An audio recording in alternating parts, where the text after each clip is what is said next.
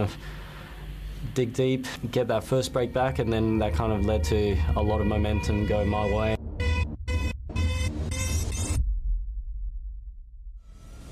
I started to see the patterns that I wanted to play, how I wanted to play, and yes, started playing some great tennis, so very happy with that. Oh, he's got the break. You think he can move? He has some serious wheels, Alex de Minaur. That is a sensational set of tennis from Alex de Minaur. He takes it 6-1, and we're all level here on Ken Rosewall Arena. I just tried to block everything out and not think about anything, and just kind of tell myself, all right, we're going to see the ball and we're going to hit the ball, and that's all I'm going to try and do. The pressure that de Minaur has been able to maintain has been magnificent. Amazing. Will that be the spark that Spain need? Incredible tennis from both men. What qualities this champion has. Another error off the racket of Nadal. And de Minaur's got the break, and he will have the opportunity to serve for the match at 6-5. He is absolutely livid. And the Demon delivers for Australia. Oh, it's incredible, incredibly special, and honestly, it's one of the best places to have that accomplishment, to be able to beat Rafa on my home court in front of friends and family. It was surreal. The atmosphere was unbelievable, and just representing the green and gold. So overall, very, very happy.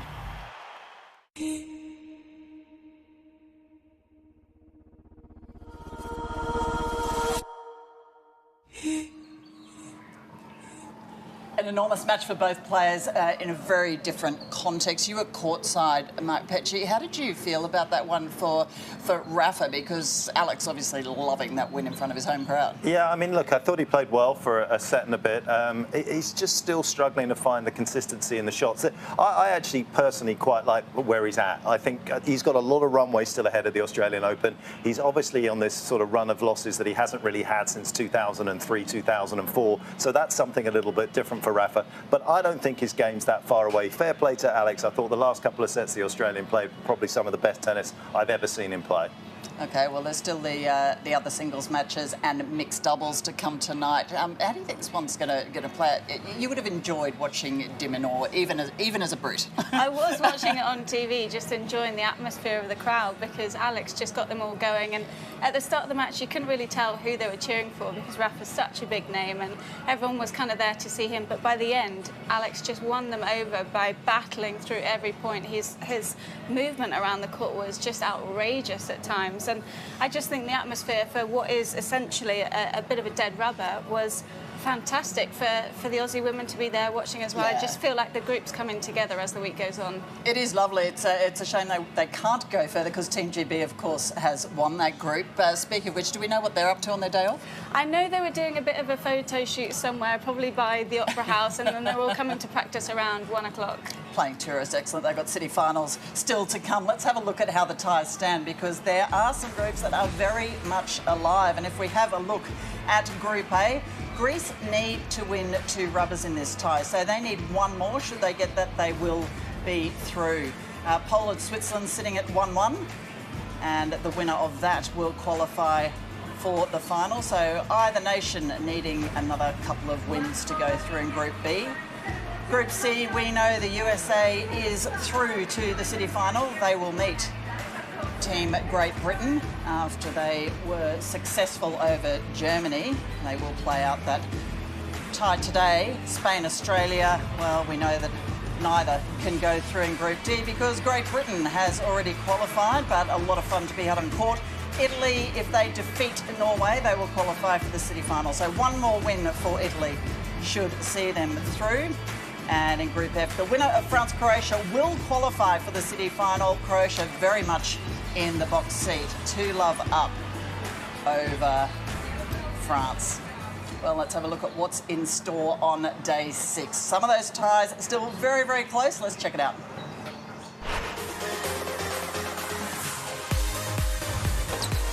Pegula soaking up the pressure. Wow. Oh, terrific tennis from Tiafoe. Oh, my goodness. Awesome. Impressive. Oh, excellent, wasn't it? Oh, yes. Shot of the morning so far. That is out of this world. Oh, phenomenal. Dreads it through the line. That's brilliant. That's really textbook, isn't it? Oh, Wawrinka showing signs of some of his best. There's too many options at the moment. Swiatek.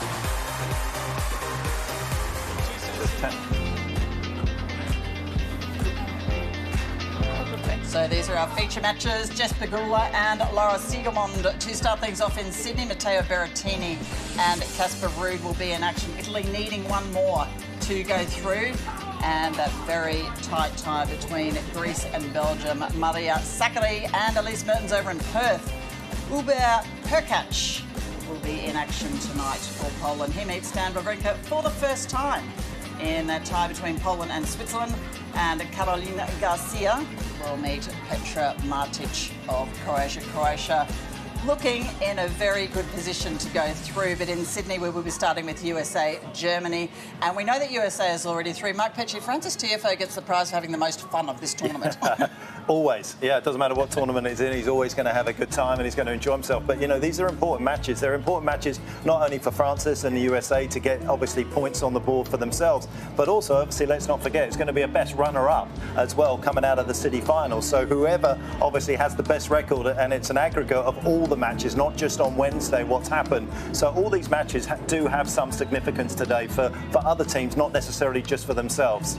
Yeah, indeed. And for the women, Jess Pegula, well, she had a strong start to her season and she'll be in action. Laura against Laura. Yeah, well, she did lose against Kvitova the other day, but it really didn't feel like she played badly at all. Pegula was striking the ball well, she was moving well, and it just feels like she needs a couple matches after such a huge season last year. And to rebound and restart as quickly as she has, I think it's all promising signs for Team USA. Promising indeed, and of course their play has seen many highlights happen here already. Let's have a look back at the top 5 from yesterday.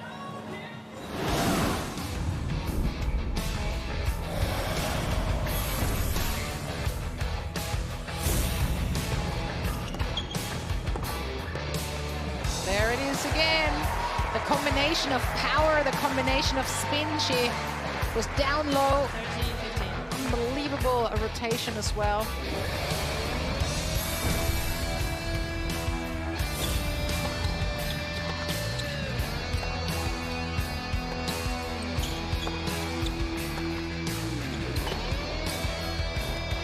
Oh, that's quite some finish. And Diaz restores Spanish pride.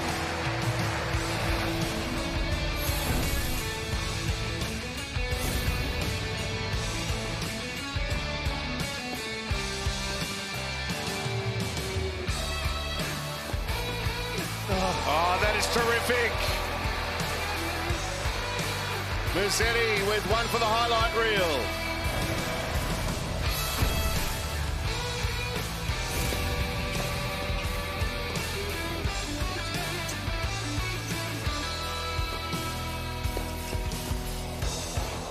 Oh, that's what we're talking about. This is what they came to see. 30 love.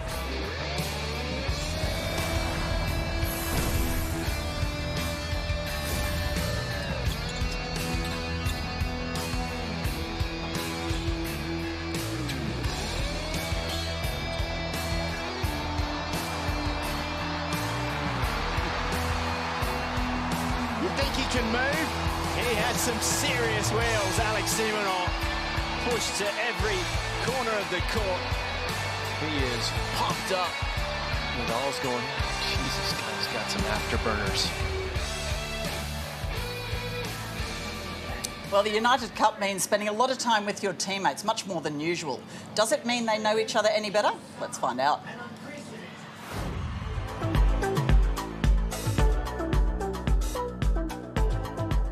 Close your eyes. I'm going to ask you the questions. You point, and then I'll tell you to open. Close your eyes. Who has the best Instagram account?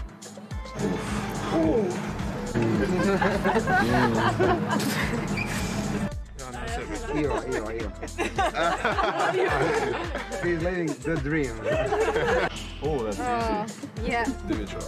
We don't even have to close our eyes. Or think about it. Who has got the best celebrity contact in their phone? Open it. She's here.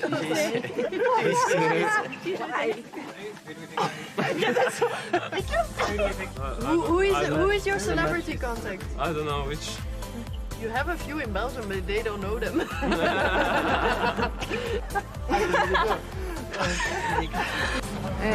Again. Easy to guess. Oh, he's so shy. I think for Anna Vissi. Anna Vissi. I have to say for Anna Vissi. Anna Winter. If you were stuck on a desert island, which one of you is going to get you off it?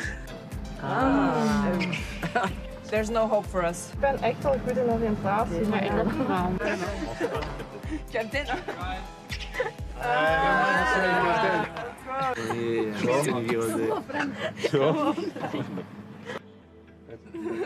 Wow.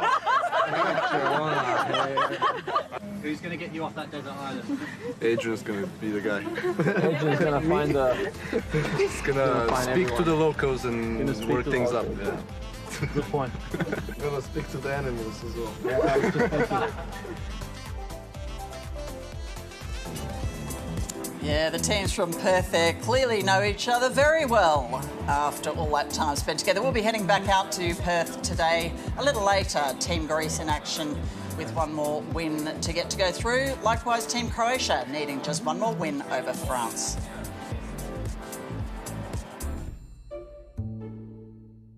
How old do they get?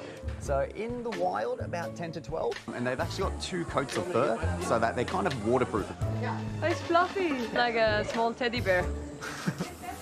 It's really enjoying it, chilling on a tree. We are really happy to come with the whole team to Lone Pine. We are seeing some koalas and some kangaroos. It's always a nice thing to do in Australia. We don't always just play tennis, and it's nice to see something else from time to time and have a nice experience. It's really nice when you are traveling so much to see more places. I mean, I have my sunnies on, so he's not going to attack my eyes. Apparently they attack the eyes, but I mean, tough. It's always special for us, I think, coming here with the team after winning the first 2 days. We got some nice picture, a great experience, so we're super happy. Yes! Day 3 at the United Cup. Let's go Swiss. Keep going. Yeah, you can see Team Switzerland is about 16,000 kilometres from home. Laura Robson, Stan Wawrinka will be on court. He'll be taking on Hubert Hurkacz of Poland tonight up in the Sunshine State. I was surprised to see this is the first time these two are meeting. And that's because of COVID, and it's also because of Stan's injuries over the last couple of years, how much he's struggled to get back out there and has dealt with so much in terms of rehab and just finding that form again once he started. But now he's back with his original coach who got him the Grand Slam title. So I think a really good partnership, and he just seems so relaxed on court, doesn't he? He's barely left the court. He's been team captain, player captain throughout the week, and I feel like he's just enjoying the team aspect, the team environment, and he looked, to me, probably the best I've seen him play in his first match in quite some time, to be honest. Yeah, looking forward to seeing him back on court this evening. Before that, though, up in Brisbane, we will have Matteo Berrettini on court against Casper Ruud. Josh Eagle is standing by to give us a bit of a preview on that one. Can't wait for this one, Josh, because even though we know Norway can't go through, they can certainly spoil the party for the Italians. Do you see Ruud being able to do that? Oh, look, he's number 3 in the world, so I think he's in with a huge chance. He was solid in his opening match, as was Berrettini. We know today is the battle of the forehands, two of the biggest forehands the game has ever seen. Berrettini with the big serve, and of course this court here at Pat Rafter Arena, it is slick, it's playing fast, so that really should suit Berrettini. Whilst Casper Ruud does have a winning head-to-head record, 4-2. He did beat Berrettini at last year's US Open. I think it's a 50-50 matchup, and I think if Berrettini can serve well today, I think he's in with a real chance of putting his team in a really strong position to win this group. Well, that's a key, as you said. He had a 6-4, 7-6 win over Thiago Montero. Do you think that will stand him in good stead, being pushed that little bit extra in his first match? Yeah, I think so. He was solid against Thiago. I thought it was a good start. And we know Berrettini struggled with injury at the back end of 2022, so he's looking for matches. He's keen to play. He's been eager supporting his team as well. And look, I think he started slow in the first set, but really finished strong. So, look, I think that first match was the perfect preparation for this one. And these are the sort of matches these players are looking for. World number 3 against world number 16. That's big time up here in Brisbane. And there'll be plenty of fireworks. It's a hot day up here in Brisbane, so it's tailor-made for what promises to be a great day here. Excellent. Go and get yourself a cool drink and prepare for comms in that one. Matteo Berrettini and Casper Ruud, thanks so much. Josh Eagle. Thank you. And Laura Robson, we also need to let go to commentary. What are you looking forward to most today? That match in particular, Berrettini-Ruud, and I'm also looking forward to all the reactions from the teammates, the stress, the elation when their partners win. It's just nothing like it. Indeed. Laura will let you run up to the comms box. Enjoy your day. Thank you so much for dropping in, and we can't wait for this first match here in Sydney. Just get us underway. It's going to be Jess Pegula of the USA. She'll be taking on Lara Siegemund of Germany. Ken Rosewell Arena very, very soon.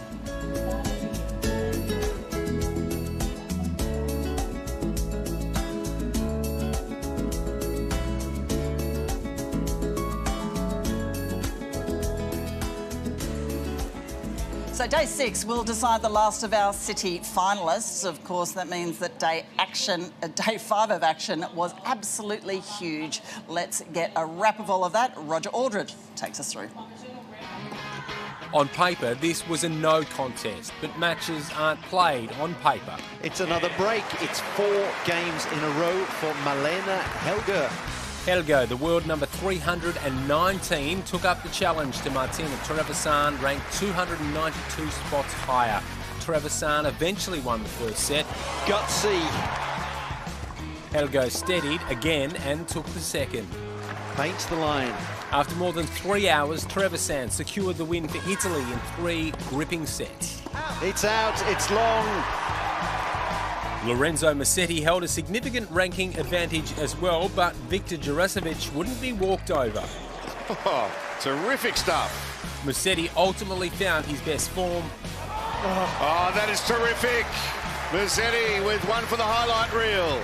Musetti winning the match in 2 sets, Italy on the brink of a berth in the Brisbane City final. Brilliant. The USA needed just 2 wins in its tie against Germany to progress to the next stage. It would take less than 2.25 hours. Beautiful tennis from Fritz, unbothered. Pegula and Lara Siegemund will be up first.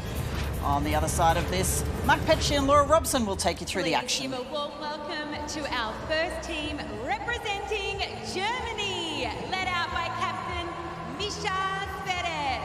It's Julia Lohov, Fabian Fallert, Annalena Fritzam, Danielle Altmaier, Jule Niemeyer, Oscar Otte, Laura Siegemund, and Alexander Sasha Zverev. And that's your team, Germany.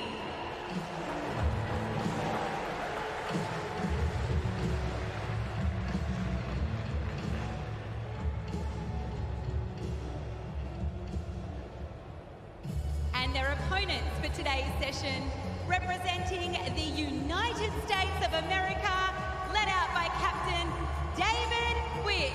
It is Hunter Reese, Desiree Kravchuk, Denise Pudler, Alicia Park, Frances Tiafoe, Madison Keys, Taylor Fritz, and Jessica Pegula. And that's your team, United States of America.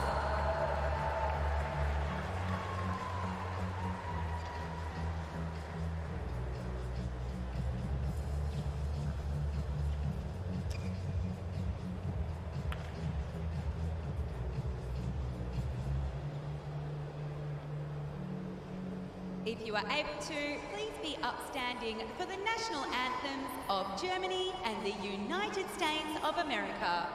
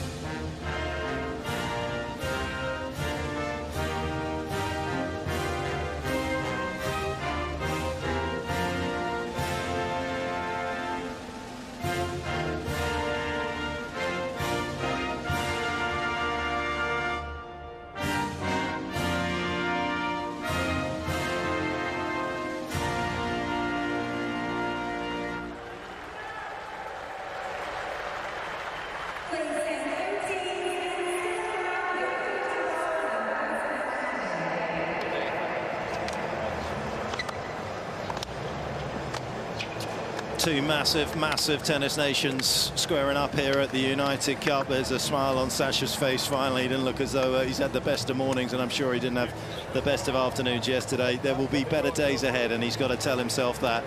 A little cheeky word there to Taylor Fritz, who put the dagger through him yesterday very comfortably. Some of it self-inflicted for Sasha, and a lot of hard work ahead. Chatting to Jim Courier yesterday on the comms, everybody feeling as though May around the French Open is going to be the time to start wondering just what is happening with Sasha and if he can recapture that form that put him within touching distance last year of being world #1. Laura Siegemund, she had an amazing start to her junior career, of course. She won the Under-12 Orange Bowl, but has been beset by injuries, a little bit of expectation coming from Germany as well, trying to come off the back of some of the legendary figures of German tennis like Steffi Graf and Boris Becker, but she's managed to forge a wonderful career for herself despite the injuries that she's had. Of course, Jess Pegula has also had her struggles with a knee injury as well that kept her off the tour for a couple of years back in 2013 and 15. And these two, somewhat incredibly, met all the way back in 2011 in a final of a 25 on some green clay over in the USA. So that's how long they've been around, and that's how great they've been for a long time. Jess Pegula, the world #3. Hello, Jessica. Sky is going to help us for the toss today. Ladies, same condition as the previous round. Do you have any questions? No? So same. Laura, heads or tails, please? No, we don't have, sorry. ATP? The other one, so tails. Go ahead. Fantastic. Wow. That's heads. That's you, Jessica? You receive? Okay, can you do the pictures, please? Pegula electing to receive. Laura's everywhere. Hello, Laura. Hello. I've got to be honest, every time I hear Laura, my head just pops up. I can't help myself. And I'm well, it's have to actually get used Laura, to it today. isn't it? It's Laura. Yeah, it does sound better that way, but it seems like in Australia it's Laura. Yes. The Australians are a law unto themselves. I would need a nickname. Yep. Then you're really Aussie. Yeah, not much in the head-to-heads today between the two singles players. Nothing for Tiafoe and Otter, and just that one match, as I said. What's that? It's almost 12 years ago between these two. But on recent form, Pegula's a heavy favourite for this. Absolutely, and you know, I really don't think she played a bad first match at all against Kvitova the other day. They've both had losses against Petra this week, but just for me, hitting the ball really nicely from the back of the court, as always, one of the best ball strikers out there. And just seems like she's having a really relaxed week as well, which, you know, you're guaranteed the matches. You know, you're going to go into the Aussie Open with a few potential wins behind you, and I just feel like she's got a bit more firepower from the back of the court, plus all that confidence from the last 18 months or so. Yeah, career best season last year, 42 match wins. Incredibly, 36 of those 42 match wins came on the tour's biggest stages as well, at the Grand Slams and the WTA 1000. So that was mightily impressive. Actually was ahead of Swiatek as well in that regard, just the amount of matches that she played and the consistency. 3 quarterfinals, of course, of the singles French Open runner-up with Coco Gauff as well. One thing that she hasn't done well, though, Laura, in the last 18 months is beat top 5 players. She's lost the last 9. I know, and you just feel like that's going to be the next goal for her, because losing to Swiatek twice in the quarters of Grand Slams, plus Barty at the AO last year. So these are eventual champions going on to win the tournament, and she's right up there with them, but she just doesn't feel like she's really got the confidence to come through, especially over 3 sets. And I think that's a bit of a mental gap at the moment for Pegula, but she's got over the line at the Premier 5. She won Guadalajara at the end of the year, and you just feel like little by little she's chipping away. Yeah, well, not little by little she chipped away, Siegemund. She's had to dig deep and decide to come back from significant surgeries, of course, most recently in 2021 after the Olympics as well. I mean, you've been through so much in your life as well in terms of rehab and wondering whether you're going to play. I mean, how much admiration do you have for Laura? Just huge respect You know, it's so hard to come back time and time again, and to do it the amount of times that she's done it is mightily impressive. To be out there 34 using her protected ranking, trying to work her way back up, and it's tough, you know. She's got a limited amount of tournaments to work with that protected ranking. Then she'll have to drop down to the challenger level again, start to build. But you just feel like the tennis level has never been the issue, and she's really feisty out there. She gets in people's faces a bit, gets in their head, and I just think that she just needs time. She needs matches, a bit like how we were saying with her teammates. Sasha, just it's hard to restart, but she's done it before. I wouldn't bet against her to do it again. Yeah, and she's 34 years of age, and she's going to have, as you say, a little bit of a tricky decision to make. If she doesn't put some points on the board, Laura, it is going to be a big decision that she's going to have to make, because she's doing so well in doubles as well. Of course, won her first ever Masters 1000 last year in Miami with Zvonareva, and you know, suddenly she's going to get that imbalance that players get with doubles and singles. 1 minute. Yeah, the good thing is that she'll always be able to sneak into a few WTA qualies if she's entered in the doubles, so that's one positive, and then she can just hopefully pick up a few quick points here and there.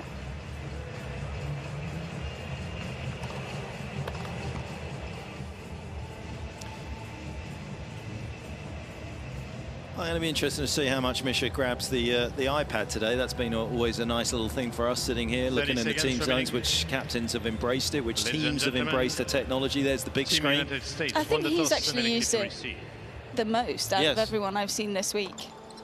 Tim Henman was annoyed that there wasn't a serve and volley stat on there, though. So maybe we can add that in. So he's living in the past, that guy. Well, he does have Dan Evans, who is throwing it in now and again. So fair enough, we'll allow it. David Witt, WTA coach. It's been such a lovely partnership, of course, David working with him. Venus Williams winning, and again in Auckland, still winning. It's just unreal, isn't it? It's unreal. I mean, she's such a champ. Can't believe she's still out there. But to even do another off-season and to come back in Auckland, just huge respect. One of my favourite players ever. So I'm sure he was keeping a close eye on that result as well, David Witt. Now, he was a star on the way up in his own playing days as well, David Witt. And well, a lot of injuries along the way, just kind of stopping him from being able to fulfill his potential. He knows about playing with pressure, of course, that psychology degree that we all know that Sigerman took when she was obviously recovering from the knee injuries as well. One of her theses was choking under pressure. I know a thing or two about that. Me too. Trying to get myself into a position to choke under pressure was even more of a problem, though. He's ready. German fans in the audience. Antonia Zucker. And here we go. This should be a good contest as well. Both players like to play and hug the baseline. They don't necessarily have massive firepower. Some of the rallies and exchanges here should be spectacular to watch.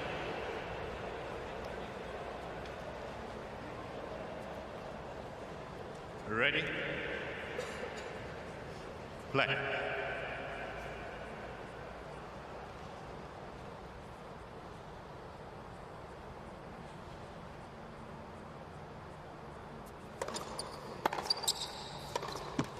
Love 15.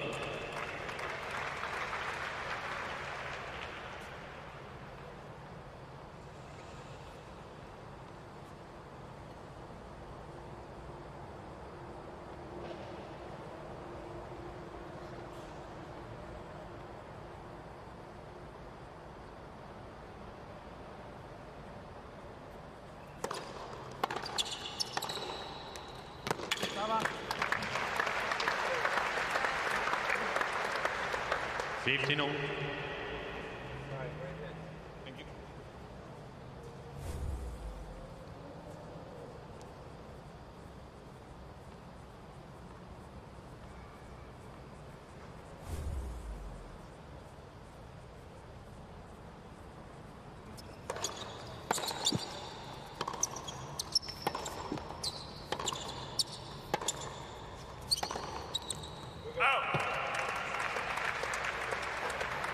15-13.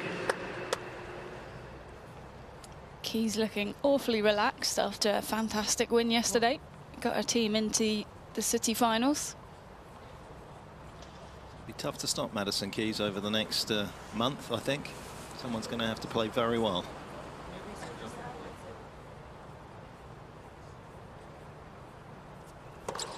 Let's the service. Sigmund, who has 10 top 10 wins, last one coming virtually because of the retirement of Zachary in Stuttgart. It was a weird moment. Zachary just pulling the ripcord at not really too many signs of what was to come there. 6-4, 3-1 down.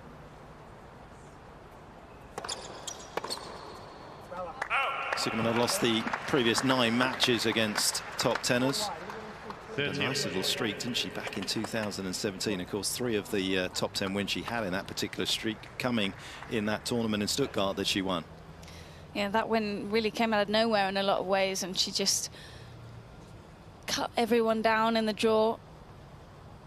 Walked away with a Porsche, which I'm sure she's very Drove away happy with a Porsche. Yeah.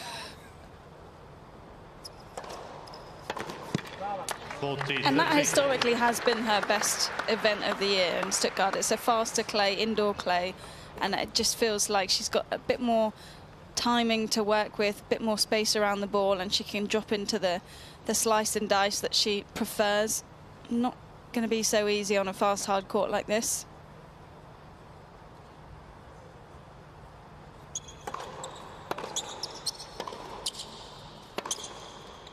Oh, that's nice.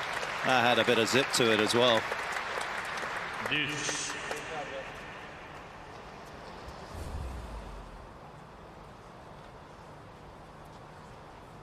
So balanced.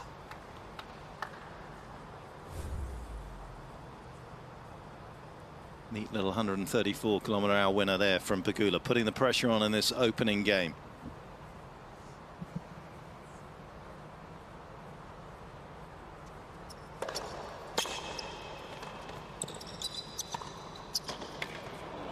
I don't know if she saw her serving and volleying there, but that was some return from Pegula.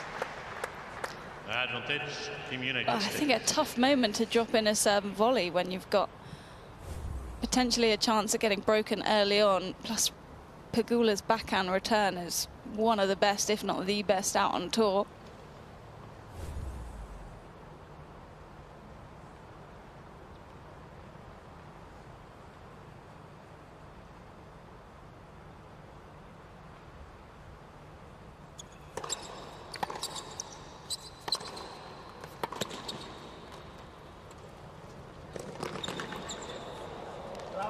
Oh, the right idea. Yeah, Sigmund had absolutely no chance of that one if it had managed to drop in. She was covering that line.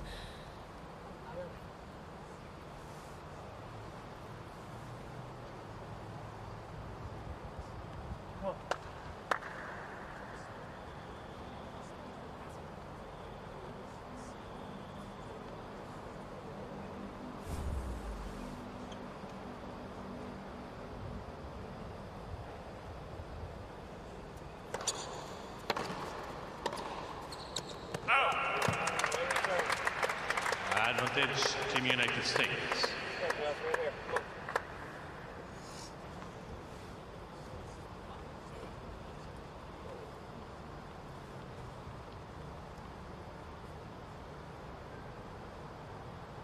Pensive looking Sasha Zverev in the background there.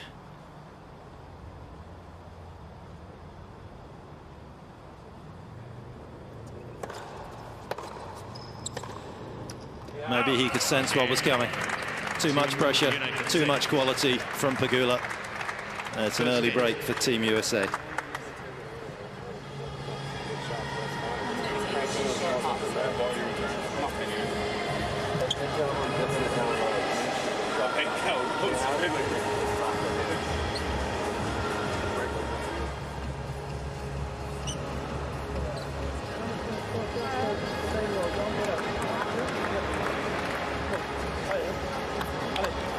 Sigmund had a nice little 11-match winning streak going on the 60k tournaments over the summer in sort of May, June, July. Then kind of hit a little bit of a buffer for a while. Played okay in Cleveland, getting through qualies and winning around there, but pulled up stumps for the season after September. It's so difficult to find that balance, isn't it? Yeah. Doing well at the challenges, feeling like, oh, hang on, I should be stepping up, but it's perhaps too early at times. Could have cleaned up a couple more challenges across the clay after the grass court season, and then you never know. Jessica Pegula, Team United States, to serve.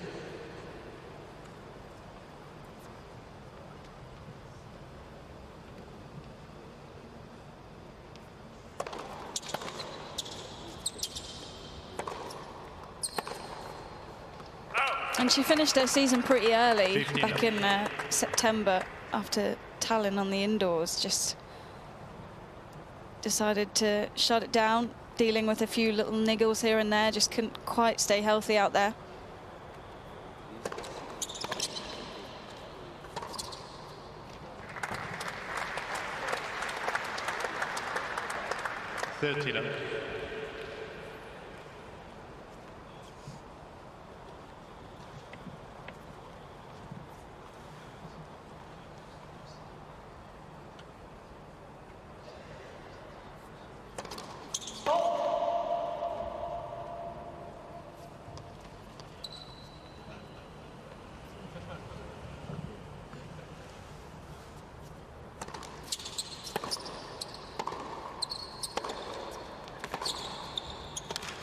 How would you play Jess Pegula if you were out there? Well, my record against her's not great, so I might not be the best person to ask, but I just feel like the more pace you give her on the baseline, the more she soaks it up, and she's so good at redirecting on the backhand. So I would push the forehand deep.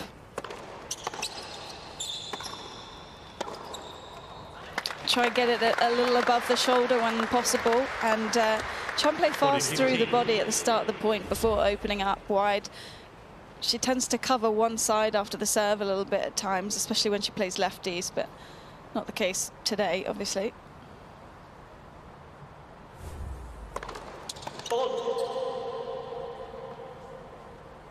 Is it the case with her record that she had last year with the consistency that you need something exceptional in your game like Świątek, the power that we know Iga has, or the slice and dice that Ash had?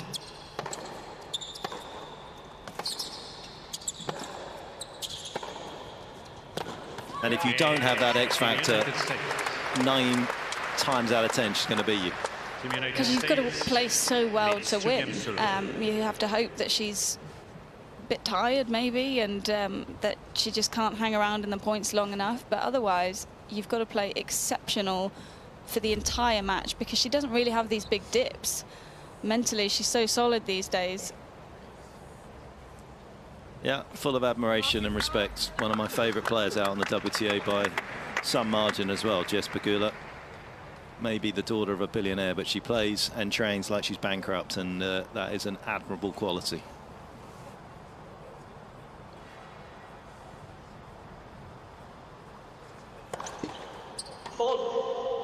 So independent, does all the training by herself.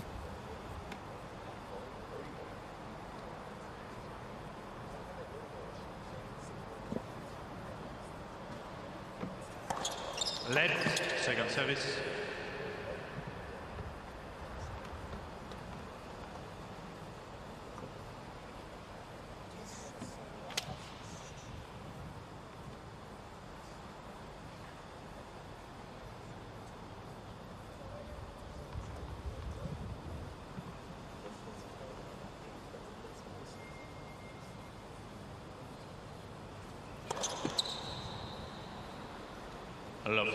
And Jess and I are actually the same age, only a month apart, so I've known her since under 10s, under 12s, and it was so often the case in those days, and even in the first few years that she was playing challenges, that she didn't have to think about how she was winning. It was just the natural ball strike that was getting her through.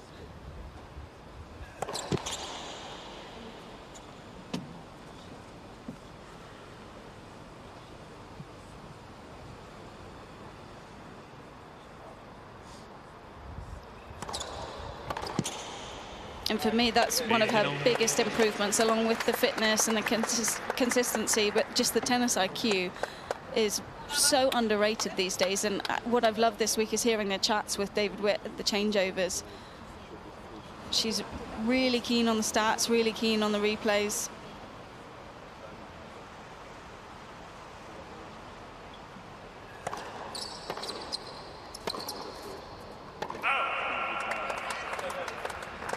Pretty amazing to think that she only eventually broke into the top 100 for the first time in February 2019, wasn't it? I know she had that time off, of course, between 2013 and 15 due to the right knee injury, but given the quality you've just obviously talked about, you would have thought it would have happened a bit quicker for her.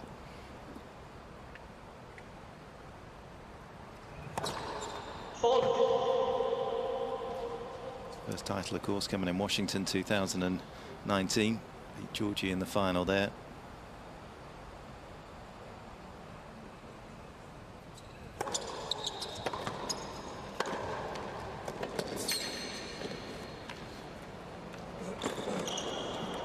Good stretch.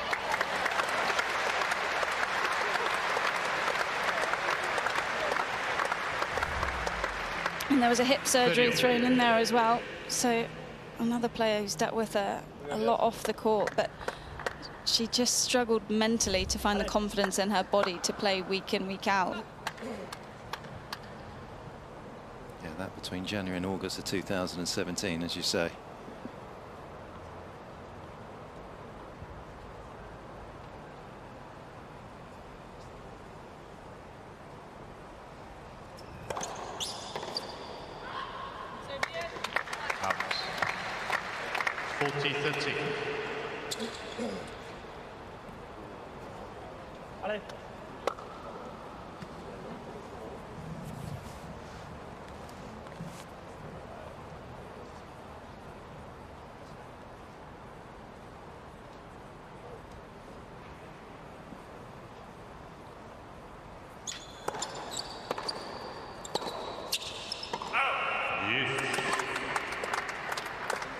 Just relentless from Pegula as well. A little miss on the net. The other point, she was livid with herself for not making the return. Makes the next one, keeps the pressure on.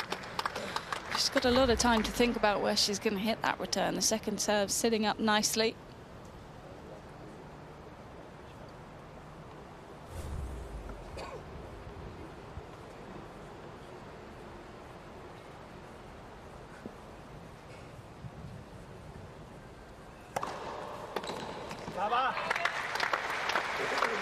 Advantage, Team Germany.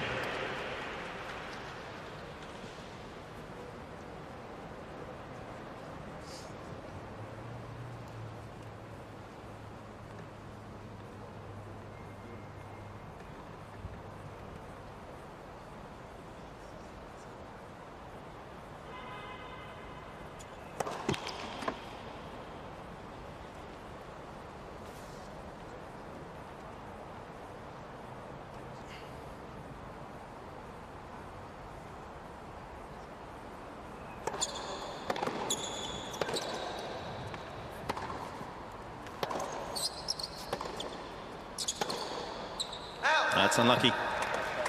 Got behind the ball well, had a nice little look up the line there. One of these kind of moments in these opening skirmishes between these two where it's not so much about data, but it's about execution. Sigmund just a little bit below par in that department at the moment. Pegula will take advantage of it, pushing for a 3-love lead here, Team USA.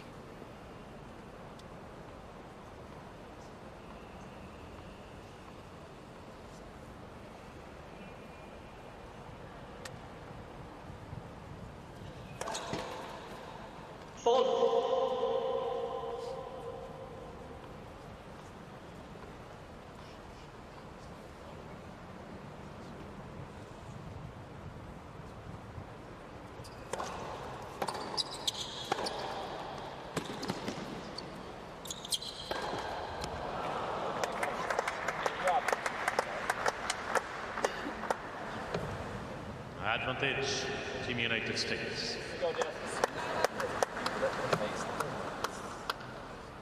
Come up, kid.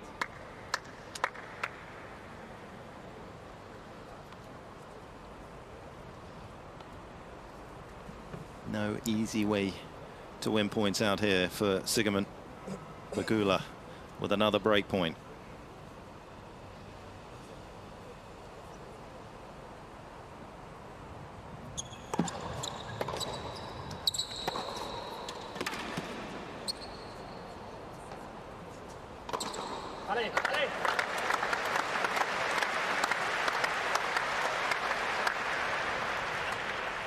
It's not been overly successful so far, but you do feel like Sigmund's got to keep forcing herself to come forward. She's not going to win these baseline rallies.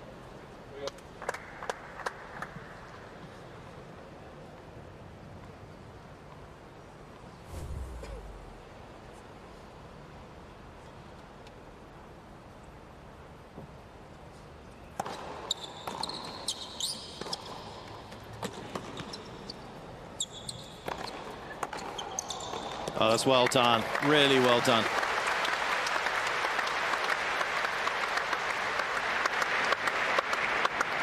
Advantage, Team German. Oh, she knew these first couple were coming back. Good recovery after the overhead in particular.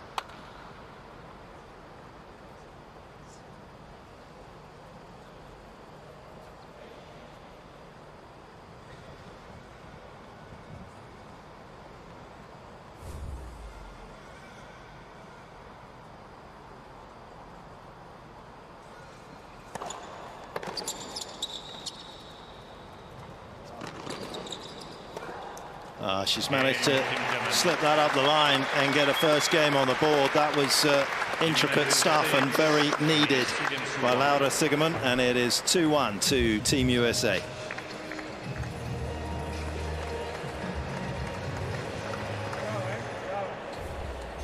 "25,000 beaches in Australia, but one of them is the most iconic, and one of the reasons why is its proximity to the Sydney CBD as well. You can take a bus, you can take a train, and you get yourself out to, of course, Bondi Beach. Who knows? There's a day off here in Sydney on Thursday. You might see Laura Robson out there. It is a place that has great surfing, but if getting in your water isn't your thing, of course, it has plenty of restaurants as well and cafes to be able to soak up the inevitable sunshine. It is going to be over 31 degrees here today, and it is it's a beautiful day, isn't it, Laura? It's lovely. Not quite as humid for me as yesterday, more of a dry heat, but we're lucky to have the roof here, so it never feels too bad actually in the stadium for the players.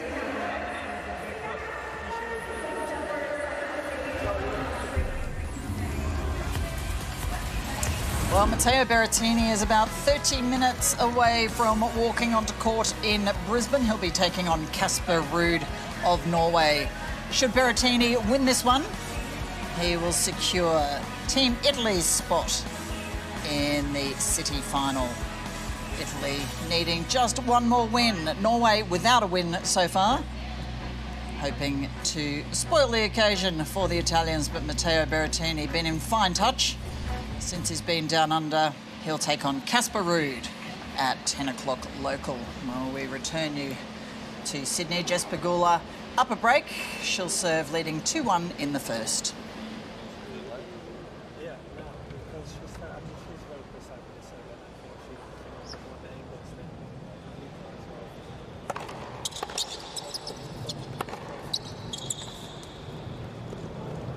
Well, it is hard to believe, but you actually do have to make adjustments depending on who you're playing sometimes.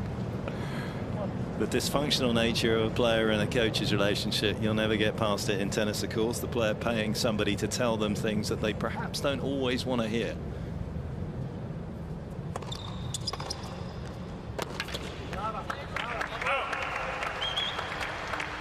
But I mean, it clearly needs to be a little different, and can be a little different today. You're not playing against Kvitova's serve, where it's rushing you and then you're not getting so much on the return. She can play, actually, probably today a little closer to the baseline because the pace of serve is so different to Kvitova's.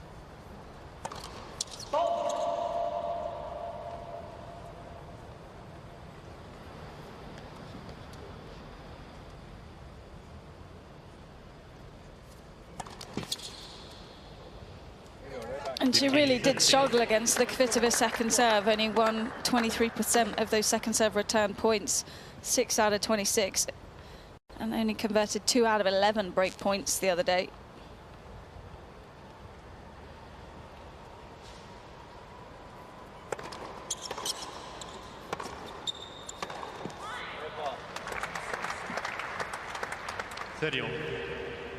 Sometimes feel as though Jess doesn't use her legs as much on her serve as she could potentially do, but that one was a good leg drive there. You can always see from the back leg how much it kicks up, how much they've pushed with their legs.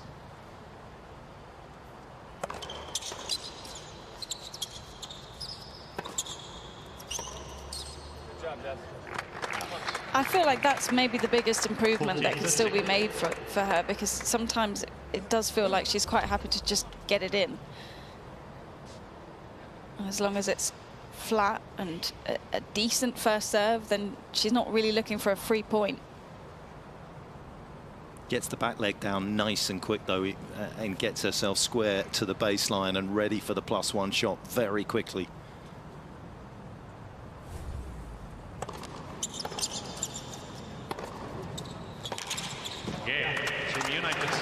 And that's why she has such a competent +1 shot as well, because she's so quickly in position for the return to be able to do something with it. I think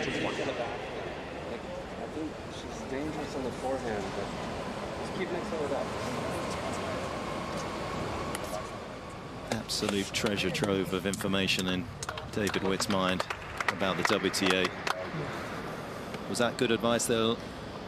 I just find it so funny, because there is that invisible line, isn't there, where the coaches are allowed to come out from the box and he could walk straight up to the baseline, and it's just not happened yet.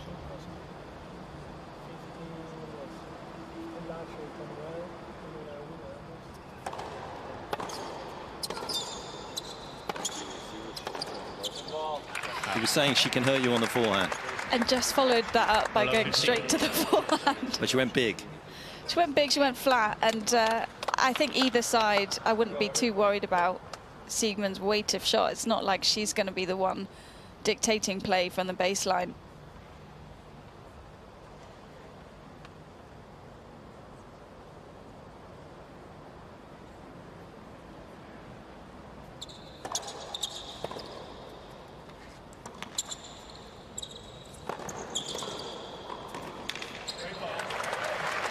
Super vigilant, not just looking at the ball, but also what her opponent was doing. I love 30.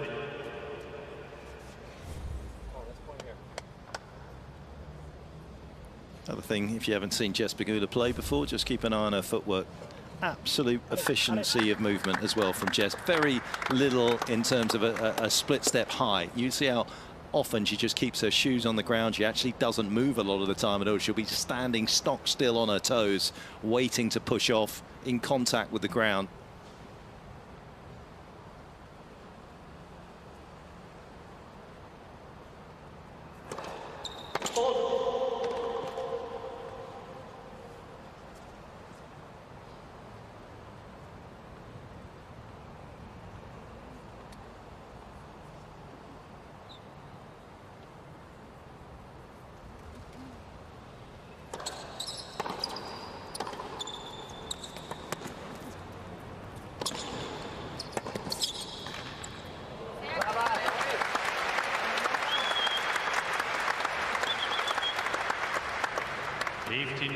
It's a lovely move forward, but I'm just a bit stuck on the ball toss from Siegmund. I just feel she can only really go slice from that position. It's so far out in front of her body and off to the side, so Pegula can potentially give her the T serve on that juice side and take away the angle going wide.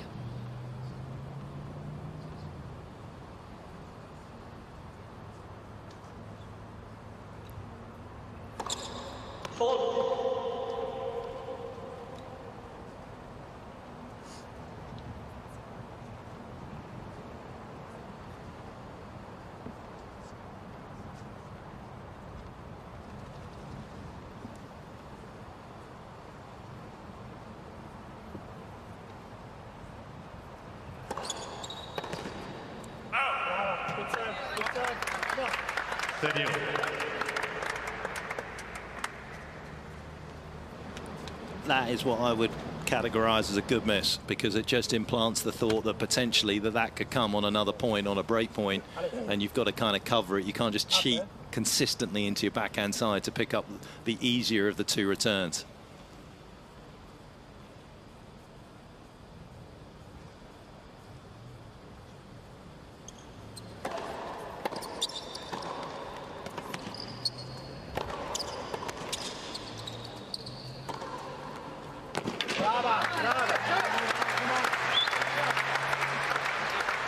Some impressive all-court tennis here from the German. 14-13. She's so strong off these overheads so far today, and she's got a really good awareness of where to hit them in the court. She's not going for the line, she's not going for too much, not giving Pegula the angle on the next ball either.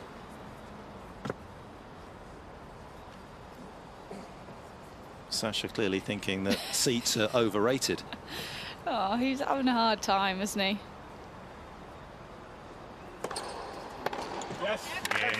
Yeah, Pegula expected herself to be 4-1 up, but it is just a game that separates these two nations in this opening set. Team Germany trailing 2-3. I have to go for it, and if I need second, I need second. No. Yeah, a little bit of a chat in the background, but just wanted to show you Sugerman's serve profile here. Not much of a read, I would imagine, for Jess Pegula. That is a wide differential, Laura. And you can just see on that due side in particular that all off to the side, all out in front, really tough to hit anything but a slice from that position. Meanwhile, on the ad side, it's a lot more variation going on, so I feel like she's trying to figure out where to toss the ball up as she goes. Definitely not clear.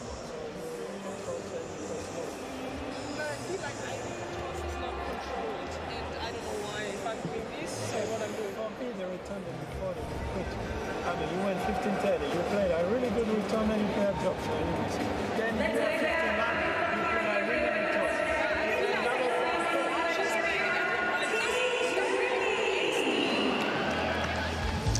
Well, the summer sun shining down on Sydney and at the midpoint of the holiday period in the harbour city.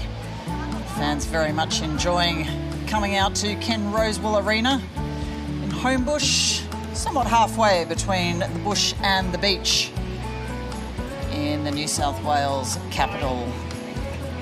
So many players enjoying the matches on court and plenty of activities off court. Still work to do for Laura Siegemund as she trails Jess Pegula of the United States. Team USA, of course, already through in this group.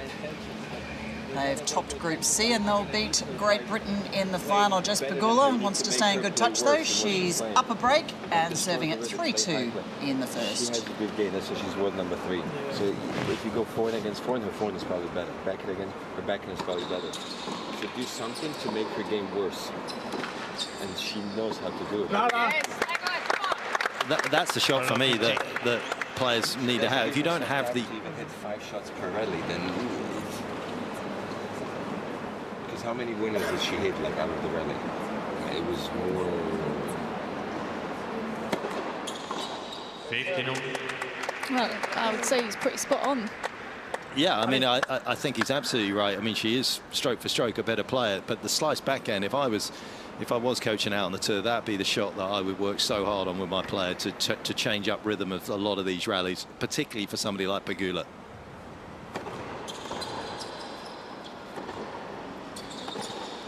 Yes.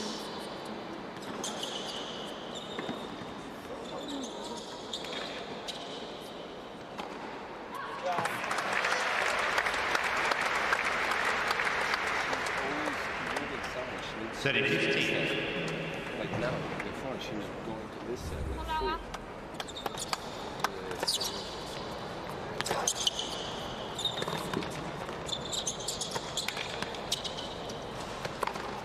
Both have smashed very well. It's not always that easy here at the Ken Rosewall Arena with all the pylons and cables above to pick up the ball. We've seen a few players miss some pretty routine overheads, but both ladies here this morning have been magnificent.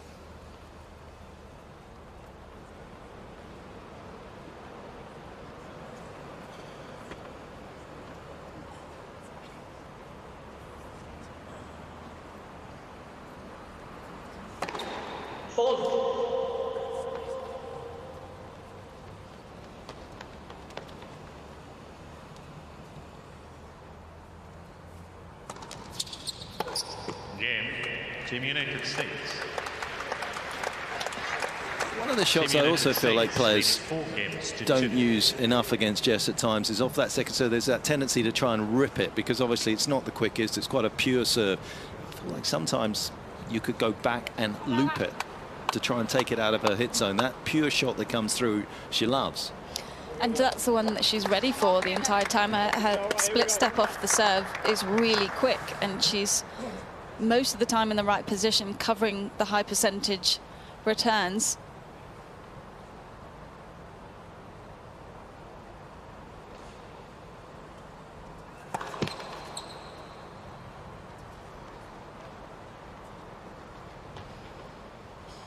I feel like there could be another break coming here.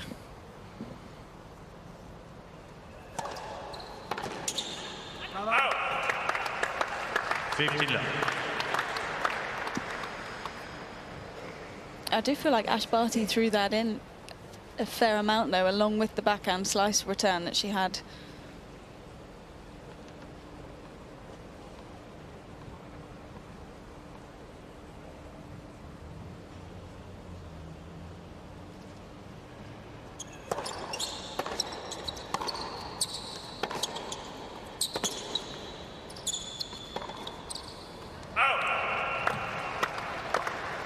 That little high floated shot, just changing the other net, and that's where, as you say, Misha's right. You want to try and make Pegula play worse, but just by putting the ball in the court, it isn't going to do it. It's got to be all those kind of changes, and it's complicated.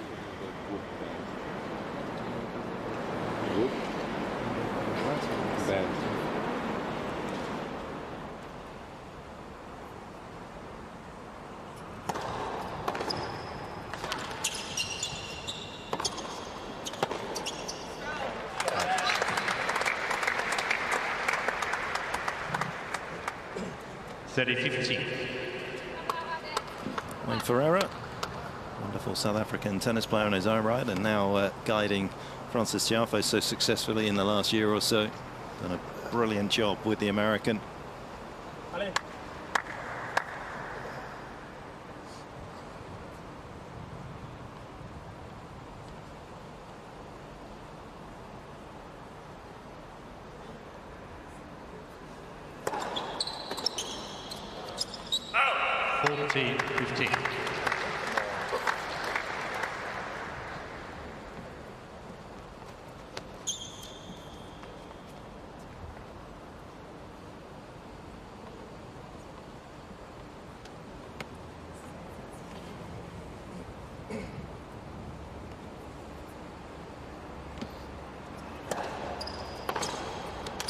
Wow, got what it deserved, really. 40-30. Placed very nicely through the middle of the court. Enough slice on it that it came right into Pegula's strike zone here.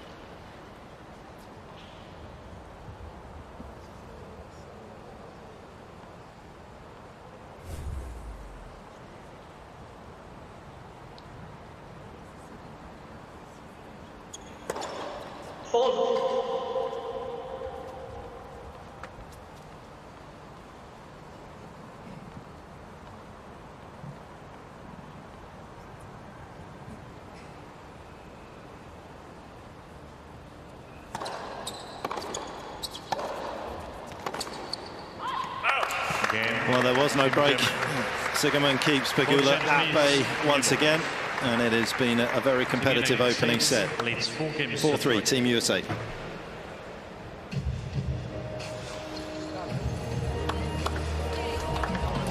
Once again in this beautiful city, if you just go out for a little meander, you never know quite where you're going to turn up. And just on the shores here is the Botanical Garden on the northern fringe of the Sydney Central Business District. A place where you can go and obviously see a lot of the plants and species, but you can also sit on your picnic rug as well and take a look back at a couple of the iconic buildings and the harbour bridge as well, of course, that this wonderful city has to offer. You've been there, Laura? I've got to say, I've not done much yet. No? I'm saving it all for Thursday. Okay. The travel day, when everyone's on their way to Sydney for the finals. That's where I'm going to hit all my spots, go for a little coaster walk. Laura's postcard from Sydney will be coming your way on Friday.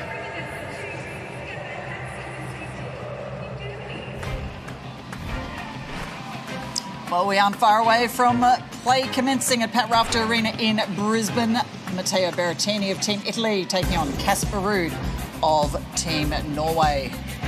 Berrettini hasn't been on court since his Day 2 appearance against Thiago Monteiro. A 6-4, 7-6 win on that occasion. But victory here against Casper Ruud would clinch Team Italy's spot in the city final. Matteo Berrettini all warmed up, making his way out. We'll be heading on to Pat Rafter Arena very shortly as play begins in the Sunshine State.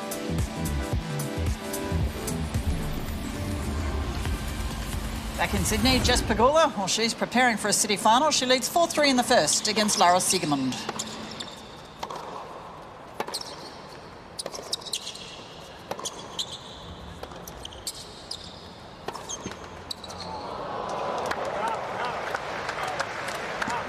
When you hit the ball like Pegula does, a sort of low trajectory with not huge amounts of spin on it, you're going to get a few more of these. Not a great slice, to be fair, was it?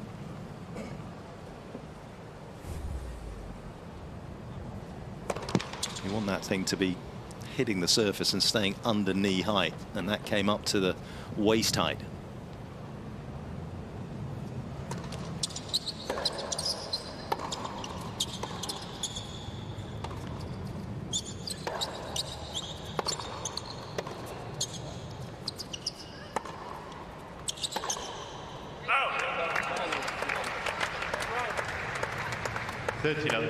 Even for someone with as good a feel around the ball as Siegemund, you don't just want to throw in the slice for the sake of throwing it in, thinking you've got to mix it up because she's out hitting you. It has to be an aggressive slice, have some intention behind it.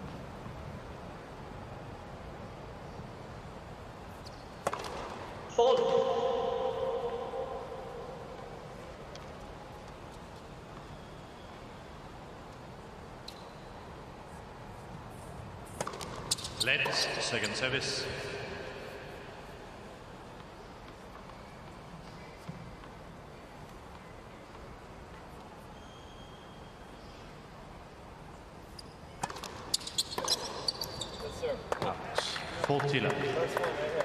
Yeah, you're right, Laura. She looks a little confused with the tactics that she's been given right now.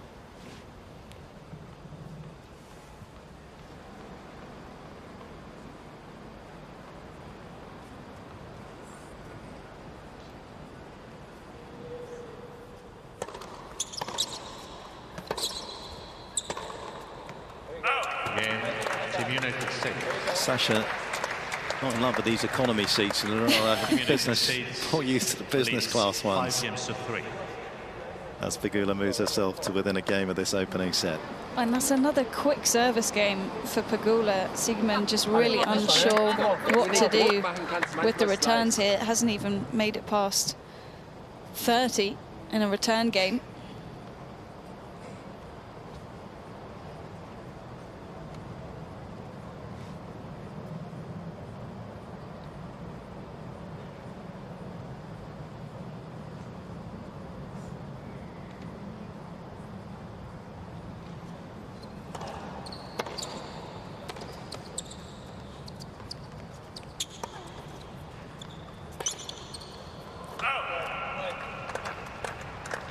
When to go for it, when to loop it, when to do anything. It's just a few things percolating through her mind at the moment that's making it harder, as is the amount of hard work that she's having to invest in each service game compared to her opponent today at the moment. Over 3 minutes more every single time she steps up to the line to serve. And at some stage that damn wall's going to break again for another break of serve for Pegula.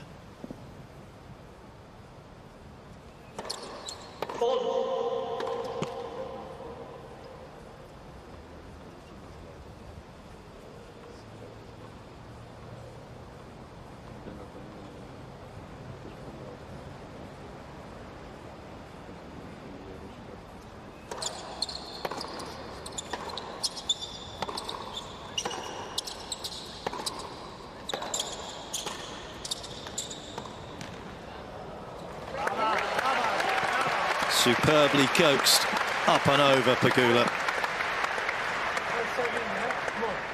15 off.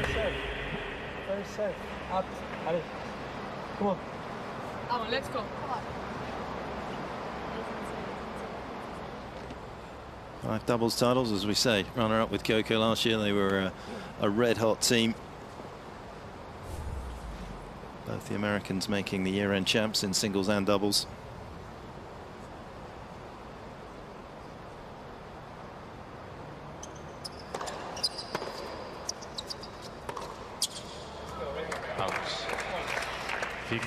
Not an overly successful WTA finals for Jess or Coco.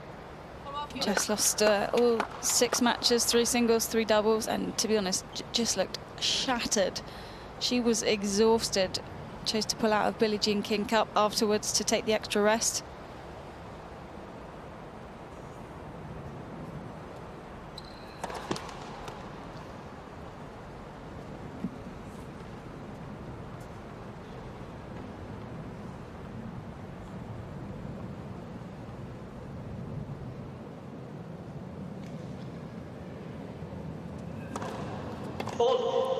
And you'll like this one.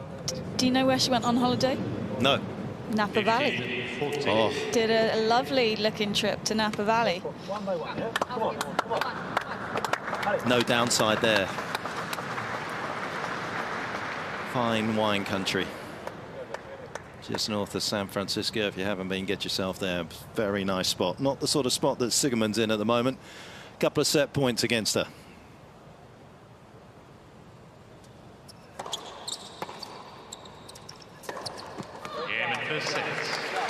And it was coming, to be honest. The second breaker serve just couldn't quite unlock the door, but she did there. 6-3, Team USA.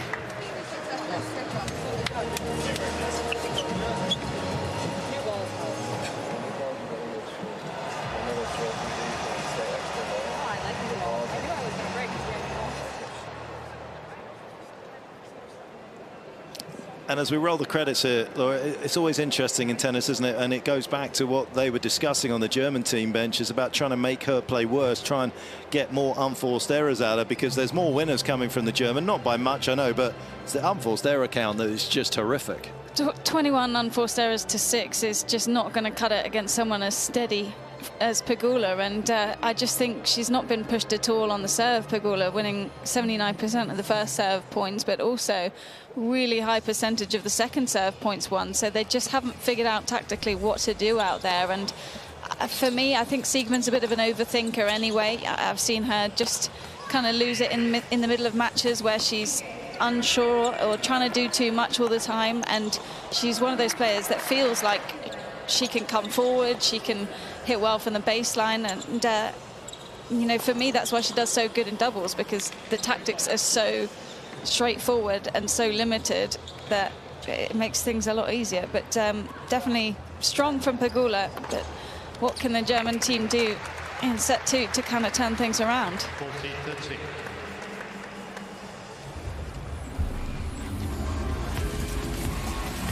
Up at the Pat Raft Arena in Brisbane, Casper Ruud showing as skillful as a football as he is with a tennis racket. He'll be trading that sport in for his more familiar one as he heads out to court to take on Matteo Berrettini this morning. Casper Ruud can certainly make Team Italy work for a chance to appear in the city final. They trail Italy 2-0 in this Group E tie. Italy must win to be through to the city final. So Brazil, of course, watching with interest, no doubt hoping that Norway can get something back here. But at this stage, Team Italy need just the one win. Will it be this man, Matteo Berrettini, that brings it home? His reflexes getting a test. That one coming up shortly in Brisbane.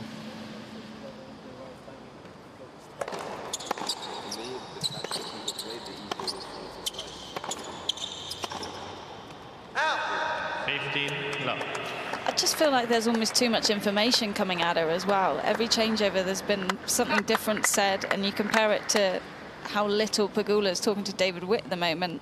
obviously she's not the one in trouble, but it's impossible to try and implement all of these different things.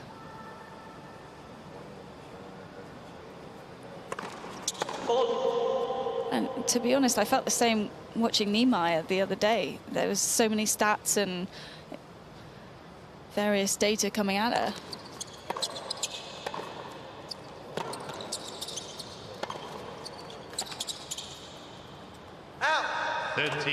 And for me personally, I always preferred to see all that after the match. During the match, keep things as simple as possible, because tennis should be simple. It looks the best.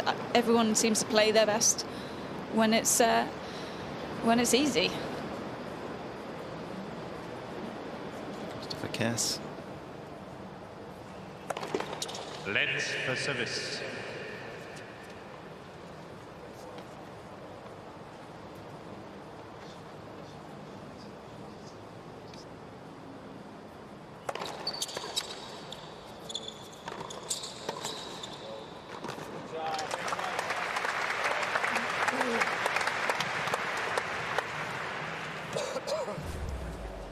Yeah, there's a lot to be said in sport about the great Mike Tyson quote.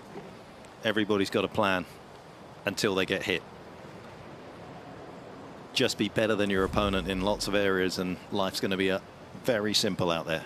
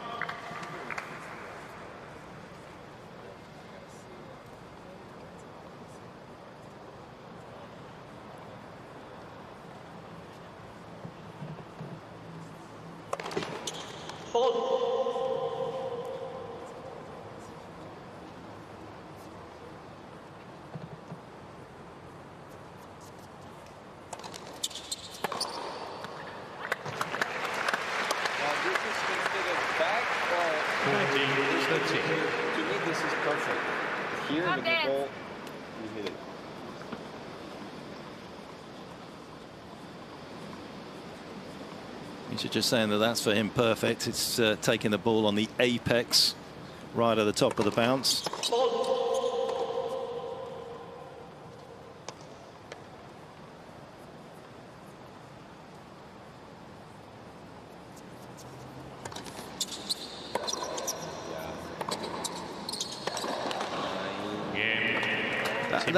That was the return I like. It neutralizes Pegula's ability to quickly get you on the run, and you can actually get yourself to neutral. You're not going to get a huge advantage of it, but you're going to get yourself to neutral, which is the big key when returning.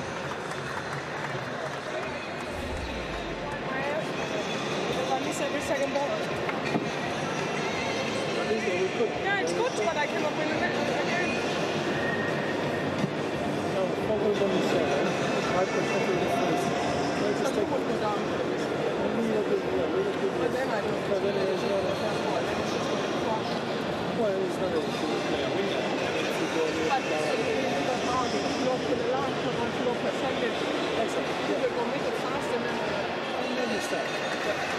Important is that you're ready for the first round of the shot.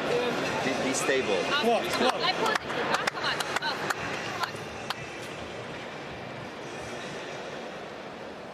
As you say, there's an awful lot going on there. There was only 6 points ago that they had 2 minutes chatting to her, and then they've just spent another minute with even more information going in there. Can she somehow... That's not even meant to be a changeover. Yeah, filter it all out and concentrate on the task in hand.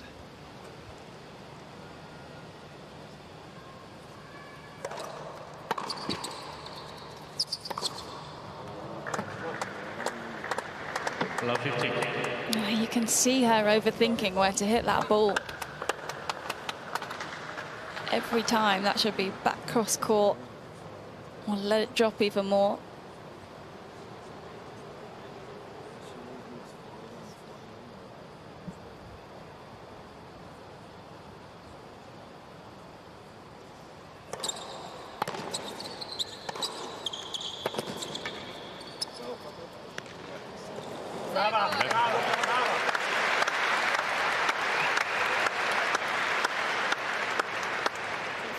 59.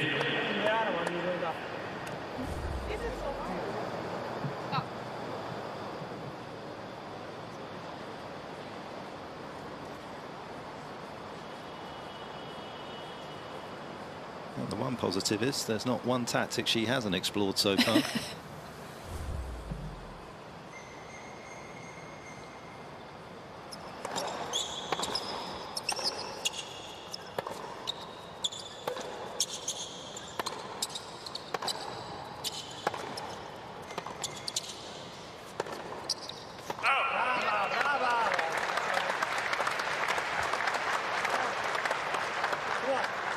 $30.15.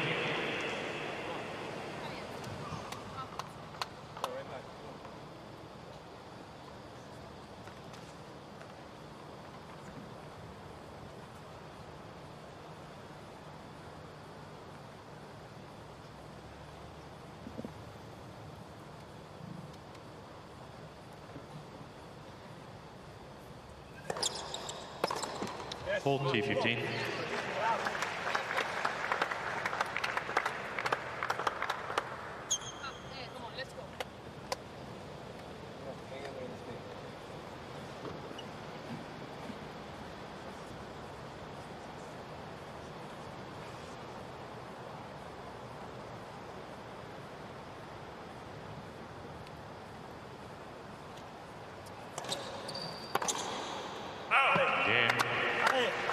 German. Needed that one. One game on. Well, we've been talking about the return and the positioning in particular, how close to the baseline she is on that first serve return. And Pegula's got a pretty pacey first serve, so just not allowing any margin there. And then she's pushed back straight away, already on the defensive on the third shot. You'd almost want to see that the other way round.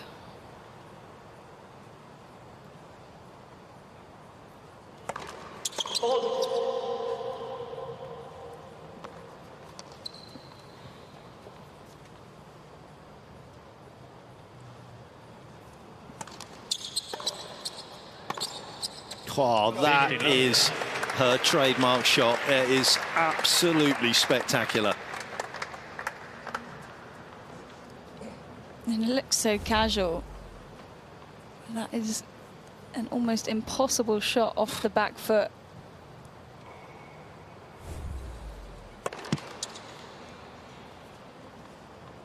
Those are the shots that the players inside the world's top 5, when they're feeling it, the little X factor that they have over the other players.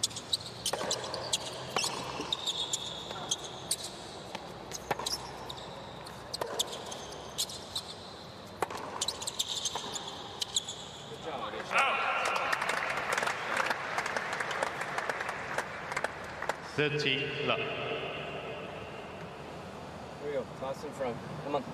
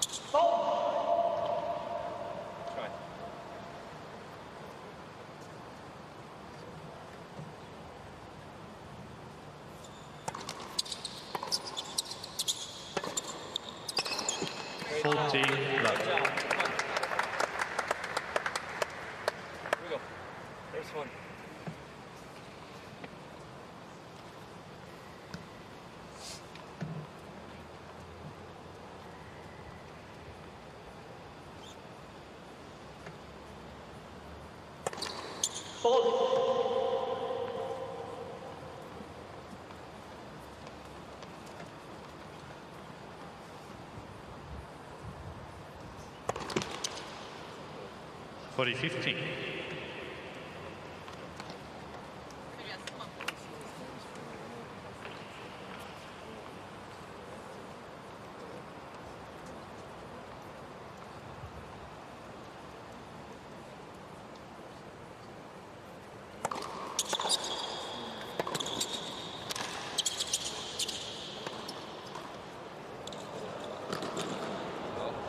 Oh, well done. Good feel.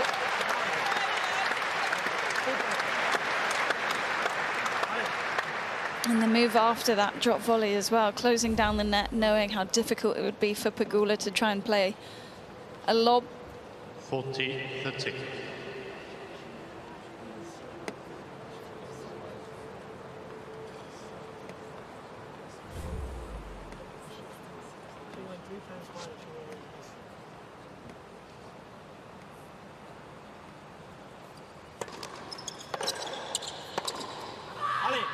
All of a sudden, 40 love to Juice. First time Siegemund's been able to make it this far in a return game. Come on.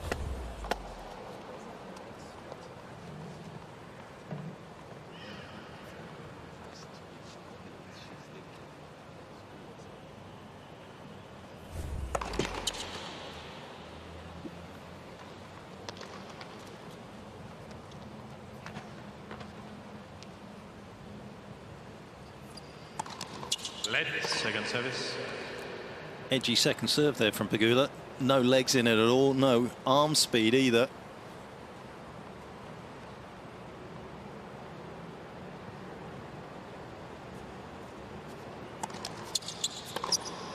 Oh, that's Advantage. Team United. That's annoying, isn't it, when you do that? Second serve return, such a big point. Born out of confusion, though, you have to say.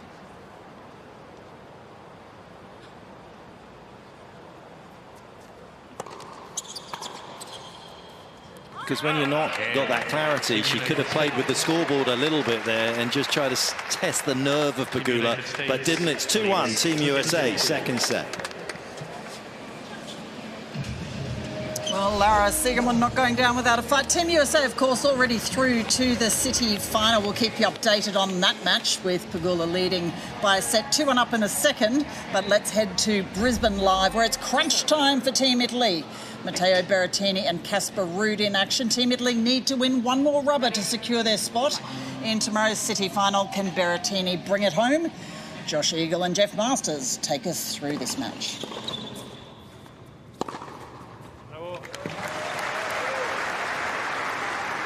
50 love.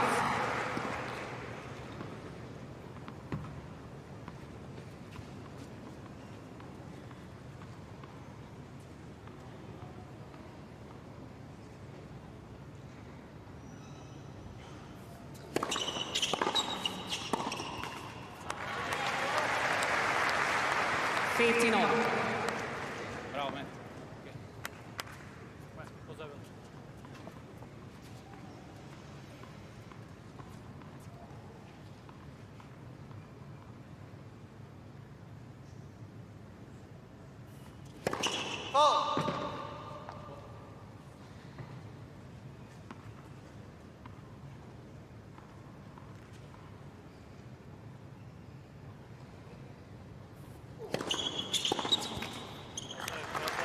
That second serve, it's not your typical kicker. Likes to sort of get a bit of a slider on it, gets it moving quick off the court, takes time away from the returner.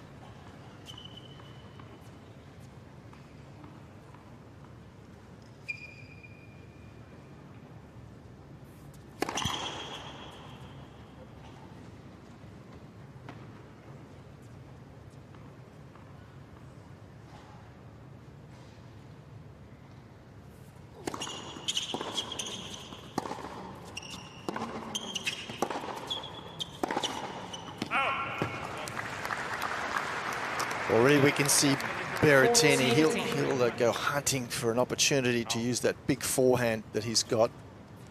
So it'll be important for Ruud here today to get plenty of first serves into play so that he can try and keep control of the point.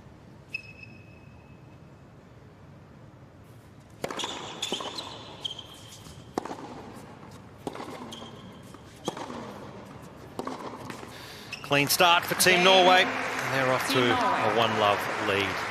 Courtside, Colin Fleming is joining us. Colin, a very good morning to you, and what has a very big match feel about it around the grounds today? Yeah, morning guys. It certainly does. Similar to the Swiatek-Bencic match yesterday evening, it's got that big match feel, doesn't it? And it's It's a warm one in here, I have to say. It does feel a little bit warmer than previous days and a bit of humidity, so but still very nice conditions. I'm interested here, Berrettini, a few injuries the tail end of last season, and just looking into this match before it started, it's his first match against a top 10 player since he lost to Ruud at the US Open last year, whereas Ruud, we know, was in the Tour finals all the way to the final. He's been operating at this sort of elite level with much more regularity in recent months. So interested to see Berrettini's performance here, but it should be a fantastic match. No doubt. Casper Ruud on the win predictor at 58%, so it's tight. Just favouring Team Norway.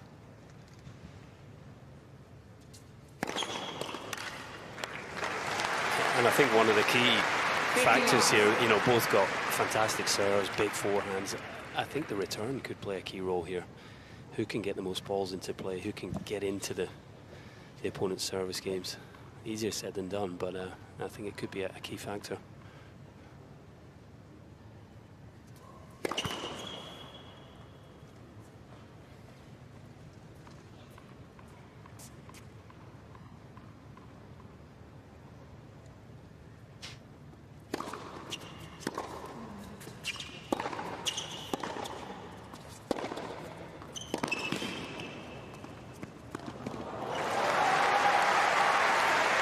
Excellent feel. And again, as we spoke of earlier, Ruud so far behind the baseline to return serve, and finished up being unable to make his way forward. Therefore, the drop shot option for Berrettini was on.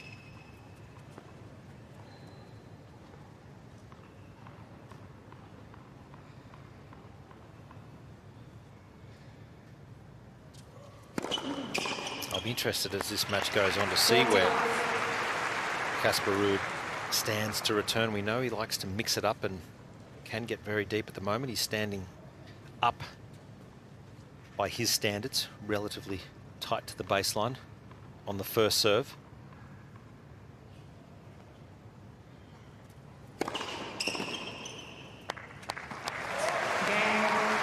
Hard to defend against that power. Smooth serving for Berrettini, 1-1. Here's a look at the service action of Berrettini. It's not super orthodox, but has a good upper body rotation. Left arm stays up a long time. Good leg drive. Heads up pretty well at the moment of impact, so therefore he gets full extension, and he's a tall man, 6'5", just under 200 centimetres. So he comes down from substantial height. He gets real bounce as well as speed off the court.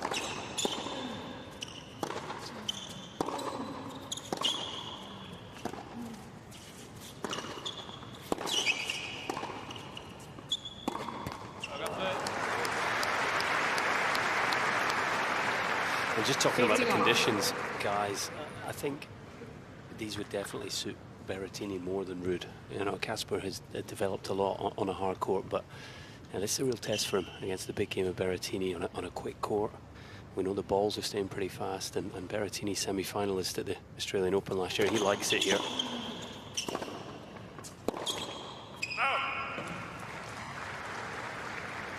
30 love.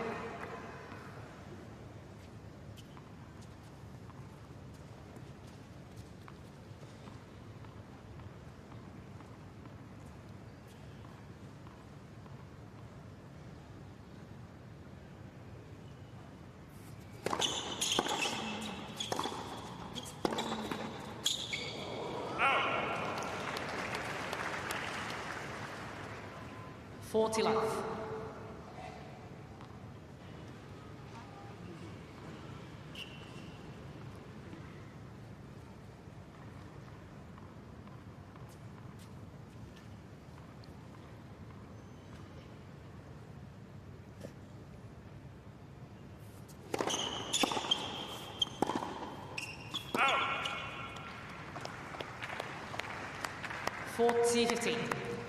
He's always very unflappable, isn't he? Ruud, nothing seems to faze him. His demeanour is constant. It's very undemonstrative.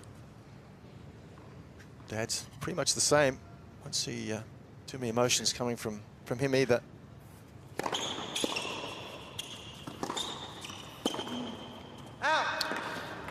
just wide. So Team Norway 2-1 on serve, first set. Team Norway leads 2-1.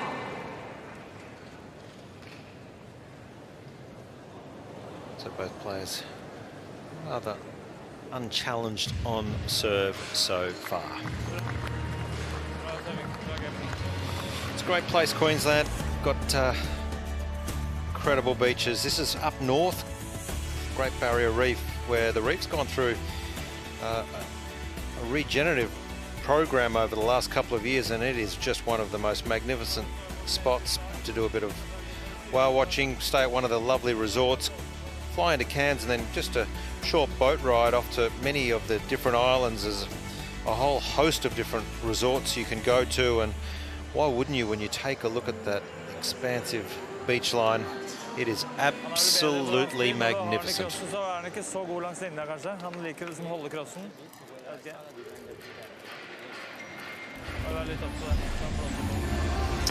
Let's check back in at Ken Rosemall Arena in Sydney, where it is Jess Pegula rolling towards victory after taking the first set. Here she is a few moments ago in the fourth game of the second set.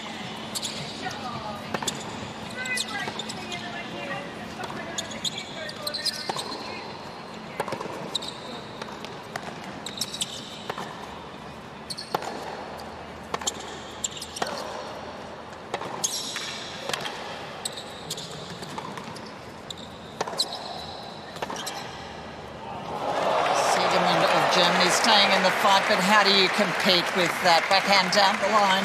Jess Pegula would take that game, and she now leads 4-1 in the second set. Team USA are through to the city final. Not yet for Matteo Berrettini, hoping to put Italy in the same position.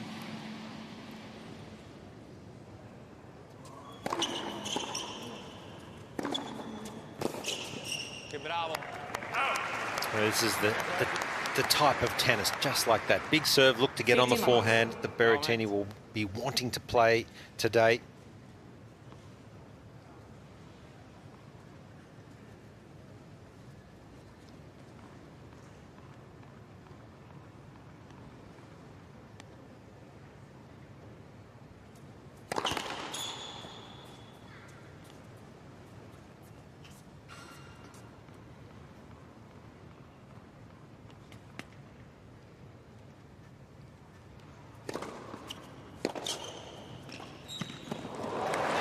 Got to love this, and when Casper Ruud is standing so deep on that second serve, and as the ball is thrown up, you can see Casper, he is pushing back even further, so this is smart play.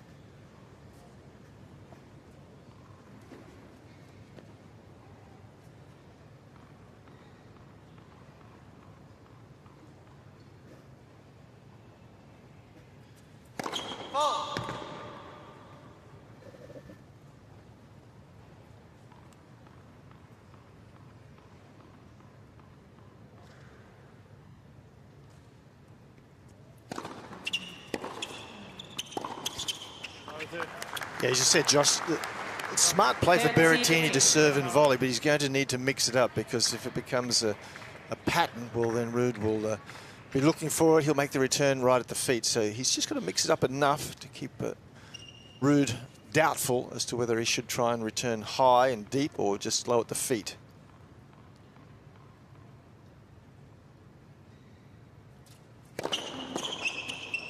It's a serve. We don't see Berrettini use that often, the body serve. He likes to serve into the corners, but I think this is a smart serve against a great returner.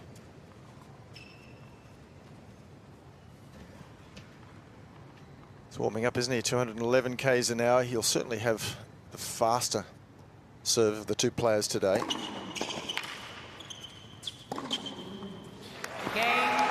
can do that with ease. Matteo Berrettini, great service game, 2 games all. Yeah, there's a real intensity down here at court level. Berrettini in particular looks really fired up for this one. You know, a big opportunity for him. We mentioned the injury struggles he had at times last season. He looks fresh, he looks fired up and ready to go here.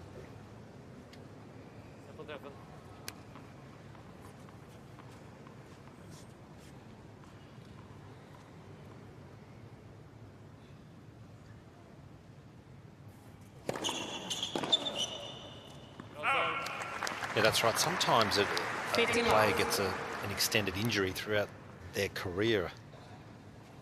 It can almost freshen them up, and he looks very eager. He looks keen.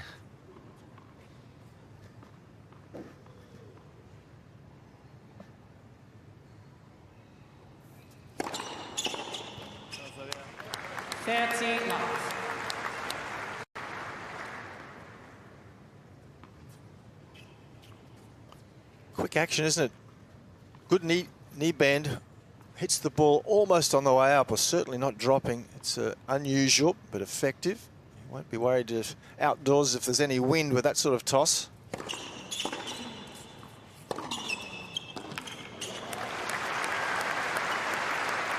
That's a feature of his new improved hard court game style, Casper Ruud. He likes to push back deep on a clay court, but I like how he holds the baseline. He doesn't get too deep in the rally position.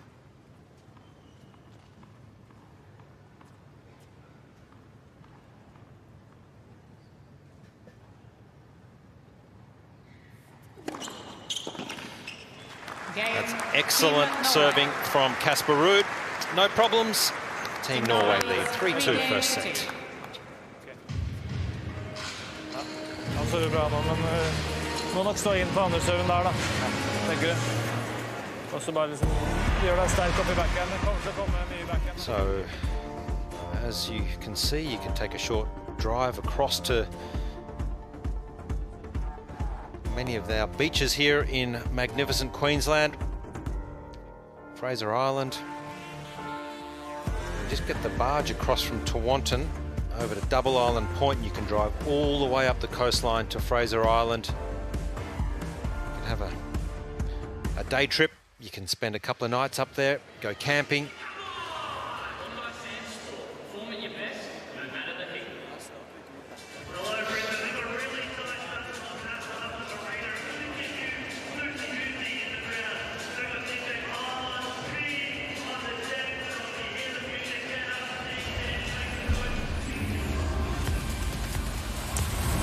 In Sydney at Ken Rosewell Arena, the Team USA juggernaut rolls on, already qualified for the city finals.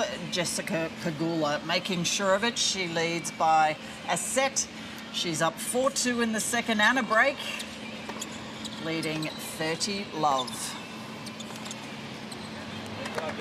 Tune up for the city finals, which start tomorrow around the country. Team USA will meet Team Great Britain. Matteo Berrettini hoping to put Italy in a similar position. 5 games into the first set, Casper Ruud leads 3 games to 2.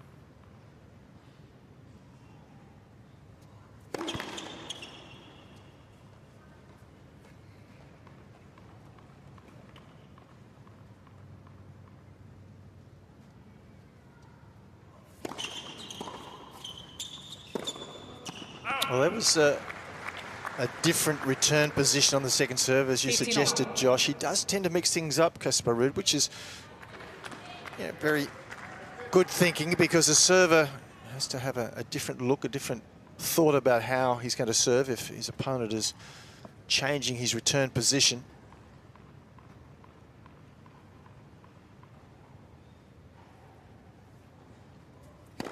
Let's first service.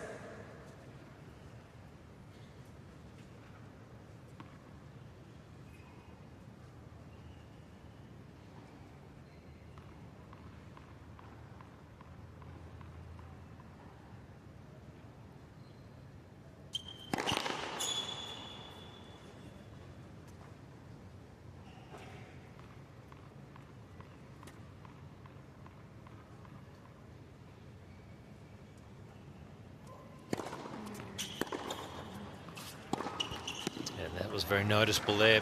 Colin, I know you're courtside. Just on the second serve, he's nearly in the crowd to return. Yeah, for that one, he went way back. And it's just really interesting. I almost feel like it forced the error there just by making Berrettini think and showing him different looks. And the first bit of pressure here for either player.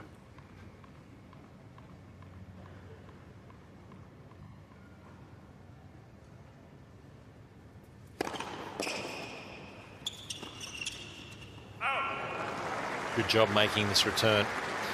Brings up a couple of break points. And this is where, I mentioned Berrettini hasn't played a top 10 player since he lost to Ruud at US Open. You just wonder, is it that little bit of rust and match sharpness, especially at this high level? A couple of bad misses.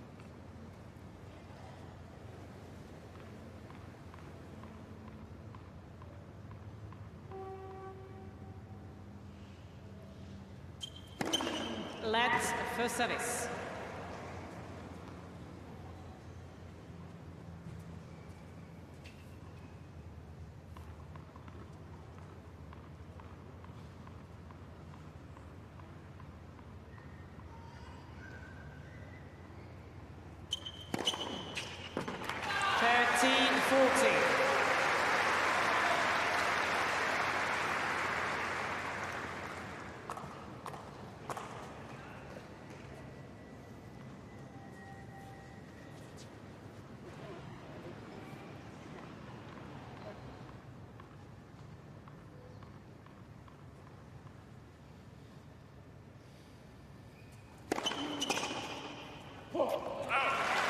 What he's relied on so dearly his whole career, the big first serve.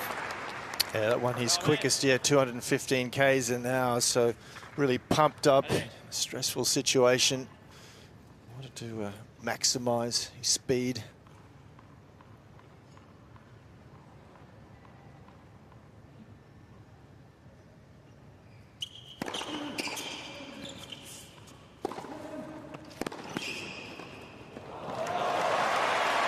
Gorgeous stuff, isn't it? Big serve again, 217 Ks an hour. Loves to use the forehand to set up the point.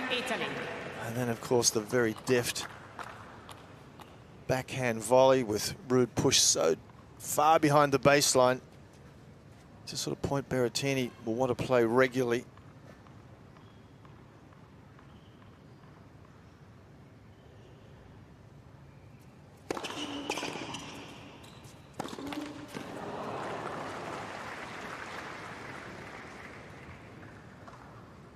Got the short one.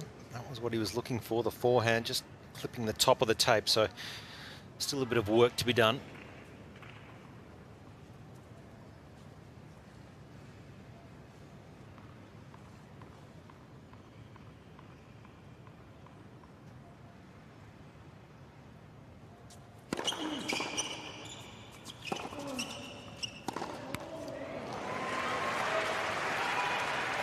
Just covered that ball too much, and at times, even though he's really evolved on a hard court, that's just where the the extreme grip, the heavy topspin, the ball was just shooting through that bit lower off this court. It didn't quite time it.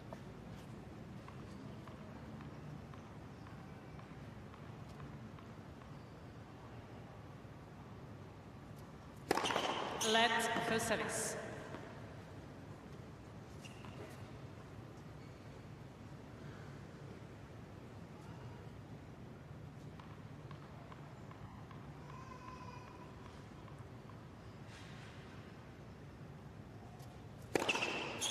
It's too big. Saves a couple of break points in this service game. 3 games all. 3 games all. Yeah, that'll give him some confidence, won't it? Just under a little bit of stress and able to solve the problem. Generated some serious heat on that serve, and of course the forehand, it's such a heavy weapon as well. We'll continue to watch the heaviness of both these guys' forehands. There's various stats we've got in relation to heavy forehands. We'll go through that in a little while. Out. 15 love.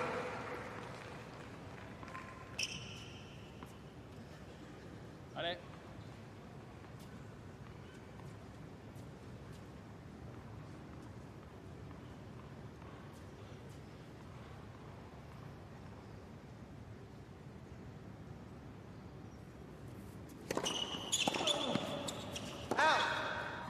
30 love.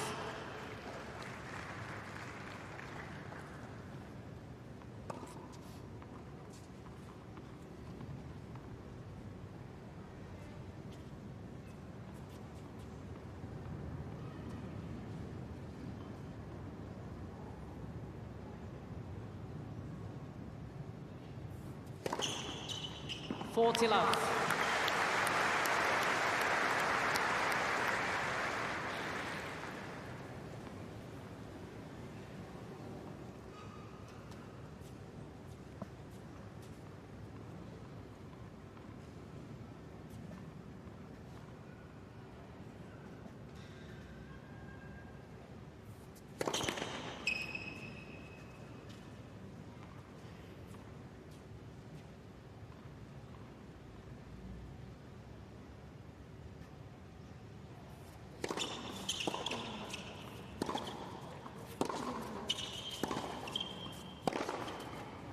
There it is, Jeff. Unleashing on the forehand. 40-15. Yeah. 165 k's an hour. It is quick and it's heavy. Look at the racket head speed. Almost a blur, even in slow motion.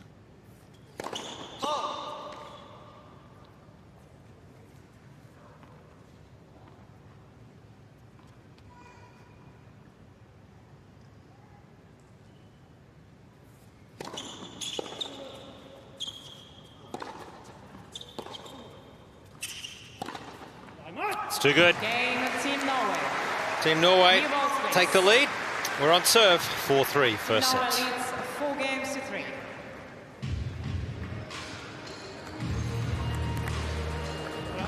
4-3. It's magnificent ball striking from Casper Ruud, putting his team in front. But what is also magnificent, Jeff, is the Sunshine Coast.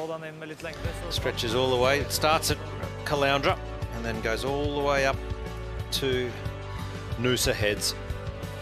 Great shots of the coastline, beautiful beaches and wonderful surf breaks.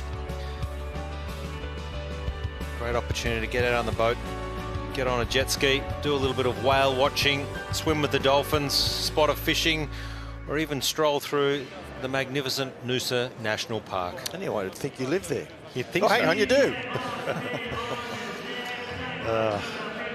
Magnificent Sunshine Coast.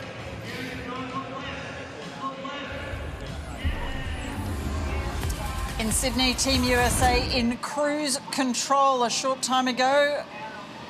Match point for Jess Pegula.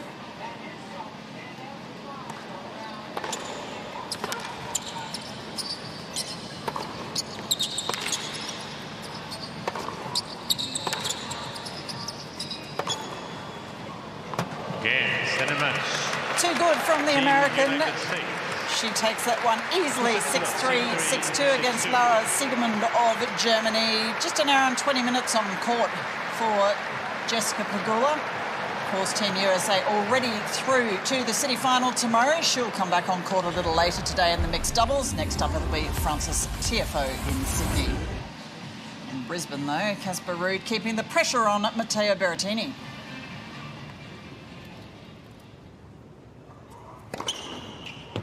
love.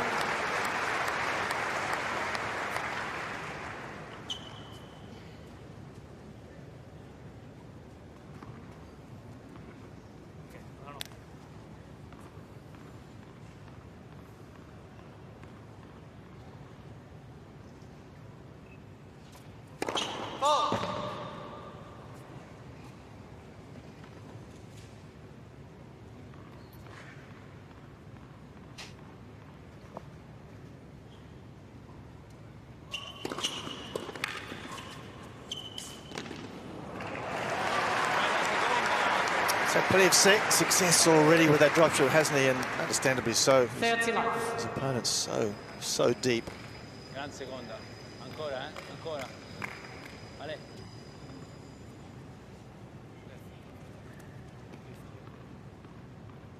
Not Not easy ever to just change the racket face and get touch on the forehand drop shot. Much easier on the backhand.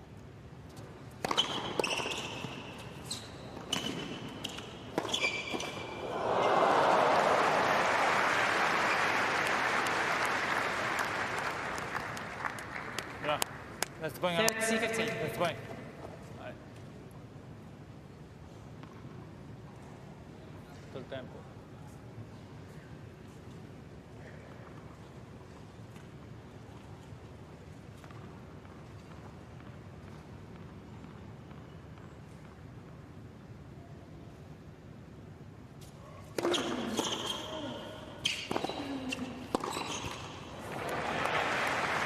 Taking time away here from Casper Ruud. Really trying to jump on these short balls. He's done that well. Tried to keep the rally short, not give Ruud any rhythm.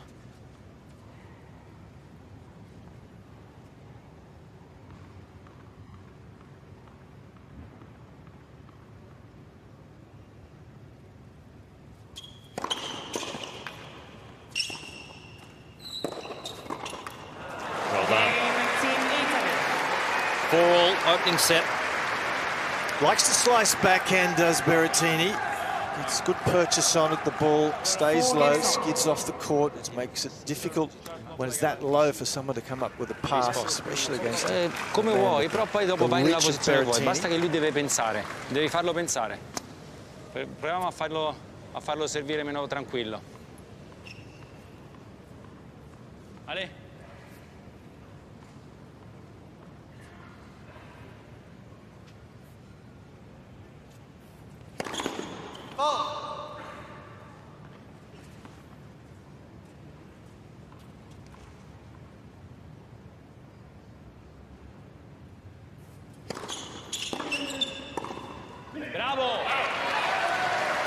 That's the first time he's won the opening point on return, so this brings a bit of stress and pressure back on the Ruud serve.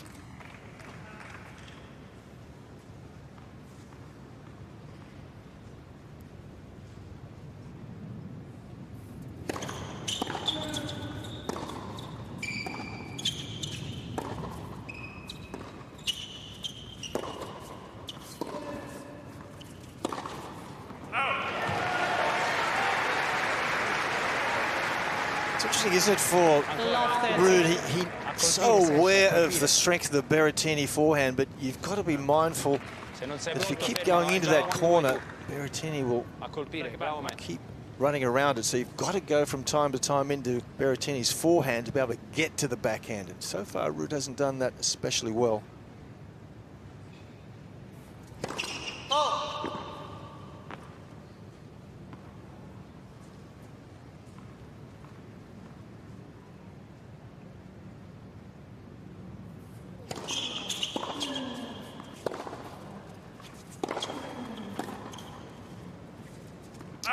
There it is.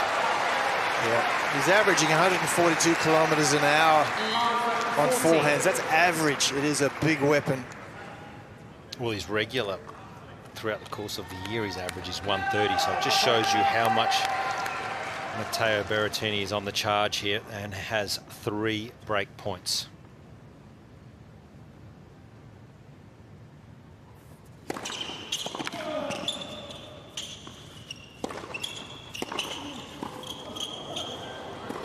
Gets it.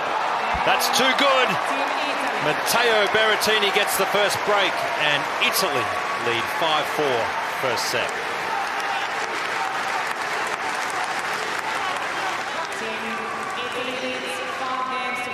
Well, that's big time tennis from Berrettini.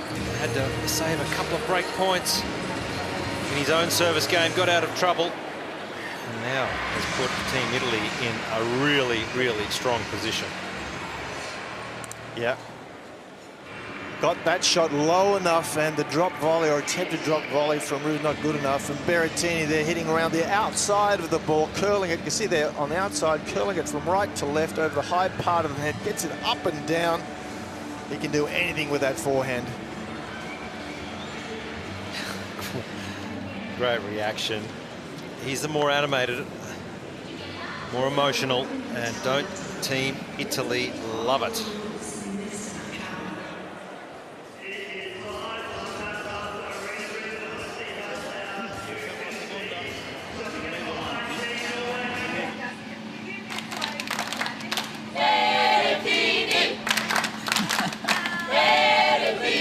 Thank you guys. Nice meeting you.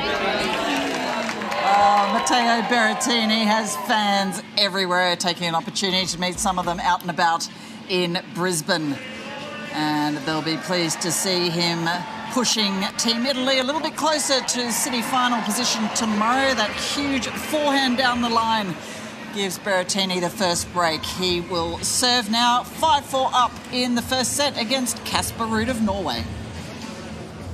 There's been no emotion from Ruud. That's part of his personality. Inwardly, he'd be disappointed with that last game.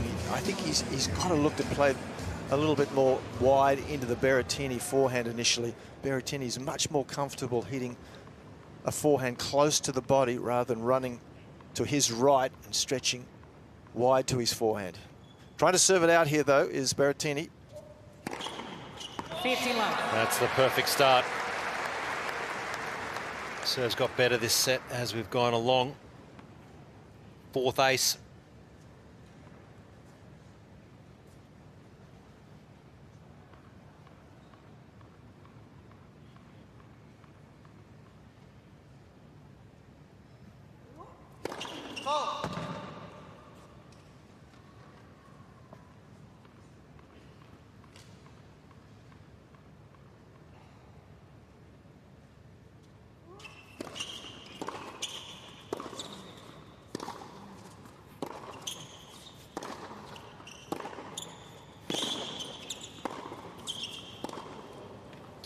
Jeff, hasn't he been so committed to just going for it, standing up, trying to really dominate, not get involved in long rallies? Yeah, and some of that is as a result of the big serving. Jorge tells us he's serving at the moment 8 kilometres an hour quicker on average than was the case in 2022. It shows he's pumped up. It also shows conditions here, I think, are a little bit quicker than other places. It's working a treat for him.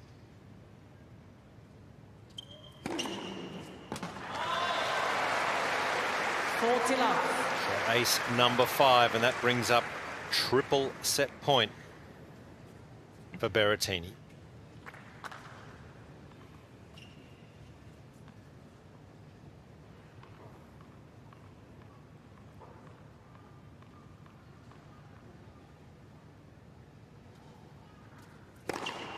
Doesn't get any better than that.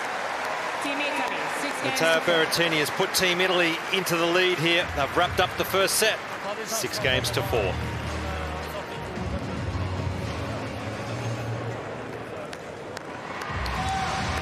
.221 kilometres an hour, that last serve. So he really knows how to pump it up when it really matters. That serve was just unplayable, that quick, that well-directed. He's a hard man to get into a game with, isn't he? Because the serve's so big, the forehand's so big, and you know, he's an imposing figure into the bargain. So he's got a lot going for him. You always feel like you'd be under pressure because if you drop it short, he'll come at you. And Jeff, what do you make of it? Well, have a look at the first serve points won from Berrettini when that first serve goes in. He's winning 86% of points, so it is a serious weapon. 79% of first serves in, though. That is incredibly high by his standards. Yeah, it is.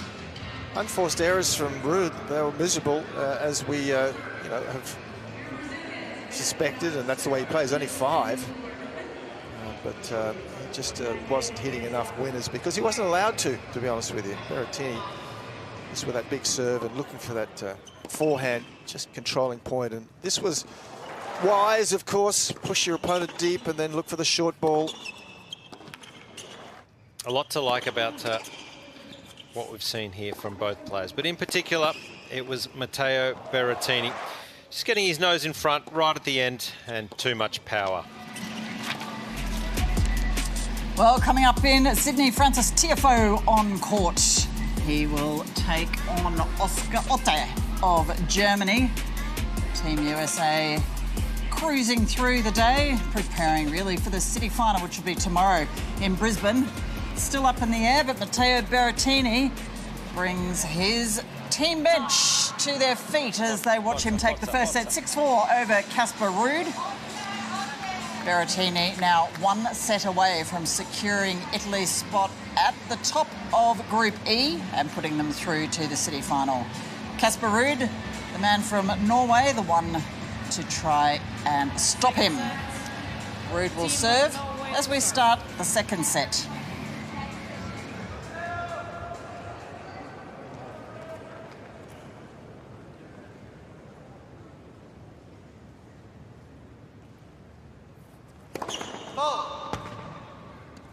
So strategically, I think Ruud needs to just reassess.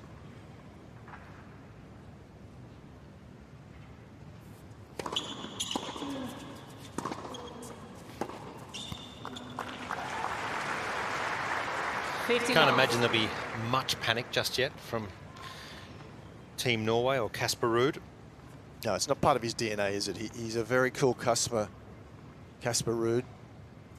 Very methodical in his play and his thinking. Let for service.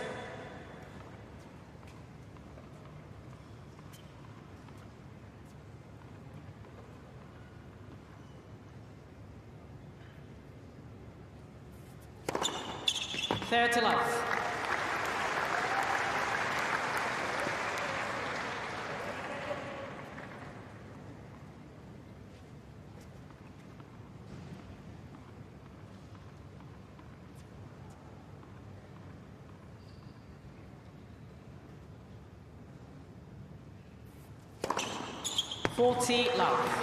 No sign of panic. Gets out to a 40-love lead, and I think, Jeff, it's about just weathering the storm, isn't it? It's been full-out attack from Berrettini.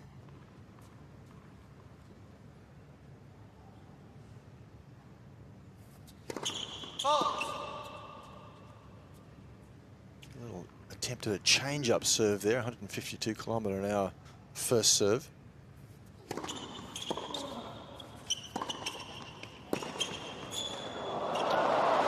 Well, some kind of forehand at full stretch from Berrettini. 40-15.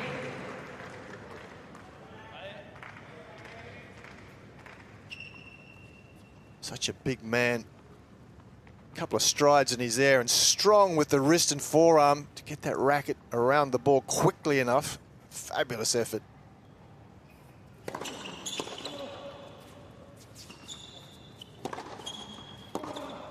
Yeah, heavy. Great response from the world number 3, Casper Ruud. On the board, first game, second set.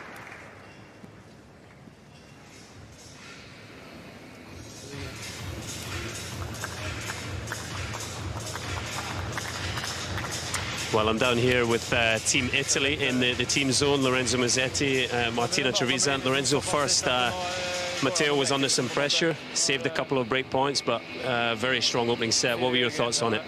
Yeah, I mean, he was struggling a bit on a game, and he found a way with the serve. Especially, he's serving pretty big today, and I think it's gonna be a key moment for him now to try to break Casper and try to keep the winning set. And Martina, you had a big win yesterday. Team Italy now just 1 set away from the city final. How much are you enjoying the United Cup? Yeah, a lot. I'm enjoying a lot this United Cup, especially with the team. We are a very good team, very united team. So I'm cheering for Matteo in this moment, because yesterday they cheered a lot to me. I heard them voice, so I'm very happy. Well, keep enjoying and good luck, guys. Thank you.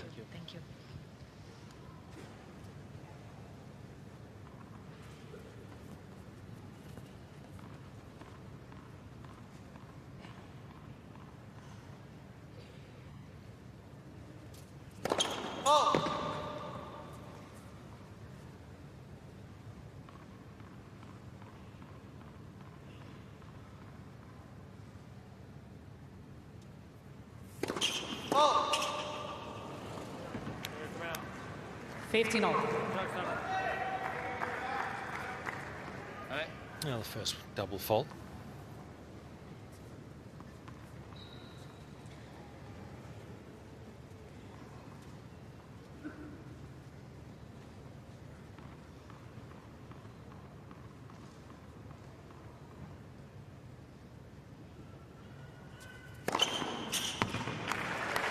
30-15.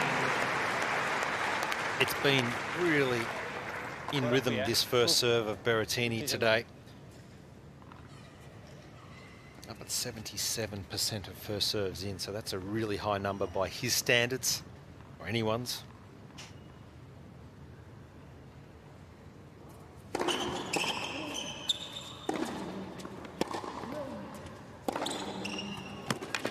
That is a very heavy forehand indeed. 40-15.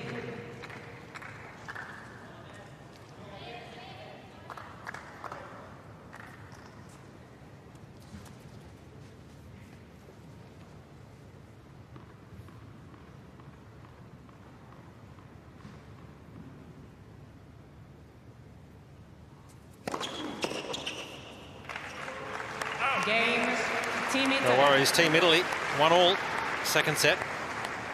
1 game over. Positioning always so important. It determines what sort of point that you would like to play. Let's have a look at this.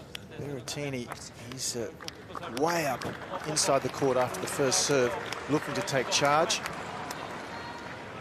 As opposed to Ruud, can see there's a major difference. Thanks to Hawkeye for that information. It just shows you how important getting that first serve in with pace, and how you can then step in and dictate thereafter.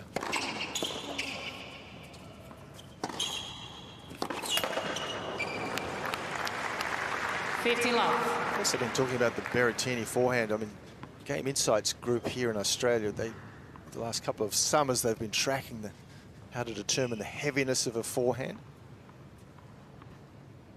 I'll give you some specifics on that in a moment.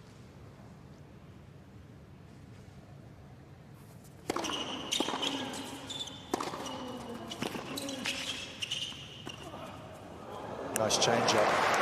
So the heaviness of a forehand is determined by the speed through the air and also how much it jumps off the court with topspin and revolution. So an average is about 6.6. High is 7.6 at the moment. Both these fellows are over 7. And at one stage, Berrettini was up to 8.2. Of course, sometimes he takes the pace off to hit more angles, but it'll just show you how heavy Berrettini's forehand is. It's interesting that we're talking primarily about Berrettini's forehand, but we forget Casper Ruud has also got one of the biggest forehands in the business. Well, he's up over 7% as well.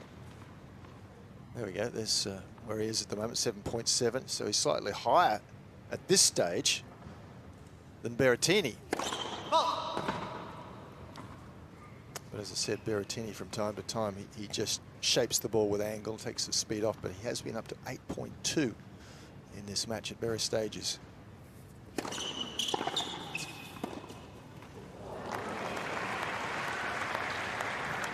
40-15.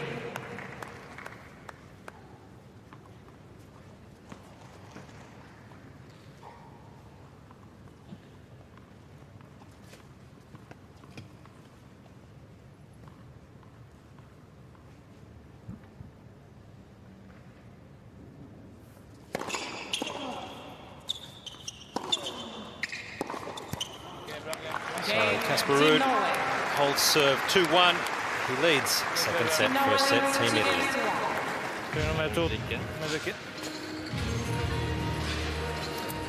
Well, it's a wonderful day here in this magnificent state of Queensland, and as we take a look here at the coastline, Moreton Island, some of the shipwrecks where you can do some snorkeling in and around there.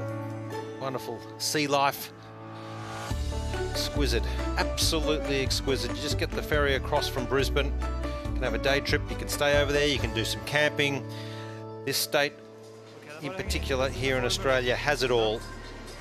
And the weather matches it with over 295 days of sunshine, Jeff, per year. Well, it's a sunny day here again in Brisbane. Crowd is flocked in here today to watch this match, and why wouldn't you? Two of the best players on tour.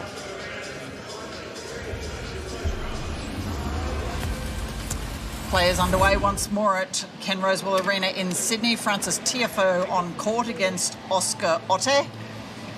Otte holding to take the first game. Very early days. Team USA, of course, preparing for the city final tomorrow. Great hit out for Francis Tiafoe.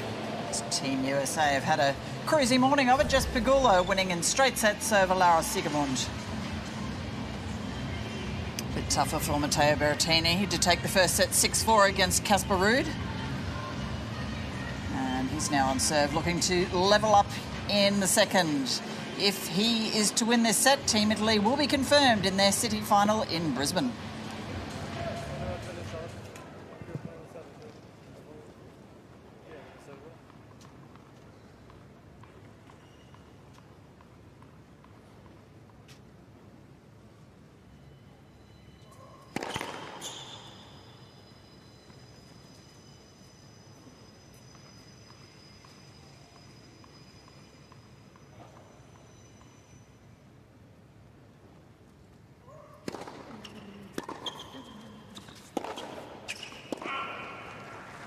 Yeah, Berrettini, the second highest ranked Italian male player 15. ever. Anyone ranked higher was Adriano Panatta. Those of you who've got long memories or follow the sport, 1976, Panatta won the French Championships in a ranking of number 4 at that time.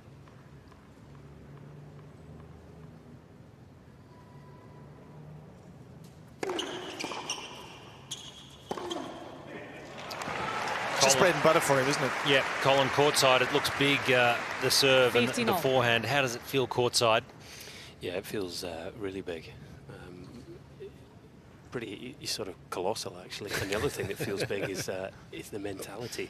He's a big match player, isn't he? You know, a few injury troubles, maybe shorter matches, but he certainly looks like he belongs out here and he thinks he's going to win. And that counts for a lot in these matches.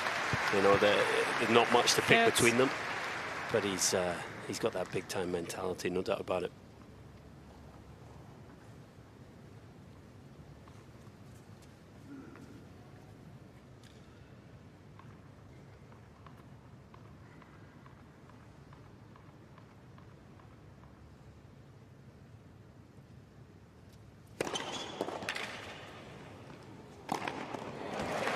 The serve is just dominating today. Yeah, last year he rated 5th in overall serving statistics. So that means aces, first serve percentages, all those sorts of statistics. An extra 8 kilometres an hour on serve, average serve speed on his first serve, so that's rather significant. Let first service. Served 7 aces in this match so far. He averages 12.5 per match. That's pretty impressive over a year. That's all 2022 serving statistics.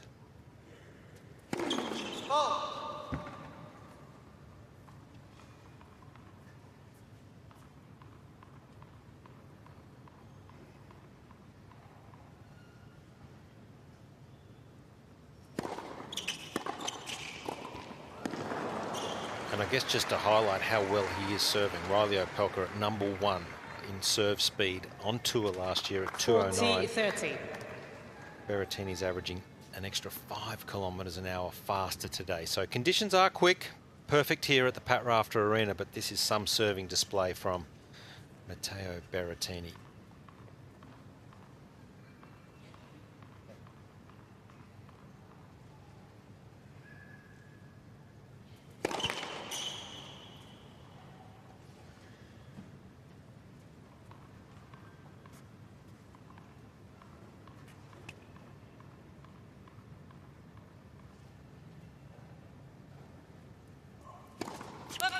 Oh, foot vault. Most unusual. Yeah. And guys, you're absolutely spot on. The serving's been incredible. I don't think we should underestimate the role the roof plays in that. It's near perfect, you know, almost the perfect storm for serving, isn't it? Because it's outdoors in terms of it's hot and humid, the ball's flying, but you've got the roof to kind of cover any potential sun in the eye, and you know, to reduce any breeze. So, you know, it's just set fair for him to just keep sending these bombs down.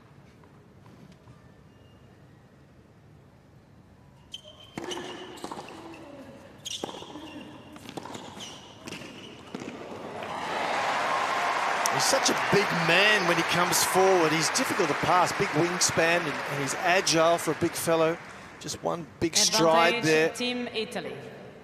Positions himself, cross-court shot's good. One big stride, and he's there. And nice soft hands.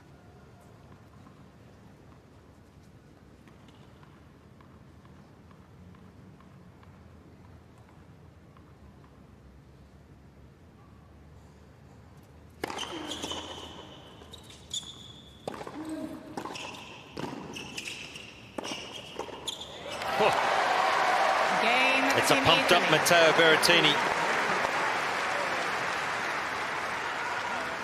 2 games all. 2 games all. You'd like to think that after that volley that Ruud will just store in the back of his mind, okay, he's knocked off a good volley, but he was very close to the net, so you need to just consider the lob option if someone's just hanging their nose over the net. Yeah, he was like a fire blanket there, wasn't he? Yep. Absolutely smothered it. I'm with you, Jeff. The lob might be on if he keeps crashing like that.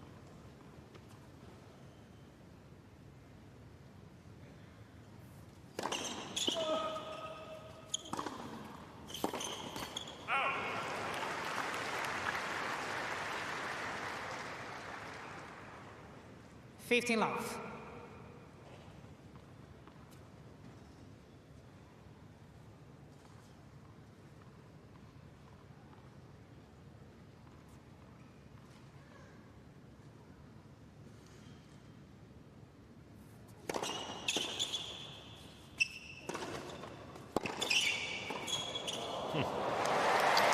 Had to do it the hard way. It was unorthodox, but 30 love. very creative. A good get though, wasn't it, from Berrettini? He's surprises you with his mobility. I mean, it's a terrific get. Ruud didn't have time to get anywhere near the service line. Had to make a tough volley in the end.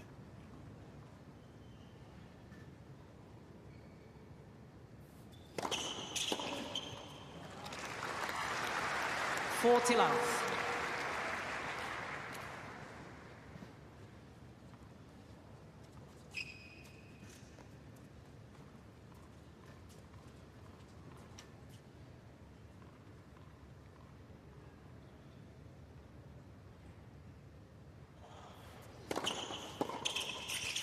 Game.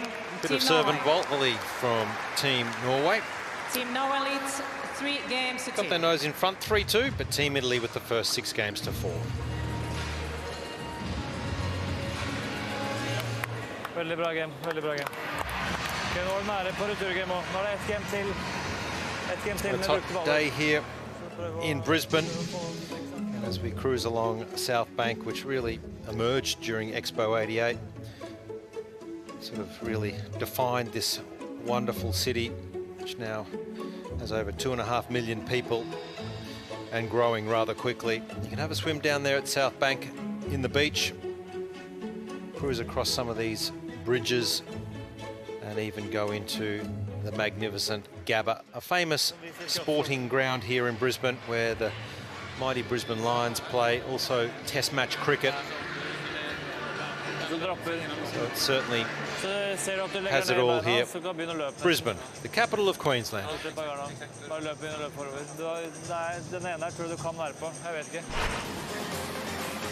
Well, should Team Italy progress to the city final? I'll have to wait till tonight to find out who they play. First up, though, in Sydney, it'll be Paula Badosa taking on Olivia Gadecki. But up in Brisbane, wow, Stan Wawrinka and Uber Hurkacz in action. And then Iga Swiatek back up from her win yesterday to play in the mixed doubles. Imagine if those mixed doubles are required.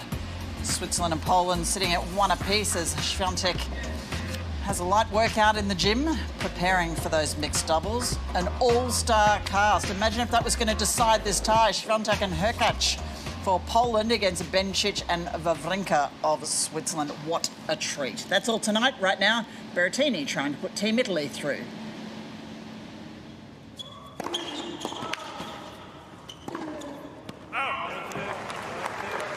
Love 15. Something that's really standing out here. I mentioned the big match mentality of Berrettini, but for Casper Ruud, I mean, this match isn't going the way he'd like. He's a set down, but you would never, ever know it. He's just got that Scandinavian Iceman mentality, point after point. And that's what's won him so many matches over the last couple of years. Just hangs around and keeps competing.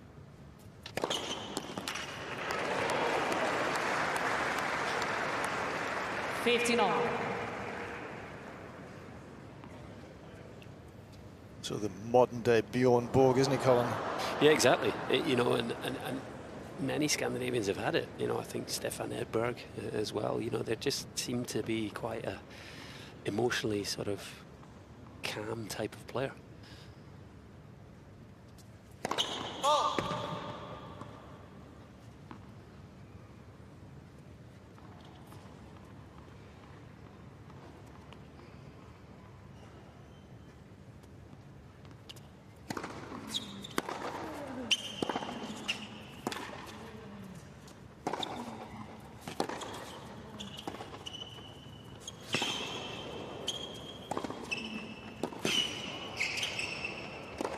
Well, it's that inside-out forehand again that does the damage.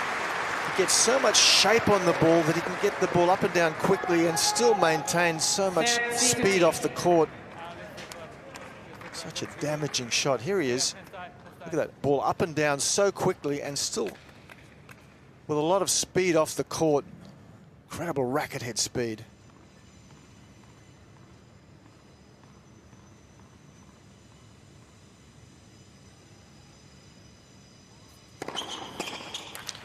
Geez, used that body serve well on the ad court.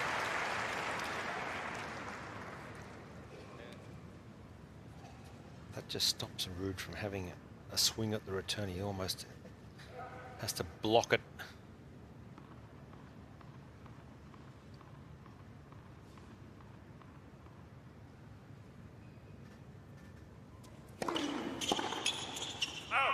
Game Team Italy. So no problems once again for Matteo Berrettini on serve. Holds comfortably. 3-all. Grande lucidità, grande lucidità. Yeah, here's the body serve. And it's particularly when someone's standing up close, it's a perfect serve because they've got so little time to get out of the way and have room to take a full swing at the ball. So being aware of your opponent's court positioning determines so much about where to serve and what sort of serve is appropriate.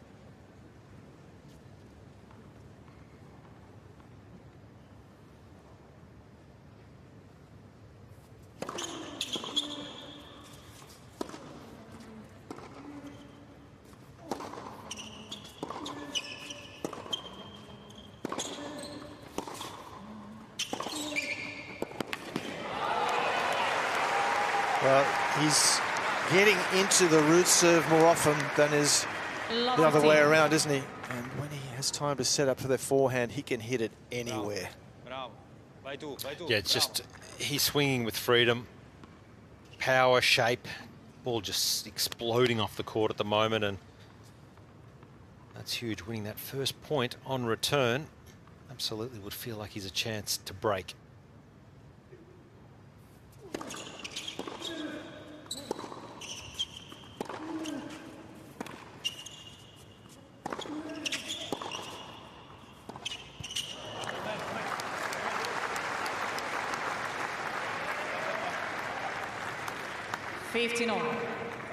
Poäng här nu.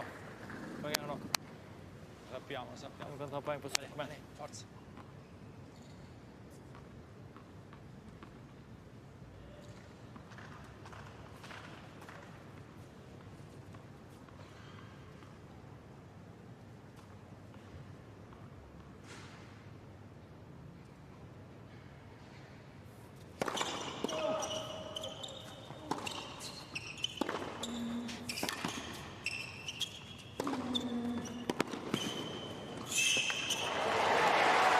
Well, again, it's the forehand that's just setting up the point. It's just vicious. It's wicked. It's intimidating.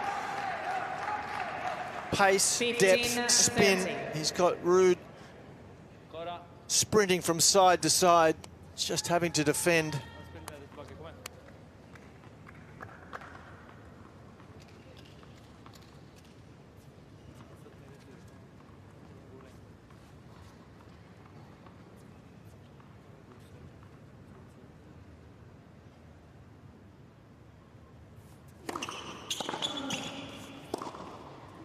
Yeah, he's getting into all the returns, Josh, isn't he? If we look at the service speed, the average first serve speed in this match of Ruud is 186. Berrettini's is 204, so there's a big difference in first serve speed. Ruud's just not getting the free points that his counterpart is. A couple of break points for Berrettini.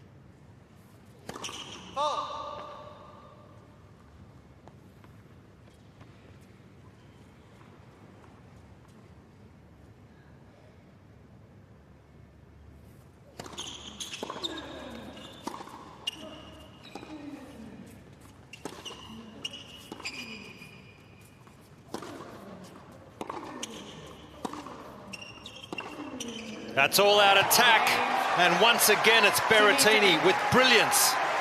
And he puts Team Italy in a commanding position. A set and 4-3. 4 games to 3.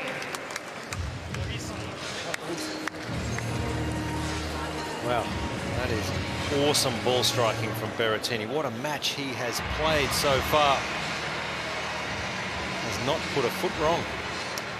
Yeah, just early in the first set, he was one or two backhands in particular that he was mistiming, but that last backhand, no signs of mistiming at all. Look where Ruud is in the court. Berrettini continuing to try and hit the ball deep and keep him off balance. Now he decides to flatten it out, a little bit more speed. Now says, okay, I've got a point here to take the service break. I'm backing myself, I'm stable, I'm set, I've got time. This is my moment. So identifying opportunities and deciding to back yourself is also such an integral part of this sport.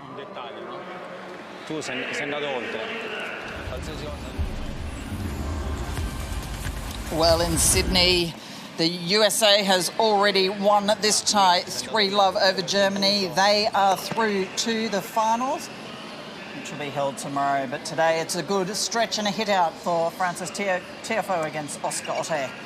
It's 3 apiece. Fairly straightforward at Ken Rosewall Arena.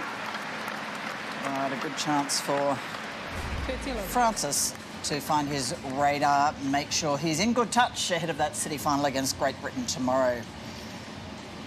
In Brisbane, Berrettini well on the way to securing Team Italy's spot in their city final. He's up by a set and 4-3 against Casper Ruud of Norway.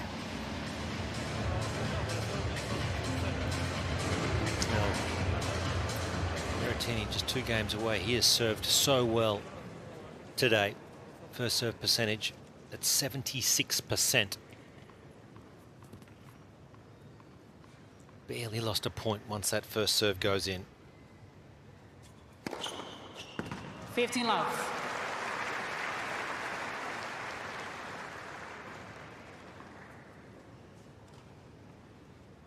These tennis balls are still just a game old as well. It'll be very tough for Ruud to try and get a break back here.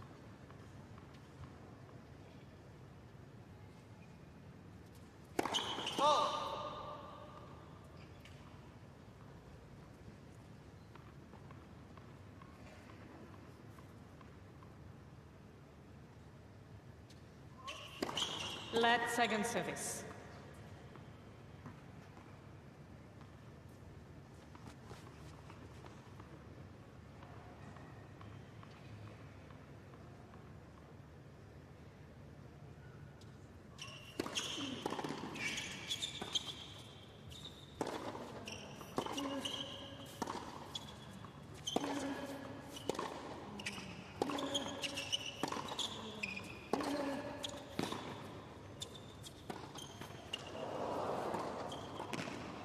He's missed it.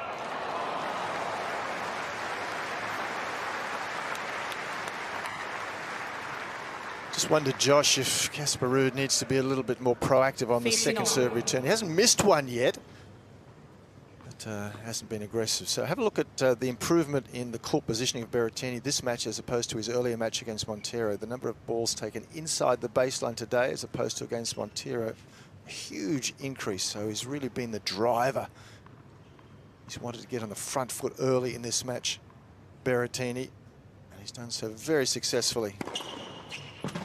I think it must have helped him to play Montero first in the schedule, get that match under his belt, and I mean, he's just been plugged into the mains today, right from the word go. So intense, and he's just got after Ruud. It's a great performance to this point.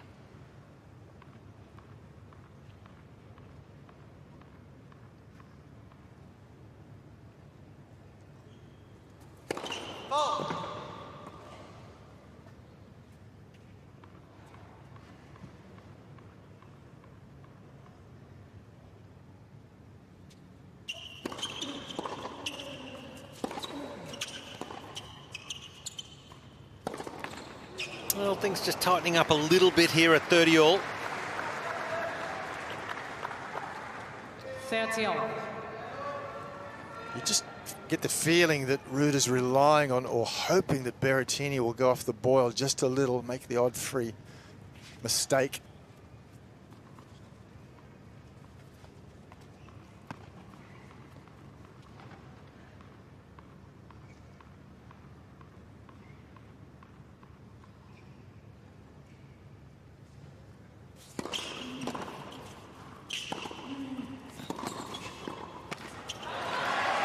He may be waiting a while, though. It's just a very professional and positive performance from Berrettini. No, he's played the big points beautifully today. He's delivered first serves on these big points, and his execution when he's needed it on display.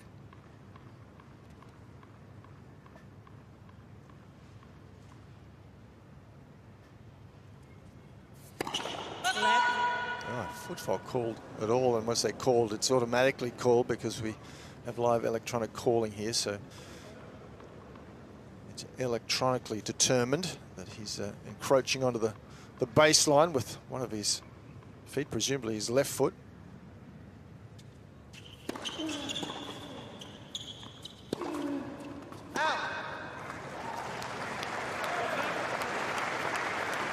Well, a good effort here from Casper Ruud. Down a set and a break, and was a little annoyed at the sit down.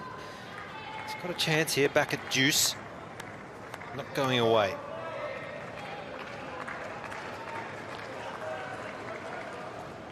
Hey, mate.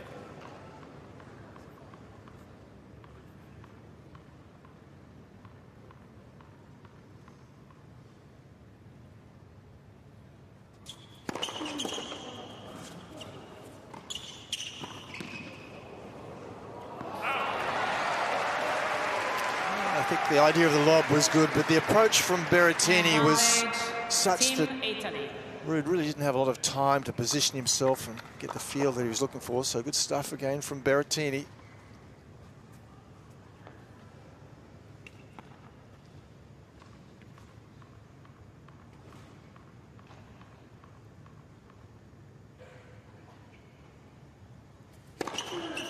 What a weapon that serve is. He's been sending rockets down all day. And for the first time there, Casper Ruud showing some frustration. And it just has to be frustrating, doesn't it? He can't influence the match in the way he wants to, such as the quality of the serving. And that just went right through him. Just beaten for pace, 215 kilometres an hour. He's biggest at 221. Yeah, that sort of body language from Ruud is so rare. And as Colin said, he's just frustrated that he's been more of a passenger than an equal participant.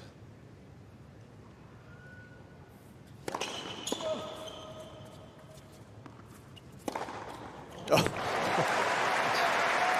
Time to let loose. No, that's huge. That really is huge.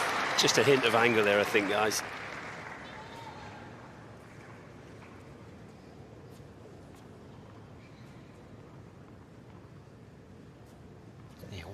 83 kilometres an hour. That'll get the numbers and the stats up. That's huge. That's the first serve. Let's first service.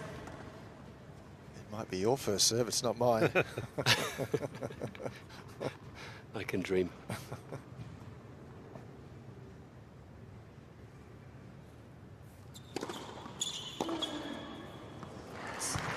Well, he's certainly experienced enough, Casper Ruud, not to gift this service game. He's going to do the right things and make sure he holds serve here, you would suspect. Just to have one more crack at the Berrettini serve.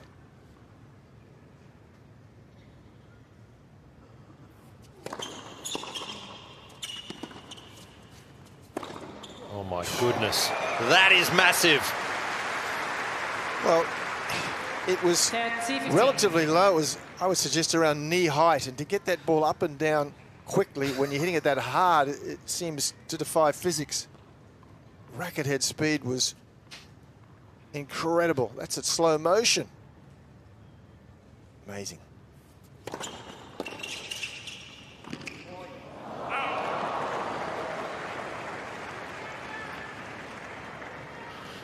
Well, 30 all. 30 all.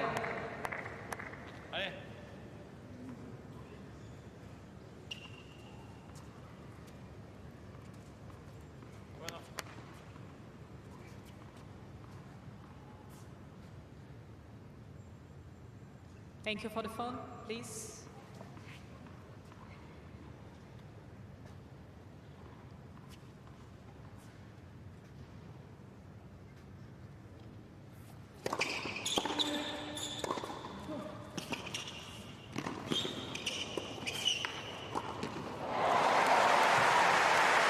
Well, the backhand smash, one of the hardest shots in the book, but not for Casper Ruud.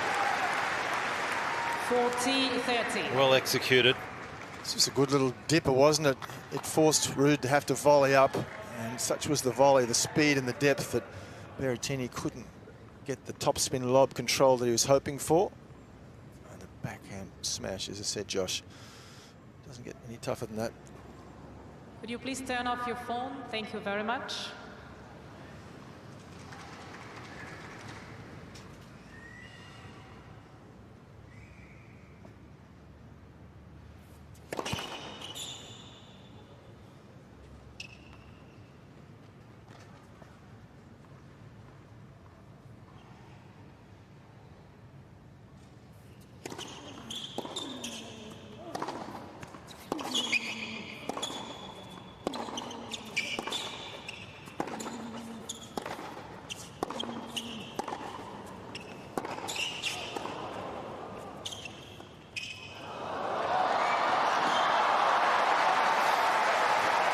Well, bringing out the heavy artillery. Berrettini using that forehand like a fly swatter. That racket head is moving so fast. There's a couple of half volleys there that he hit with full racket head speed and still controlled it. Well, even though he lost the point, Casper Ruud had a wry smile there. I think just recognising how ridiculous that point was. The forehands were, it was like guns going off in here, just throwing huge hits at each other.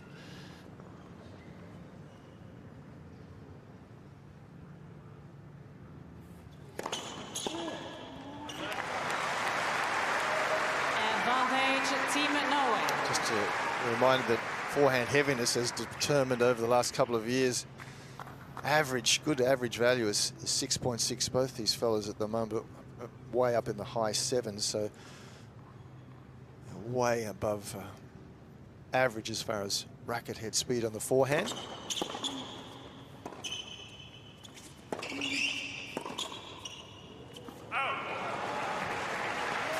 Yeah, it's a good 20% above, at least, which, you know, 1 or 2% is big, but 20% just shows you the confidence, the conditions, and the level of this match has been simply superb.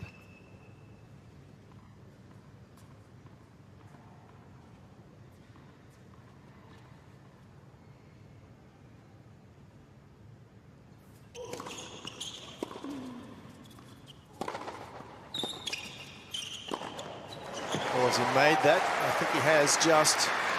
Berrettini having a closer look. Advantage, Team Norway.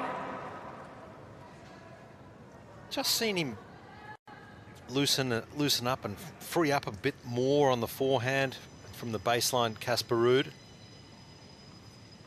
Probably a little too late though, possibly.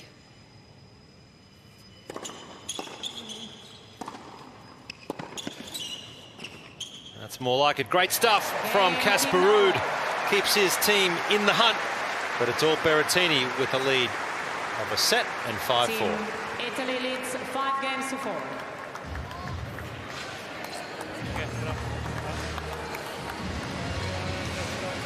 Skal du gi den siste sjanse her? Ta det brekket her. Han kjenner litt på det. Han skal serve hjem. Han skal... Well, it's not just the beautiful beaches and the magnificent Brisbane River here in the capital of Queensland. The old powerhouse that's been restored. Back to the Gallery of Modern Art, Goma, and it is so fondly known to all the locals here and the international guests that come flocking to see the convention centre, which is a short stroll across the bridge from the city. Performing arts, where many of the big acts come and perform. Diventi più lucido e più forte anche come vigore, forza.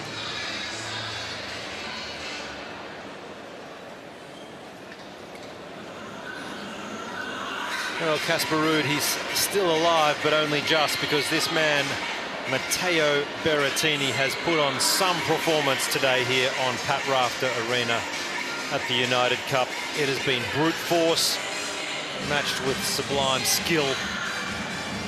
He has served particularly well. He has dominated with the big forehand, and he is now going to try and close this out and put Italy into the city final.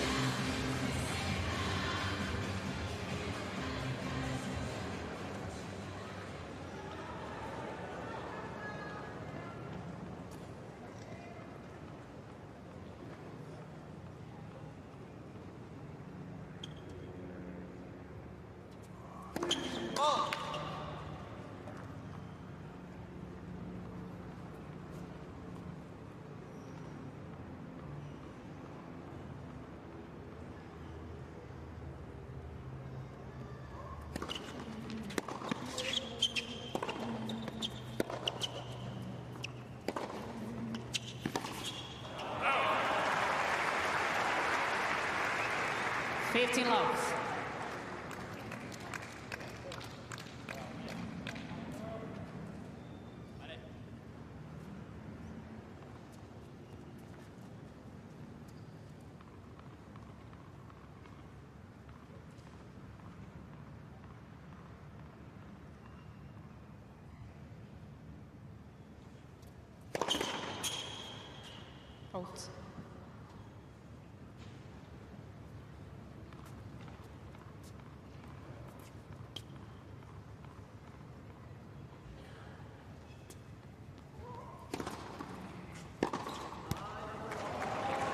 Yeah, that tactic just hasn't worked, has it, for Ruud? Just so deep in the court to take that second serve.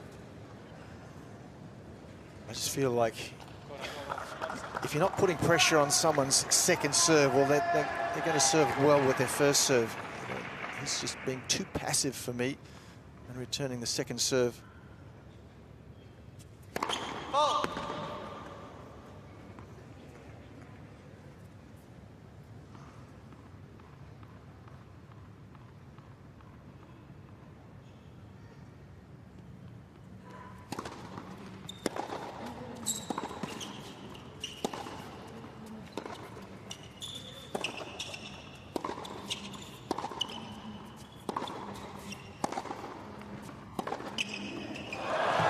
It's stunning. And what a way to bring up 3 match points for Team Italy.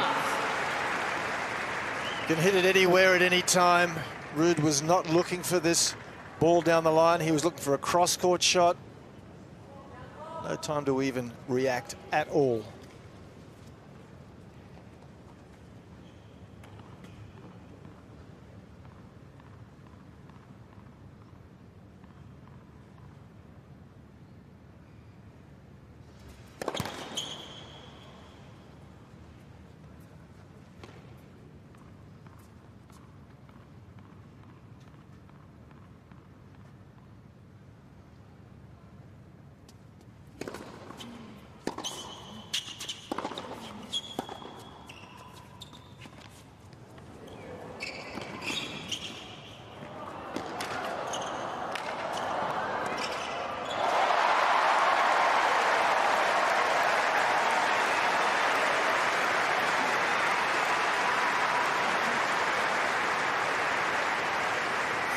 40-15. He's not done for yet, is he? Just kept the ball low enough. And this was a shot that Berrettini wasn't expecting from Ruud. Cross-court back in front of him again. Just opened the door.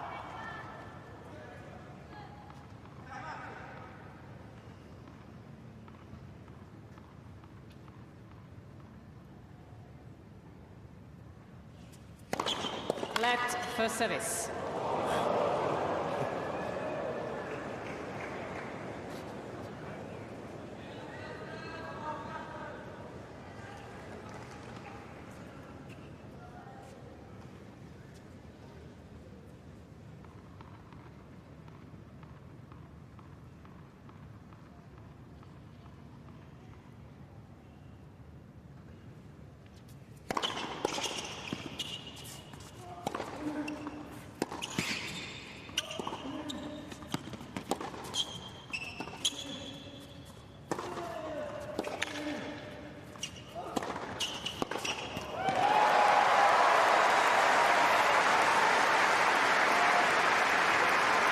Well to return. The first serve did Ruud. That was Berrettini's quickest of the match, 228 kilometers an hour.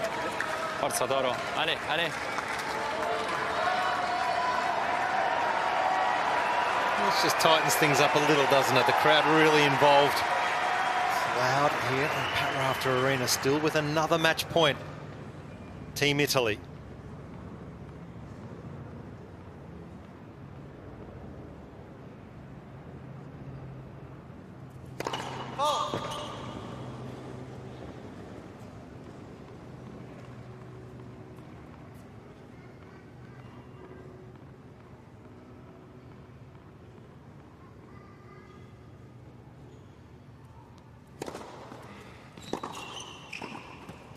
Well done, thoroughly deserved. Berrettini was brilliant today.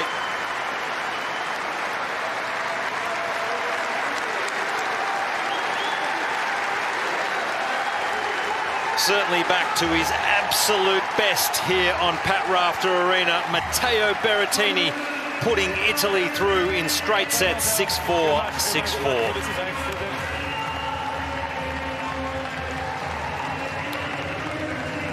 Yeah, absolutely deserved, Josh. Decision-making, as we saw even on match point there, superb serving and volleying when Ruud wasn't expecting it on the second serve. Of course, the appropriately delivered drop volley, just finishing things off. A very, very professional, smart, and, talented performance from this big Italian.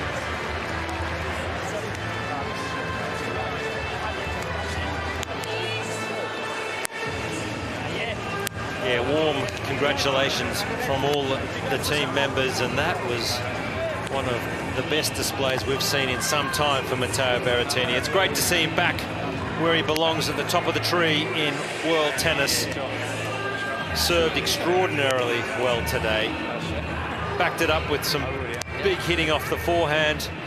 Casper Ruud, well, didn't really do a lot wrong, but the match was not on his racket today. He was very much a passenger to a certain degree.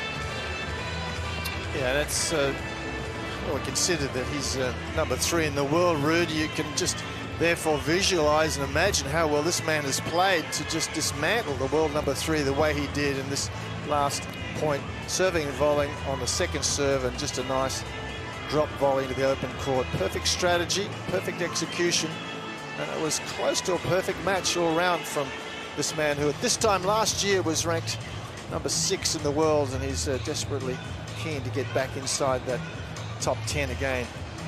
Well, I can't imagine that he won't be, and with a performance like that, he will rocket back into the top 10. He's only 16 in the world, but that was one of the matches of the tournament. He is courtside. Let's hear from the man of the moment, Matteo Berrettini. Matteo, huge congratulations, fantastic performance. How good does it feel to be back in Australia playing that kind of tennis? It feels amazing, thank you. I miss this place, I miss playing here. So yeah, last year I had a long run in obviously Melbourne, so I'm always happy when I'm playing here in front of so many people. So thanks for coming, guys.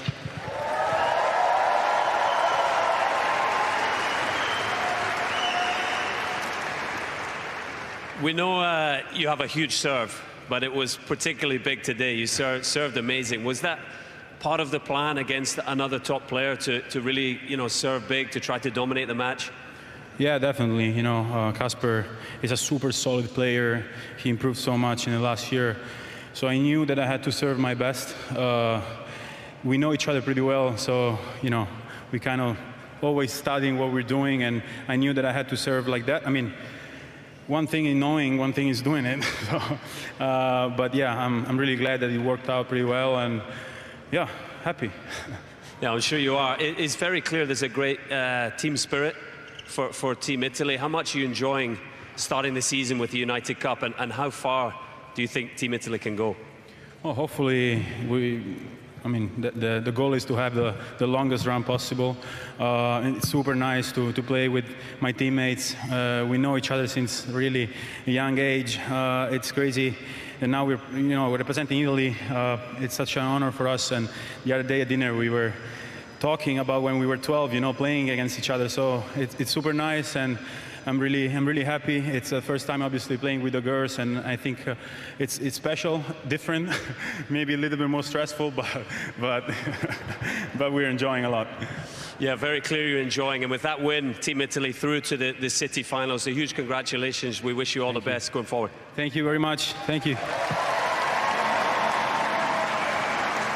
Yes, congratulations, Matteo Berrettini and Team Italy, an unassailable lead at the top of Group E. They are through to the City Finals as Casper Ruud leaves the court. Team Norway now 3-love down in that tie, and Team Italy assured of an appearance in the City Finals tomorrow.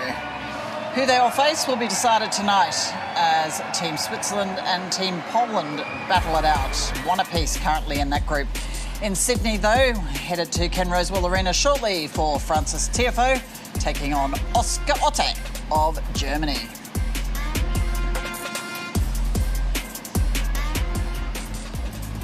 Stan Wawrinka limbering up. He'll be in action tonight against Uber Hurkacz of Poland. It's great to see Big Stan back in action. Been a long road back from injury for the Swiss star.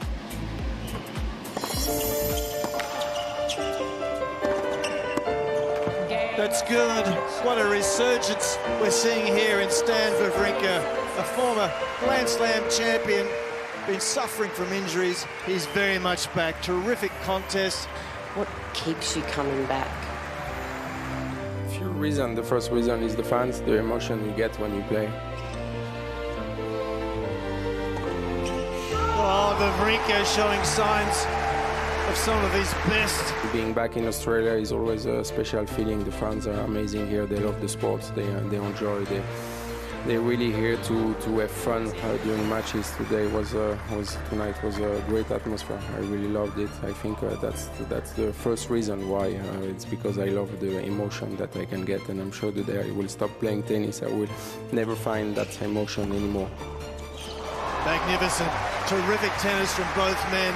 And what hands from Wawrinka at full stretch there.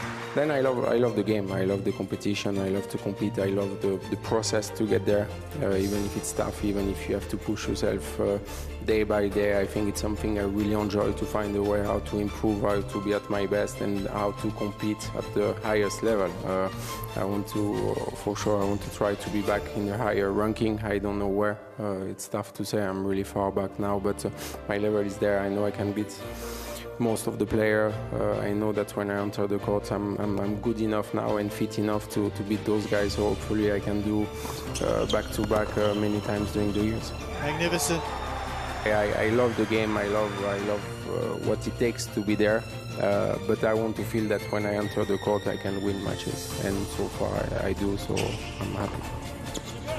Oh my! We've seen that over his career when he's been at his very best. That backhand down the line from a very difficult position. What a gem. Yeah, big Stan Wawrinka in action tonight against Uber Hurkacz to decide that group in Brisbane.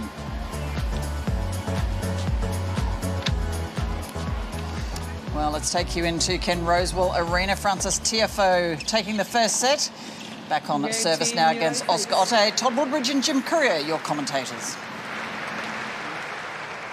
1, game on.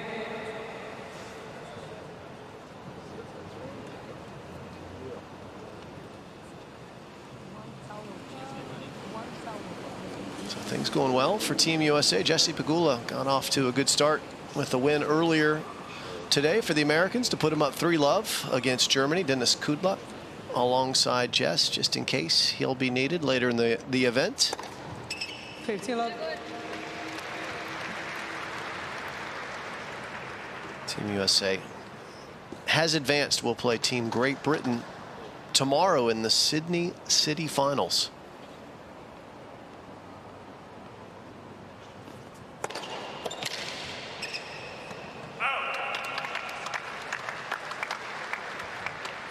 You're just joining us. We've been watching Frances Tiafoe and Oscar Ota do battle, and it's been largely about the serve. Both of these guys getting a lot of value when they make first serves, and they've got big ones. Ota with the quick toss, pounding away at it over 200K most of the time. Tiafoe a little more languid, but plenty of pop as well.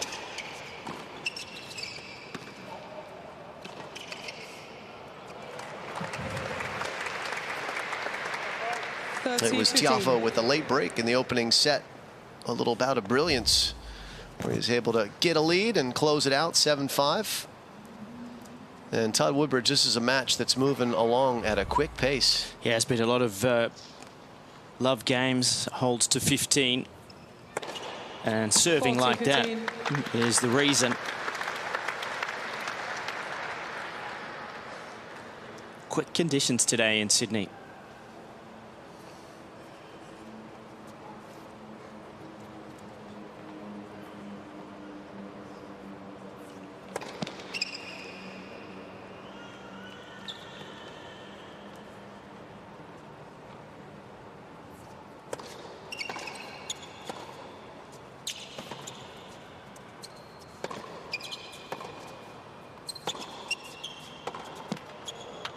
Team Germany. So another hold for Oscar Otter, and he is on serve in this second set for Team Germany at 2-1. Team USA having taken the first.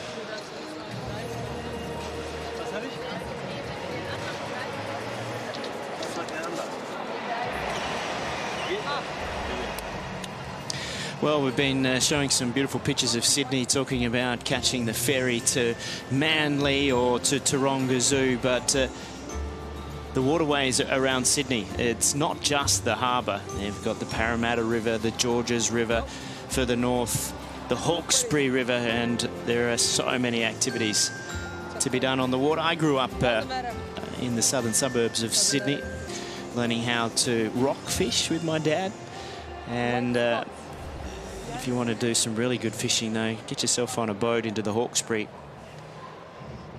That's a beautiful part of the world. All accessible from the centre of Sydney in a short time. All celebrations in Brisbane at the Pat Rafter Arena for Team Italy after Matteo Berrettini put his nation through to the City Finals in Brisbane. They will meet either Switzerland or Poland. We'll find that out a little bit later. Back in Sydney, of course, Frances Tiafoe knows he'll be backing up tomorrow for the City Finals in Sydney against Team Great Britain. But a good chance for him to make sure he's in good touch. He leads by a set against Oscar Otte of Germany.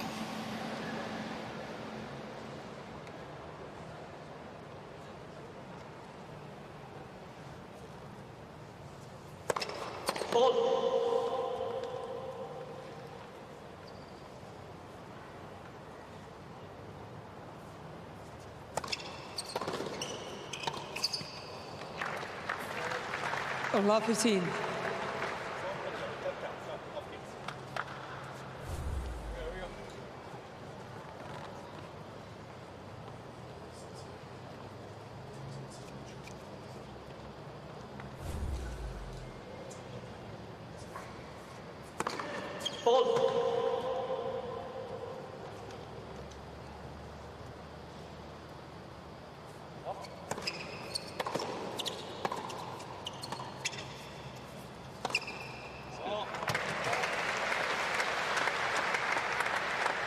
15 all. We've spent some time discussing the differences between the service motions of Francis Tiafoe and Oscar Otta. Tiafoe's ball toss much higher, more typical of what we see on tour. The ball goes up, it comes down, Tiafoe waits a beat and then takes aim and lets it rip.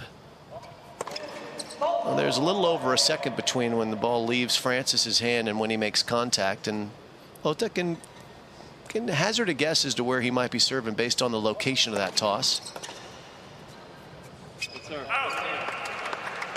Although Francis does disguise it pretty well, Todd. Sometimes when players that are right-handed throw the ball out to their right in the deuce court, you're expecting them to slice it and hit it wide, but sometimes he'll throw it out right and hit it right up the middle like he did last point. Yeah, the fake.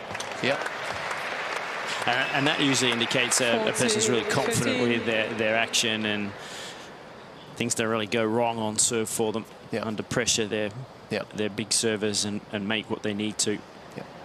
A lot of times, you know, there is a big gap in where players make contact based on where they want to hit the ball, and if you have ample time to read it, you can definitely steal that signal and be in position for it.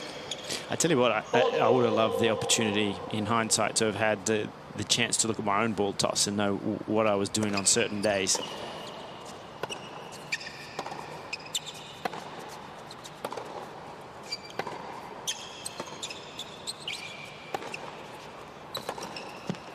Game team, United States. So Tiafoe holds, and while Tiafoe's ball toss is a little bit more traditional, Otta's is a very quick toss. He takes the ball up on the rise, but he has a real predictable pattern once he makes contact.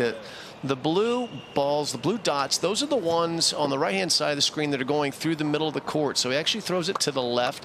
When he throws it out to his right, those red ones, that's when he's going out wide. That's more traditional. If you had more time to see it, you'd be able to react to it because it's a quick toss where you have about a half a second. Here's a look at his motion. He's able to get away with that big of a discrepancy in the toss. If he had a traditional ball toss, his serve would be very ineffective by comparison. You just don't have the reaction time that you would if you had a little bit more of a normal ball toss.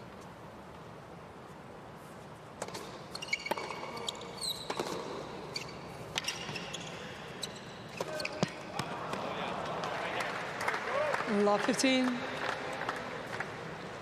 And his serve is probably his best weapon.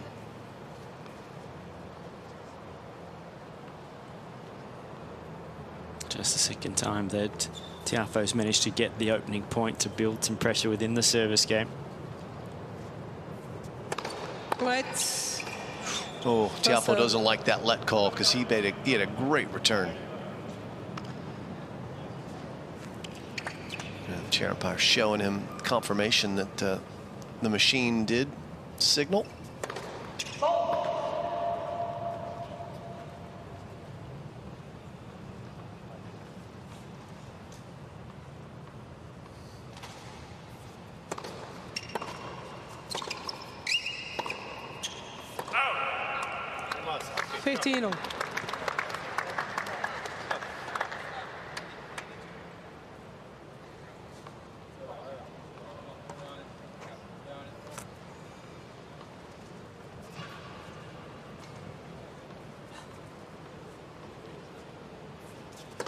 Lights.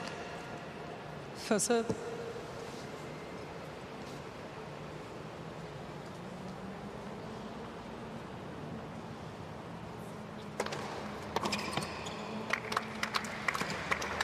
Bit of change up in pace on that one. Tiafoe early with the contact, smothers the ball because of that.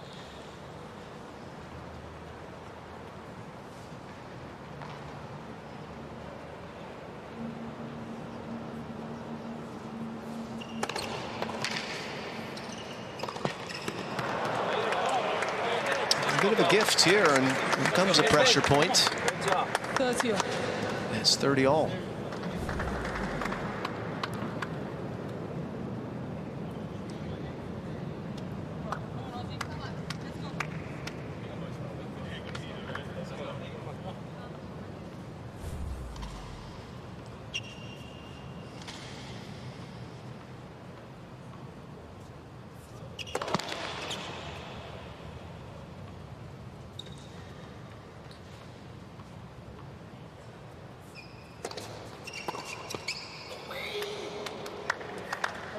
40. Nice adjustment from Oscar 30. Ota when he faced 30-all at 5-all in the opening set. He hit a second serve into Tiafoe's backhand. Tiafoe hit a winner inside out off of it. So that time, Ota goes into the forehand hip and gets the point one with the serve.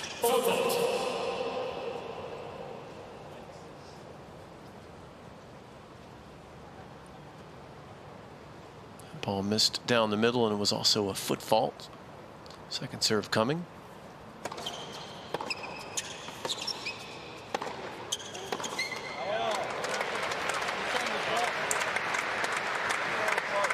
Yes.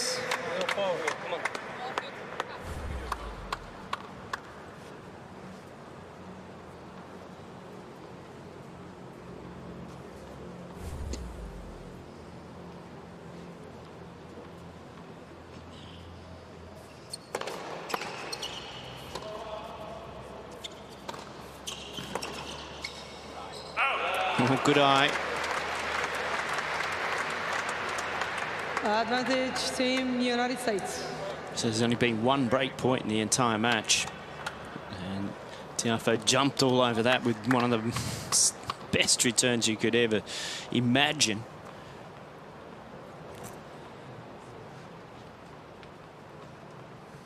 Here's a second opportunity.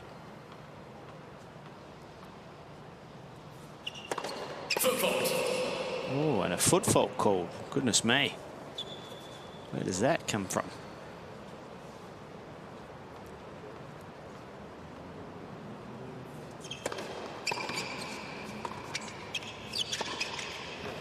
Game Team United States. And as he did in the first, the pressure point, Tiafoe comes up with some magnificent play. Backhand pass, and he's got a set and a break at 3-2. Hold it, hold it.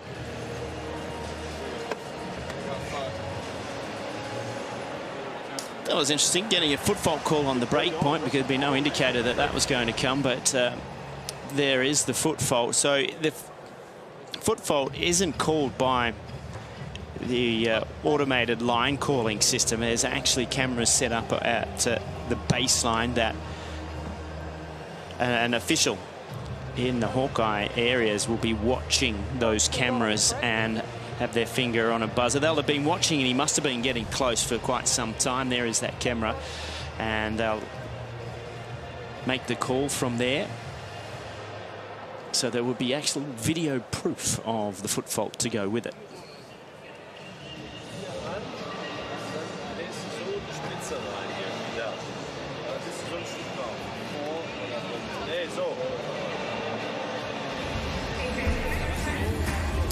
Action in Perth, not far away at the RAC Arena. Maria Sakkari of Greece hoping to confirm a spot for her nation in the Perth City finals. Having a bit of laugh with her teammates. It is 1-1 in this group between Team Belgium and Team Greece.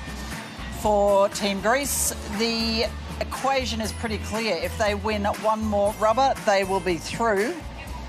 However, for Team Belgium, they cannot afford to lose another one. They must beat Team Greece either 4-1 or 5-0 if they want to progress. So it's all on the line. Maria Sakkari and Elise Mertens coming up shortly in Perth. Let's return you to Francis Tiafoe. He's up a break in the second after taking the first set 7-5 over Oscar Ota.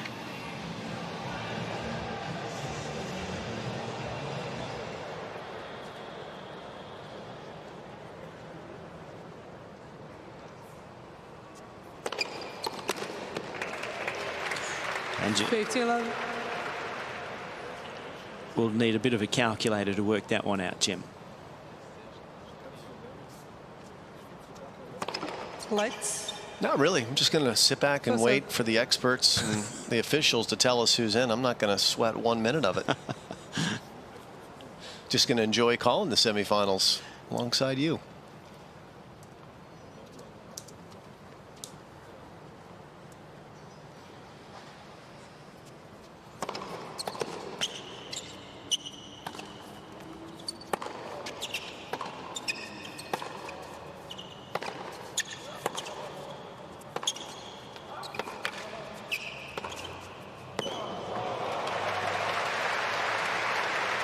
And this matchup today, it could have been a tough one for Tiafoe, because never having played against each other before, when we started this match, we mentioned that Otter has big serve, quick forehand, hard to play, doesn't always give a lot of rhythm.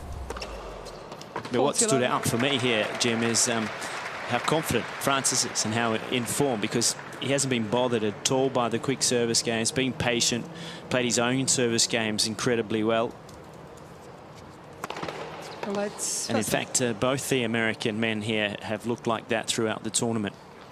Taylor Fritz, the #1 American player at the moment. Big Foe, #2. And he's giving us the repertoire as well. The serve and volley, yeah, you can do that.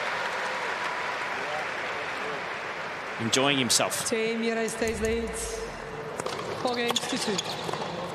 That was a silky volley. Carved that one up. Slid the racket across. Created a lot of side spin on there. A little bit of style for Francis. That was nice.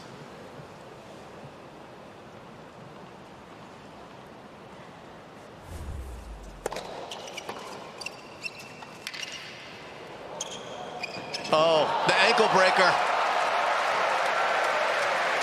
It's all going Tiafoe's way.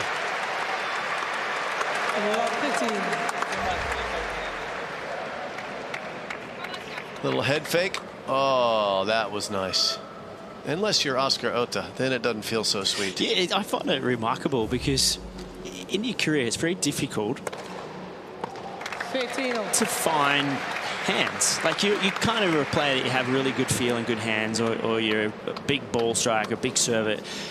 But finding feel is hard. That takes a lot to do. I think Francis has come out and is now a very good field player. And there were times when I watched him a few years ago and thought, oh dear, it's a bit of a brickie.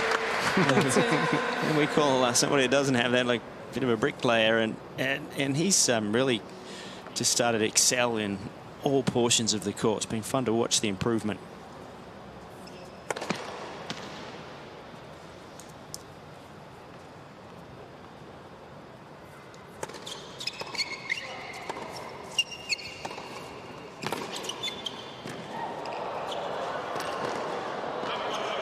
Nicely done. And avoids going down 15-40 with that great footwork and finesse. Tiafoe didn't have his best hands on this volley. That was a little too high, and Ota tracked it down. And just the bunt lob was the perfect call. Getting some love from Team Germany. But not out of danger yet. 30-all second serve. Not a lot of room for error right here.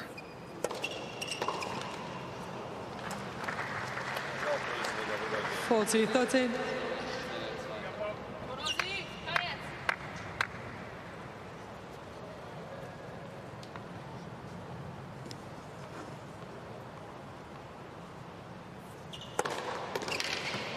Game Team Germany. Big serve seals the game for Otter, but he finds himself in a bit of a trouble, down a set and a break. 4-3 Team USA. 4 games to 3.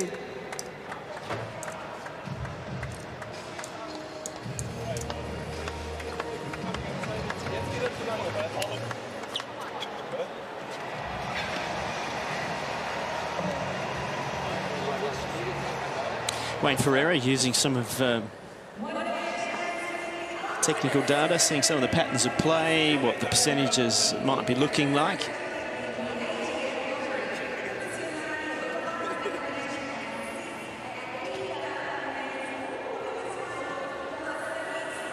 I think that was the other part that I felt that Francis did incredibly well in his US Open run through the semi-finals. He seemed to embrace and really enjoy being on that big stage. And sometimes that can be tough, playing in your home country and absorbing that nervous stress, but he loved it. Well, he's a showman, and he likes to entertain a crowd. Seems kind of the bigger the courts, the better. Play not far away in Perth at the RAC Arena. We see Team Belgium making their way onto court. It is all on the line in this Group A clash. Team Belgium and Team Greece going toe-to-toe. It's currently 1 apiece in Group A, and the winner set for the City finals. Greece only needs to win one. Belgium cannot afford to lose. Francis Tiafoe well on his way to a cool drink and a break in preparation for the City finals in Sydney. He leads by a set and he's up a break in the second against Oscar Otte.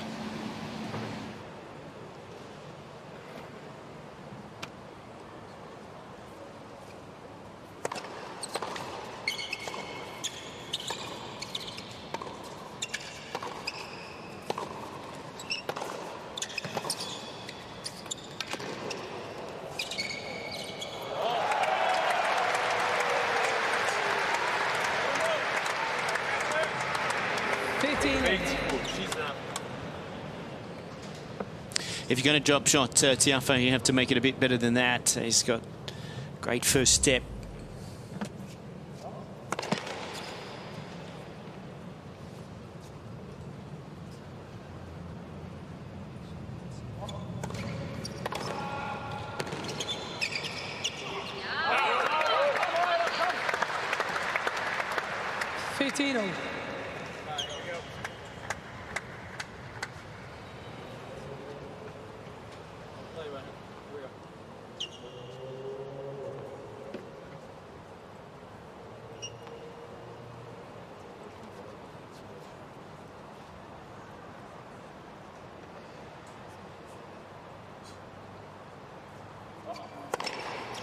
Third 15.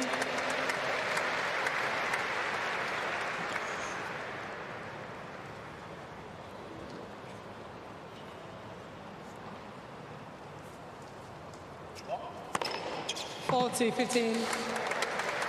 It's a big serving from Tiafoe. 7 aces for the match.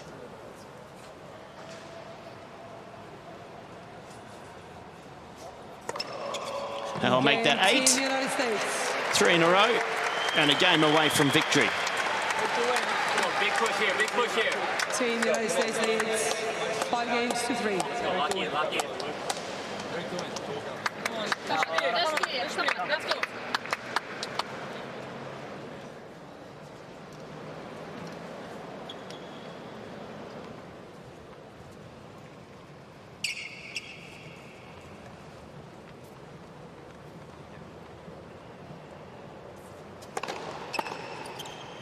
Oh. 50 long.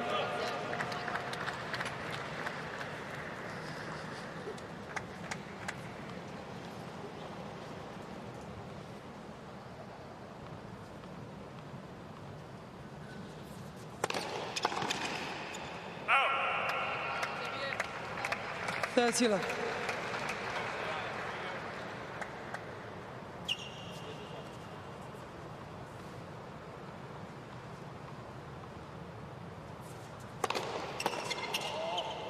Oh.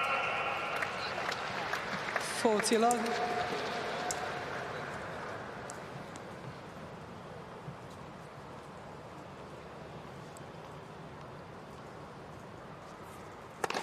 Let's pass it.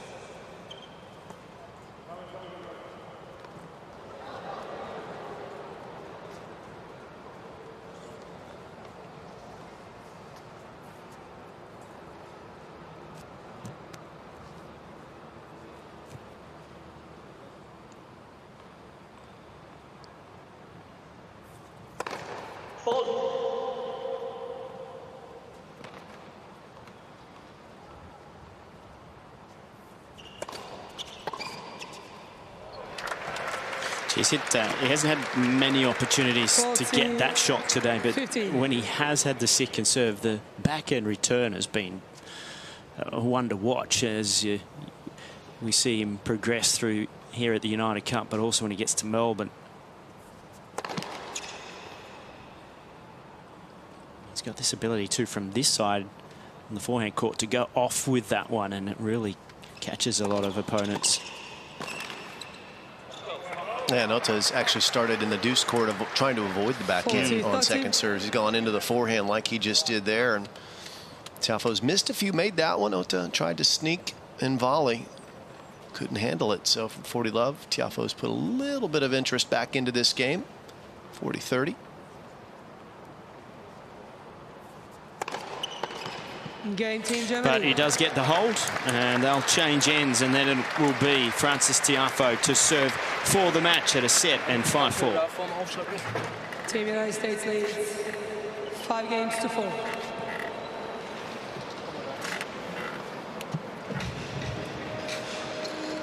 We've had some long matches here at the United Cup in Sydney this week, but this one has been full of firepower and quick points, dominated by some terrific serving. Francis Tiafoe has had 2 break points, took advantage of them with 2 ripping returns. His opponent, Oscar Otter, without a break point, hasn't been able to build really any pressure at all. Just 1 service game back in the 4th game of the first set was he able to take Tiafoe to juice, but even then, the tightest he's been is at 30-all just a couple of times.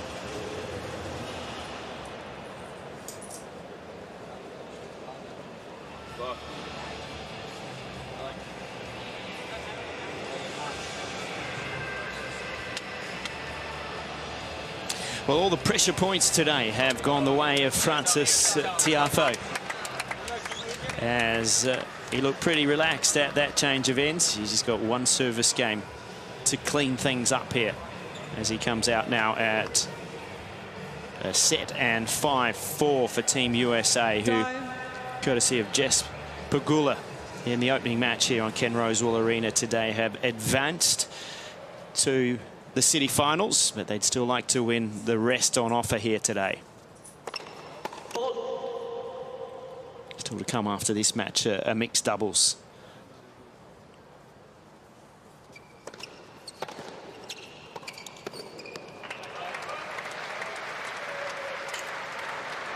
$15.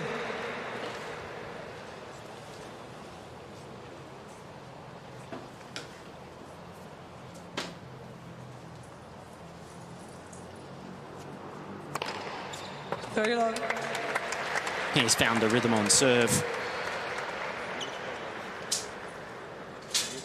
If there was anything you could look at and say, yeah, I'd like to improve a little for the next match for Tiafoe, perhaps the first serve percentage.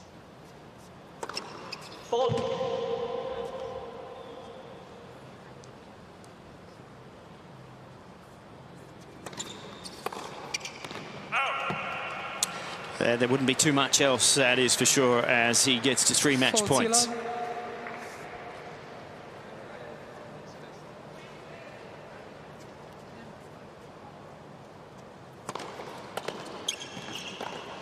Game 7 volley to finish. United States. 2 sets to love, 7-5, 6-4. And Francis Tiafoe in 1 hour and 15 minutes, the victor against Oscar Otter of Team Germany. 7-5, 6-4.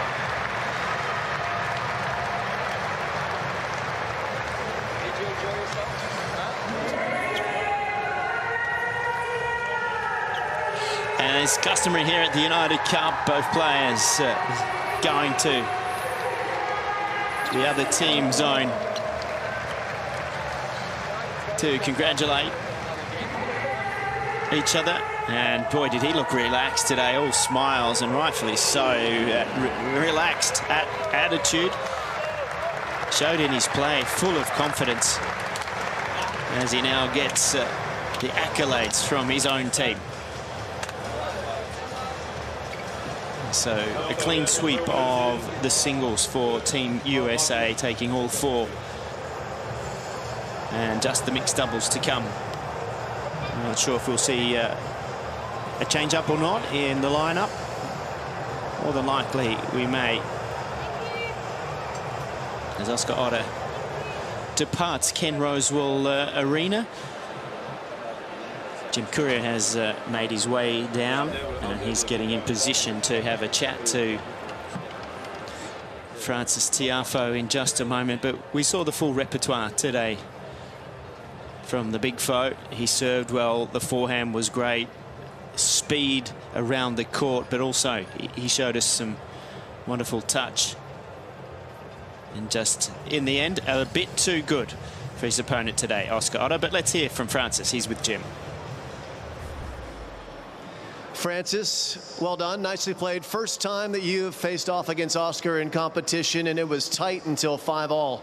Tell us about that break a serve game. You put 3 points together that were incredible to get the break. Yeah, geez, that was a crazy game.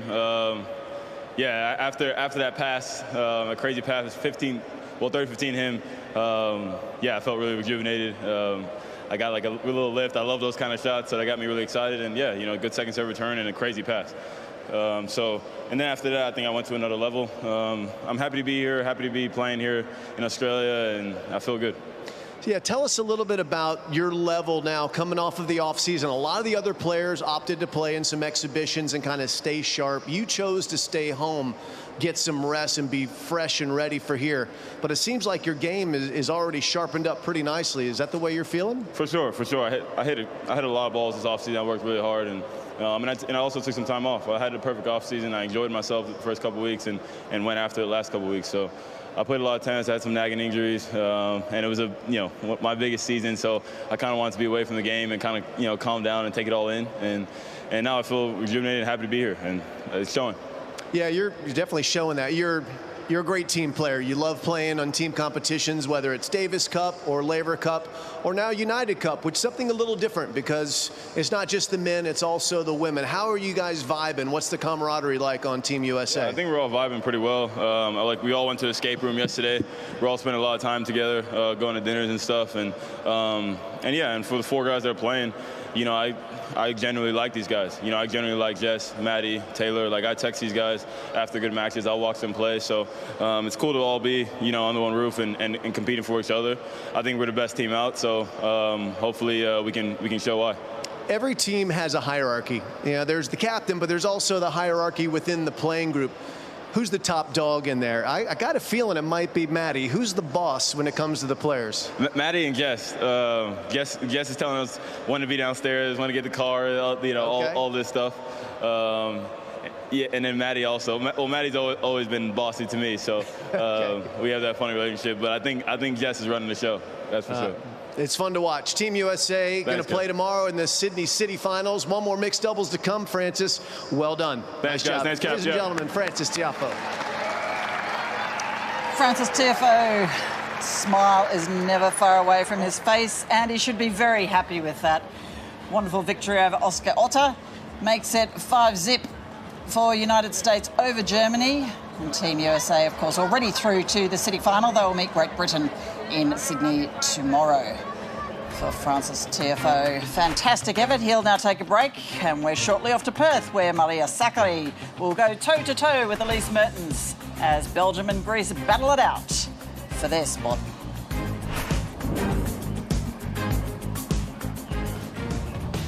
Well, not too long ago in Brisbane, it was Matteo Berrettini that brought the fans to their feet as he gave Italy the unassailable lead in Group E. They know for sure they're now off to the Brisbane City Finals. They don't know who they're playing yet, but these fans don't care. Matteo Berrettini has fans besotted with him. Young, old, male, female, they'll absolutely adore him, and he's been playing fantastically, and it's been wonderful to watch. Of course, those Brisbane group standings do show they'll be through. They'll meet either Switzerland or Poland when we'll find that out shortly as we head over. But first, we're off to Perth, and we're off to see Maria Sakkari. And outside of the tennis, she's been taking a bit of a tour around the city.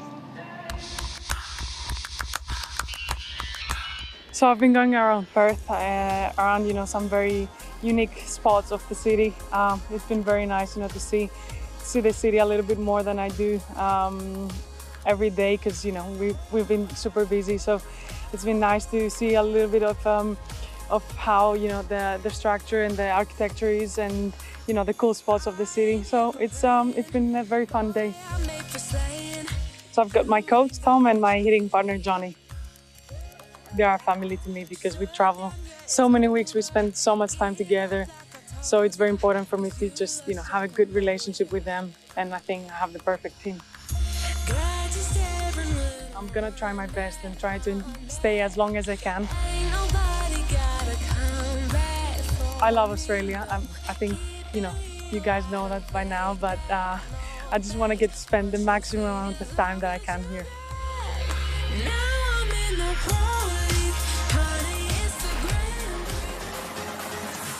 Well, coming up on night 6 of the United Cup, Paula Badosa gets her turn on court.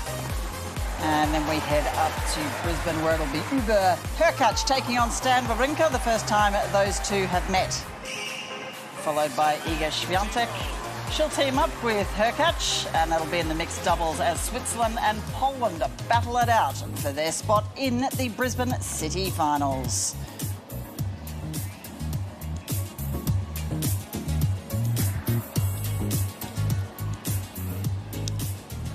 Beautiful shots of the Western Australian capital. We are over in Perth, which is where the RAC Arena is.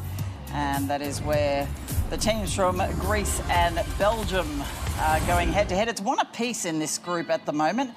The equation is Greece must win one more rubber. Belgium cannot afford to lose another. One of these nations will be progressing. It is Sakari against Mertens. Your commentators here, Dave Colbert and Alicia Bullock. Making hard work of this opening service game, isn't she? Yeah. A couple of doubles, unforced errors. Third break point now.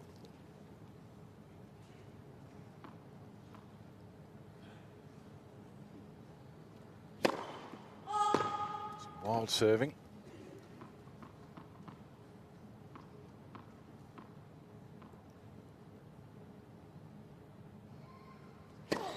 Let's second service.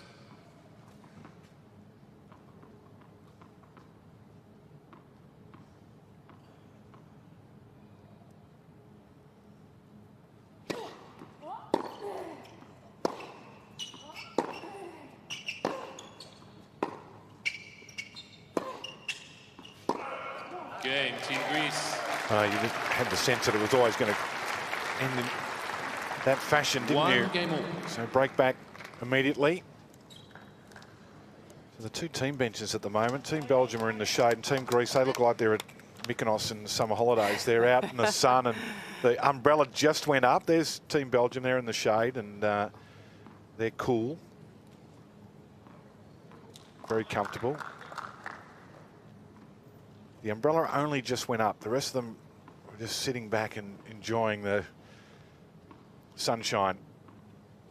Tim Hill, the coach, he's got the towel, the hat. Sun smart.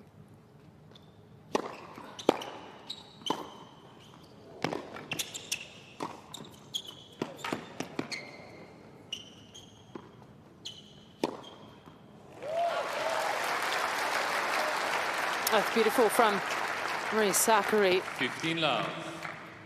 Playing with a lot of intent and no hesitation really moving forward. Has beautiful technique on volleys, and she's been working pretty hard on that dimension of her game.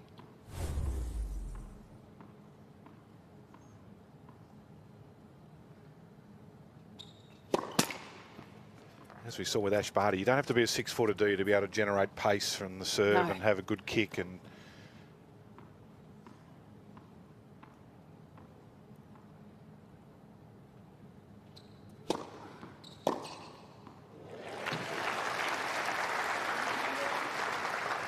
all. That's probably the biggest danger zone on the Mertens return of serve. Is the backhand wing return. She's pretty effective and she can go both ways. So really important for Sakkari to keep a healthy mix. Try and jam up Mertens.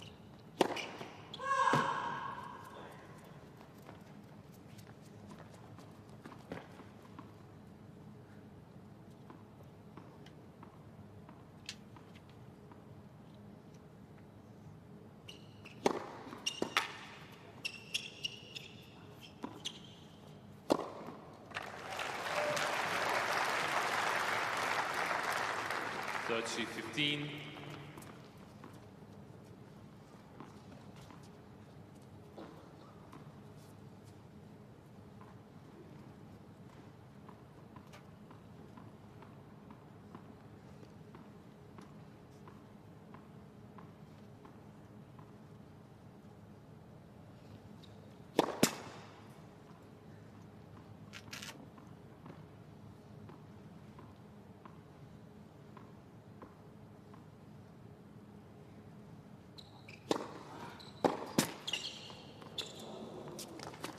40-15.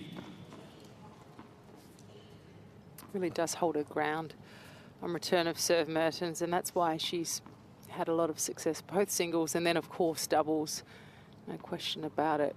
Best doubles teams in the world have fantastic return of serves.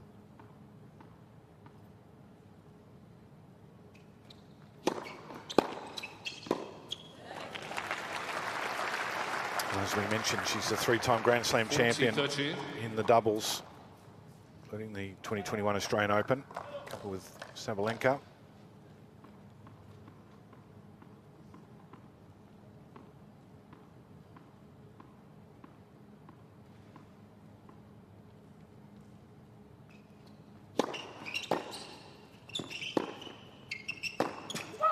Game, Team Greece.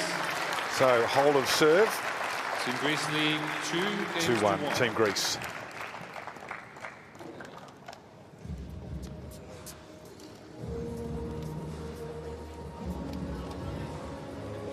Petros on umbrella duties for Maria Sakkari. Just on the outskirts of the central business district is Kings Park, magnificent area overlooking the Swan River. War Memorial there at one end, and then all the way down through the Botanic Gardens to the Vietnam Veterans Memorial at the other end. Underestimated the hill that goes from one end to the other day, Alicia. Make it? Well, I did, but I walked. I started running, and it just looked like it was going on forever. I thought I was at base camp at Mount Everest. Slight incline, grass, beautiful. Had the better of me. Lovely up there, no doubt.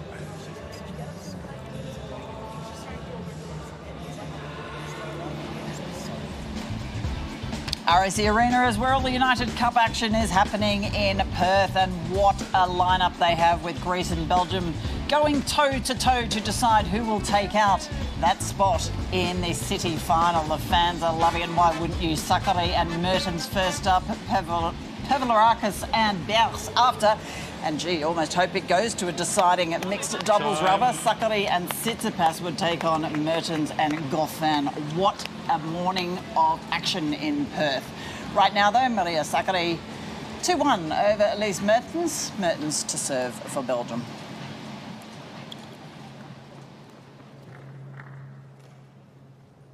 It's another added tool. I don't see that many players wearing them in during play.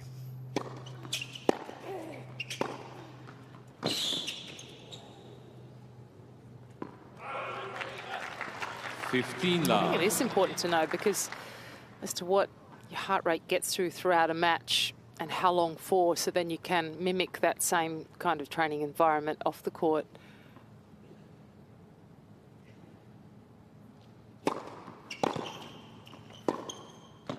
No point training long and slow with a lower heart rate when your heart is beating through your chest after the repeat efforts of sprinting.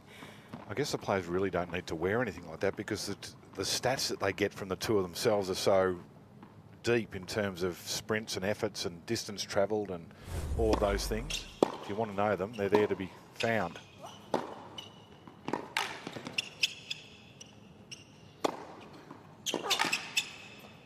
That was good play to take that one in the middle of the court. It was a difficult ball in the volley. 30-15. Really like that too from Sakkari. She could have hung back. She's fantastic on the baseline, but chose to go that extra length, the extra effort to move forward. Believe you me, in a hot summer, you want to condense some games and points and matches.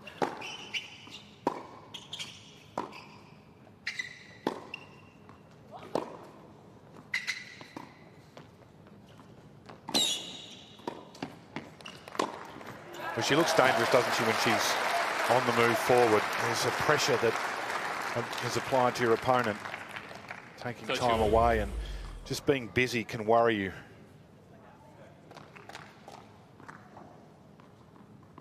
So dynamic.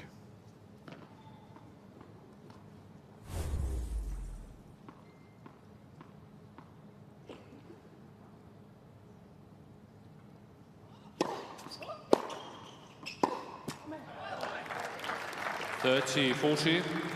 Like you, Alicia, I'm concerned at the serve of Mertens. I'm not sure that she's really giving it the full gas in third gear at the moment.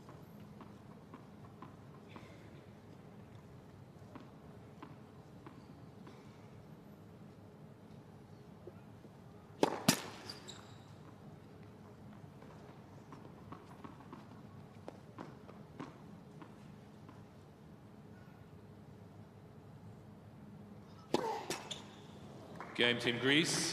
Another break. Team Greece lead by 3 games to 1. So yet to hold serve Mertens, and Sakari now takes Team Greece to 3-1. Reminder, if they get the win here, then they will win the group.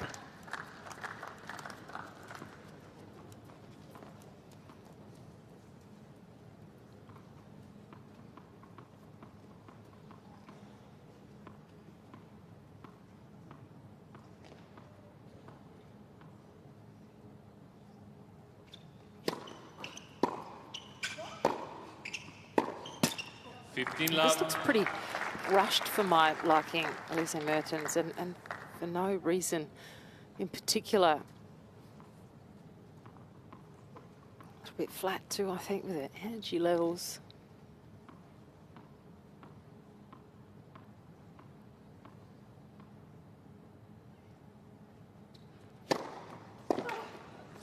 Really did spend a lot of time on her serve in the warm-up prior to this match. Maria Sakkari obviously realises and understands that it's key to beating a player like Elise Mertens, who is generally one of the better returners on the tour.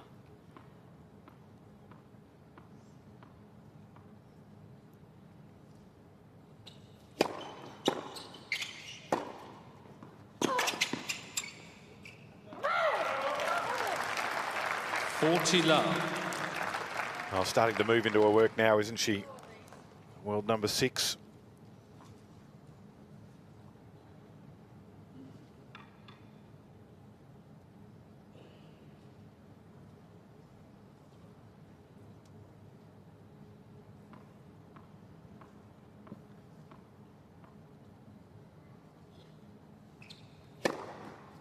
Game Team Greece. So a strong service hold there to Love. And all of a sudden it's 4-1 to Team Greece. Greece lead by 4 games to 1.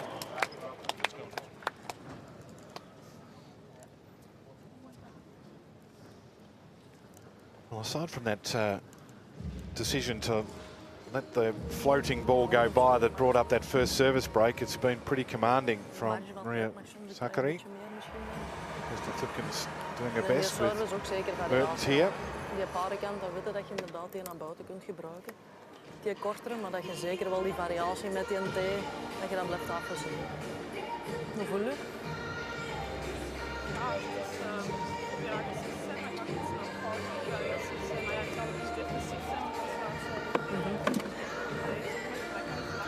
Dus daar iets meer marge houdt en dan op de juiste bal echt gaan. Ja, voilà, die bal die moet niet een centimeter bovenaan net gaan. Hè. Dat je daar inderdaad... Je gaat niet heel snel door gaan laden. Ja. Je mag een backhand spelen, die schieten enorm door. Ja. So both ears getting a workout here, aren't they, from the Team Belgium bench?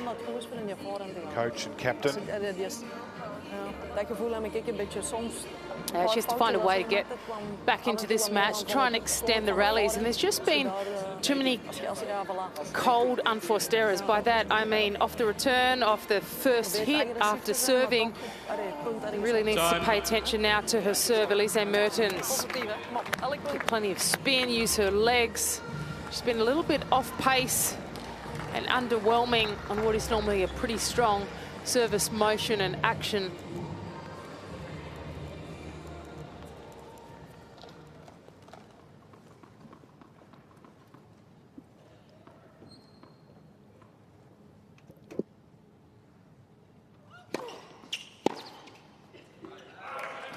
Love.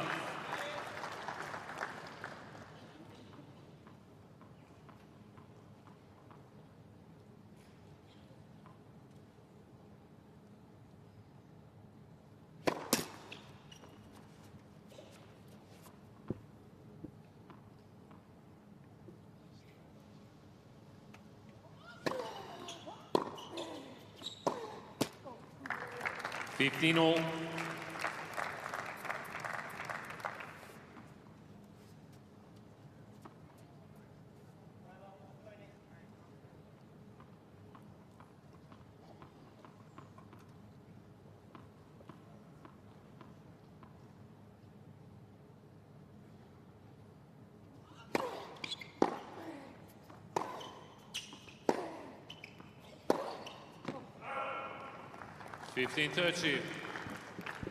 Take a look at this graphic here. Sakari rally hit points. Just really going for it today. Look at that green number, 48% inside the baseline, as opposed to her match against Tomova. She's played it a little bit safer, more conservative, but today against Mertens, really, it's a distinct change in court position.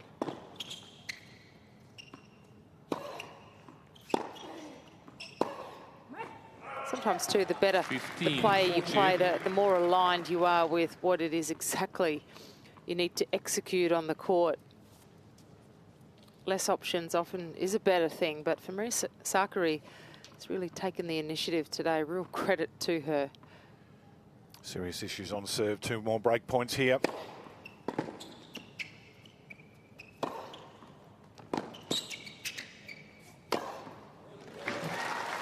More positive effort there. The unforced errors are a massive concern as well for Mertens. 14-4.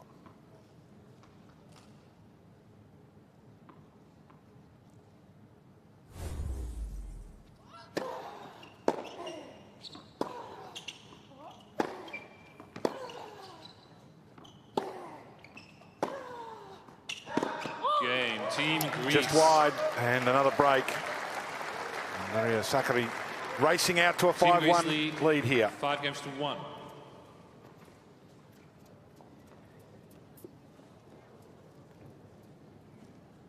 Well, open with the break of serve, and now rattled off the last 5 games.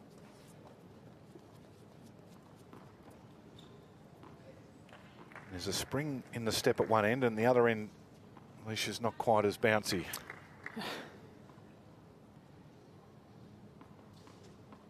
Yeah, it certainly has been one-way traffic since the first game of the match.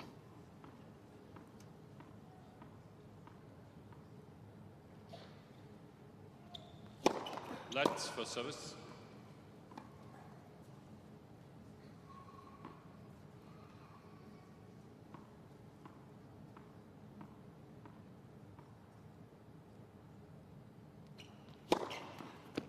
Love. Oh, that's a beautiful serve from Sakari. See the ball make contact with the court, then continue to swing away. That's because she's applied so much side spin and cut around the ball, but also kept it at a pace of 151 k's an hour. So slow enough that it's allowing the ball to move away from Mertens.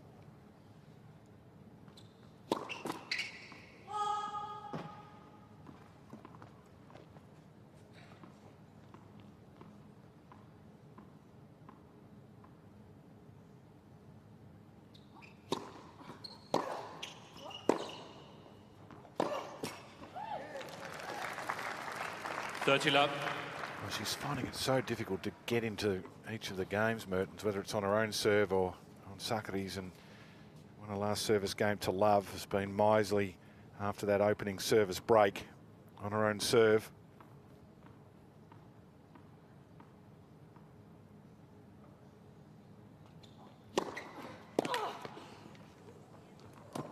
Such an effective swinging serve. All of a sudden, 28 minutes gone, 3 set points.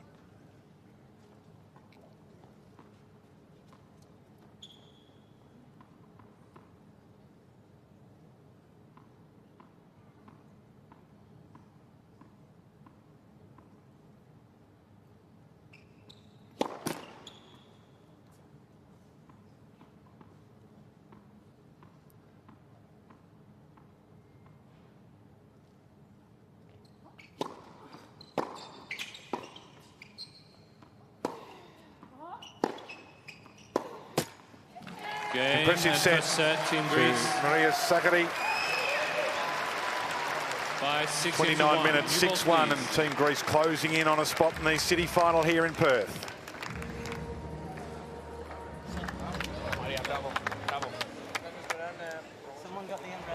It was a bit of a demolition, really. At 1-1, we thought, okay, we're going to be here for a while. We had a break of serve and then a return break, long games, and all of a sudden, 6-1. Well, although Maria Sakkari had less of a first serve percentage, it really was about how effective she was, winning 80% of those. But I think for me, Dave, the key number is the unforced errors from Elise Mertens at 17, giving away more than 4 games worth only in the first set. That's really out of character for her. She's a little bit out of sorts. I'm not sure the reason. And without doubt, Maria Sakkari has been pretty pinpoint with her game moving forward, taking all of her opportunities, already creating 6 break-point opportunities, winning 3 of those. That's a pretty healthy number. But it has been one-way traffic, and for Elise Mertens, needs to try and find a way to extend a few rallies and play her way in, showing some great touch there. And for Sakkari, spoke about it earlier, the fact that she's a lot more willing to step up and remain on the baseline within the rallies is something that her opponents now need to adjust to.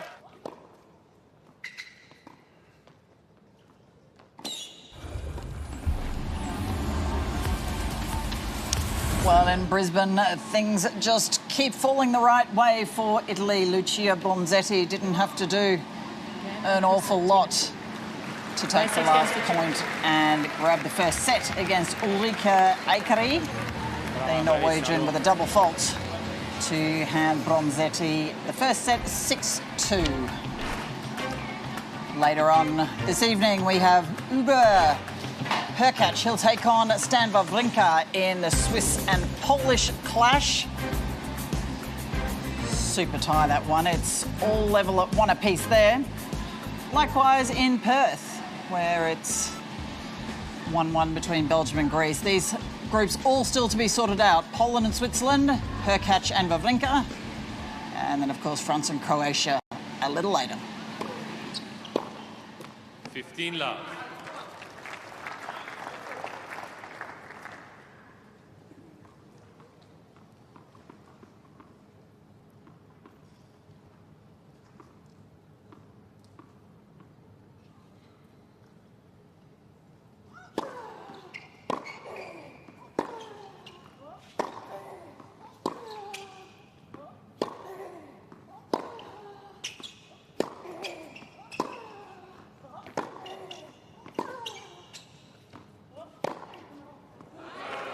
Dirty love. That's a lot better by Elise Mertens, just really making efforts to keep the ball pretty deep and not allow Sakkari the time and the space to get on the attack.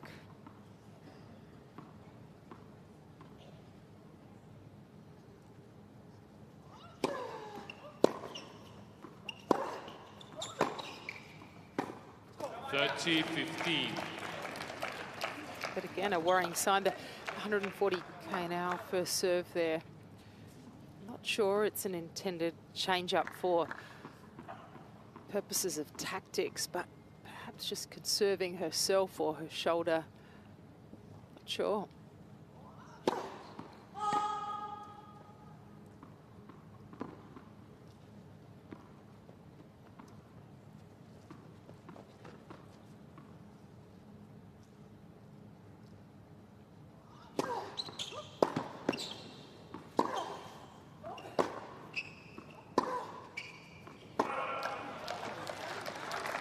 All.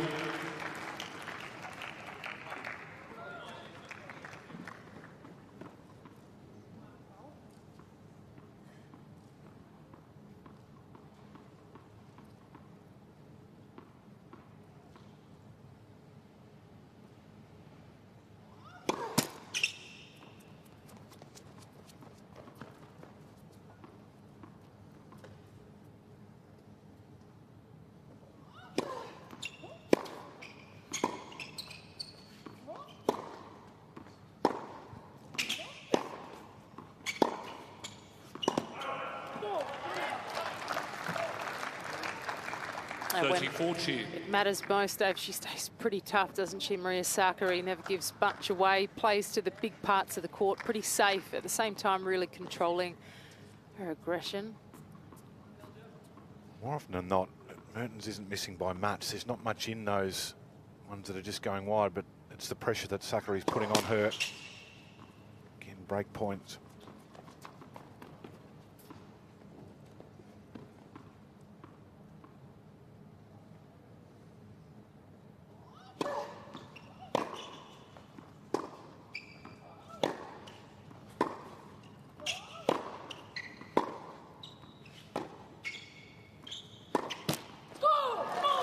Well, that area is brutal for Mertens. Hasn't yet held serve. First game, Team Greece. Second set. Another break to start off the second set.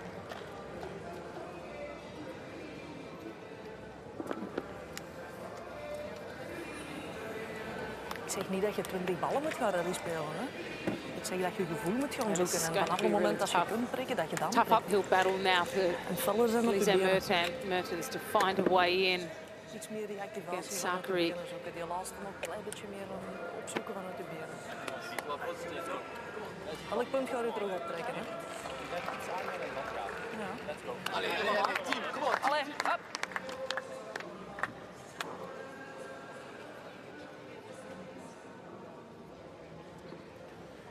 So win predictor started off at 60%.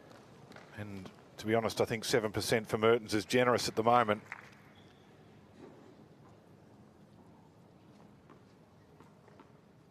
Yet to hold serve.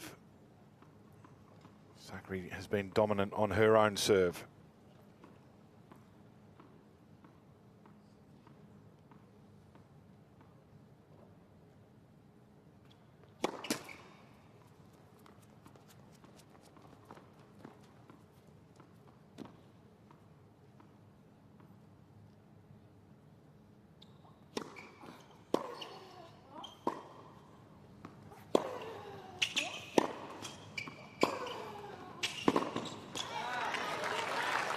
Love 15. That's beautiful from Elise Mertens, using the high, heavy forehand to try and gain some ground, to then step in and punch through the line. Perfect point construction, needs more of that.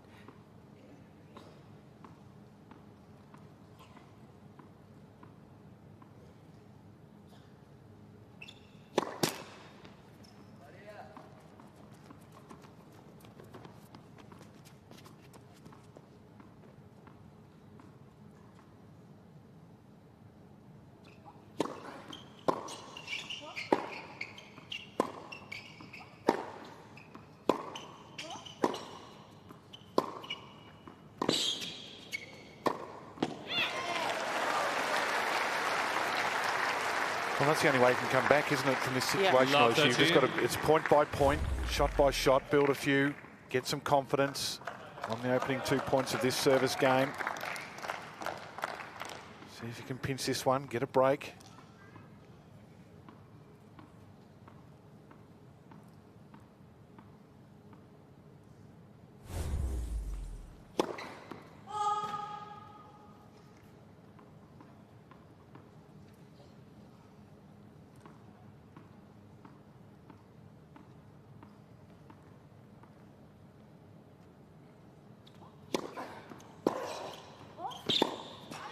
Love 14.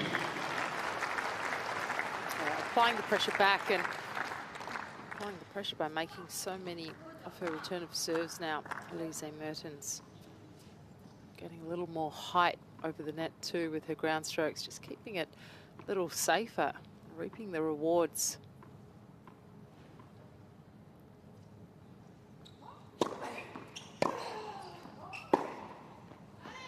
Game team Belgium. Okay, One game on. a glimmer of light.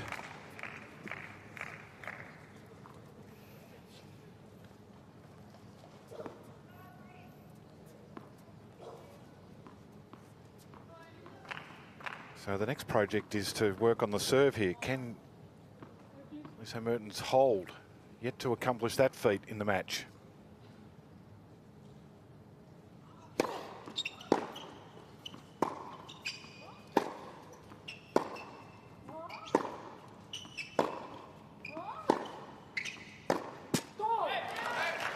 have Love 15. flicked a switch there. Maria Sakkari, look at that first point of this service game. Pretty much 4 balls from Sakkari through the middle of the court, just forcing the issue.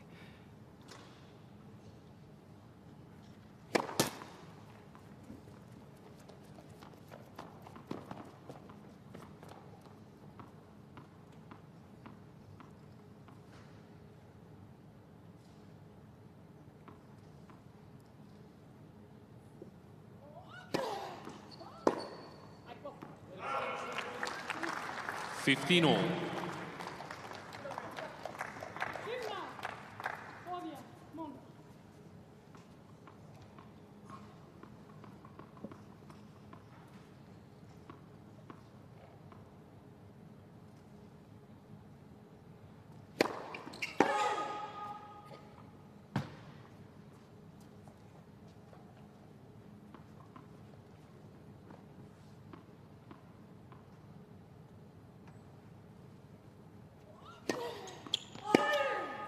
15-30.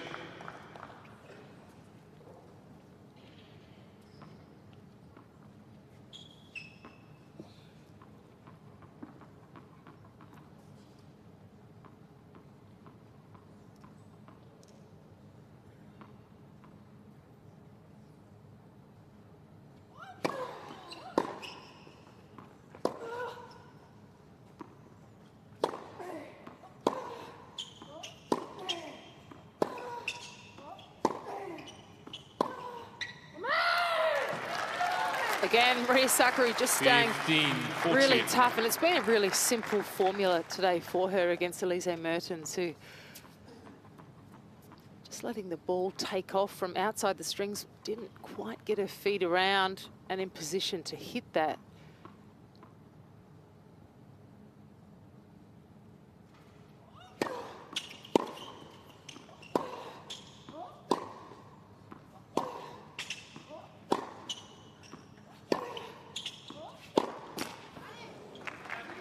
$30-40.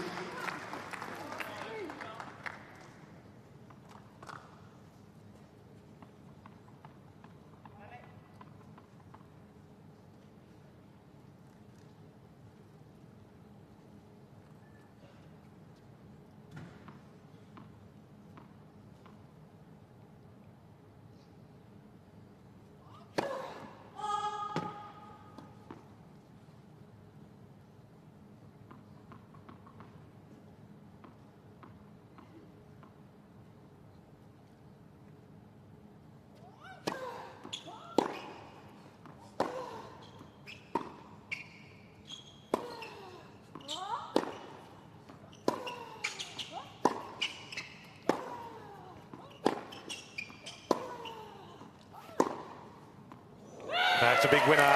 Another break. Team Greece. It's a pumped up Maria Sakkari.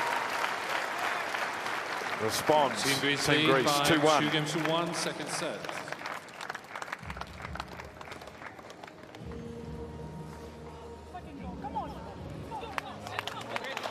Well, Maria Sakkari having none of the break and serve and entertaining any sort of comeback from Mertens. She was fired up there.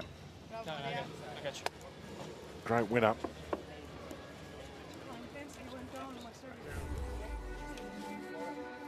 City of Perth is where we are. Beautiful vista over the Swan River to the central business district. Northbridge at the back, restaurant scene. Elizabeth Quays and the bars and restaurants around there. Murray Street Mall, shops and alleys, and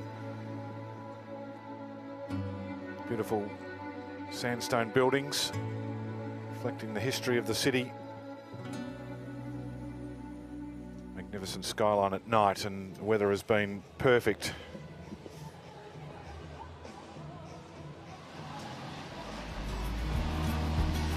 RAC Arena in Perth is the venue for the United Cup in Western Australia, and the fans young and old in the house to watch their sides go head to head. Will it be Belgium or Greece in the city final? Toasty old day for all those kids. 28 degrees, or 82 if you prefer Fahrenheit, heading for 34 or 93. Pretty toasty in Western Australia. The one with the hot racket is Maria Sakkari. She's dominating this clash against Elise Mertens of Belgium. Won the first one 6-1. She's already broken 2-1 up in the second.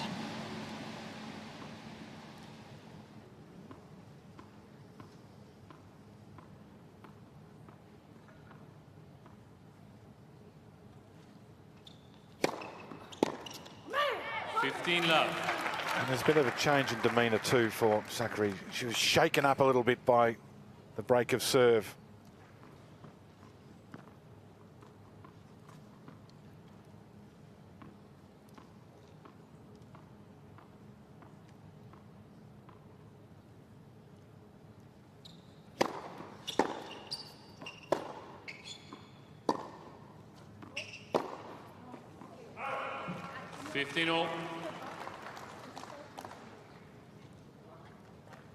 Very forgiving on herself, is she? She's being pretty tough. She's great at the same time, expects so much more of herself, and gaining the lead. Really want to continue that same momentum.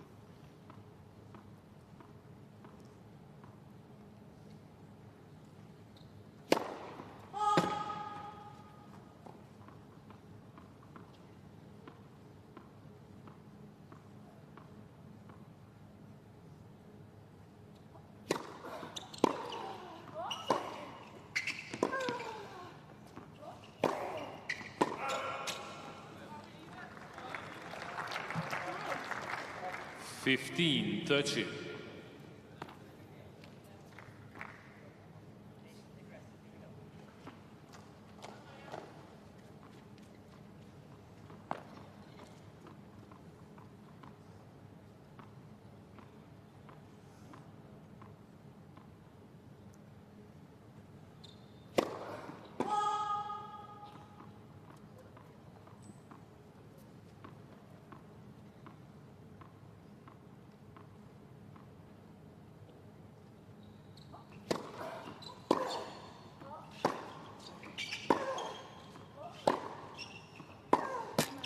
Thanks, Paul.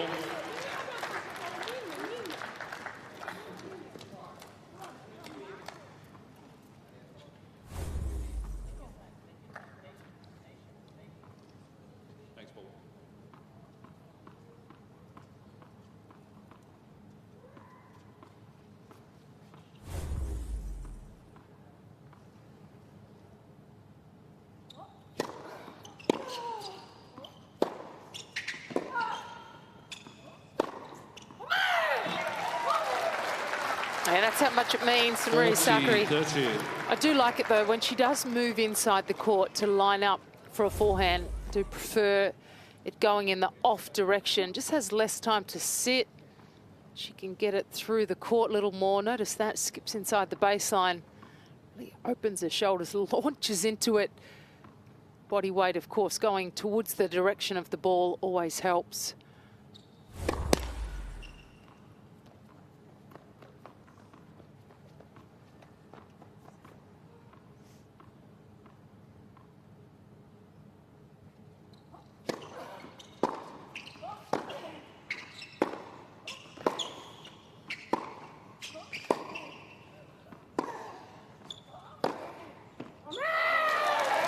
Another winner.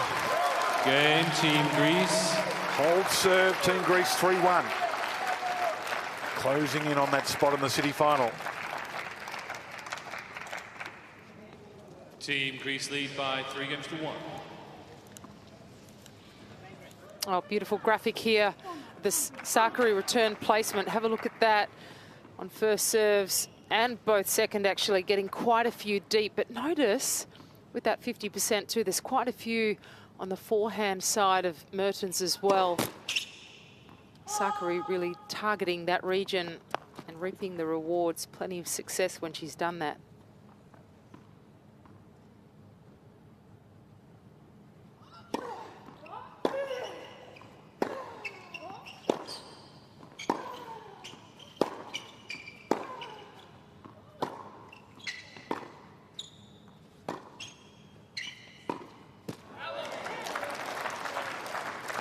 Love 15.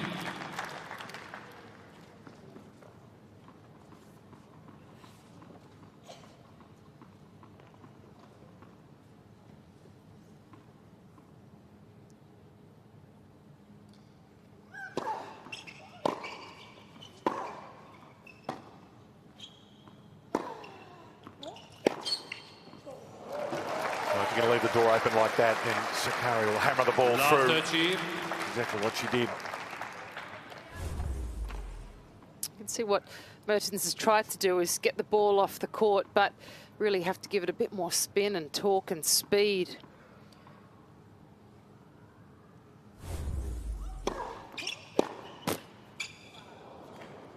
(15-13).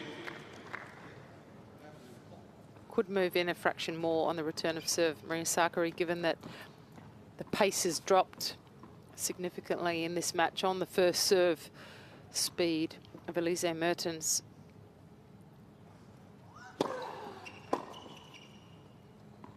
(30).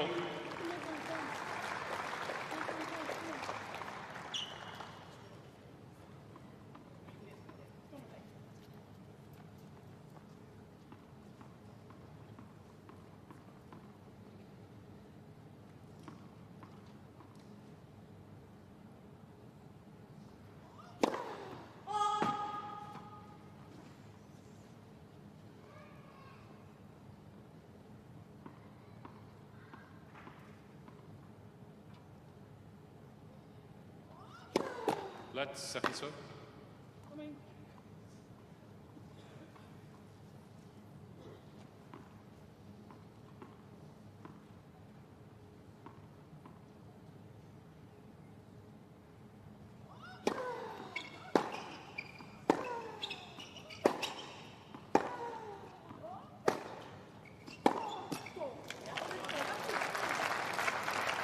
Well, she gets some incredible depth, Sakkari. I'm not sure she's really wanting it to be that close to the baseline at a big point like that, but it puts pressure on Mertens, who's forced back so often. Break point.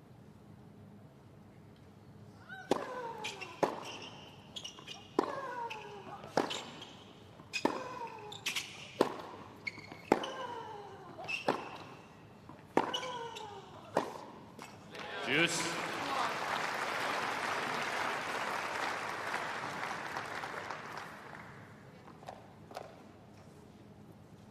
Still searching for a first service hold here, Mertens.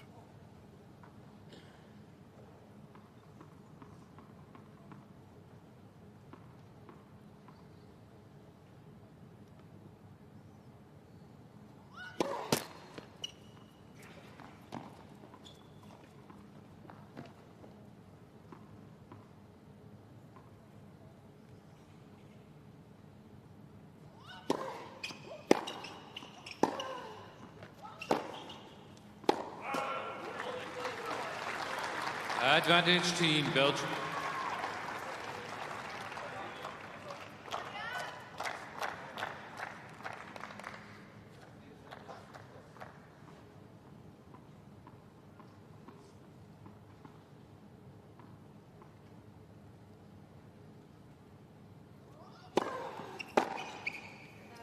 Game team Belgium. On the board with a service hold. 3-2. Team Greece lead 3 games to 2, second set. That's got to feel pretty good for Elise Mertens back on the board, but winning her serve, and often it's a real cornerstone of her game. She's really had to battle here against Maria Sakkari. And again, Sakkari's court position on return just still, I think, too far back considering the service speed of Mertens. She's done a pretty good job through the rallies of keeping the ball nice and deep. Mertens, we haven't seen at net too many times today. And hasn't really been allowed to play the regular style that she's accustomed to. And that's because the movement of Sakkari, her depth of shot and weight of shot as well. It's been really tough for Mertens to grab a handle and a hold of this match.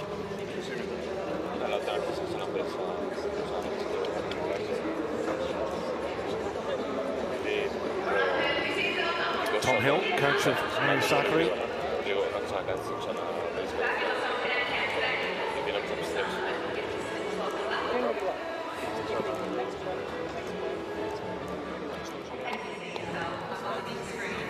Misschien af en toe eens een drop als je kunt. dat je die rallies op dat vlak probeert kort te houden. Hè. Je kunt niet meer doen dan dat lukt, hè, maar je gebruikt wel je verstand. So a little bit more positivity from Elise Mertens as she looks up at the scoreboard and sees that she's in this set, 2-3.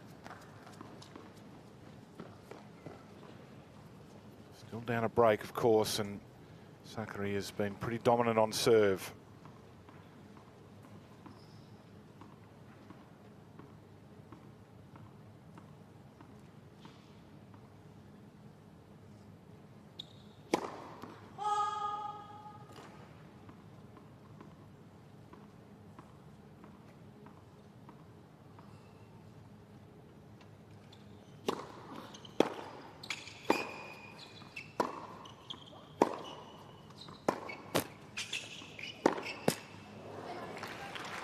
La 15.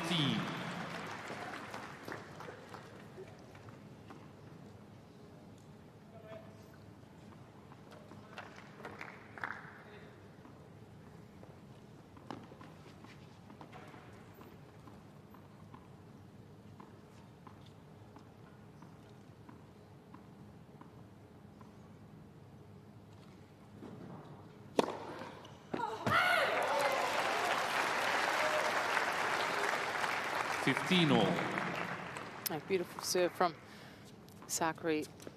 Pretty flat, but just a slight bit of spin on that.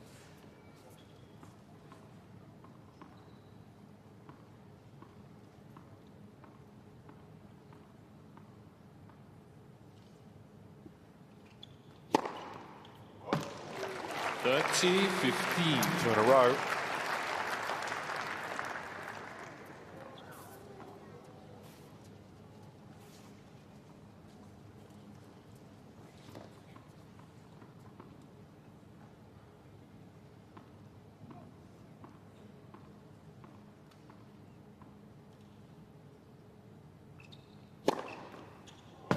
Impressive. Great speed too, 173 k's an hour, particularly when Sakkari's average first serve speed sits at about 165 k's an hour. So obviously feeling really confident now. Go for broke a bit more. Impressive service game. Team Greece. And that's just a little reminder to Mertens. Team Greece League. Okay, you might have broken my serve earlier in this set, and you might have held your own serve, and the score might be getting a little tighter, but I'm the boss. 4-2.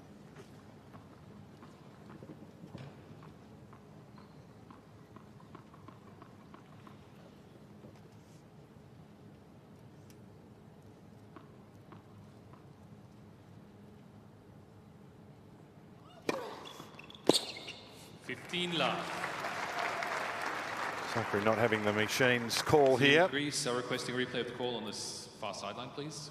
No challenges, of course. Electronic calling. And that's well and truly on the line.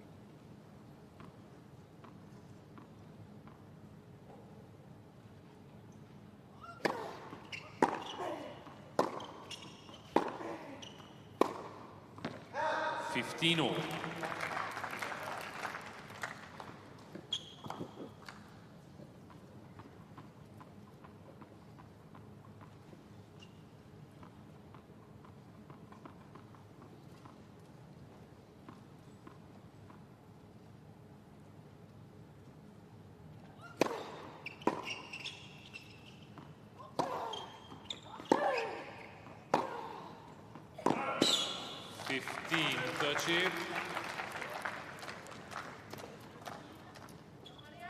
Just trying to rush the ball too much, Elise Mertens.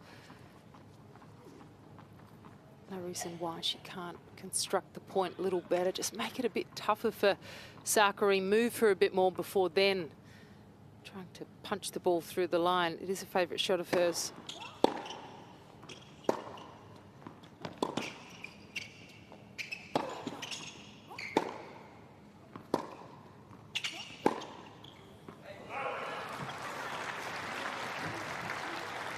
$30 all.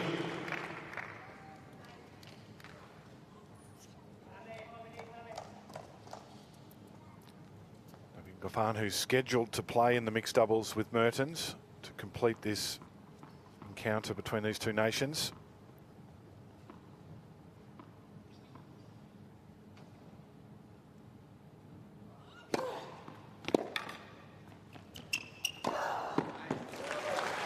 Had a surprise loss against Bulgaria. They were 40-32. Expected, you would have thought, to have won that mixed doubles and win the tie, but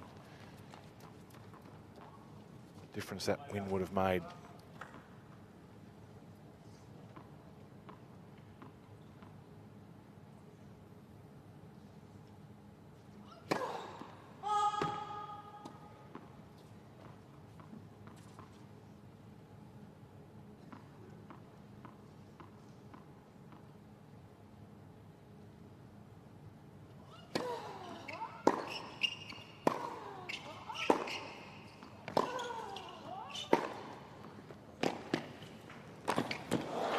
Game, That was a Team good return, Belgium. wasn't it? Really put something under pressure. Team Another Greece hold. lead. Team Greece, 4-3. 4-3. Second set. Ladies and gentlemen, the physio has been called to the court. Just goes to show, doesn't it? Just making that extra ball back, putting and throwing the pressure back on Maria Sakkari. And that's the way forward for Elise Mertens. Really has to get herself back in more of these rallies. So the physio has been called. I think it was for Mertens. No obvious signs. I know you've thought maybe from the beginning that there might be a shoulder, but issue wasn't operating as normal, but not 100% certain. And that was purely because of the reduced service speed from Elise Mertens. Fastest serve being 179, but the average only 157, so not operating at full tilt.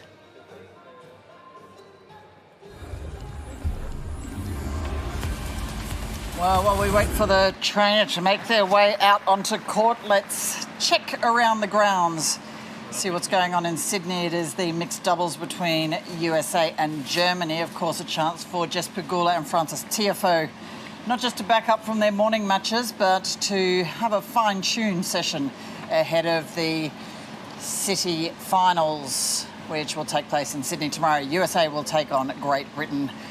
You can see on the main screen the physio headed for, we believe it'll be Elise Mertens, who's asked for medical assistance. And bottom right, in Brisbane, it is Lucia Bronzetti. Following on from the fantastic start Matteo Berrettini gave Team Italy. Italy through to the City Finals in Brisbane. They'll play either Switzerland or Poland, which they'll find out tonight. And those matches tonight will give us a lot of clarity on who will be playing whom. That's when the last groups will be decided. It's the sixth night of action, the last of the group stages in the United Cup. Paula Badosa of Spain will be on court against the Aussies. Hubert Hurkacz, he'll take on Stan Wawrinka. That one in Brisbane. One apiece for Switzerland-Poland, so they might need the mixed doubles, which will feature, you would think, the world #1 female Iga Swiatek. Here are the results already today. These completed matches, Jess Pegula, pretty straightforward win over Laura Siegemund of Germany, 6-3, 6-2. Frances Tiafoe likewise make to work a little bit harder in that first set, 7-5, 6-4 over Oscar Otte of Germany. Up in Brisbane at the Pat Rafter Arena, Matteo Berrettini had the crowd in raptures, 6-4, 6-4 over Casper Ruud of Norway, and securing Italy's spot in the City Final. Here's what we're expecting tonight. The first time Hurkacz and Wawrinka have met, it could go down to the wire. One apiece in the group featuring Switzerland and Poland. Either of those sides could go through. France-Croatia, a little bit more clear to love to Croatia, so France under the pump. They will need to do very well indeed.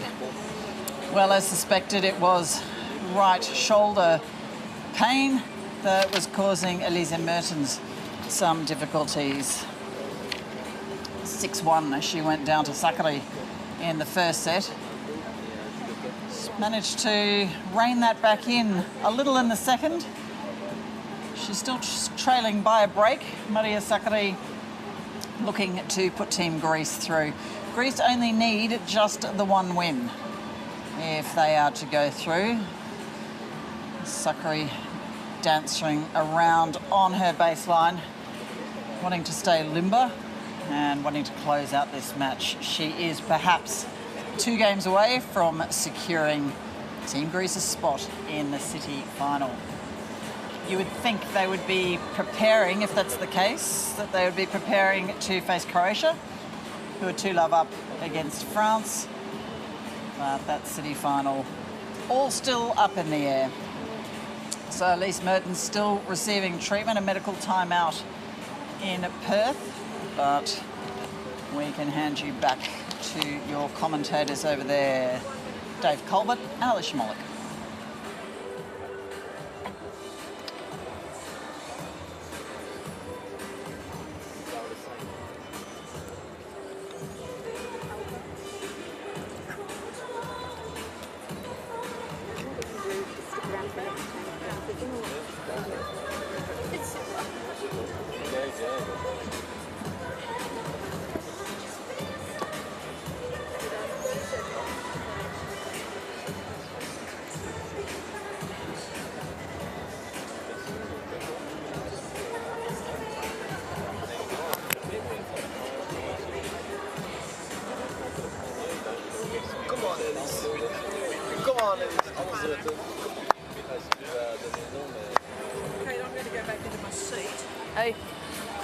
Complete. 4-3 the scoreline here. Sakkari has a break and is serving here, trying to close this one out.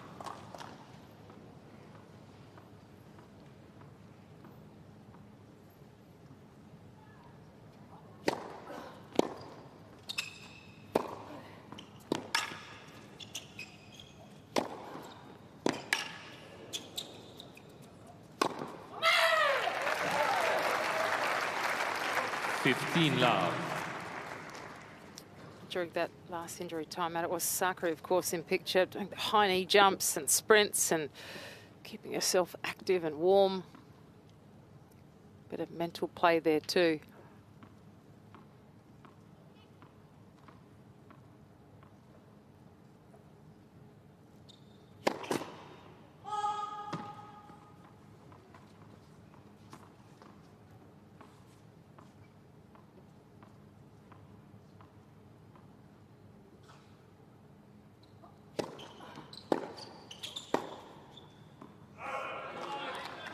One of the few occasions where Sakkari's been put on the back foot.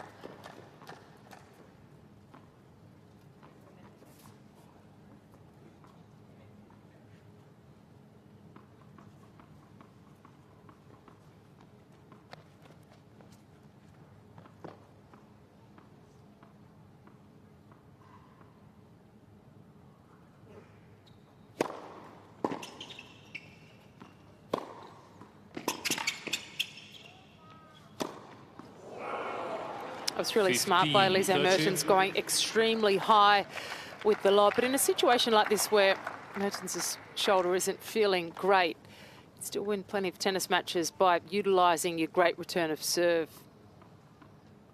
Don't always have to be serving at full tilt. It's where she has to give herself some encouragement.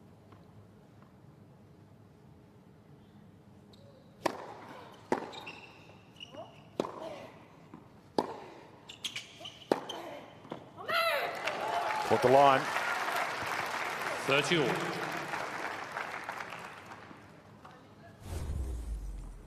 Brilliant here from Sakkari. Steps in. Have a look at that. Gets the open stance happening. Great coil. And then the release and rotation. Really like that too. Following it forward just in case her opponent gets there.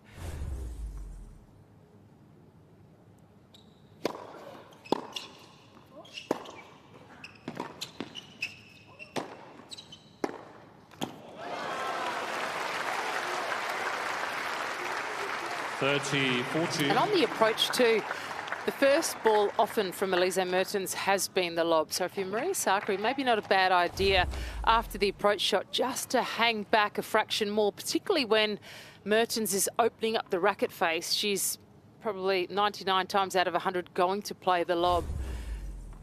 So don't close in quite as much. Expect the lob.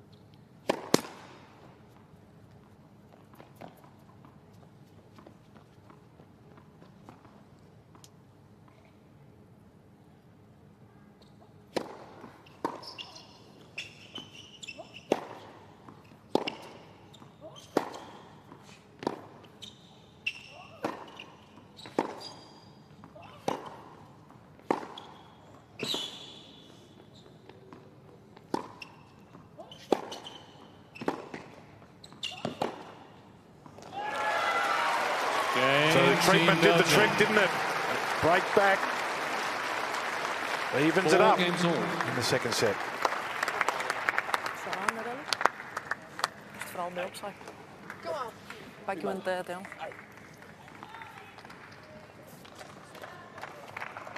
She doesn't look like someone that's just broken back and has evened up the score, that's for sure. So, yeah. A little question, I'm sure, about how you're feeling, and a little shake of the head, I'm not sure. All square, though.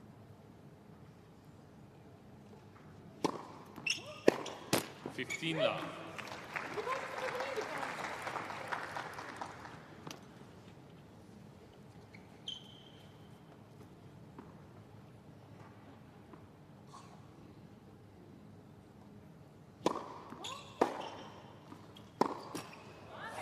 Yeah, she's not giving much away, is she?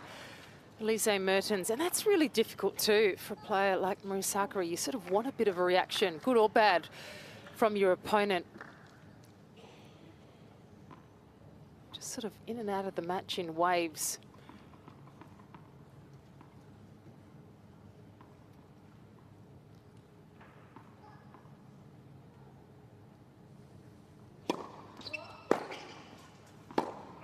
$30-15. And a few more errors coming from Sakkari as well.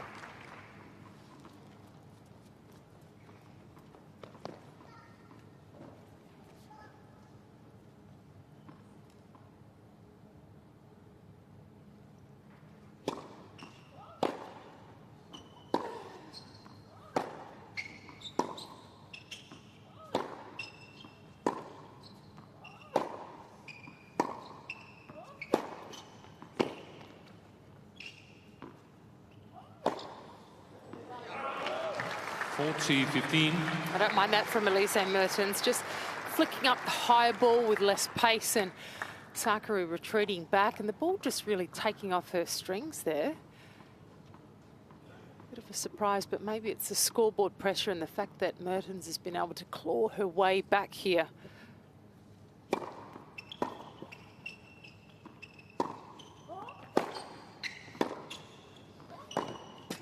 Game, Team Belgium. So for the first time, it's Belgium in front on the scoreboard. New balls, please. Mertens fights back and leads 5-4 now in this second set. Team Belgium lead 5-4, second set.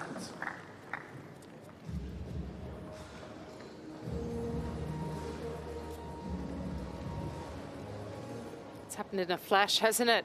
The comeback from Elise Mertens, and really has just stayed the course. But I really feel like it's been a dip in form by Maria Sakkari. Hasn't kept the pedal down, allowed too many unforced errors, and Mertens to really jump in on the scoreboard. I think really important for Sakkari too, if she sees that Mertens isn't serving with a lot of pace, to sort of be a bit more aggressive on return of serve and force the issue more.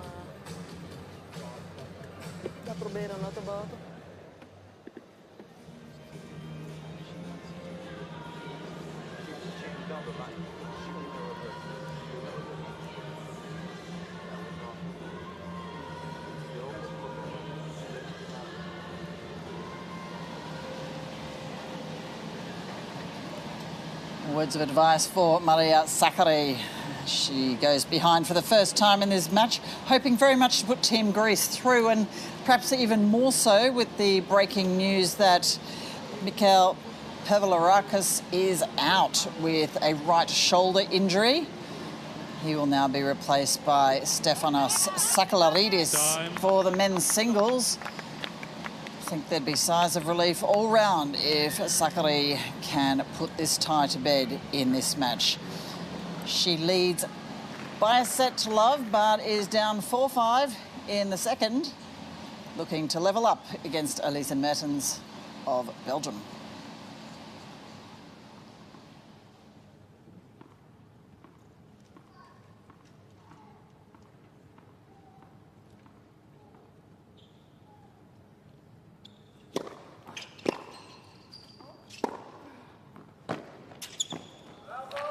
To go back to the opening game of the match where Sakari was broken on serve. Since then, it's been pretty much one-way traffic for most of the 1 hour and 15 minutes, aside from the last 5.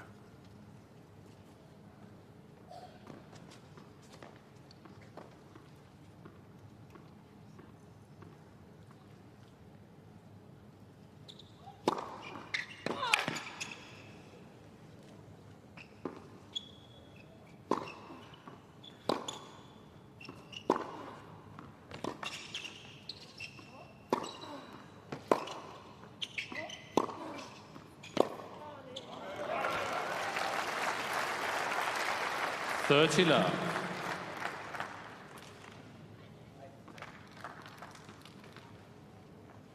That's a whopping number.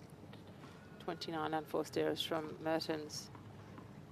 Pretty impressive then that she's got herself to this position, 5-4 up. It's happened in a flash, I feel.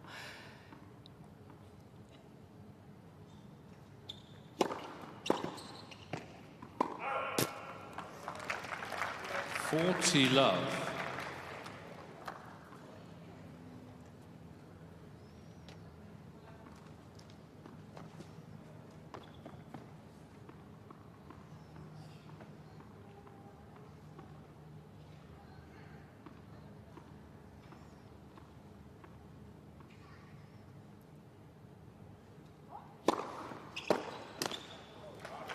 Game, Team Greece. It's an improved service game from Sakari. 5 games all. It's 2-2 from the service line in this set, so now able to improve that ledger. And so secure on serve.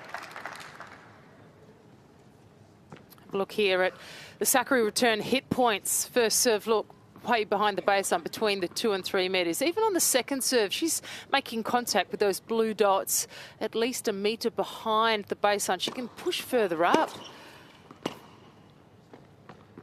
We've spoken about the reduced pace of the Mertens serve because her shoulder has been bothering her. But for Sakari, you have to see that and try and shut it down even quicker. And you do that by bringing your court position forward, being a lot more aggressive on return of serve.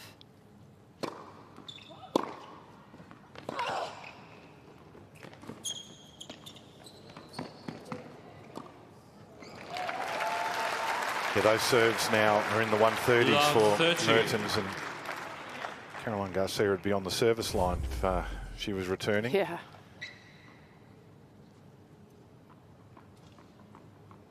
Danger here.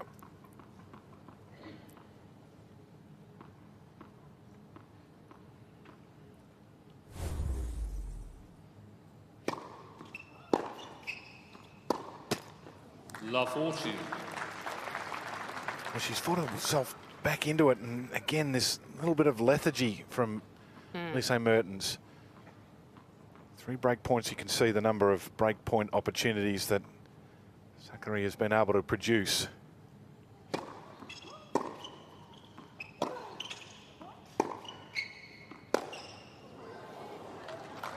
No, that wasn't the service game that Team Belgium wanted or needed. Team Greece gets the break, 6-5, and they'll serve for the match. Second set. Just played with a lot more intent there. Maria Sakari, and a lot better in that game as well with her intent. Still would like to see her press up on return of serve, but she may not get another opportunity.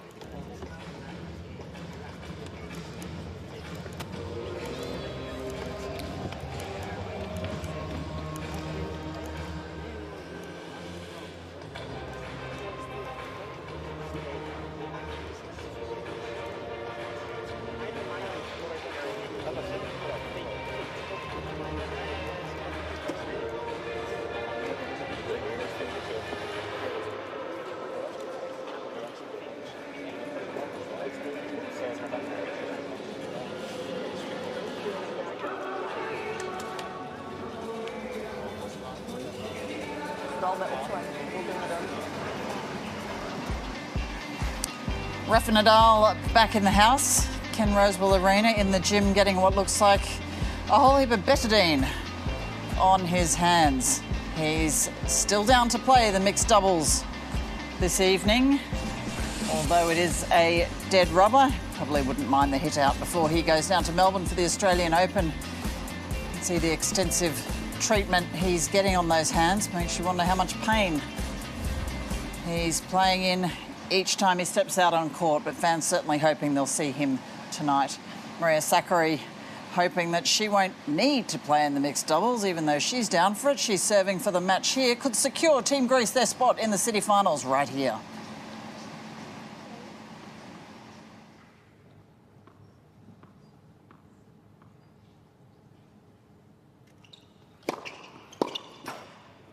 love.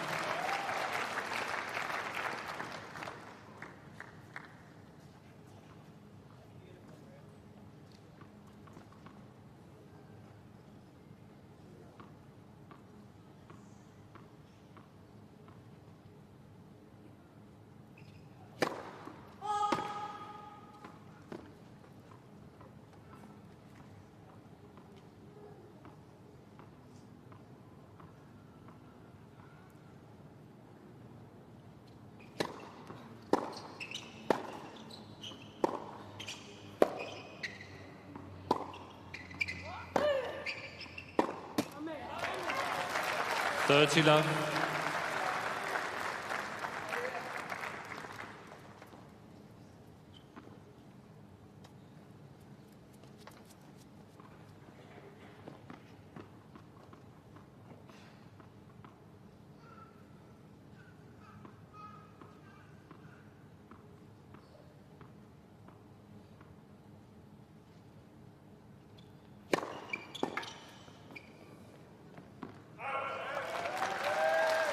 Love.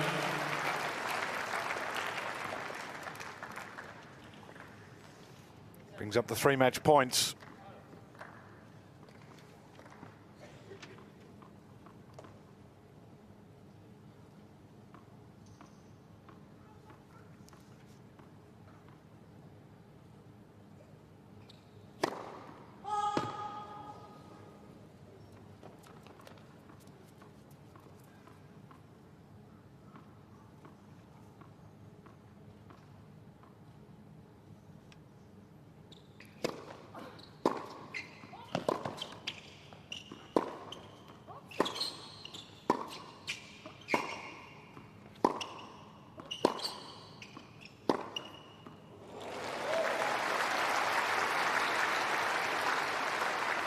$40-15.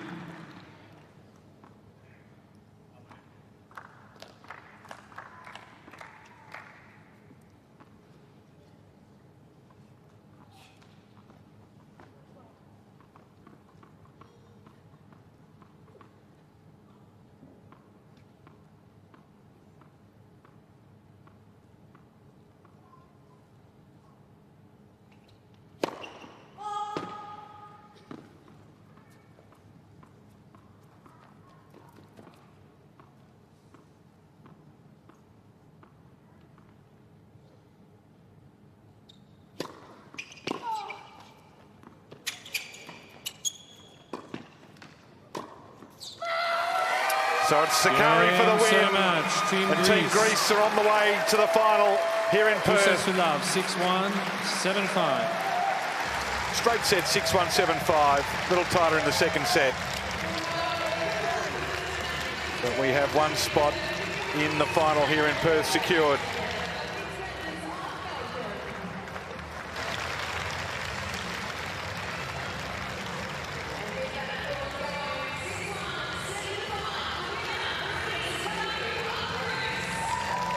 So second win for Maria Sakkari.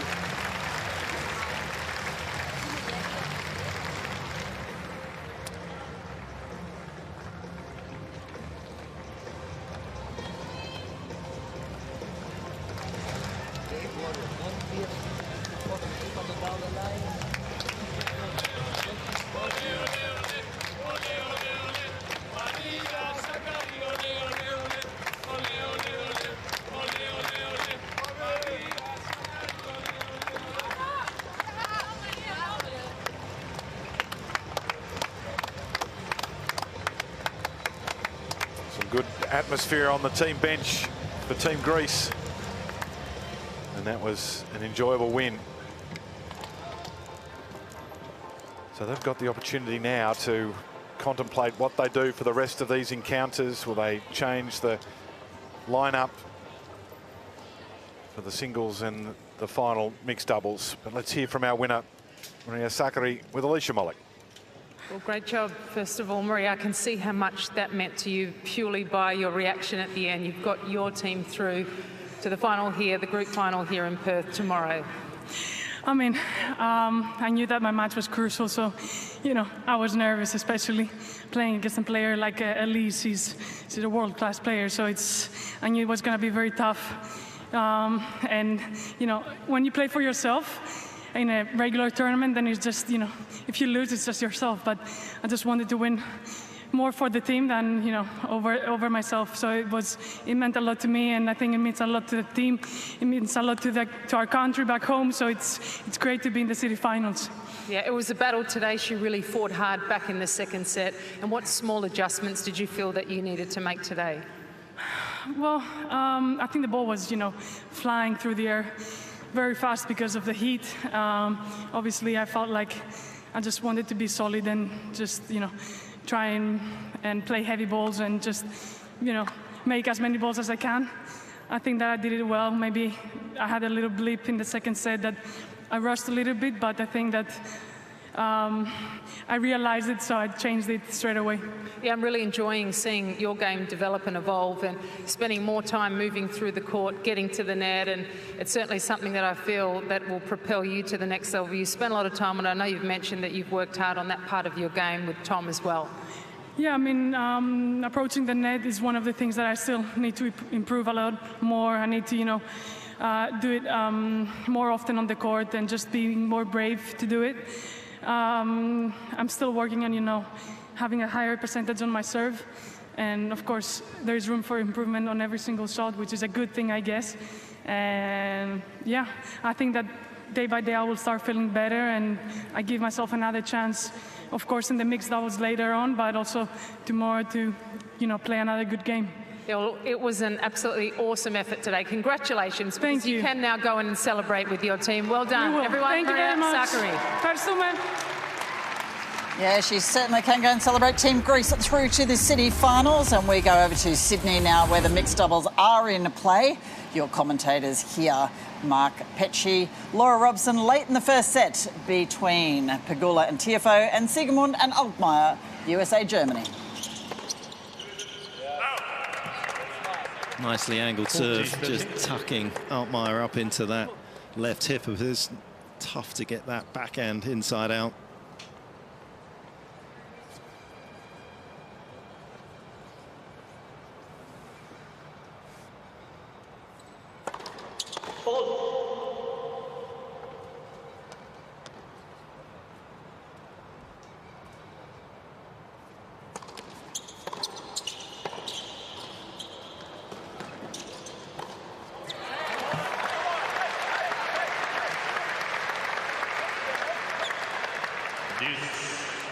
Deciding point.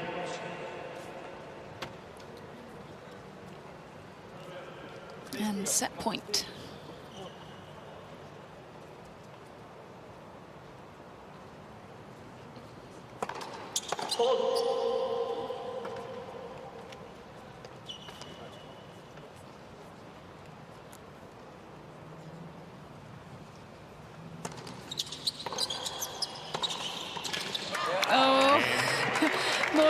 He got too excited, saw a chance, but it wasn't the right move. That was so low over the net off the third ball from Pegula. It's a virtually impossible volley to get back from underneath the net and have it drop over.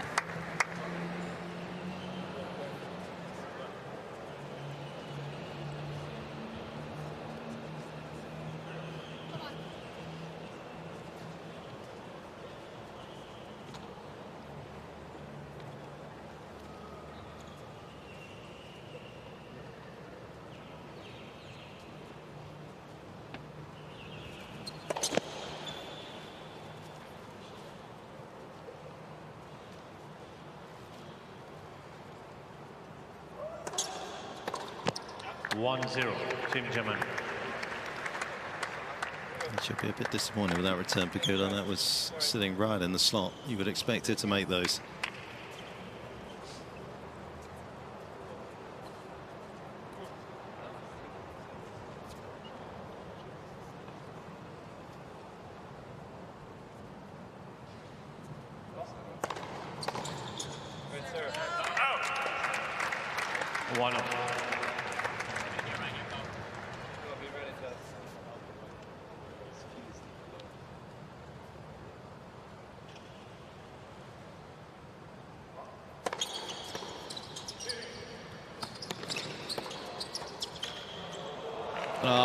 Siegemund read that beautifully.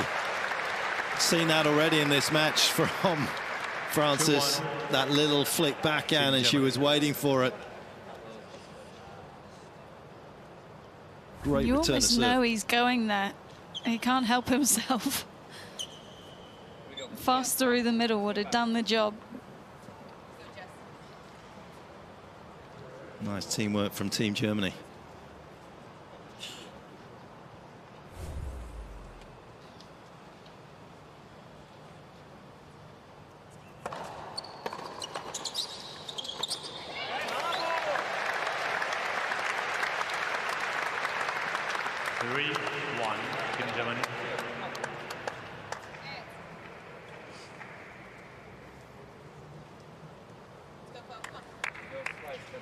She's had a lot of slice serves out wide to Pegula's forehand. But the I formation here.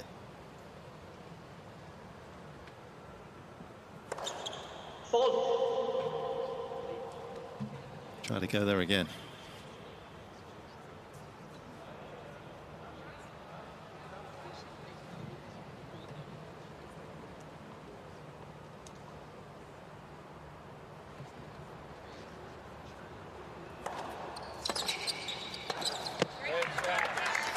Well, I do feel the I formation on a second serve is overused in all types of doubles, because you've just got so much room to work with as a returner, and if you're serving to a big hitter like Pegula, she loves an open space. She loves a target.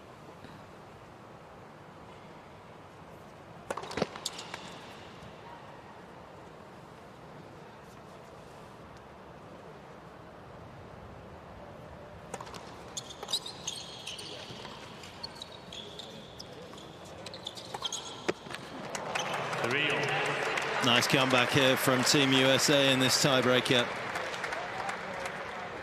There's been some firepower, but there's been some nice little touches of finesse from both sides. Still locked at all level after almost 50 minutes of this opening set.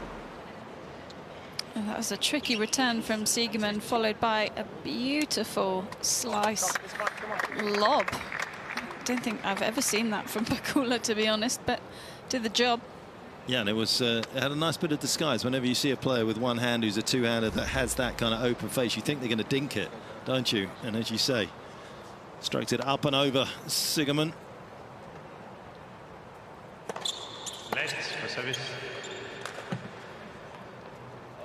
That was the machine, Francis feels, rather than the actual ball touching the net. And Liechtenstein can do nothing about that.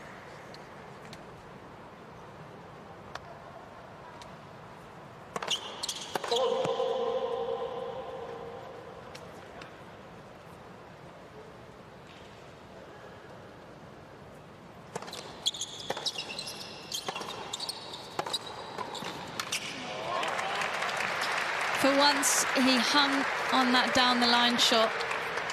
Tiafoe all day has been overexcited, crossing, maybe when he shouldn't do, but that one, when it mattered most, held his nerve.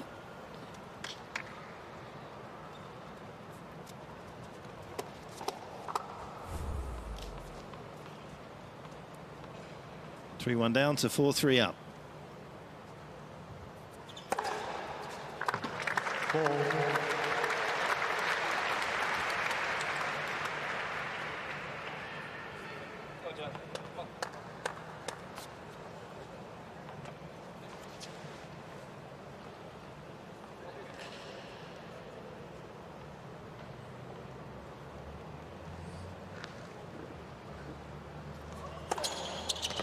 Excellent serving. 5-4. Team Germany.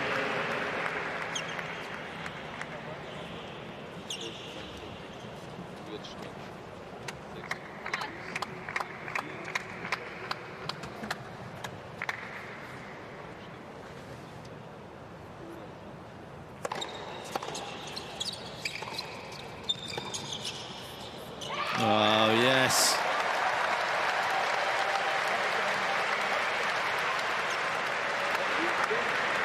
Team Germany.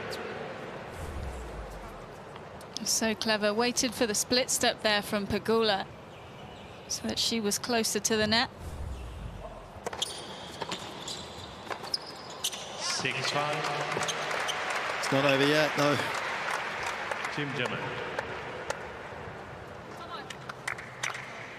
And the set point coming on Siegemund's serve, which, as we saw in the singles earlier today against Pegula, was a little ropey at times.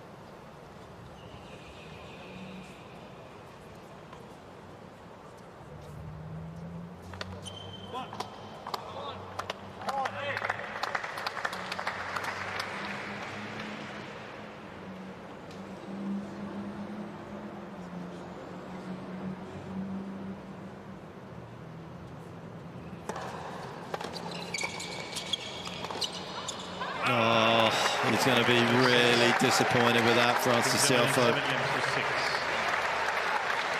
Team Germany escape, and in doing so take the opening set on the tiebreaker by 7 points to 5.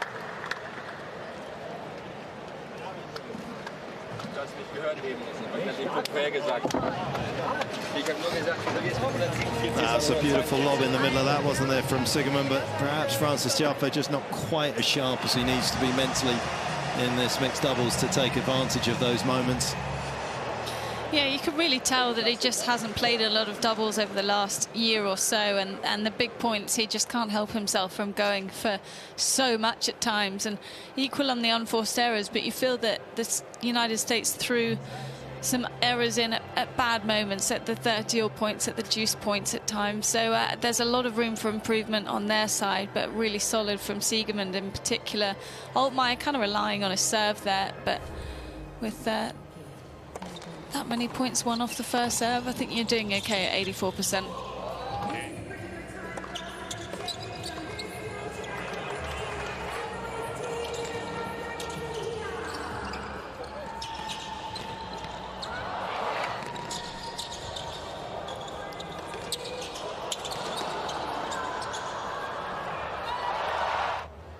Yep, some super exchanges and some glorious stroke making on its own in isolation as well.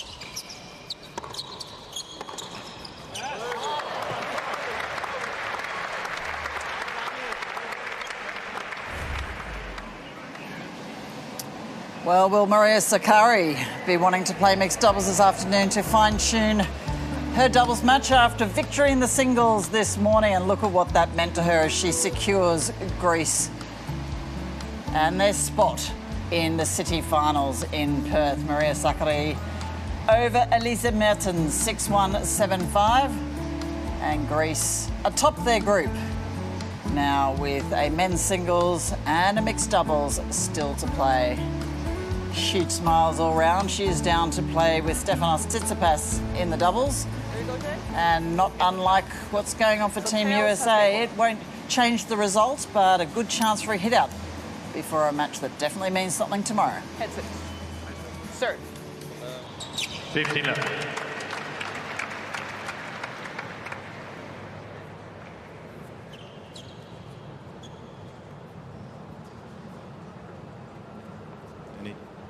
To make sure that they got through to the City Final against Team GB tomorrow.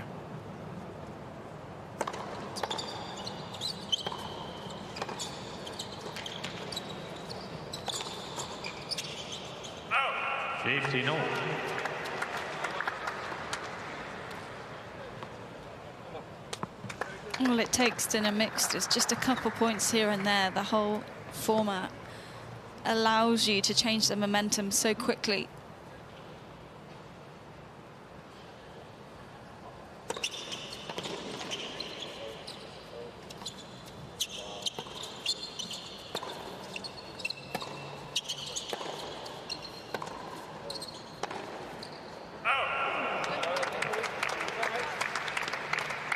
A little unlucky. It was the right shot. Yeah, he's shown some nice touches on the block return and the lob, hasn't he? That's some good-looking technique there.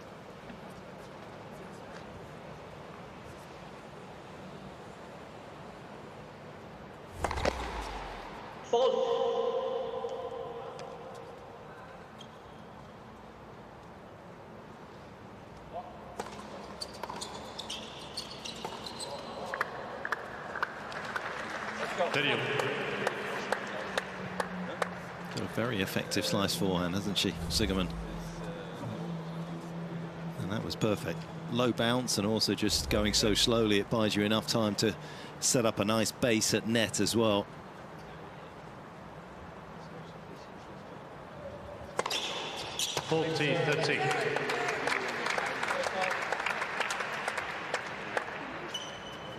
Francis deciding to simplify things with a 210km/h ace.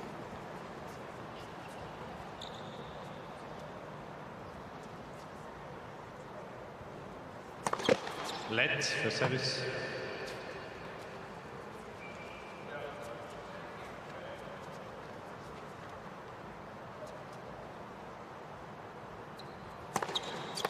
Again, Team United States. First game. Change up with the I formation on the ad side. Maybe Siegemann's slice forehand return, just getting in his head a little. But also, when you've got that ability to serve from closer to where you would usually serve from in singles, you can often feel like you can hit your spots a lot more on the placement.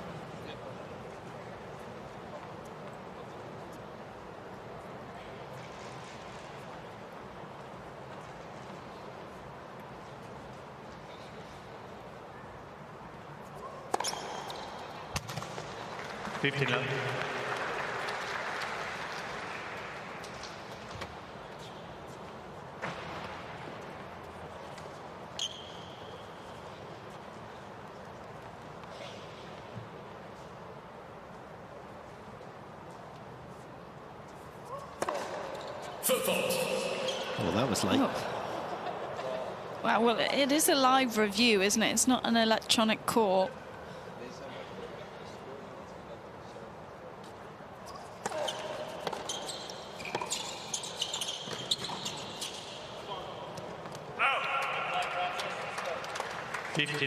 There was a fair bit of foot movement for Daniel Altmaier on his serve. Understand why he gets it wrong just occasionally.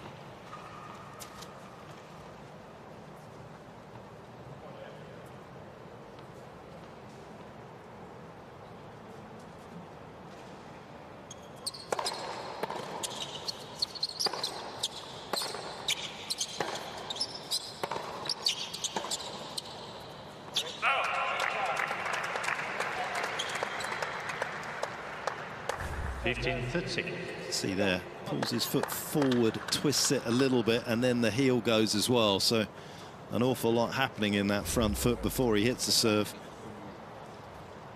She looks like he's changed his service motion a bit. I was saying in the last season when you watched him, he used to take the bottom two fingers, almost third finger, off the grip to keep it as loose as possible.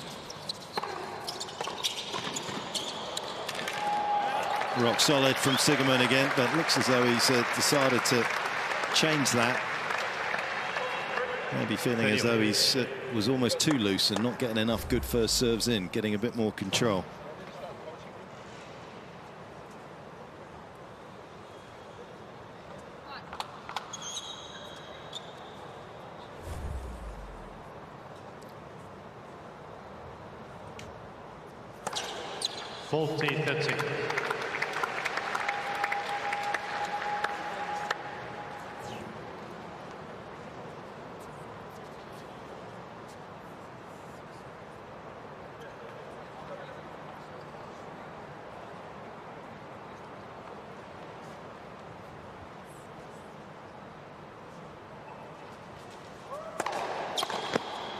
Game.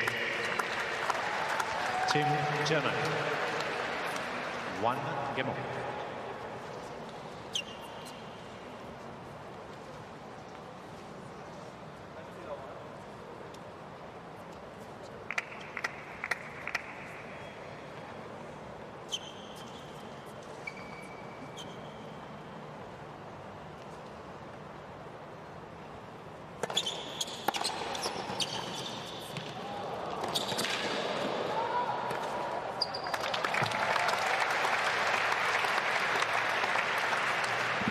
Below 15. Team Germany really combining nicely out here at the moment.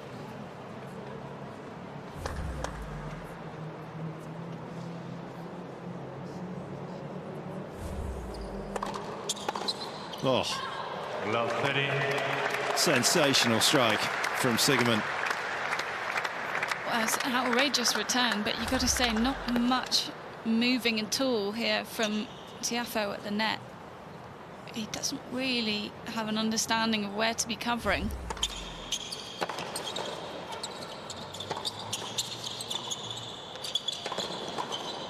Oh no, she's missed it. It's another perfect point from the Germans. 15, 30.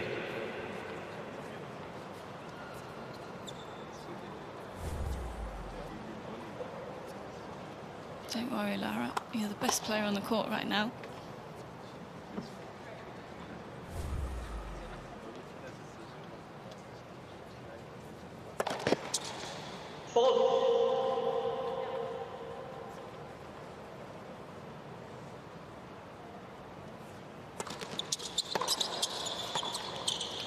And continues that growing trend as well, as you say. 15-40. Excellent length this time.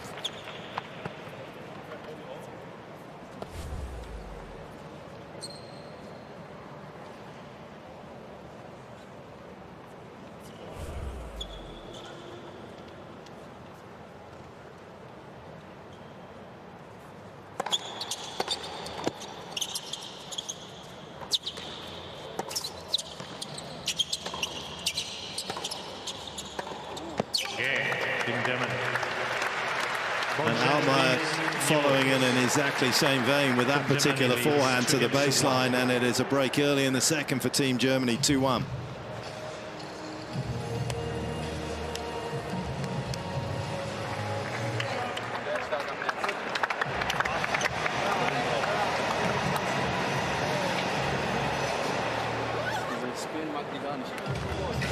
Spin?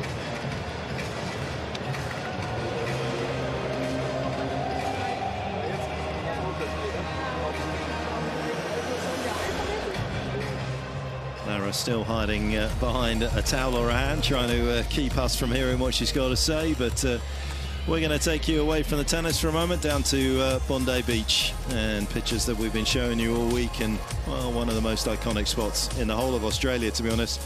25,000 beaches, and so many people come here to surf and learn to surf for the very first time. A kilometre of sand just 4 miles away from the city, easy to get to by train or bus. Well, up north in Queensland, it's been Italy that's been the story. Berrettini had a win, and a little earlier, this is Lucia Bronzetti. Oh, made it look absolutely effortless. Of course, Berrettini's win gave Team Italy victory, put them through to the city finals, but a great hit out for Lucia Bronzetti. 6-7, 7-5 over Ulrika Ekeli of Norway. Italy leading that tie 4-love over Norway. They'll be back in action tomorrow in the city finals, but they'll have to wait till tonight to see if they take on Switzerland or Poland. However, lots of confidence for Lucia Bronzetti. Great win for her, and she'll be looking forward to that clash tomorrow as we return you to the doubles in Sydney. And Sigerman and Altmaier of Team Germany with the break. They're serving 2-1 up and leading a set to love.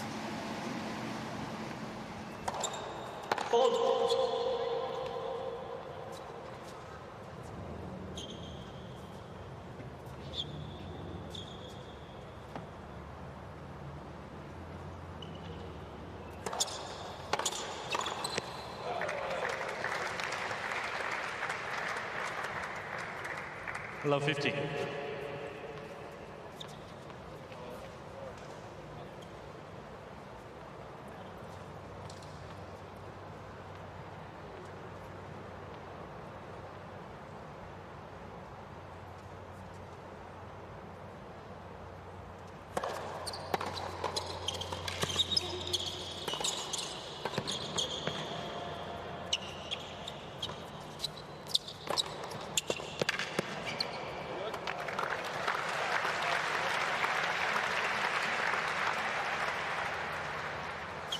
$50.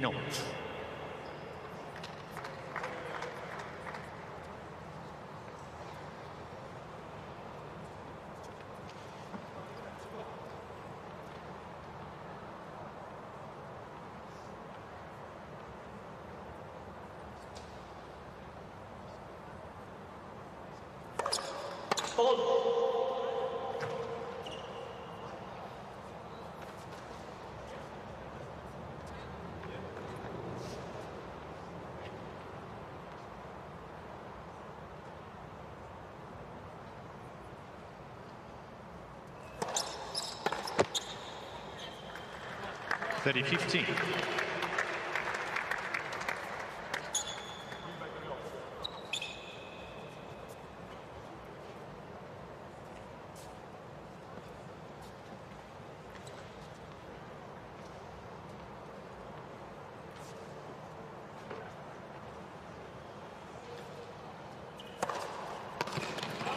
$40.15.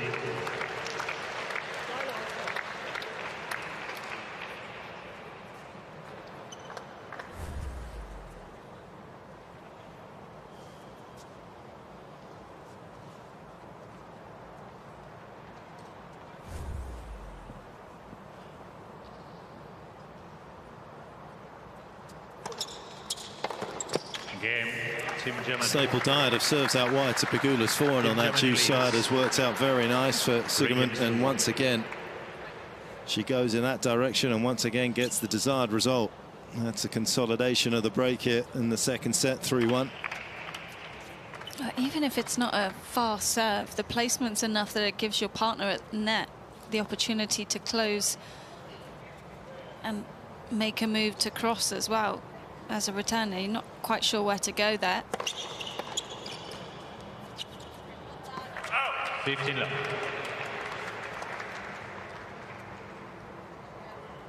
Looking ahead to later this week, who would you put in the mixed?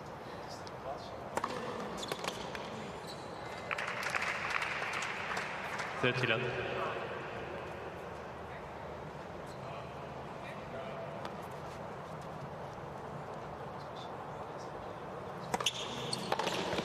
$40 love.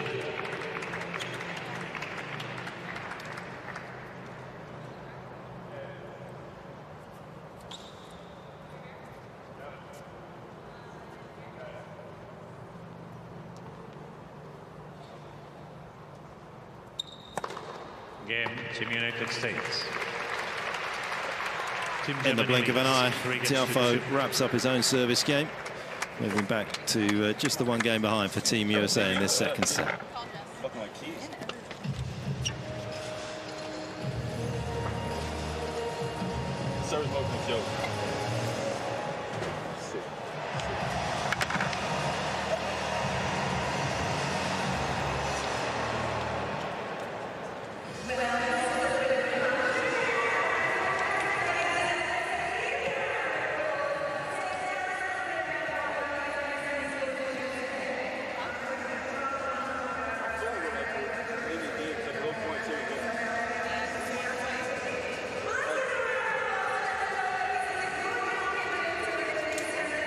Yeah, who would you put in the mixed, looking ahead to later this week for the Americans? That's a good question. I think Taylor and Jess, to be honest.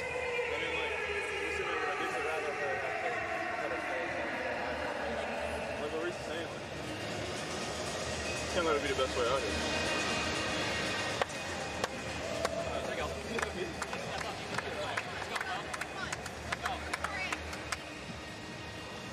Beautiful day here in Sydney, and the temperature will be getting to 30, 31 degrees.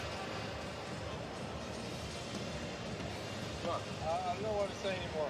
Lunchtime, come on. I don't know words. Lunchtime. Sasha more worried about food.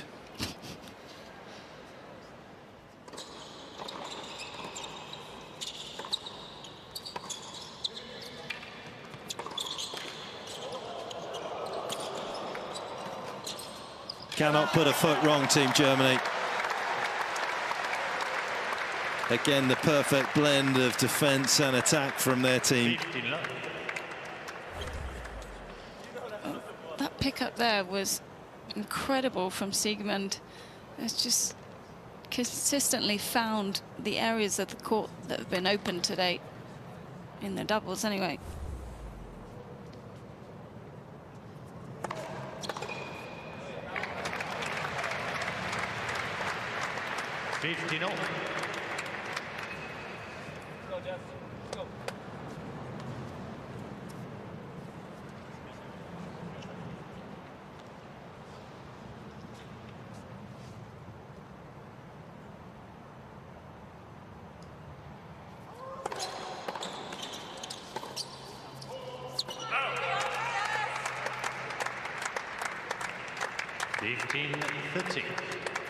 Don't make that return. Return, Jazz. Please don't. No.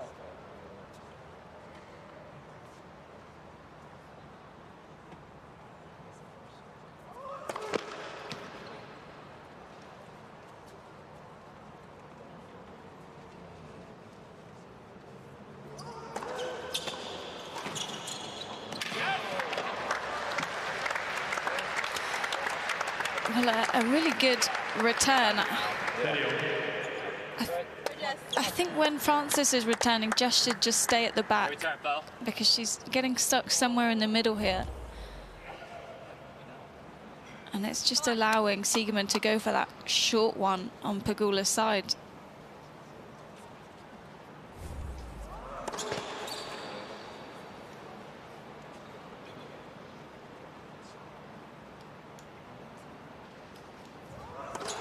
Oh.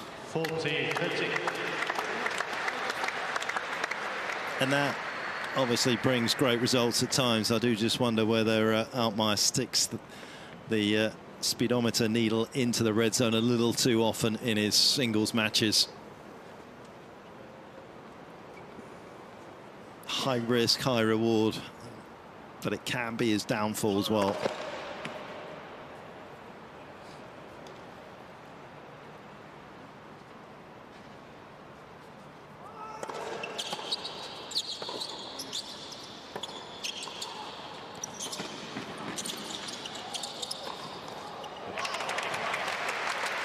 Yeah, Siegmund very disappointed she couldn't find the angle there. Deciding points. Straight fence. Straight fence. Just don't take any chance.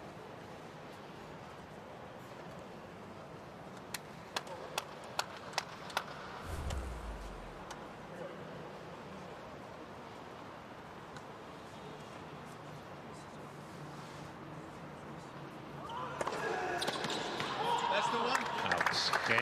Team Germany. Team Germany leads 4-2. Sasha getting in Francis's head there. Straight fence, don't take any chances that you're going to make it.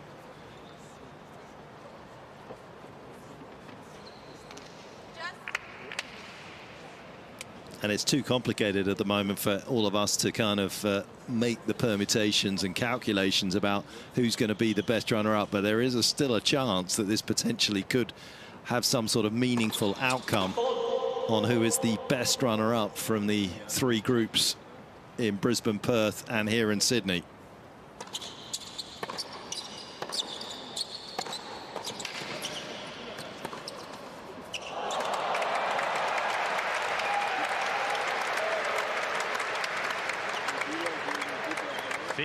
Yeah, you would think that the USA are in a really good position because they won their first tie comfortably too. I think that was a 4-1 finish. But you just never know, do you? So every rubber does count.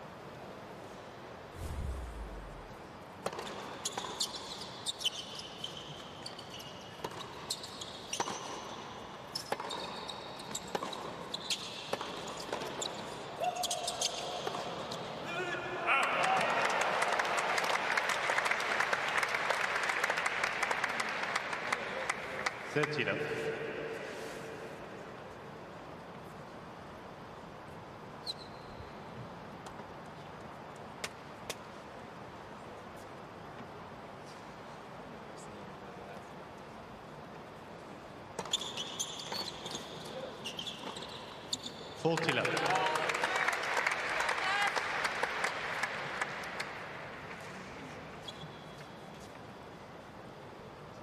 Desiree Krabjek obviously sitting on the bench there with 4 mixed doubles Grand Slam titles to her name, probably feeling a bit hard done by.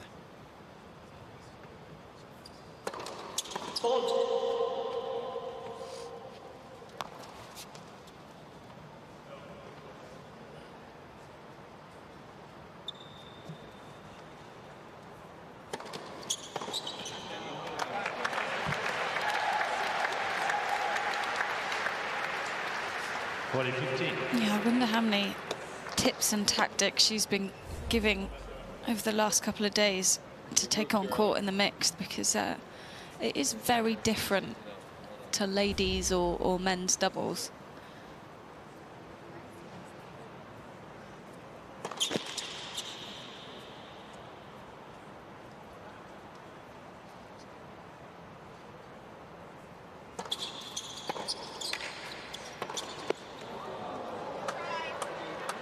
.40-30.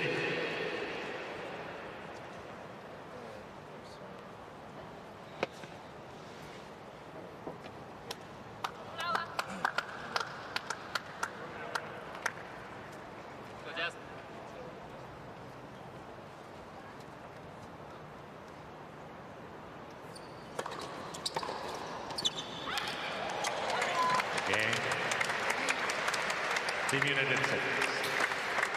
Sugarman Almar leading 4-3 with a break in the second set and up by 1 set to love.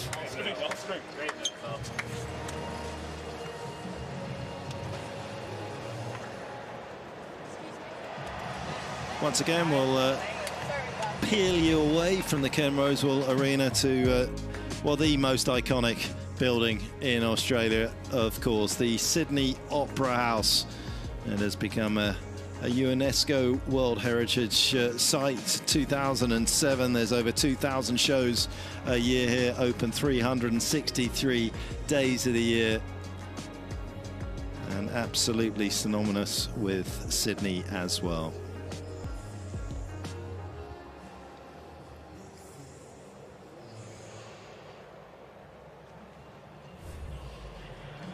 As we come back to the tennis and potential conclusion of this mixed doubles match.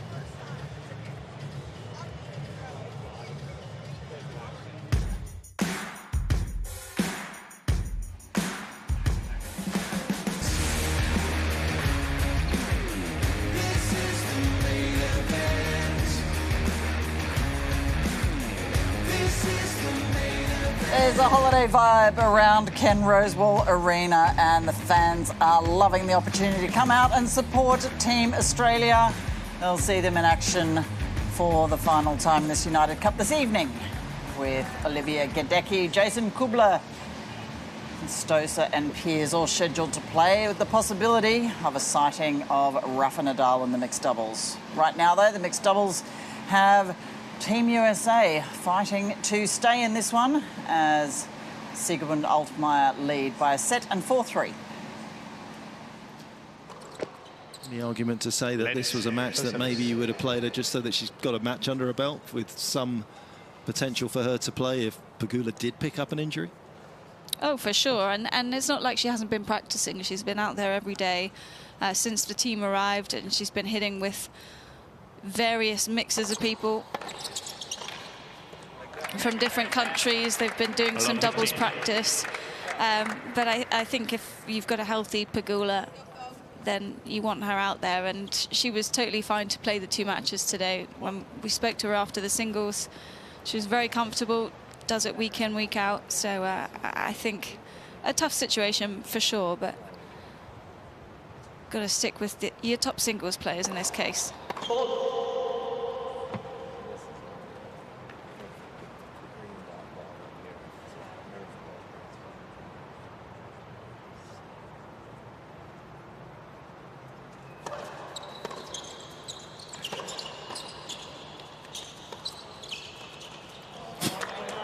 Whoops.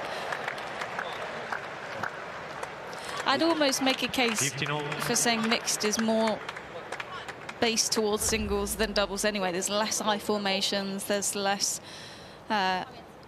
Australian formations, if any. So you're kind of playing a cross-court singles until you get an opening at the net.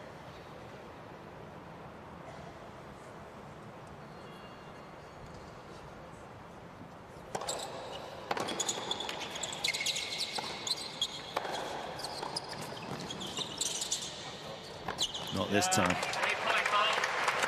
Not making the same mistake again. 15-30. Of course, could be GB's secret weapon as well. Kravchuk has won all of her mixed doubles with British players. Neil Skupski, a couple of Wimbledons with him, and of course Joe Salisbury at Roland Garros US Open in 2021.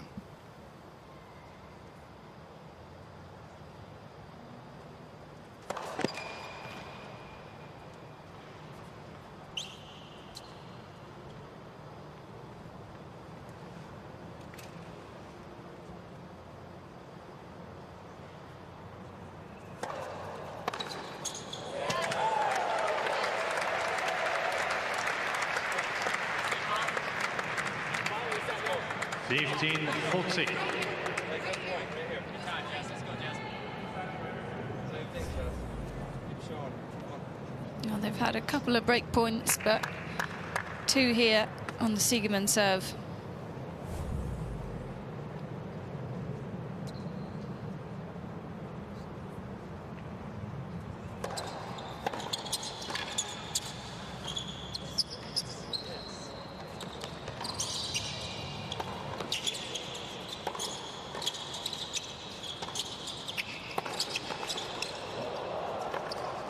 Excellent tennis, great entertainment for these fans here in Sydney. Francis perhaps paid the price for loitering around on the baseline after what was a brilliant lob from Pegula. 30-40.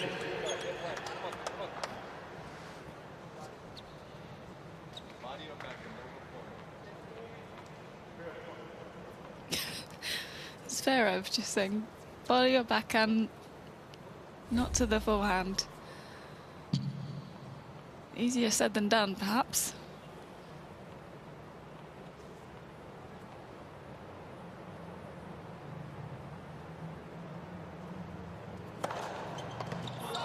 She went for the backhand. Persian, use deciding point.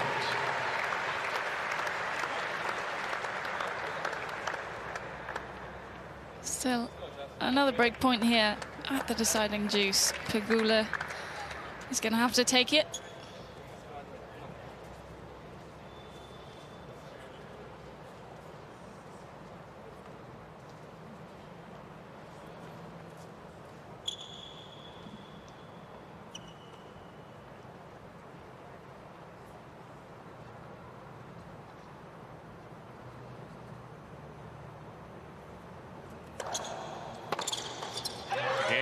Well, unfortunately, she had gone there so often in this match that Pegula was waiting for it. And when you're as good as Pegula is, you're not going to make a mistake. Your turn, Jess. Let's go. Come on. Talk. Keep showing me why she's in the world. Let's go. Come on.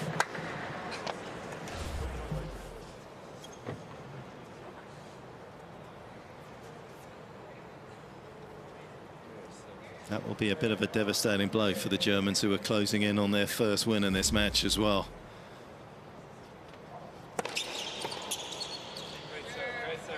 Out, 15 left. And they've definitely picked up the intensity here, haven't they? Close to losing what is potentially an important rubber, and they realised, hang on. 30-0.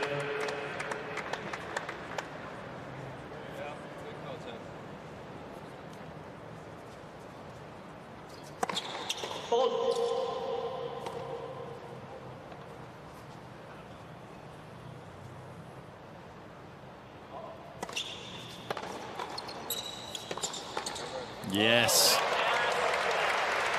Good forceful tennis there from Pegula. She enjoyed that.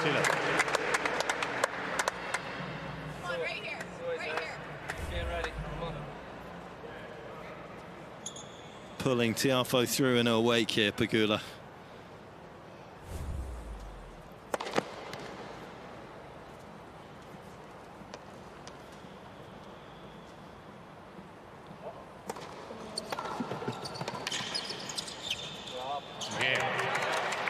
Team United States.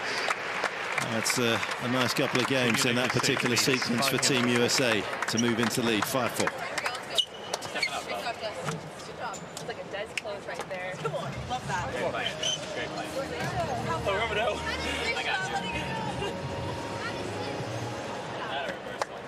We're in the midst of battle. Yeah, I know, I got too many kids here. No, he can't sign autographs in the middle of a match. Just show me why she's doing the world. Come on. Just have to show me why she's doing the world and doesn't lose before a semi-final ever. My return was a joke. What are you talking about? Roll, dude. Full dude down, dude. Hey, same thing on this serve. Just scoot over. Make them go to you. When it counts, though. Show them. Something different. You can move back.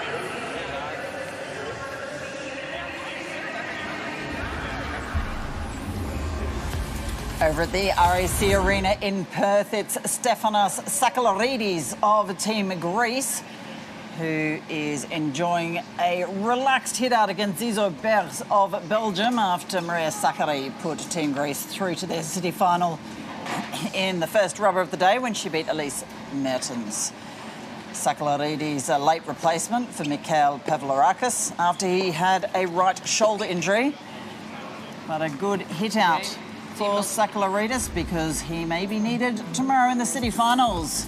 Tsitsipas, well, he's come into the ground at this stage, still planning to play in the mixed doubles with Maria Sakkari. Sakkari did indicate after her match that she wanted to participate in the mixed doubles, and what a combination that is with Stefanos Tsitsipas alongside her as they prepare for the city finals.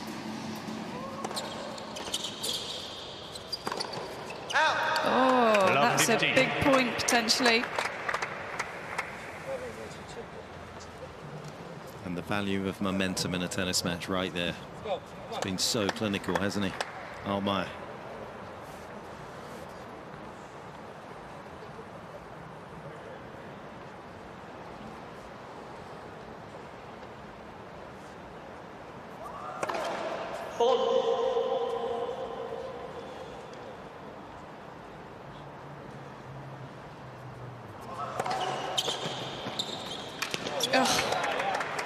When it matters most, he's zoned in here. That was a big second.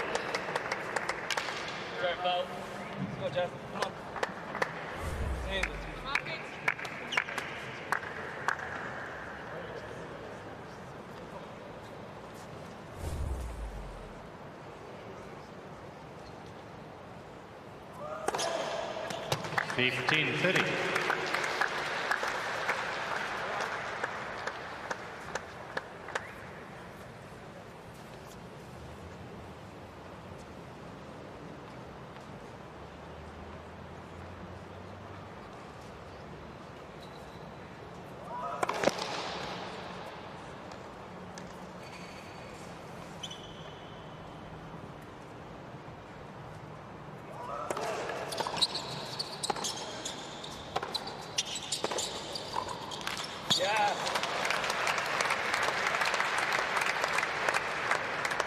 15-6. Great job, Jess. Let's go.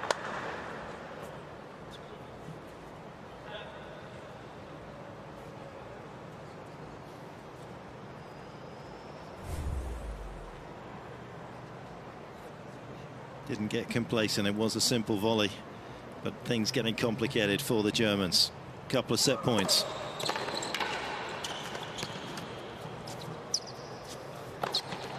That's two overheads missed by Team Germany, and that is a set apiece. And from out of nowhere, to be honest, things have levelled up here in the mixed doubles. Ladies and gentlemen, after the break, a 10-point match tiebreak will be played to decide the match. Wow, I can't believe how quickly that turned. The German team had a point for 5-3 on serve. And I think we just hit the panic button. A few errors creeping in, 2 overhead misses in that game, and all of a sudden the Americans very much in control, and you have to think that they're going to continue in this vein in the tiebreak. But I mean, overall a pretty even set in a lot of ways. You see off the first serve and the points won, 9 aces from the German team. That was what got them the break, but they just couldn't stay in control, and I think they just got a bit complacent there.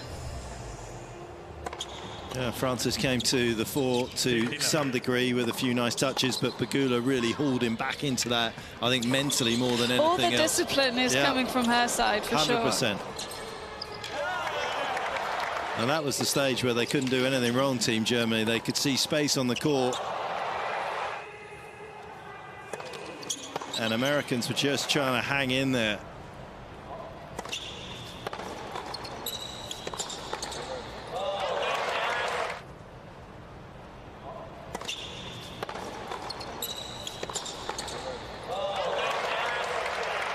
Pegula establishing herself for the net, bossing the points. And she has been the boss out here, no question. And we will get a match tiebreak underway. First to 10 points. And Team Germany are going to have to pick themselves up from the canvas there. Time.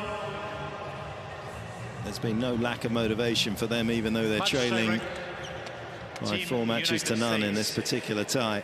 To serve.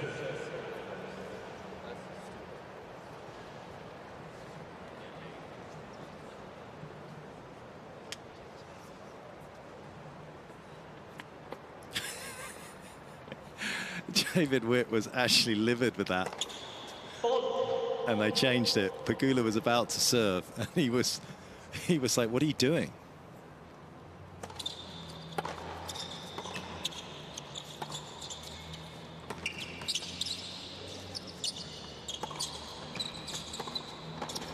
That's not good enough from Tiafoe, and maybe on reflection, just having Pegula serve the 1 point and then Francis Tiafoe having a couple to come just around the corner might not have been a bad idea, because Germany have nicked the opening point of this match tiebreaker. Oh, it's a long one, these first attempts, so I almost don't think it matters so much who takes that first one. And I personally would have gone Pegula first, given Francis the 2-pointer.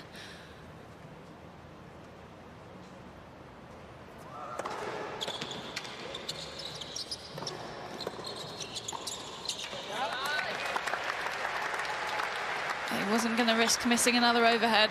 2-0, Team Germany.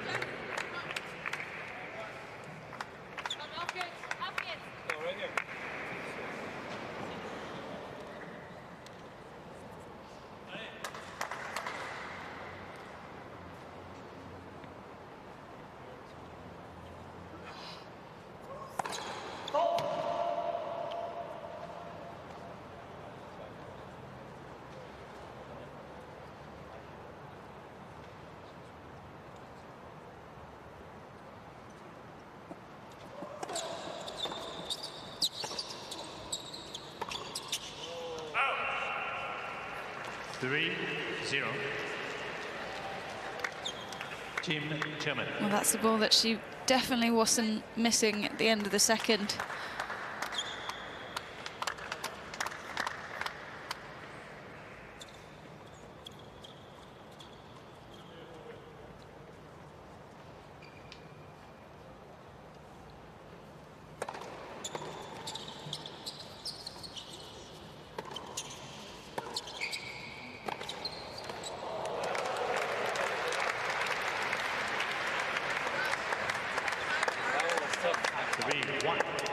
German.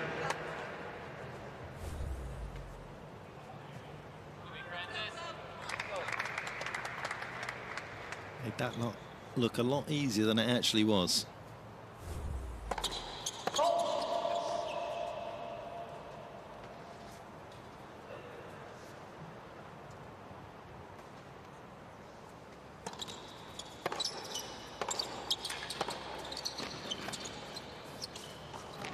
Oh no, that is a big miss. She has been the best player on the court for so much of this match.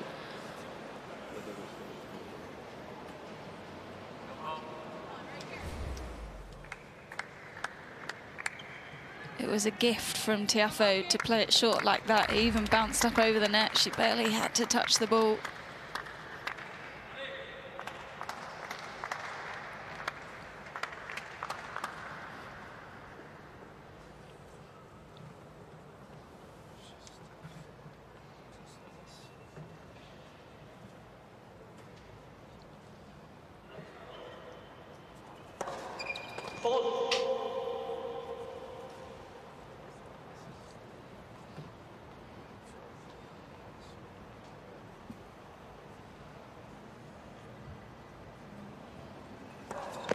Yep, and compounds the problem, and that is the hangover from the miss before. And once again, just underlines at times the anxiety and over-intensity that perhaps she puts on herself in a match. Almost wants it too much at times. It's been overthinking their last couple of points, just last-minute decisions on where to play the most simple of shots. Plenty of experience now at 34 years of age.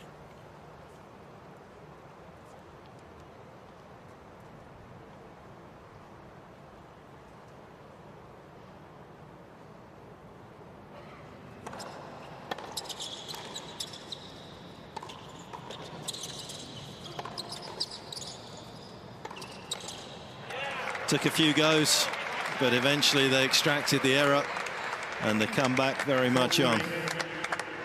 Team United States.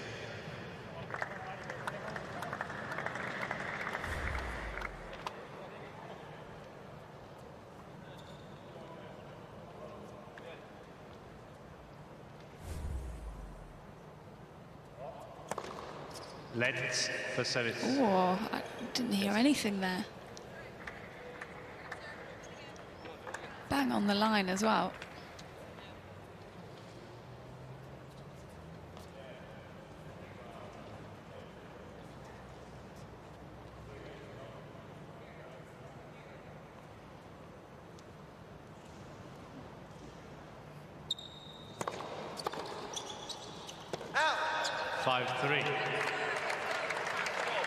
Team United States.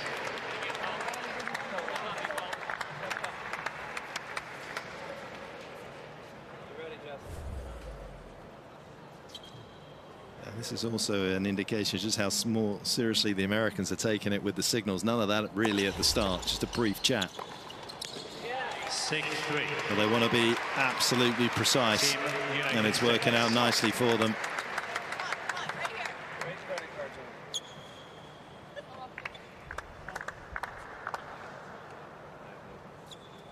Come on, we need it here. This one here.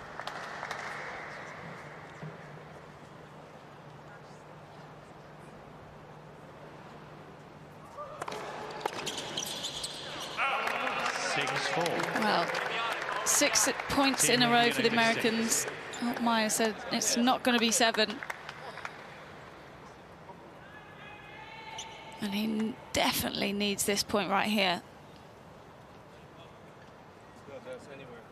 He's got a nice way with words, David, doesn't he? We need you here.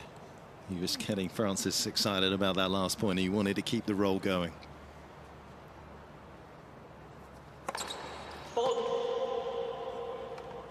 That just drifting out wide, trying to get that tee serve. Altmaier tried to find the gap.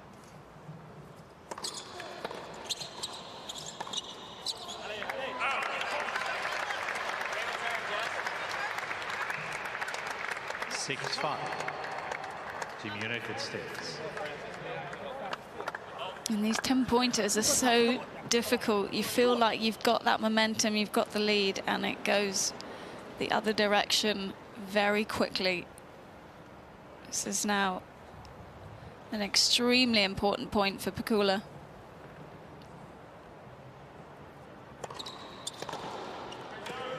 Great serve. Really good serve. Great accuracy. United States.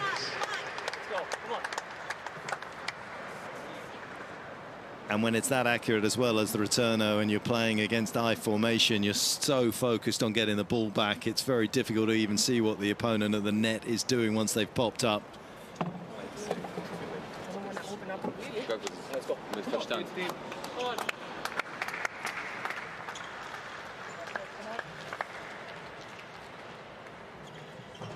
So close to the win, setting a break up 4-3 in the second, slipping away from Team Germany's grasp at the moment.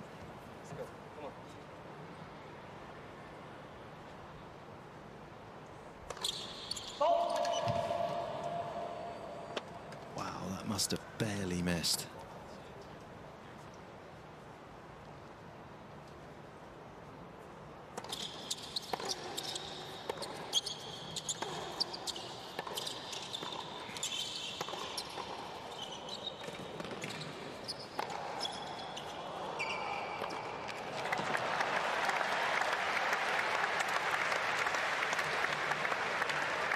The serve just 4 millimeters out, and that was the difference between them being up 8-5 or back within 1 point.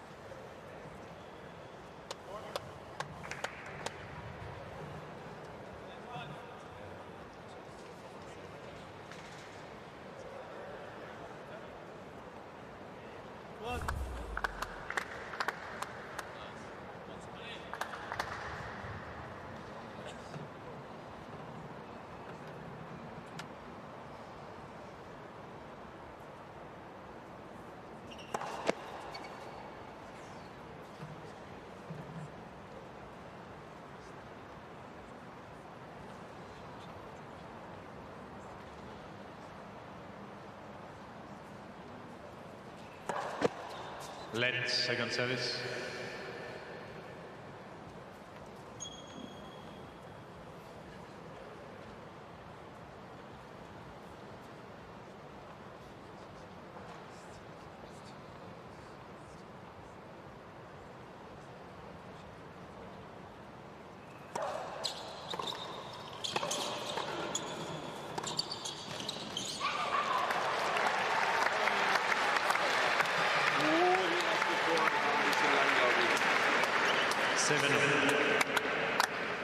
Come on, guys. Come on.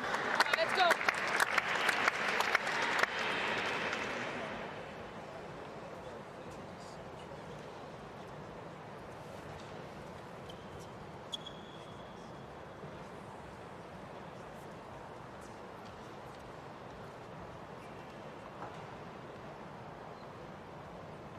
Time violation warning, Team Germany.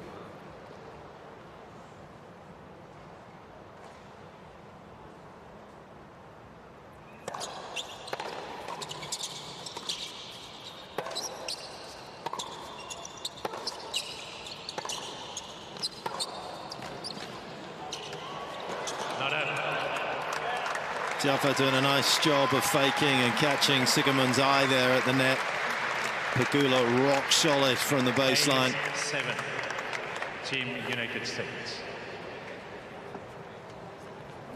And enough self-confidence for the American to go for the shot that he just previously missed as well. This time he makes it.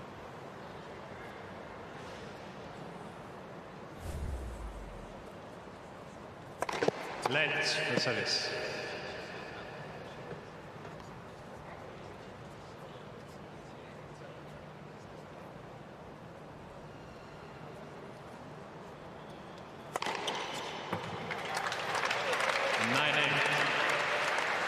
Team United States. Let's go, finish this up. Let's go. Right here. Let's go. Yes, be ready. Francis brings the firepower. and he brings up a couple of match points.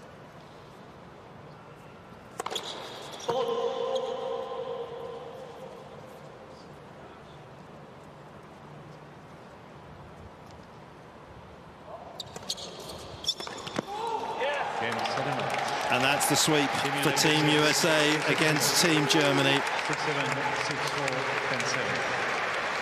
5-love in matches. A hugely dominant performance from all of their players.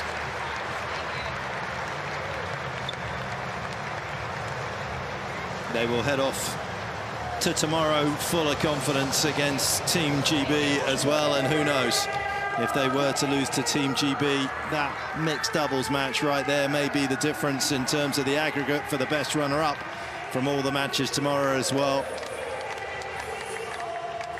Love and respect from Sasha and Francis.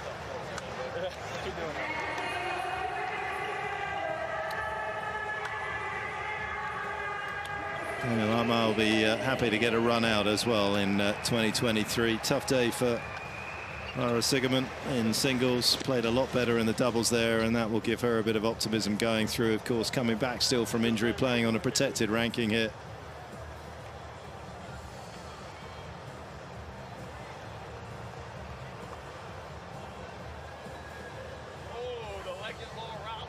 Madison Keys on the left has been looking hugely impressive. She's going to be going to take some stopping from Team GB. There's Laura Robson, and she will be having a chat with both Francis and Jess in a minute. David Witt's done a very nice job of just guiding a very talented squad through to the City final tomorrow.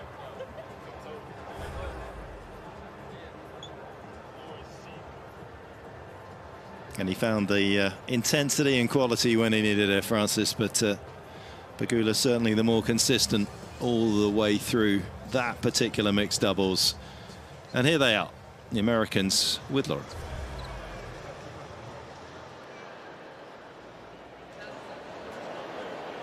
You ready? Jess, Francis, that was a bit of a roller coaster, to say the least. Setting a break down, what did you tell yourselves in the moment? I think we thought we were getting chances the whole match. You know, with the no-ad scoring mix, with the guys serving, like, it's just always a couple good returns here or there, a couple good serves. So we just kept telling ourselves to stay in it, and we were able to get some really good momentum there and play really, really well from that point on. And a clean sweep, 5-love in the tie. Only lost one match going into the City finals. You must be feeling pretty good about that. Yeah, I think we have a really good team. Everyone's playing at such a high level, and it's cool to be a part of it. And hopefully we can keep going. There's still a lot of great teams, so we'll see. First time playing together. Who's leading the pack on the court today? I mean, Jess is definitely the better player. She definitely came up clutch in big moments. I was really up and down, but she was solid all the way through. So I was pumped to play with her. I've wanted to play with her for a long time, but my name's not Austin Krajcek. There was a return at 4-love deuce that really turned the match around, and that was all on you. So he might be right there. Yeah, he's right. I got us through that point, and then he locked in. So that's all I needed to do. It was just a big return on no ad point. No, it's a lot of tense moments, and the doubles, it's always like that. Like, you hit one good return, and it can switch the momentum so quickly. So yeah, I was able to do it, and but he came up with some big serves and some big moments, and I thought he served really well from the second set on. Yeah, it makes it really easy for me at the net. Well, lesson learned. Just follow Jess next time. Well done, guys. You're through to the City finals with a clean sweep. Congrats to Jess and Francis. Thank you. I can't wait to beat Great Britain. Yeah, super day out for Team USA. 5-love winners in their tie over Germany, and a spot in the City finals awaits where they will take on Team GB. Unassailable lead at the top in Group C, and great work in the doubles from Jess Pegula and Francis Tiafoe. Well, likewise in Perth, it was Maria Sakkari that put Greece through, and now it's up to Stefanos Sakellaridis to keep things going. Zizo Bergs of Belgium, though, got the break, and at 6-5 up, he will be serving for the first set. And we do know that Belgium can no longer progress, but certainly everyone keen to have a confident hit out before they head to Melbourne for the Australian Open.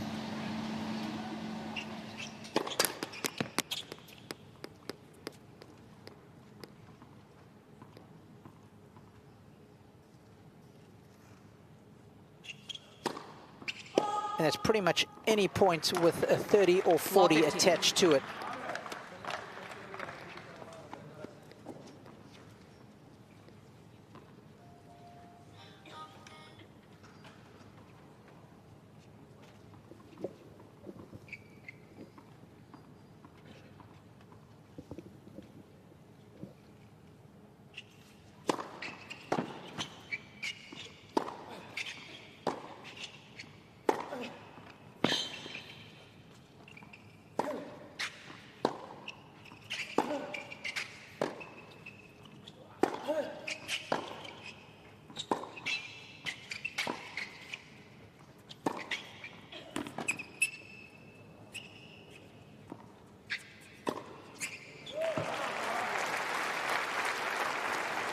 It's another good baseline rally from Bergs, just taking his time. 15.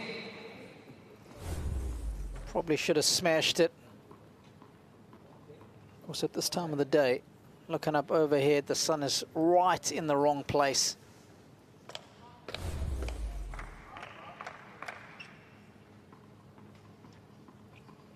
I mean, it is hot out here. How's that mirage?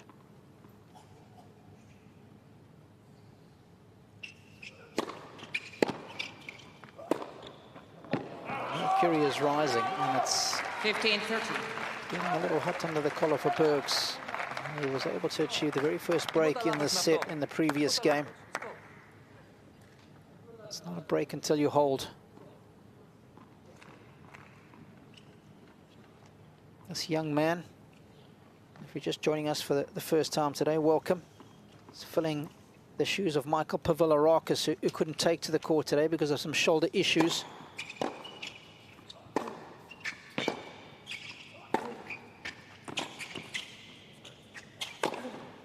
He is 18-year-old Stefanos Sakalaridis. He's ranked 803 in the world, just 18 years of age. Settled into the set quite well, but Bergs is showing his experience and class now. He's just upped the ante. Played a very solid last game to break. Trying to put the finishing touches on this opening set. Serving from the tough end, got to be a little bit more conservative. He's going big to the body there.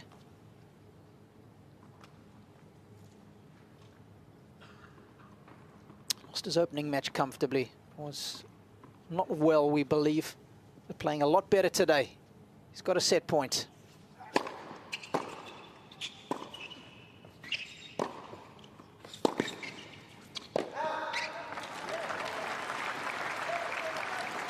Sakalaridis is doing a good job at hanging in there. Back to deuce.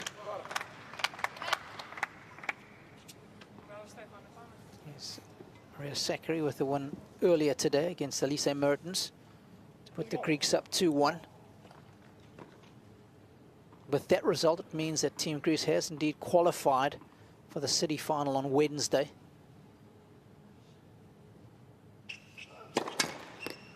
Let Fussett.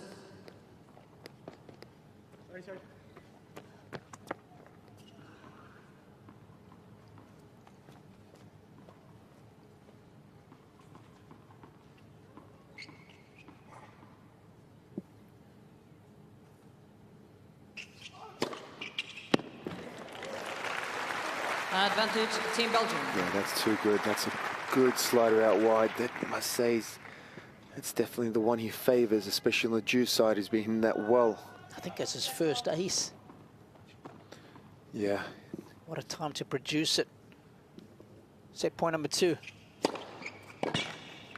Yeah, two good serves. First set. Team Belgium. Puts the opening set on ice. It goes the way of Team Belgium. 7 games to 5.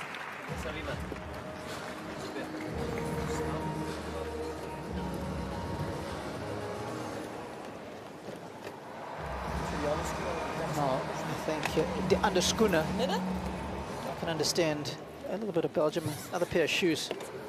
Need some new treads. Those ones are pretty hot. So some of the numbers from set number 1.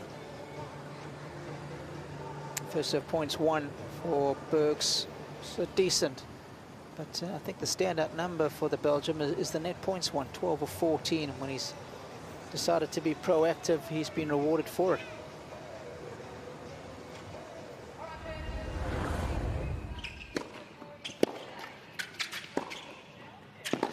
Good start for the young Greek, but he was up against some good resistance from Bergs. Spread the court beautifully with both forehand and backhand.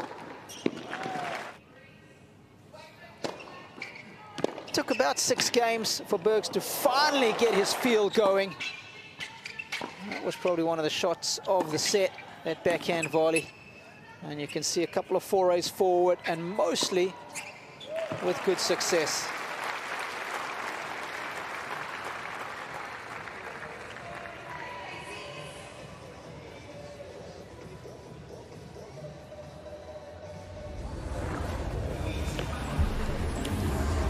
Well, we know Greece, along with USA and Italy, already through to the semi-finals tomorrow. However, a real confidence builder to finish off these ties in style in Brisbane. Italy and Norway continue their match, and they are now up to the mixed doubles. Camilo Rosatello and Lorenzo Musetti lead that. They're up a break in the first set, leading 4-2 over the Norwegian duo of Ekeri and Djurazovic. Well, for Team Greece, Stefanos Sakalaridis, a late substitution for Pavlarakis. And he's now down a set with an opportunity now in the second to get some time on court under his belt, minutes in the legs, and prepare himself for city finals should he be needed tomorrow. Second set, Team Greece to serve.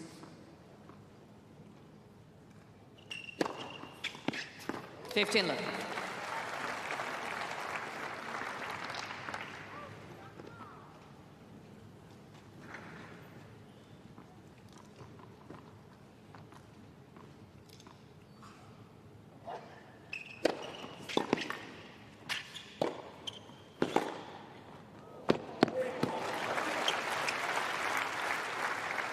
Fifteen all.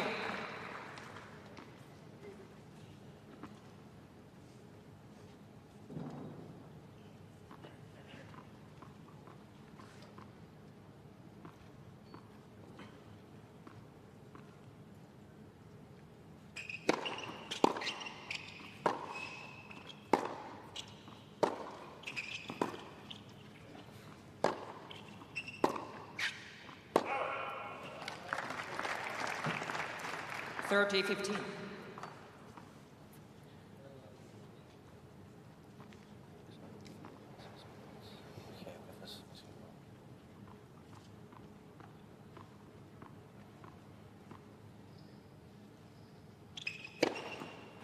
That's what we're talking about, using your height to exploit angles out wide.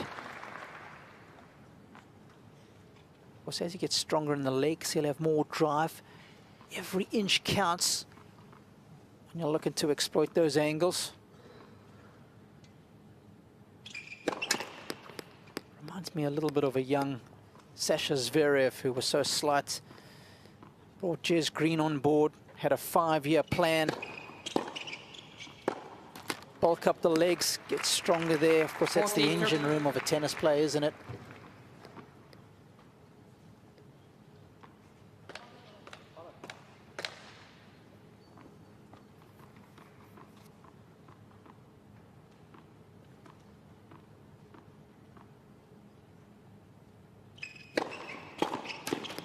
Game, Team Greece.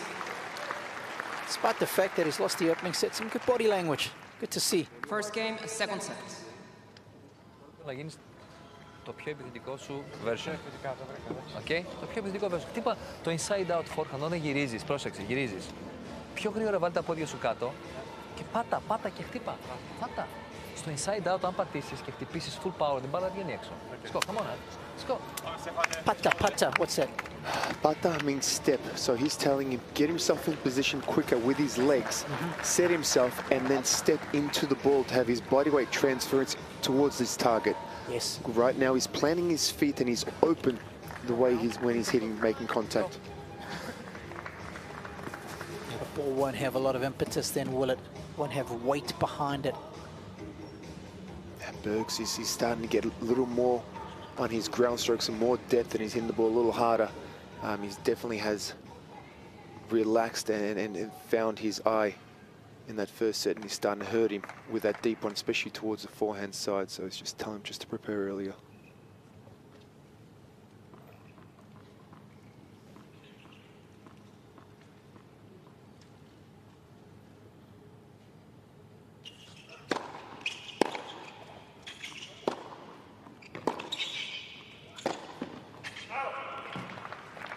He's made some good moves in the last 2 years. 2021, Zizou, who, if you weren't with us at the start of this one, down at junior. I think he got to number 12 in the world. And then in 2021, the ranking shot up from the 400s to 188. Then last year, took it further from that ranking to 133. He's 129 now, so he's on the cusp of the top 100 as Bergs.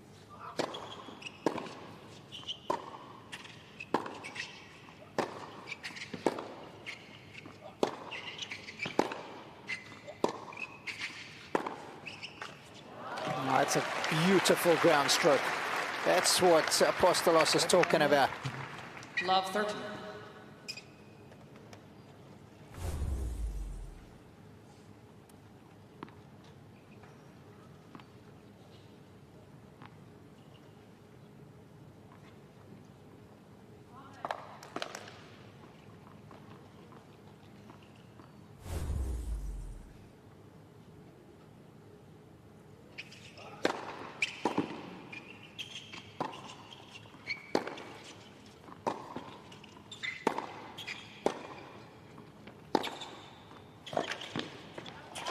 Well, he's been listening.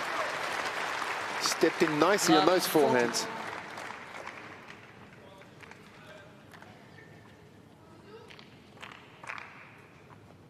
This is the first break point of the match for him here. And he's got 3 of them.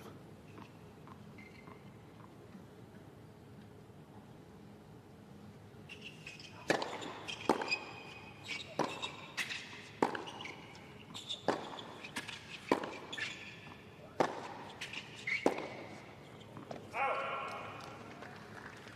15-14.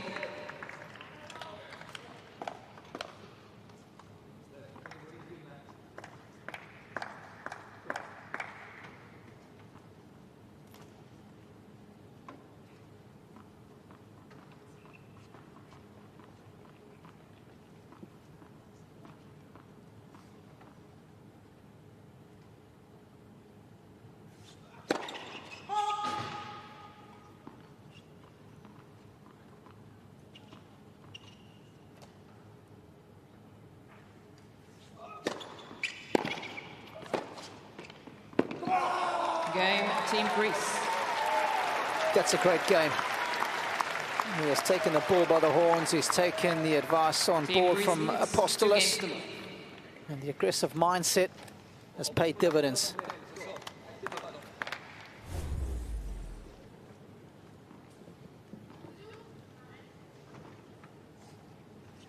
Just 18 years of age.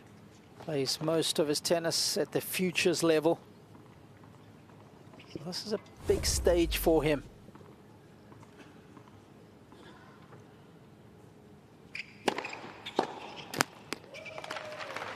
And there's a lot on the line. Obviously, he's playing for his country, #1, and the most important thing, his teammates, his captain, his coach. But, you know, there's prize money on the line. There's points. There's a lot of points.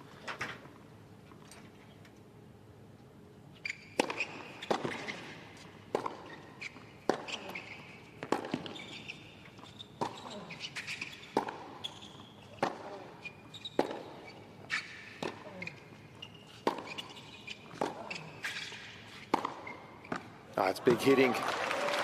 Big hitting. And also, when you're ranked around just over 800 in the world, if you can win a match here, it's almost like a match. What is that, 20 points? Probably 20 points. That is going to be a huge difference for his ranking. Yeah, those points determined by the ranking of the guy you're playing against. And because Bergs is 129, he falls in that 100 to 250 category, which for group winners, as you said, Mark, rightly said, 20 points. Tell you how many points he's actually got on his ranking at the moment. I would love to know, just for a bit of fun, 20 points. What difference would that make as far as his ranking?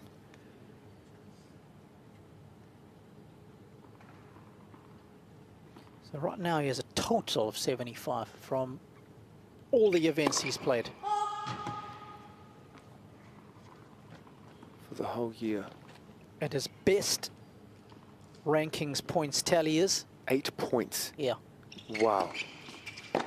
I mean, this is a huge difference. This is about him getting in to pretty much any future he wants. Maybe some, you know, lower challenger level events.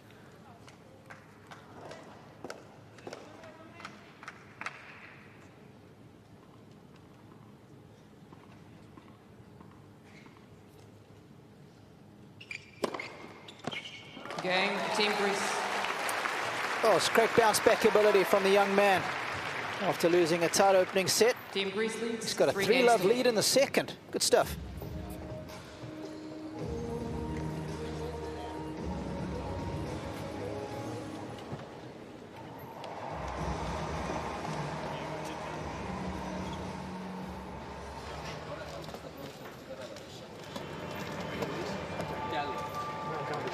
Well, why don't we head out to Lucky Bay? Stunning white sands, clear waters on the Esperance coastline. This, of course, the Indian Ocean, and it claims to be Australia's whitest beach. Squeaky white sand when you walk on it barefoot. This is 8 hours south of Perth. What a spot. Different colors of blue in the ocean. There's something quite spectacular. And on a day like this, it's a pretty good place to be.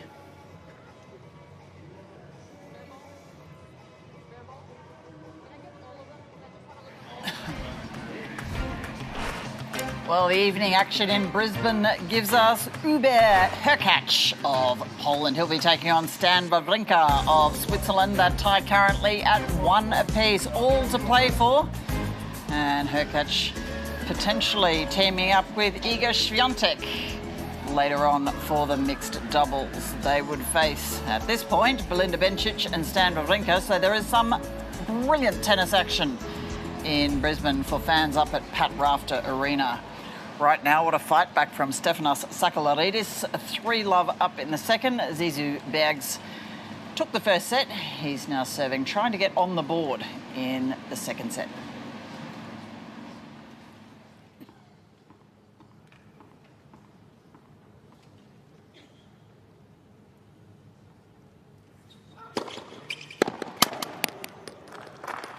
Fifteen.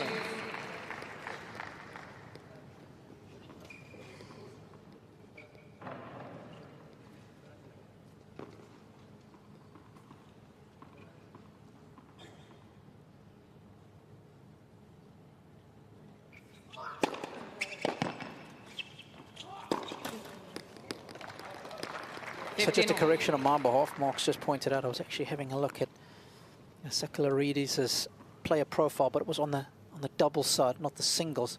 He's actually only got 23 points in singles. So Mark, with a win today, he'd almost double his tally.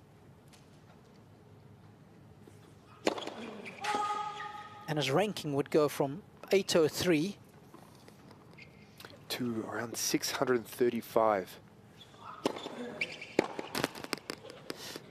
It's a nice little turbo boost, isn't it? Not only that, I think the prize money is also life-changing for him. I mean, the fact, you know, to have that support, to be traveling all around the world all year long, it's not easy for these young guys that do not have sponsors. Not only for yourself with your flights and your hotels and the food, but then if you would like to have a coach with you, that's another matter. You got to pay for him as well.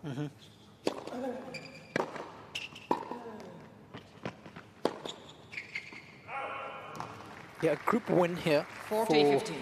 the number 2 player, which Sakellaridis would be today because Pavilarakis has pulled out. Almost $26,000.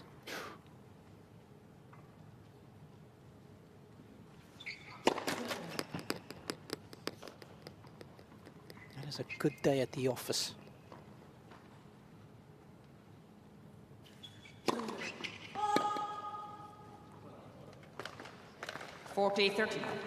So one thing we know is he's definitely going to leave it all out in the court.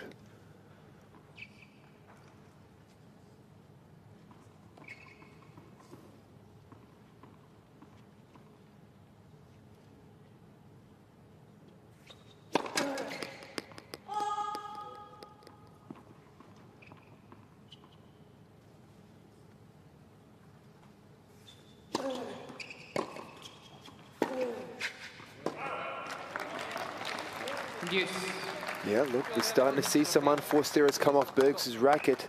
And the other thing too, Robbie, is we know he was not 100% in his first round match. He definitely feels better. I'm sure he feels better. He's hitting the ball better than he was. But again, it's 33 degrees out there. You got to answer, you know, ask him the question.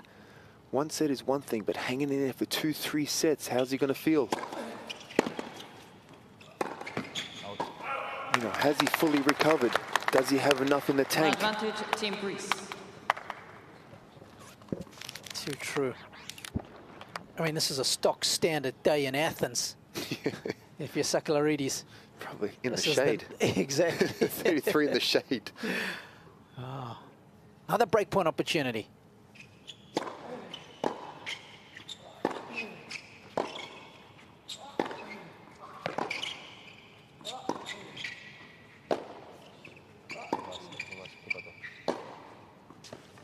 Oh, how Team about Greece. it? That's away. That's away. Ball change, please. Stands and delivers for his team. Team Greece leads 4 games to none. That forehand, it's right out of the Tsitsipas manual. Apostolos was saying, I don't know, during the rally, don't be scared, hit it. During the rally. During the rally, because he's mic'd up.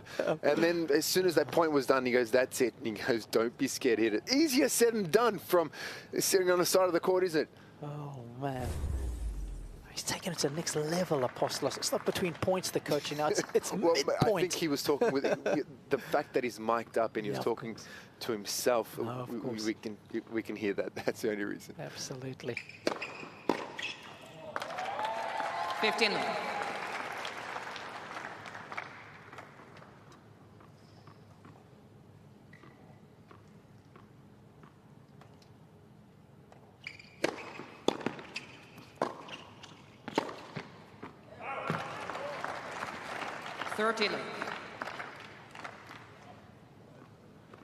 And again, after a quick start, getting some very easy points on his service game, which is exactly what he's looking for.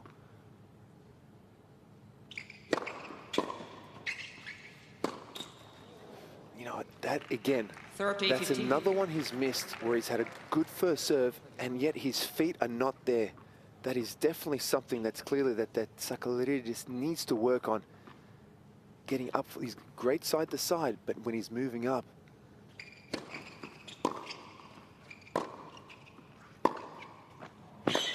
he's having issues. 30. Okay.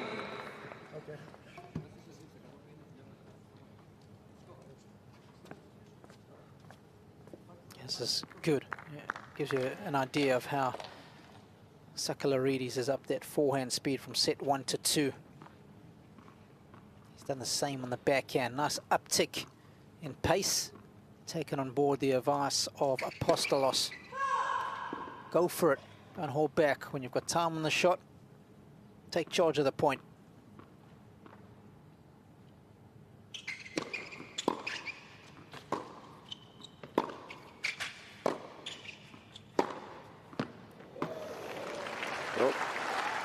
30 love up. Now he's down a break point. You were saying that before, Robbie. You cannot afford to take that foot off the accelerator at 30 love or 40 love.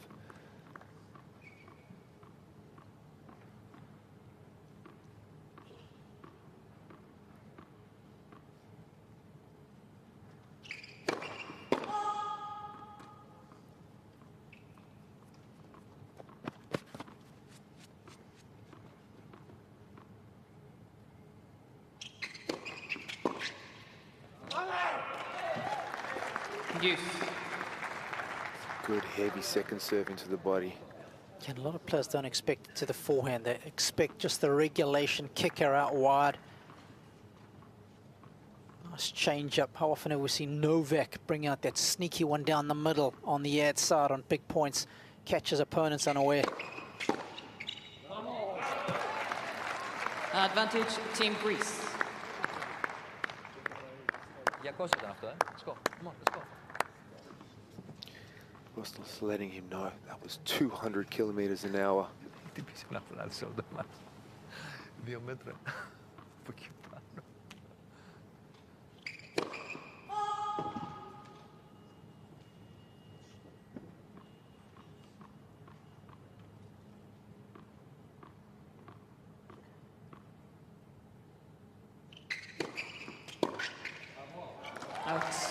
That's an important hold just to keep the momentum working in his favour. Team Greece looking good here with a 5-love lead.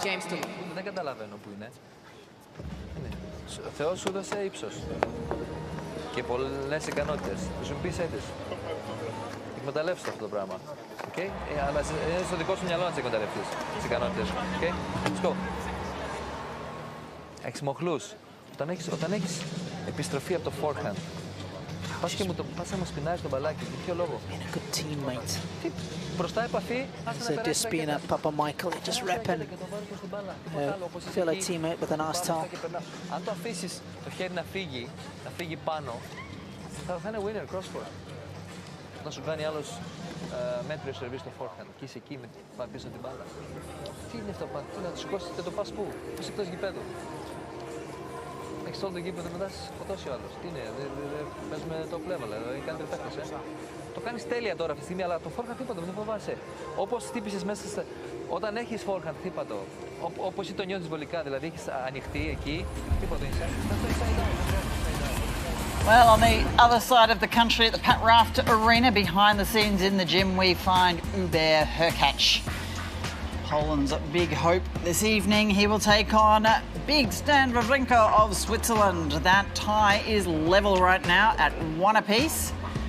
So one of these countries will qualify tonight to appear in the city final. They will, of course, take on the Italians. But Hubert Hurkacz and Stan Wawrinka will start that battle 4:30 Eastern in Brisbane. Great work here from Stefanos Sakalarides. 5-love up in the second set. He does trail by a set to love, and now it's Zizou Bers. Still trying to get back into this one. He took the first set 7-5. And it's now a chance for Sakalarides. If he can break again, all be level at 1-all.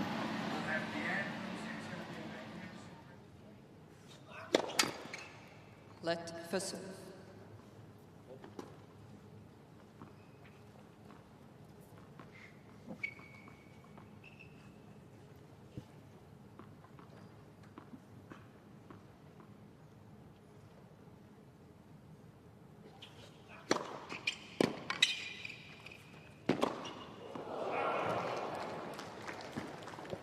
Law 15.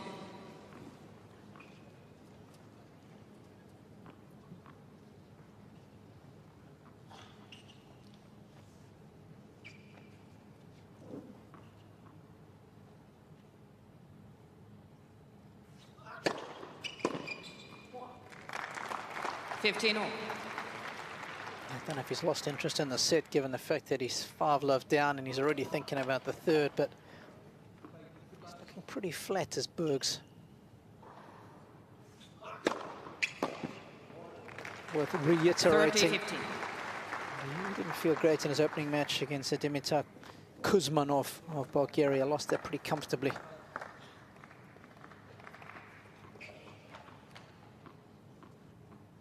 Two in love. At the end of the day, that one ended up being 40-15.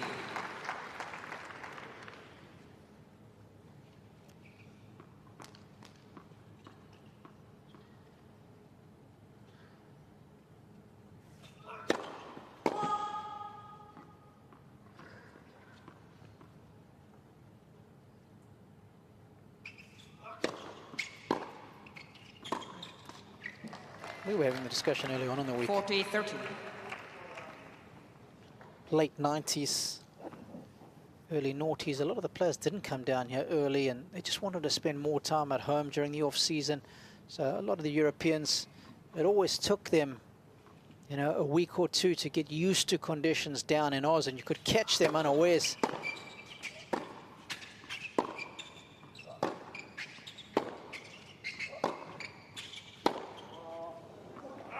Of course, these days, most players will try and go somewhere warm in the off-season and replicate the playing conditions in Oz, either in 5 games to 1. Dubai or Thailand or somewhere else. Dubai is becoming very popular.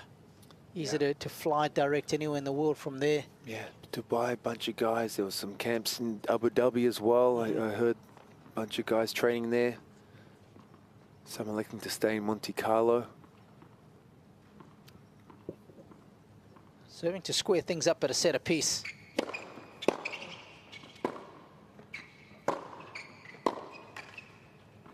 And the reason I mentioned that, folks, was that I was chatting with David Goffin early on in the week, and he said he wanted to spend more time in Belgium this year.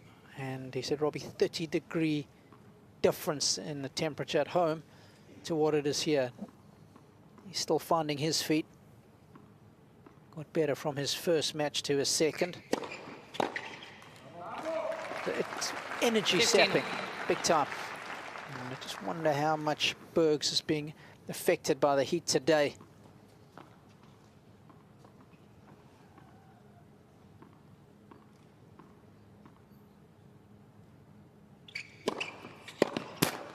Yeah, Robbie, coming from cold Europe, you need a few days to get adjusted to this.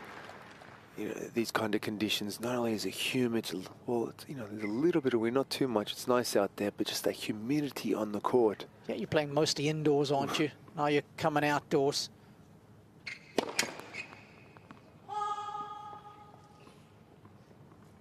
It's the lungs, it's the legs.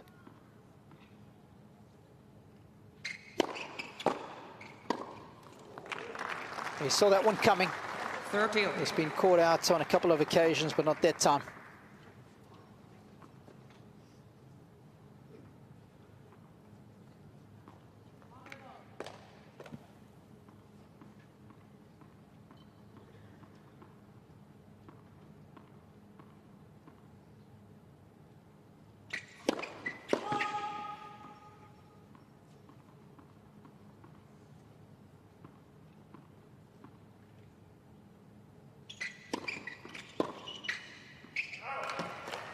And of course, you've got more and more players coming down to Australia early in December. Beautiful place to holiday. Get used to the conditions.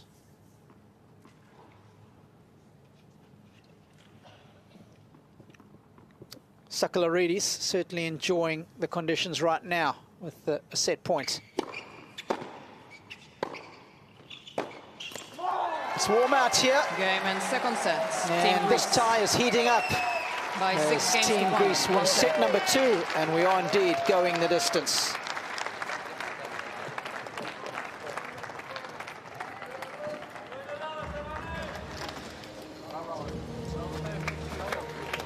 Well, I can't compliment this young man enough. After losing a tight opening set, you just wondered how much of the belief would dissipate from him, Mark, and it's been exactly the opposite. It has been. I've been very impressed with the way he's come out from this match. I know he lost the first set 7-5, but he came out, you know, pretty relaxed. And to take me through those numbers, Robbie. Yeah, well, first and foremost, that first serve percentage is up. And suddenly, it's laid the foundation for the rest of his game to flourish. And you can see how much more effective he is when he lands that first serve. break points, suddenly I think it's freeing him up on his return games because he's holding serve so comfortably. He can be more proactive, be more aggressive. So that's leaking into that part of his game.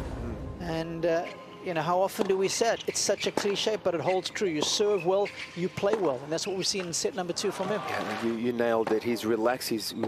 The fact that he's holding serve more comfortably enabled him to relax a little bit more in the return of serve and be more aggressive going for it. And only 6 unforced errors in that set. Yeah, and I mean, that's the best case scenario, right? You're being more aggressive and you're making less unforced errors. Yeah, isn't that incredible? It shows with that racket acceleration, it's giving him more on the ball and being a little safer shot. Yeah, Sakalaridis enjoying that, well back in it in Perth. Meantime, in Brisbane, a nice casual game of pull for the poles. And we can see Iga Swiatek watching on. She, of course, did her part of the equation yesterday with a win in her singles match. She's preparing to line up again in the mixed doubles. And potentially she'll be joining Hubert Hurkacz in a do-or-die tie. This one, Hurkacz and Wawrinka. These two nations are all tied up at 1 apiece, Poland and Switzerland. Caroline Garcia and Perth will be playing for France against Petra Martic. Martic knows she only needs to win her match to put Croatia through to the city finals. Yeah, Italy with a set point in Brisbane. They are already through, but important that their mixed doubles combinations are worked out ahead of the city finals. There we have it, Camilo Rosatello and Lorenzo Musetti take the first set. Brilliant work from the Italians. They have had a flawless day. Already 4-love up over Team Norway. And this would make it a perfect 5. But let's head back over to Perth, where Stefanos Sakalaridis has come right back into this match against Zizo Bergs. He's won the second set 6-1 after dropping the first.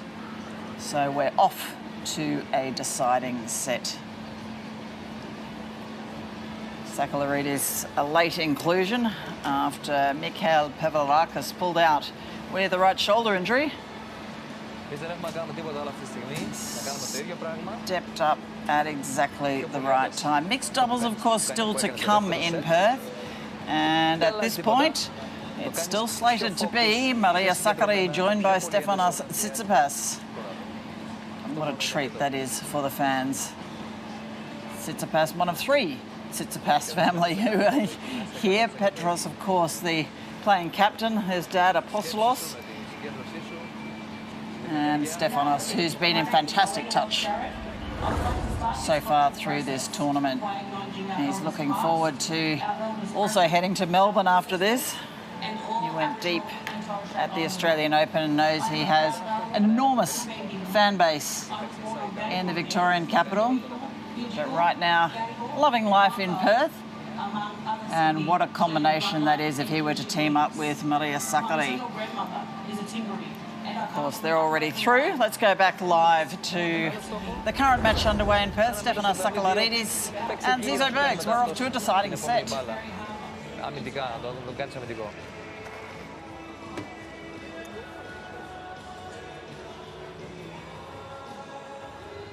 Αλλά είναι πολύ σημαντικό να στηρίζεις πάντα τις επιθέσεις σου. Σερβίς, πρώτη μπάλα με φόρμα. Around 35 degrees on the court. Yeah, you got a 5-minute timeout if you want to change your clothing. If it's just a toilet break, it's only 3. Get an additional 2 if it's to change your kit. And I've got the feeling he's going for the full Monty. He wants as much rest as possible. 5 minutes, Robbie. He's got enough time to get back to the hotel and have a shower.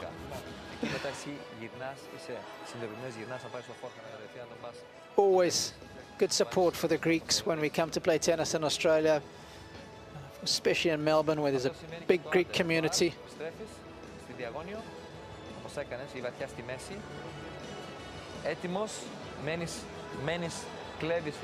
I mean, you can speak from experience, Mark, what it's like. I mean, you were living in Melbourne, weren't you? Yes. Yeah, born and raised, Melbourne. one of the best cities in the world. Might be a little biased, but yes, I love that place. Must be pretty cool to have a Grand Slam in your own backyard, literally. Those are the courts you go and practice at once a year. You have the whole world watching you, friends, family. Can't imagine how amazing that must be. So some good body language here from Burks. Perhaps he's just faking it. Sometimes you got to do that. Yeah, you just got to pretend. Especially in front of your opponent, right? Show them you're feeling good. Time. Show them that you're ready for this third set.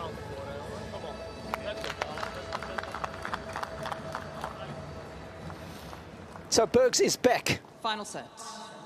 But how much has he got left in the tank?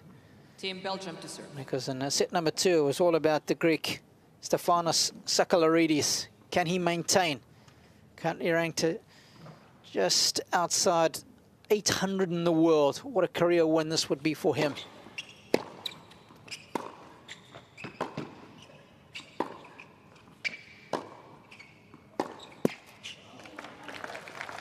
Law 15.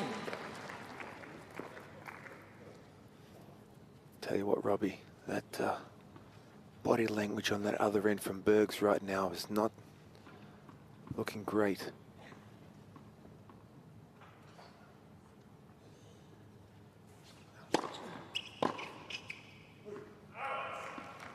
$15. It's the time when Sakalarides, I'm sure, is aware of that. Needs to make him play.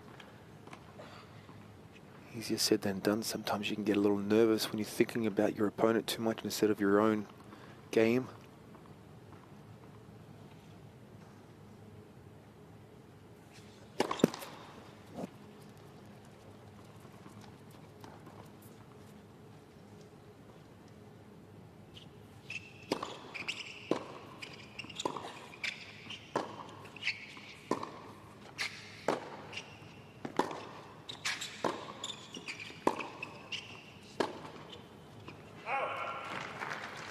$30-15.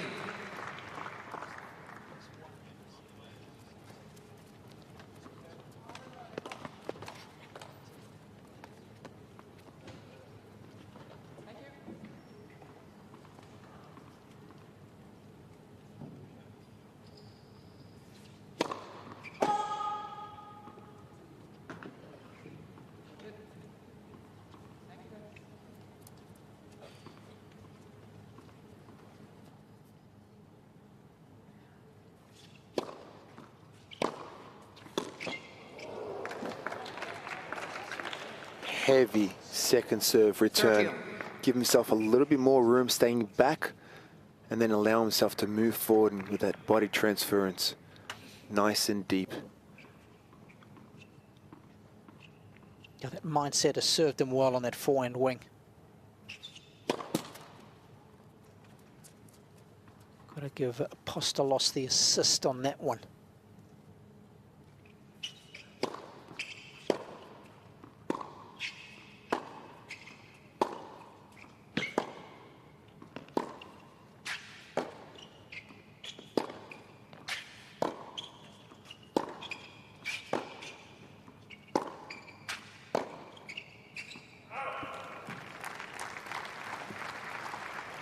You happy with his racket head speed on that point, Mark? No, he definitely was guiding the ball, wasn't he, Robbie? A little bit. Again, I understand the tension. 30-all, first game of the third, trying to keep the ball in play, trying to keep the rally going, but you still need to accelerate through that. That's going to give you that safety that you want.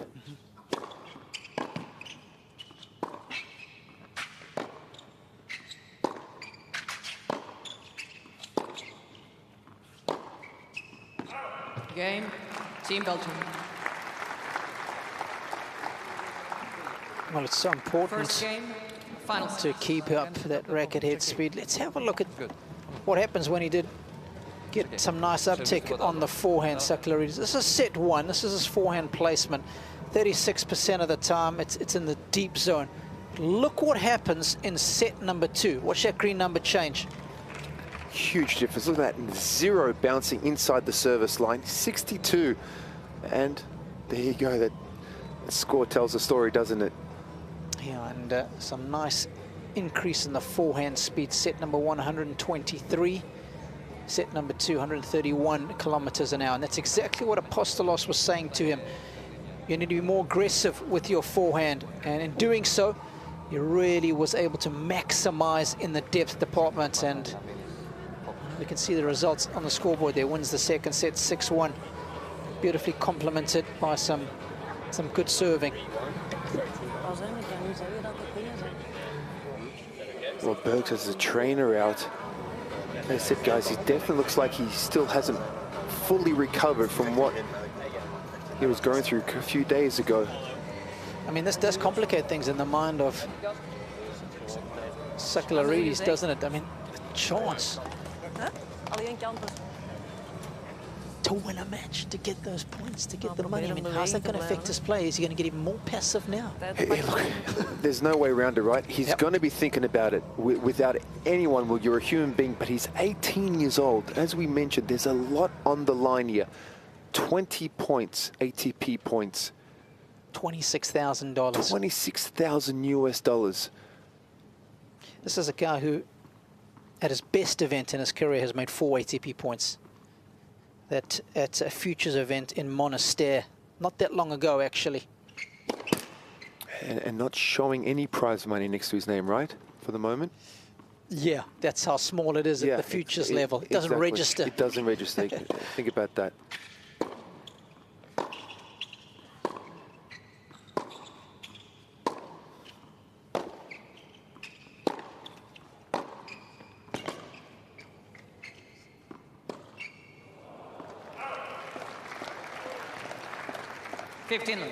Your first big check mark.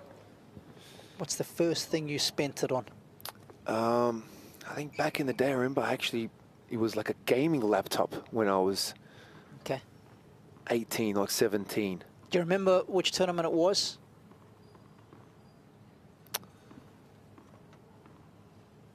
No.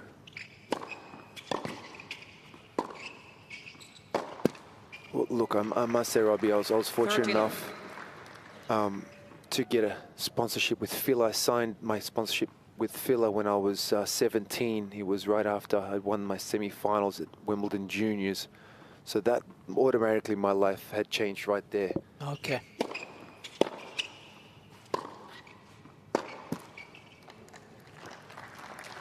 And that was the last junior tournament I played, and it allowed me to travel with my father and play all the ATP tournaments, qualifying for all the ATP tournaments.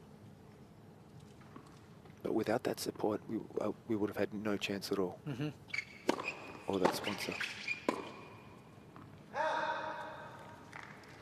40-15.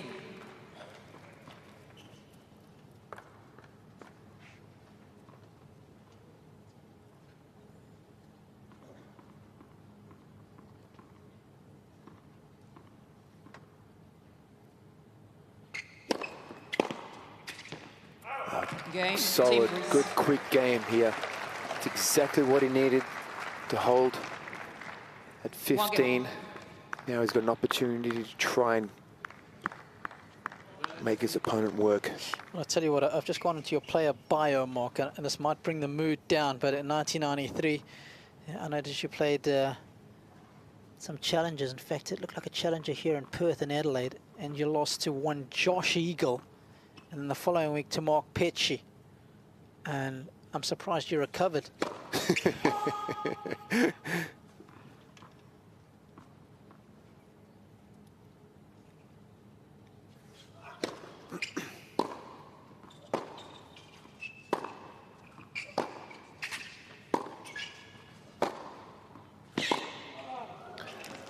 No, easy, Robbie. I was 14 years old, okay? 15.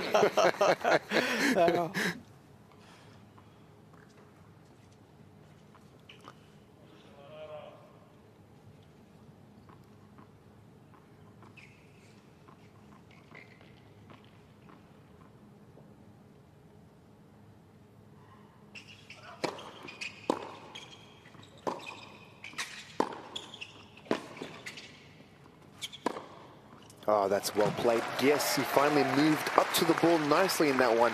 Got himself in good position for that forehand and nice racket acceleration.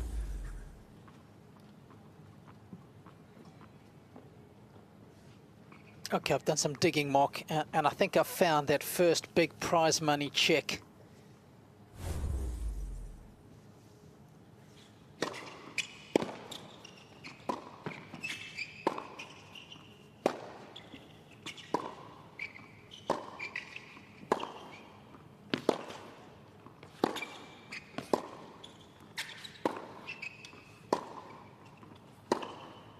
Oh, how good is that?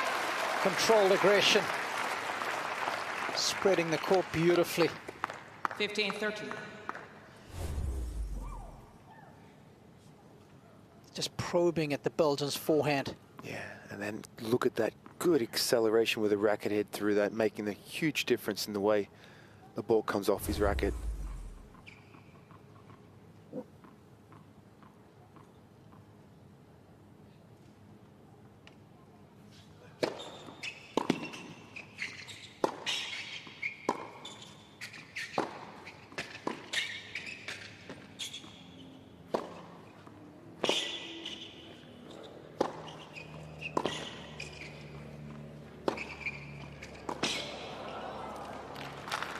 Good tennis from both.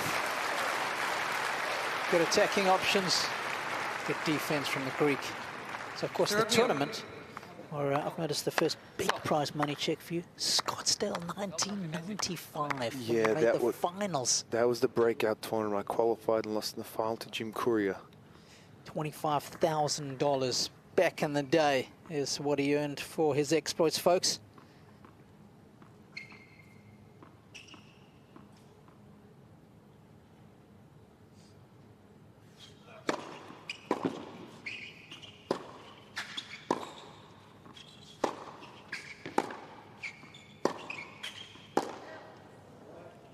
Out.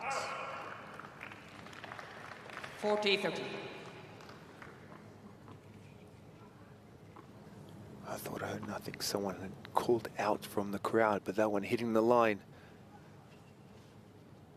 Some good depth here from Bergs.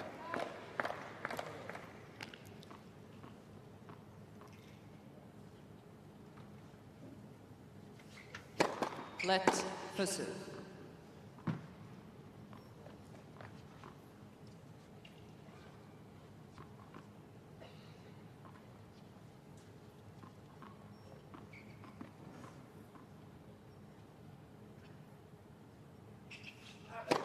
Let pursue.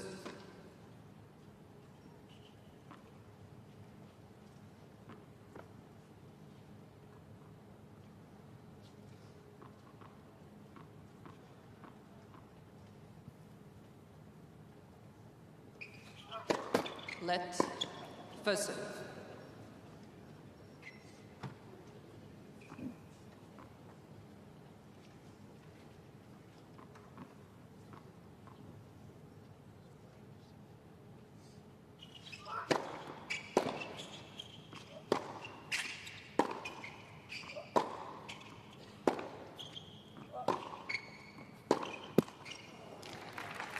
Game, Team Belgium.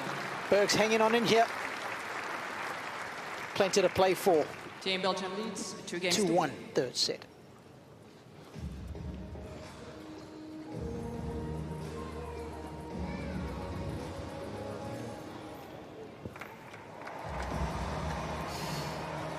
Well, let's head out to Pinnacles. This is Nature's Window in Kalbarri National Park. It's 570 kilometers north of where we are now. Of course, all these are iconic natural attractions from layers of sandstone, I believe. These are the limestone formations in Nambong National Park. This is a little closer, 160 kilometers north a medical timeout of Perth and Australia's Coral Coast, formed over 30,000 years ago.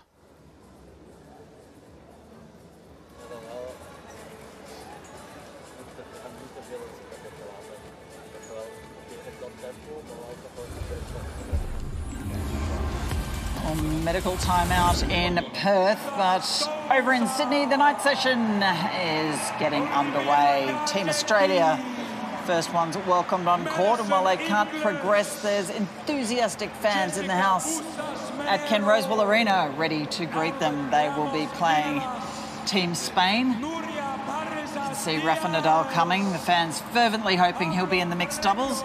Chance to see some up-and-comers. Jessica Buzos Manero for Team Spain will be taking on Olivia Gadecki of Australia.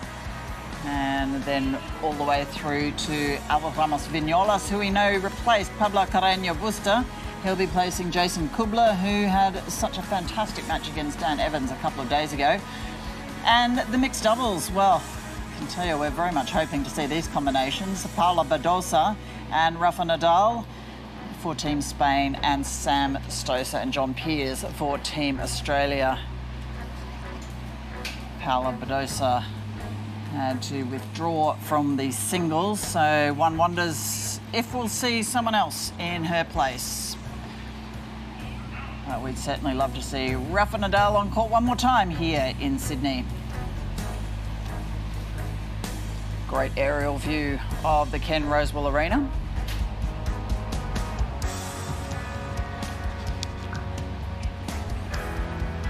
We'll just check in on the scores in Brisbane. It is a mixed doubles. Team Italy took the first set. Camilla Rosatello and Lorenzo Musetti won that one 7-6.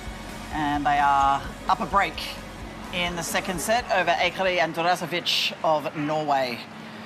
So leading 3-2 in the second set. They're 30 love up.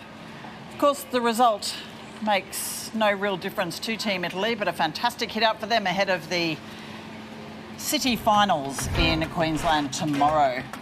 And this is what's in store on Pat Rafter Arena later this evening. Hubert Hurkacz for Poland against Big Stan Wawrinka of Switzerland. Everything is to play for in this tie between Switzerland and Poland, as it's one apiece after the first singles matches. As usual, two more singles, a men's singles and a women's singles, and then there'll be a mixed doubles. Swiatek and Hurkacz scheduled to play Bencic Wawrinka for Switzerland. So we'll leave the Brisbane match there with the Italians in charge and head back to Perth, where we're still seeing Belgians Zizou Bergs in a medical timeout. Had a bit of treatment. Very, very warm in Perth today, edging up towards the 34-degree mark. They've had a heat break as well, but it is Stefanos Sakellaridis who made a fantastic comeback in the second set. He's now serving 2-1 down in the deciding third set.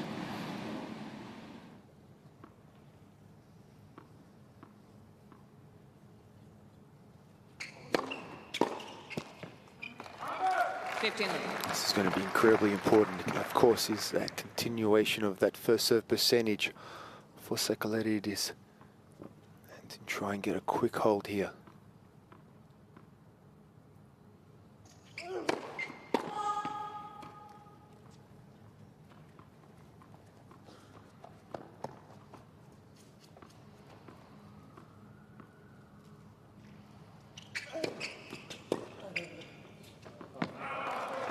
Worth reiterating, the player only gets one medical timeout. That second serve making contact at the shoulder level, that's how much that second serve is bouncing from a guy who's 6'6".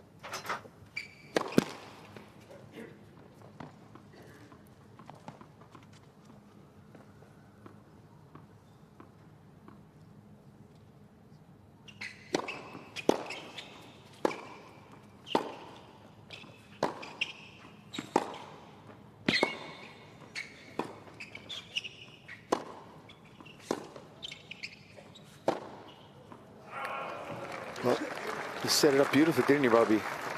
He's just got to remind himself that when you hit that inside and forehand, the court is a lot shorter. The net's higher. You've got to adorn it with all kinds of topspin.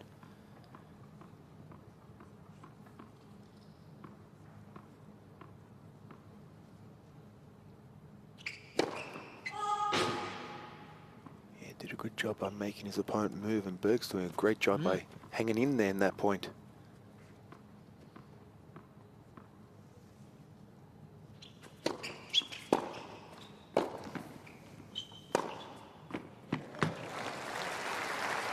medical timeouts definitely helped Bergs, no question about that. He's moving well.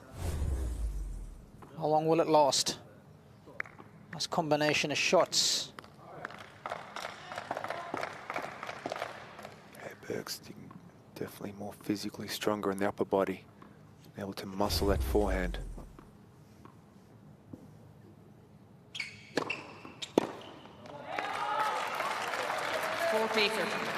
It's been a money maker, that serve for him today, hasn't it? It has been. That's definitely his favourite serve, and you can see that one. Bergs just struggling to push off to return that one.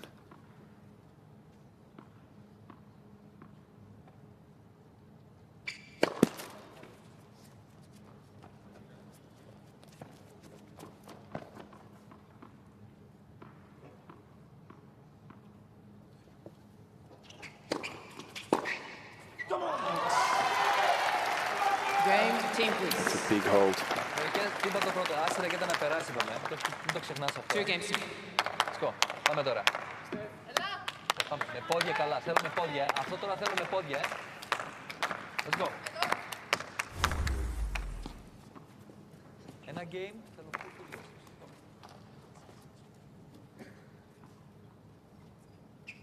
What's that? Something's having a nibble. A bee or a wasp? Yep.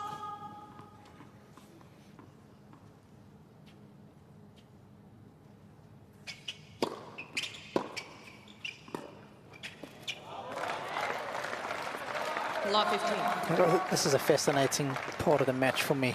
Yes. This guy knows what's going on now. This match is well within his grasp.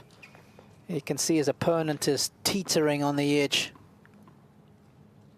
How's he going to deal with it, Mark?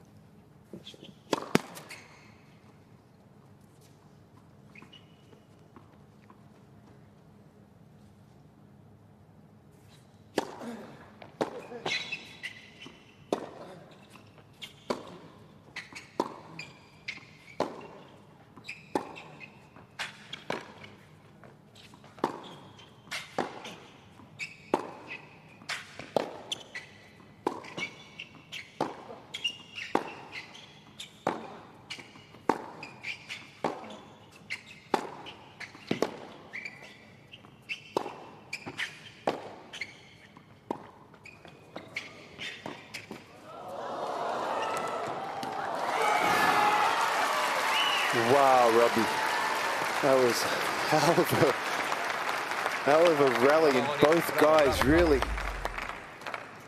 Berg's definitely looking uncomfortable here, but I think just getting caught with his footwork as well and getting lucky at the end. Oh, Sakalaridis could do with a little bit of that at this stage, just to help him get over the finishing line. A lot of drama to finish. It's like a soap opera we're watching here live.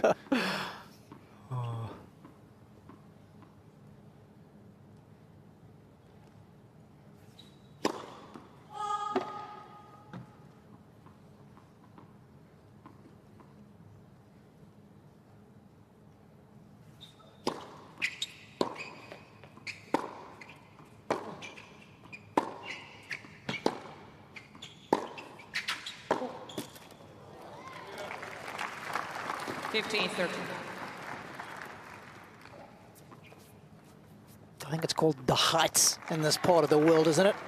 The Heights? Yeah, I think it's a... I'm not sure. I think it's one of the soap operas here in Oz. The Young and the Restless. Remember that one? Ah, yes. I'm thinking Heights because he's trying to hit new heights. Right.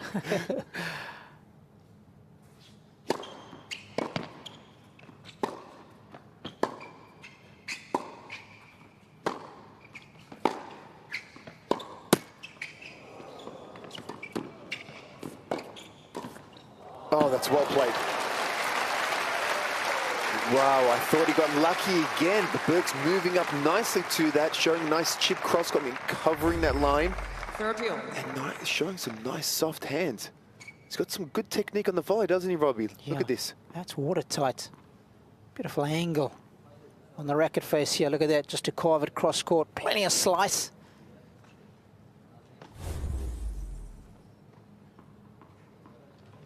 Big point that difference between 15, 40 and 30 all.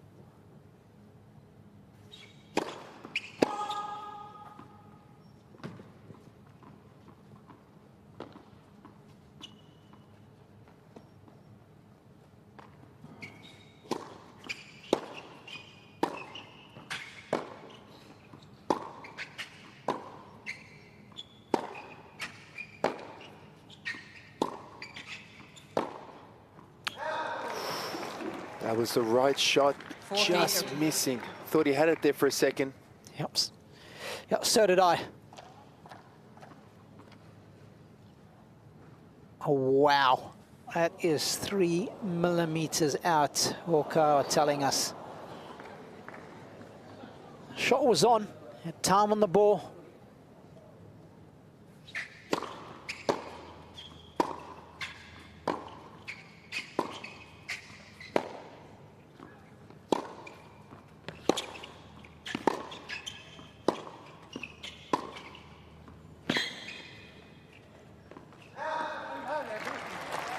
That's nicely done by Bergs. He's done well there to hang on to his serve. And this one is getting very interesting midway through the deciding set.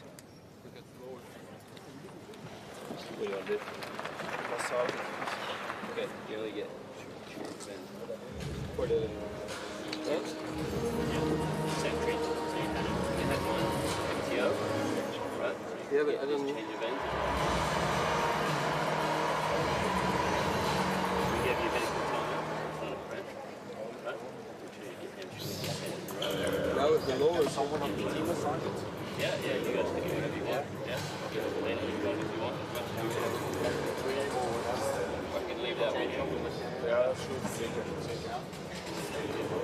You don't want anything from the doctor? Get the anders. Get the anders. You don't want.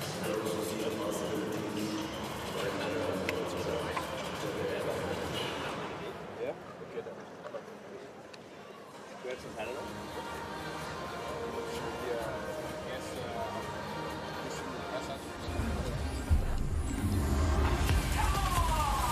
Well, as well as the established stars, there's a chance for fans to see perhaps some stars of the future, such as 20-year-old Olivia Gadecki of the Gold Coast. Look at her go. The kid can play. Sam Stoser likes that one. Look at this.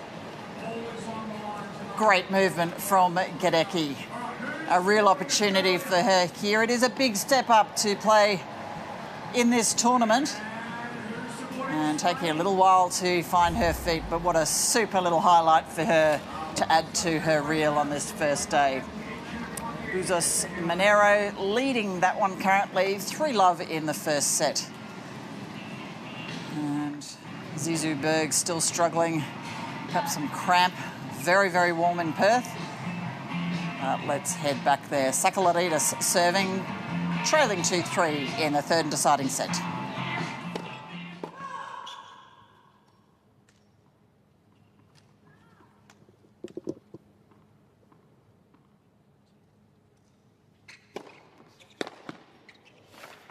Get the whole team involved there. 15. Shoulders, arms, legs. He's been serving that second serve really well, especially mixing it up out wide to the forehand side. Gentlemen working overtime.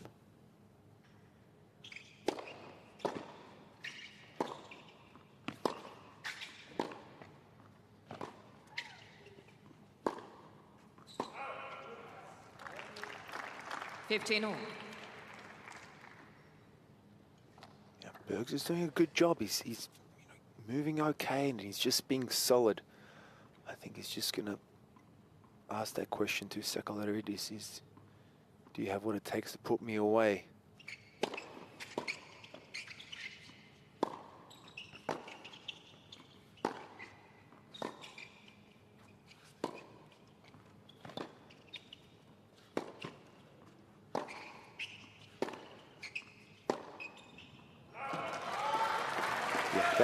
That is a good point. In my opinion, Robbie, that's almost worth like 2 points. I mean, getting him moving from side to side like that, on those slices, he was staying down low. I thought he might be in trouble, but got under that nicely.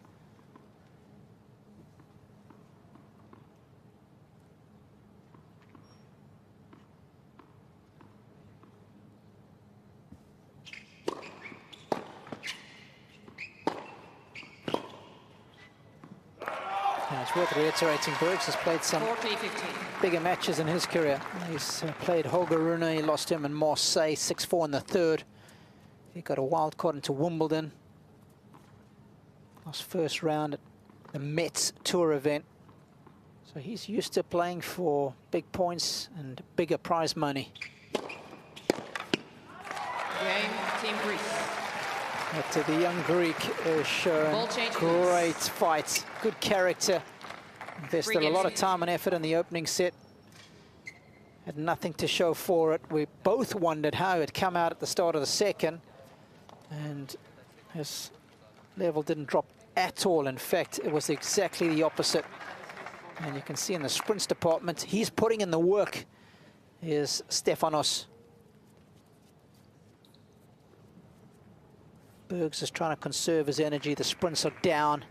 He's just trying to manage his body here and just stay in the fight as long as he can.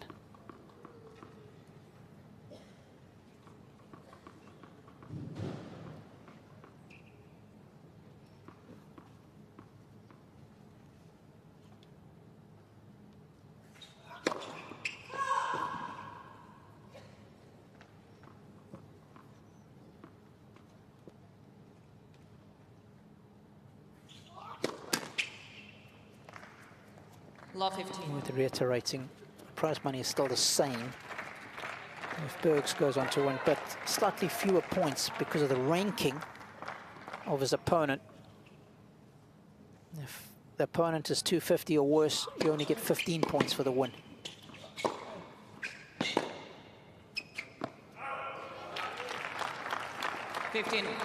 Whereas if Sakalarides wins, it's 20 ATP points for the W.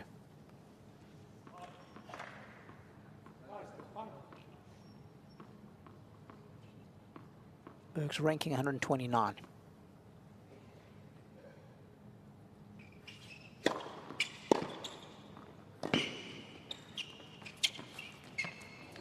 Oh, beautiful artistry.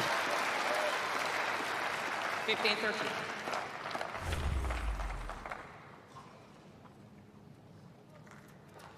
That's good decision making under pressure. Yeah, thinking clearly out there underneath these very stressful situations. That's good handwork.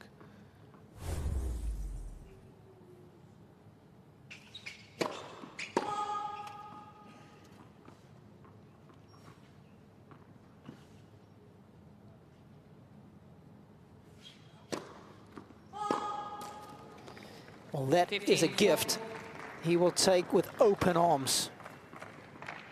Because once you start to get tired, you can't push up with the legs anymore. You can't get that rip spin on your serve. You don't have the impetus of the ground reaction force.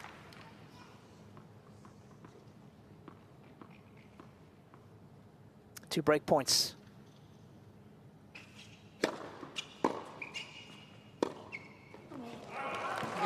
And Sakalarides does indeed get the break for Team Greece. And that checkered flag is now well within his sights. He leads by a break of 4-3 in the decider.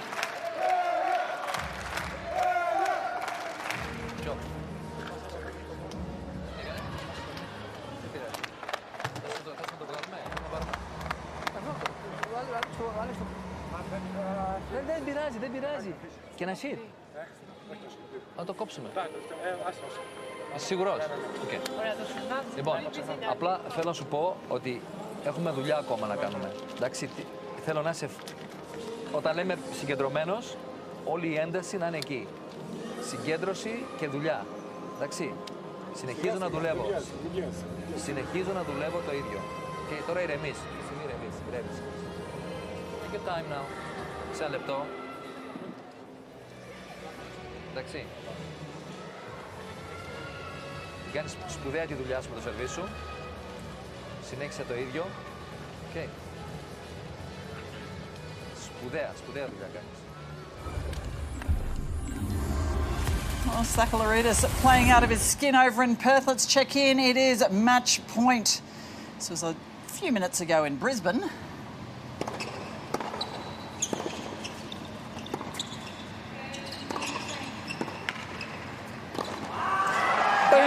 from Lorenzo Musetti, and what a day out the Italians have had. They win their tie against Norway 5-love. And it only took Matteo Berrettini this morning to secure their spot in the Perth City final. They get to kick back now and watch Switzerland and Poland go toe-to-toe. And that's where they'll find out who they will face in the finals, which start tomorrow. Sakalaridis with the break. He leads 4-3 on serve in their third and deciding set. Ποικιλία σερβίς, ποικιλία.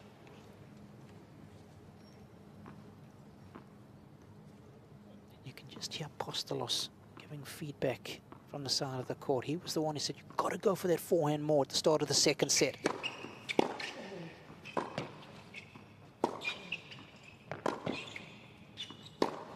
And together with some good serving, I mean, it changed the whole dynamic of the match.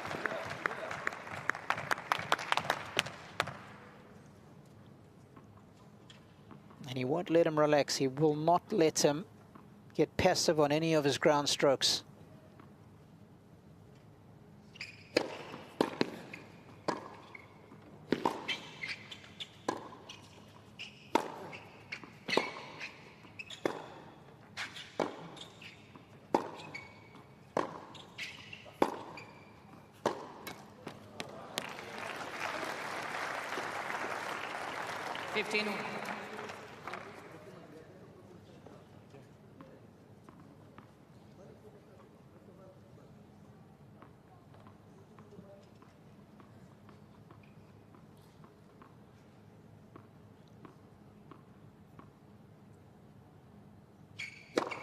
Oh, lovely change-up. Lovely change-up, young man. Some decent heat on that serve.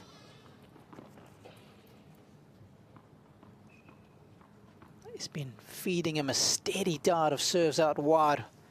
What a time to change it up. Placed with perfection. 40-15.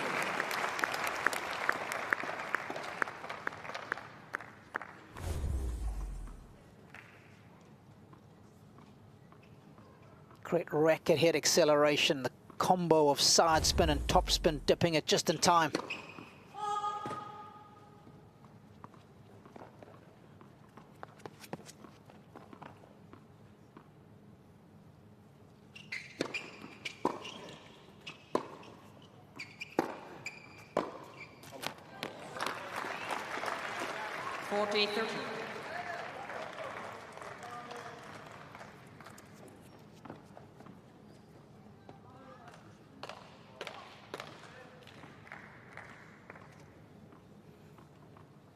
Would love to see the back of this game right now with the Greek. It needs a meaningful first serve.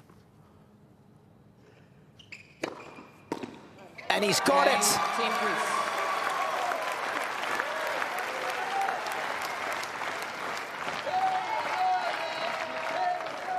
Team Greece leads 5 games to 3. Yeah, this is a huge occasion for this young man. Huge. Since the loss of the opening set, he has handled himself very admirably. You can see he's the one who's covering more distance because he's working so hard with his feet to get into position, to rip the right shots. A game away from the biggest win of his career.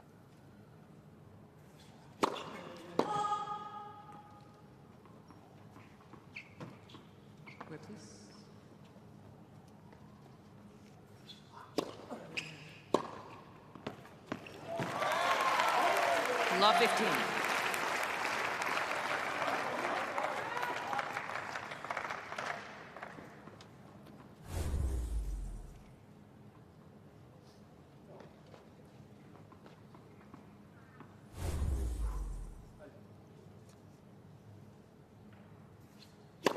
Let's first serve.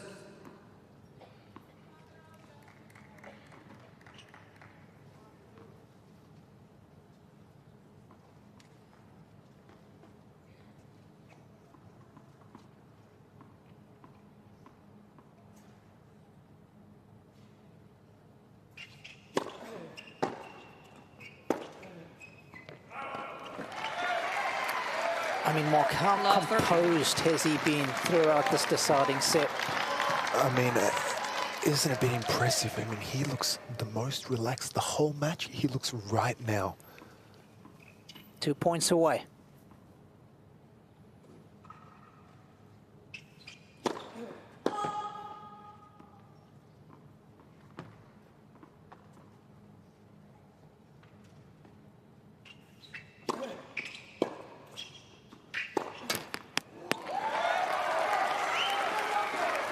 Love 40. And after 2 hours and 11 minutes of toil, Sakalaridis and Team Greece have arrived at match point. Some divine intervention, perhaps not needed.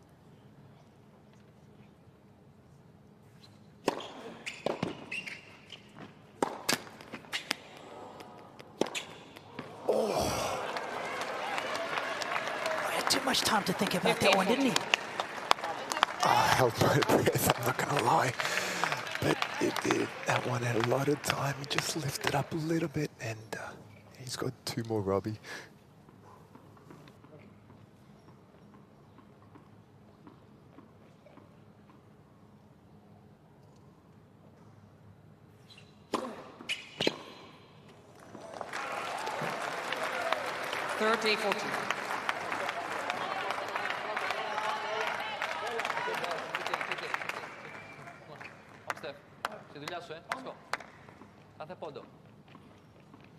A third chance to close it out.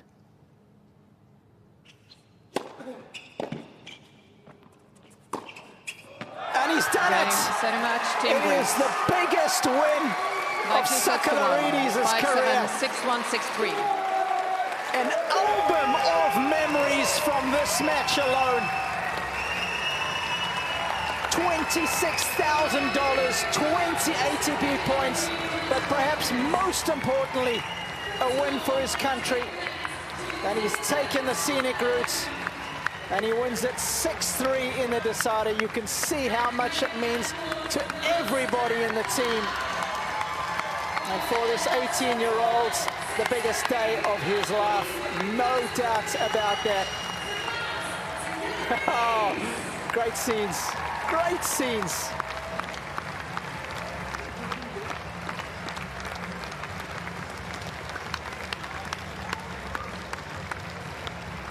Of course, both sides of victory and defeat clearly evident there.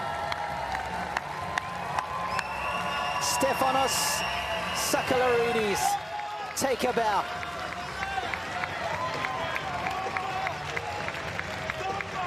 And had to come in at the last minute, right, when Pavilarakis couldn't take to the court. And not only did he fill his sizable boots, but he went one better and got the win.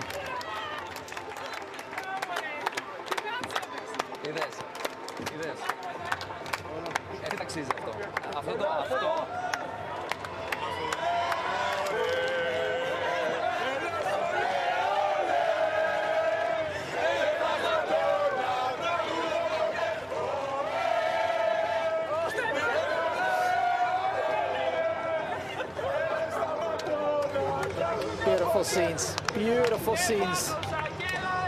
And big shout out to Apostolos, who really talked him through that match, early stages of the second set. And I think we're ready to have a chat with the winner. Mark Philippoussis is courtside.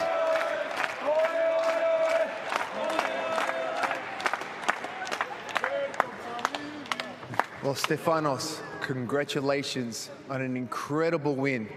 We can see what it means to you, but I want to hear in your words, what does this mean to you right now? I mean, I don't know what to say. I came here with, I came in this match with zero expectation. I just say I'm gonna play my match and I'm gonna enjoy it. And obviously I enjoyed it to the maximum I could. And the win was a bonus. I mean, I could never imagine. Now, a bonus is an understatement. This was a life-changing thing, not only with points, with prize money. There's a lot on the line. This is a life-changing moment for you. Maria came out, gave you guys the 2-1. You've got the victory. You're playing in the finals here in the city finals, but now you extended that lead for a 3-1 for your team. I mean, you've been here the whole week. The energy is incredible for you guys.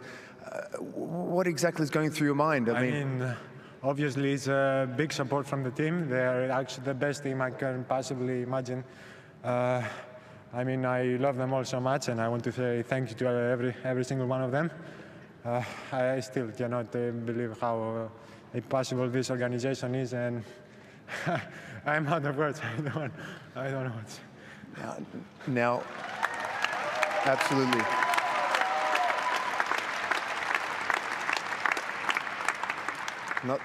Just a couple more questions, because there's so much I want to hear from you, but in this moment, there's so much going through your mind. You can see your opponent is struggling with his fitness.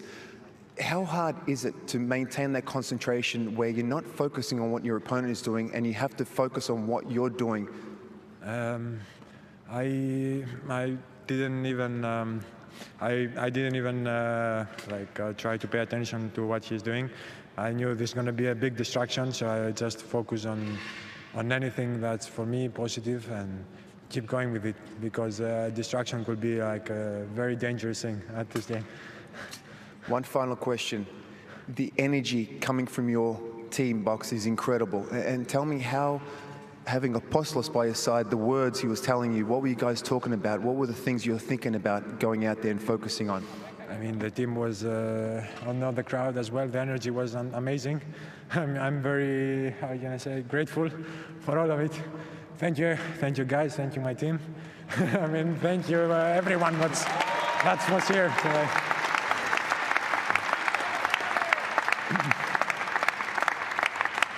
Well, Stefanos, it was an absolute pleasure to watch that match. Go in, soak it in with your team, and enjoy this special moment. One more thing, I want to thank Stefan for fixing my butt cups. Congratulations. Right. Thank you very much. Thank you, everyone. Thank you.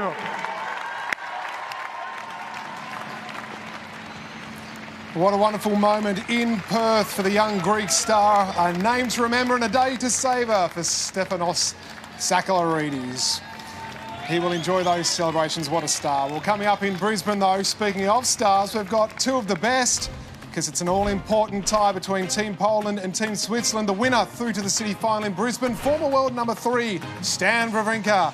He's the captain of Switzerland, up against Hubert Hurkacz, the world number 10. So speaking of Stan Wawrinka, the 3-time Grand Slam champion, he's on the comeback trail and he's always a fan favourite. Let's hear from him now.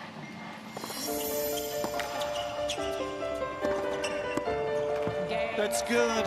What a resurgence we're seeing here in Stan Wawrinka, a former Grand Slam champion, been suffering from injuries. He's very much back. Terrific contest.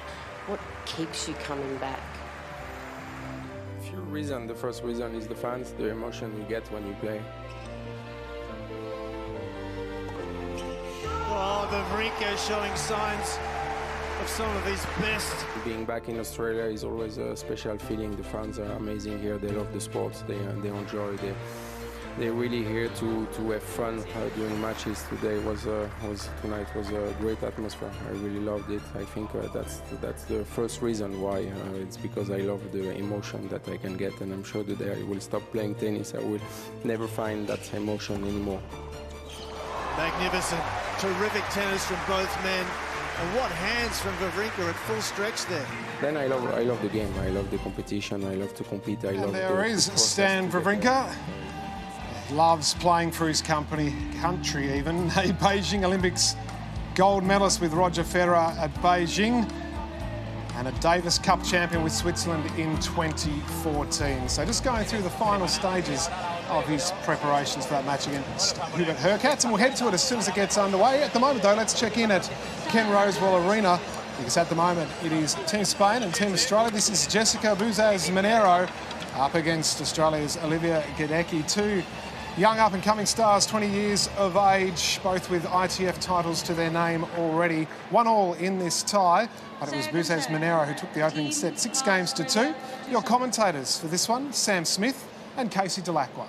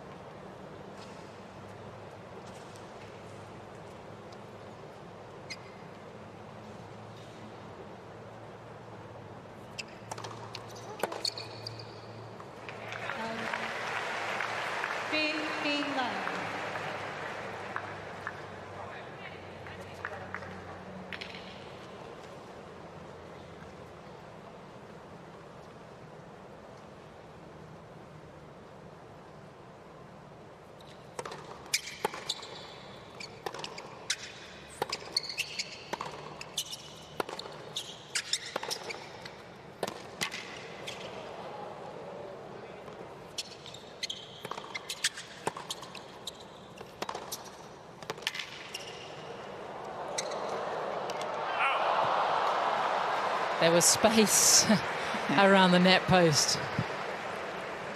15 all.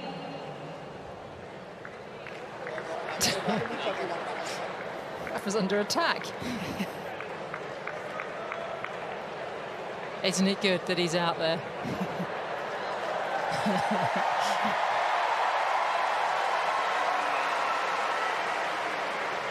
It's been lovely seeing him and his wife and baby Rafa in the players' lounge. I bet. Life's different for him now. Yeah, certainly is. Another little person to think about.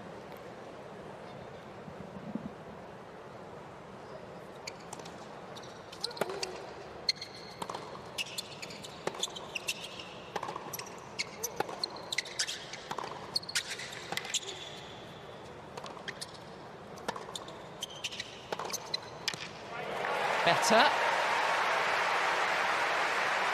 Just didn't settle in her opening service game of the match, and you could see it threw in a couple of double faults, and it took a while for her to get her first service game on the board, but I think certainly was looking more comfortable at the end of that first set.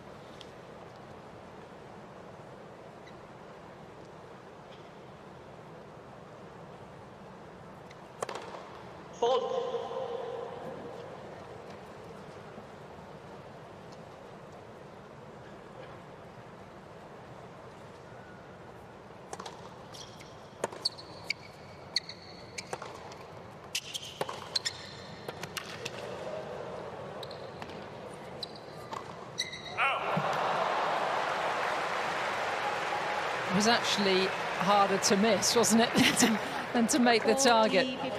She had so much time to think. Well and truly overplayed this one. We've all done it. We have. Can be very empathetic. Missed many of them. Not too many cases. No, a lot. Because you wrap that wrist around it pretty well and got plenty of spin on it. That's just what was required. And a much better start to the second set for the Queenslander. First game, second.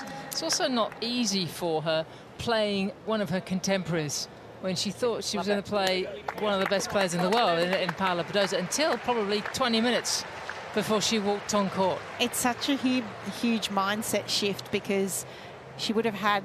I spoke to her yesterday in the dining room and she was so excited, getting her green and gold and really pumped to come out and play Paula Badosa. I mean, what a great player she is. And then, yeah, you're right, it shifts to a player that she's actually beaten before. Yep.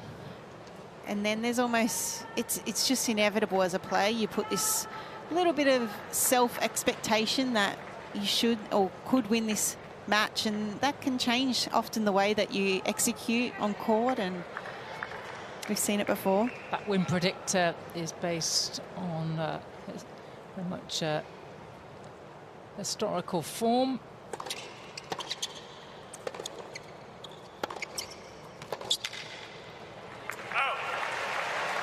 Recent form and head-to-head, but it was, as you mentioned, Gadecki when they played last year at some obscure stop on one of the lowest doors. La Bisbal del Empada, it's in Catalonia in Spain. Gadecki won easily, actually, 2-2. Well, this is a much better return game.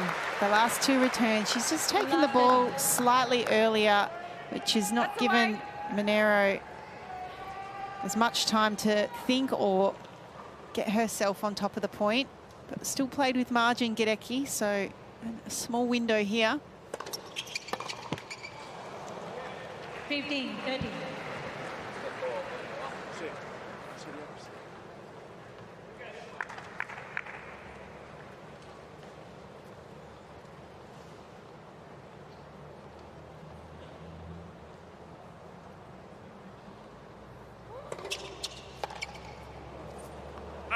Oh, that's a bit of a shame. Two backhand misreturns.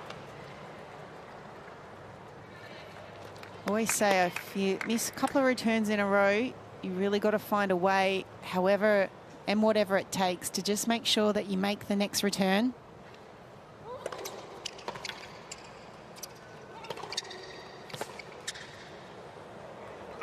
And I think that's the difference sometimes between the players ranked top 100 and the ones just outside, is that you never see too many players, just especially when they're on the strings, that are top 50 in the world, that will make consecutive return errors.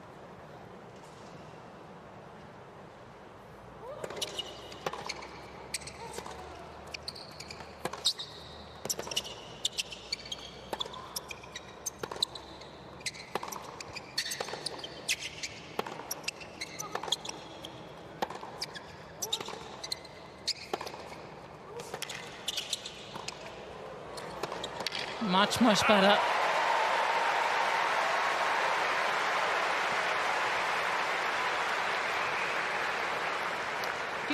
Probably one of the best rallies of the match so far. She just held her court positioning really well on top of the baseline, and this was really well done to seize the opportunity to move forward, and did a good job on volley, didn't overplay.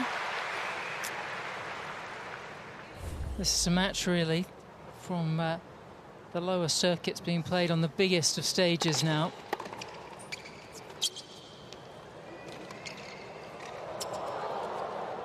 It's well watched. We've got two players out here just ranked outside the world's top 200. Gadecki has been higher. She was not far off the 150 mark midway through last season.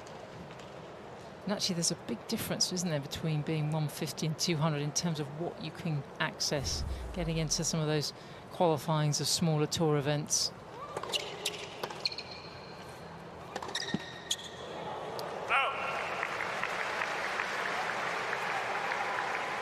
There's actually a real skill to scheduling. There's a real skill to, one, knowing your ranking, two, understanding where you play your best tennis, how you play your best tennis, where to go to. And for Australians, particularly when they have to travel a lot,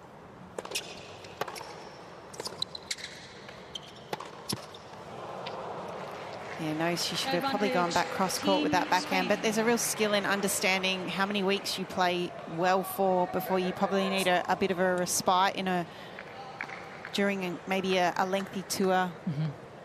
Yeah, I think a lot of us Europeans just forget how long you guys have to be away, and you can understand why Sam Stosur had her base in Tampa all those years.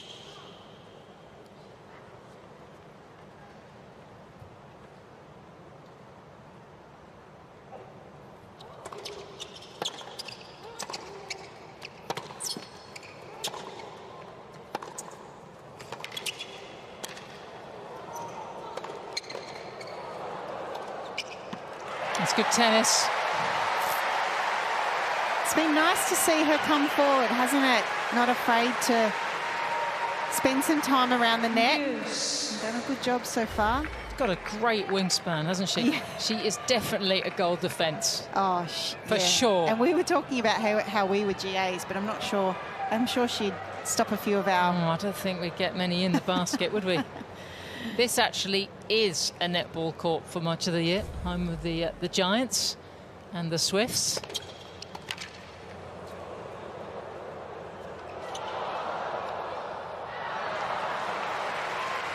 And actually, just last thing on scheduling, there's actually a section in your high-performance coaching course to get your coaching qualification on setting out a player's schedule that you get assessed on, to understand how, recognising your player, what they're ranked, and what their schedule should really look like for that type of player.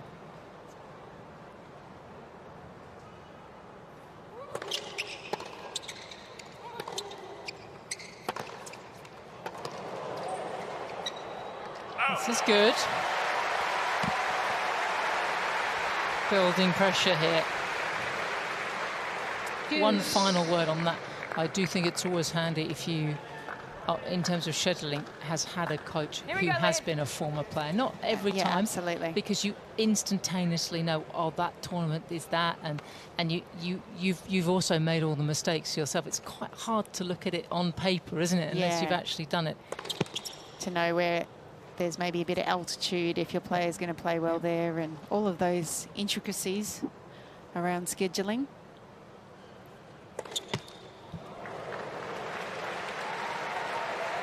Advantage, Team Australia. First double for the young Spaniard.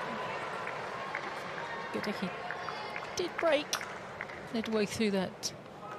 The first set was unfortunately immediately broken again.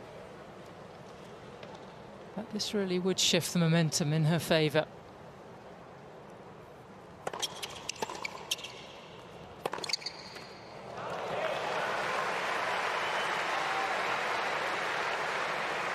Yes.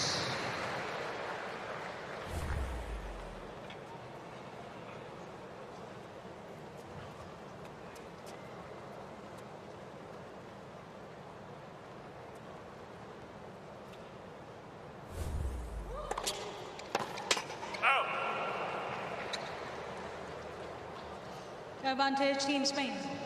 Yeah, just getting a little confused by the electronic line calling that because Olivia hit the return. That was the call of out, not her serve. This afternoon's match overseen by Jenny Shang,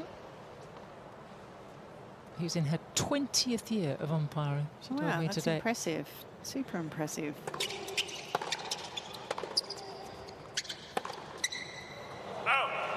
Game, Team Monero Spain. showing her mettle, coming through the longest game of the contest so far. 1 game on.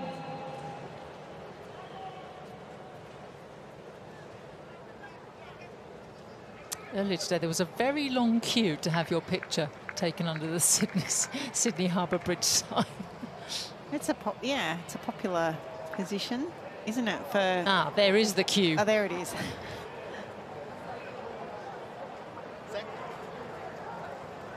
It's a bit warmer outside today, wasn't it?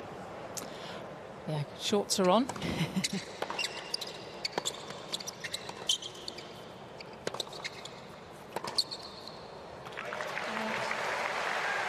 I feel like Gadecki's starting to find a little bit of groove on her forehand, coming on the outside of the ball, trying to find a bit more width. Just cut back on a few of those unforced errors.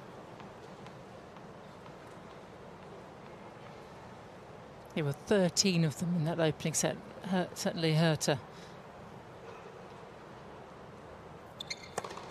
Fault.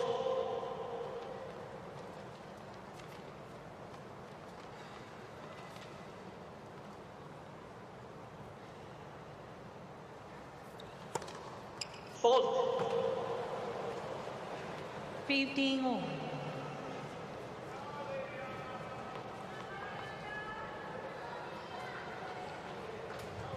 Fairly even in her distribution of double faults. Couple in the deuce court and a pair in the ad court as well. Still hasn't quite got that part of her game rocking and rolling.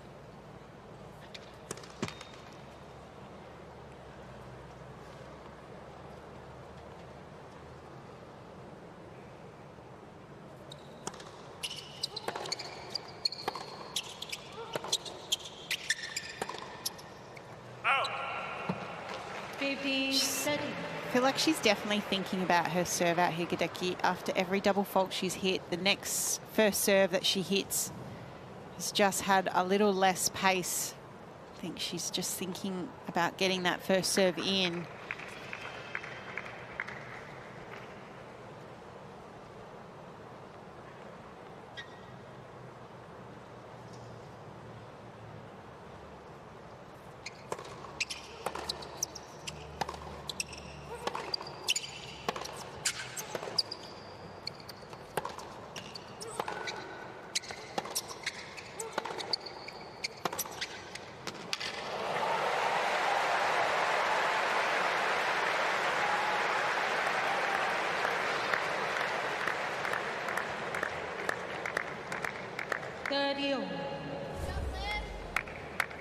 Way to go, Liv.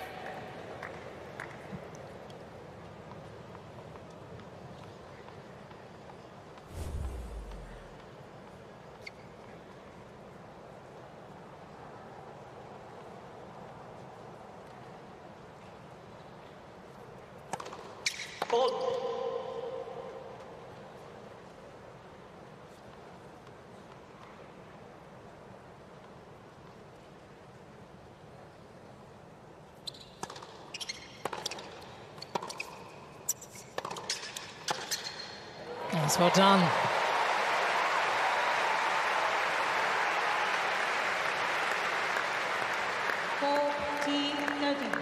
Well, she's held her last 2 service games, so I think there's a real sense here that we might see some of her best tennis very, very soon. Starting not to think so much, just to play.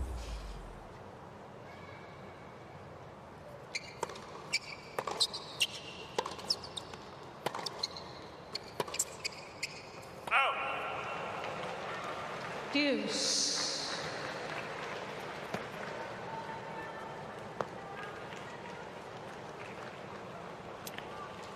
A great win by Alex last night.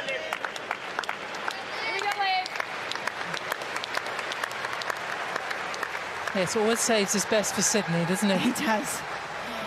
This is where he grew up. This is where he trained. Loves the court here on Ken Rosewell Arena.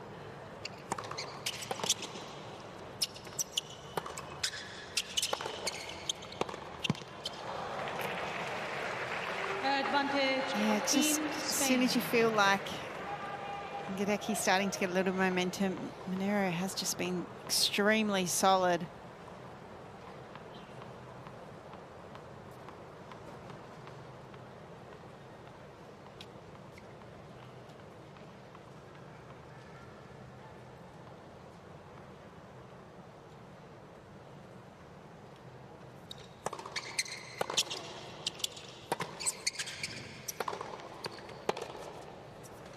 That one's just drifted, despite all the good work of Olivia Gadecki. It's Monero who gets the early break and is ahead 2-1 in this second set.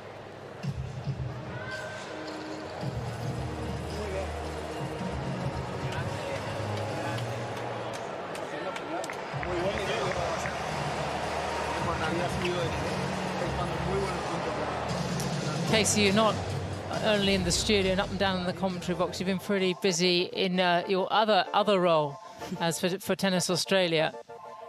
Yeah, it was a wonderful morning. So I lead the women and girls space here in New South Wales, and we have a network called Sheroes, which was kind of born from Judy Murray, the She Rallies program over in the UK. We call it Sheroes in New South Wales. And yes, I'm very proud to lead this space. And we've got wonderful women who all volunteer at their local club, driving their communities to engage as many women and girls as possible. So really rewarding work. So that's what it does. It's about a volunteer network, is it? Yeah, it's about really upskilling those women.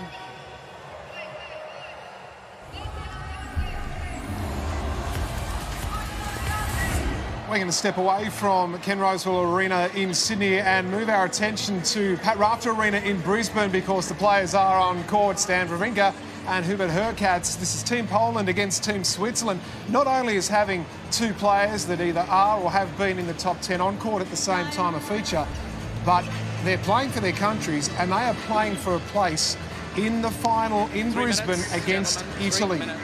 So much riding on the result of this matchup. Remarkably, the first time that these 2 players have played each other, so a little difficult to get a read on what to expect. Stan Wawrinka making his comeback from those couple of foot surgeries in 2021. Great to see him back somewhere near his best tennis. What a star he has been for a long period of time. Your commentators for this matchup are Peter Saltis and Josh Eagle, and courtside it's Colin Fleming.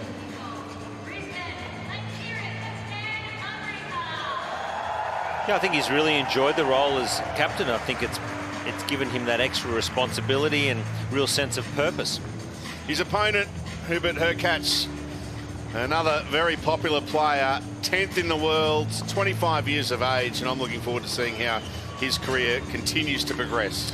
That's right. He's a shy kid off the court and introverted in many aspects, but he brings 2 minutes. His expressions out on a tennis court, because he serves enormously well. It's accurate, it's powerful. He serves a lot of aces each match, and his ground strokes are equally as solid. That probably doesn't get the recognition that he probably should.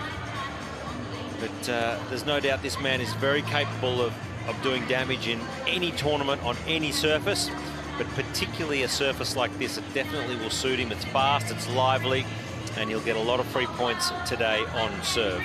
I know you've been umming and ahhing about who's going to win the tie. Who wins this match? I'm going to go Stan Wawrinka. I'm just going to tip an upset. I think absolutely Hurkacz is the firm favourite and win predictor. I don't know what it is. It'll tell us as we get to into the match. But for me, I'm just going to tip Stan Wawrinka with his skills, his ability to just to butt the ball back at times on return and just find a way to win. 1 minute. Stan Wawrinka against Hubert Hurkacz to kick things off. Switzerland v Poland this evening. As we mentioned, this tie all square at 1-1. Big crowd in attendance early, which is great to see. They'll be making plenty of noise.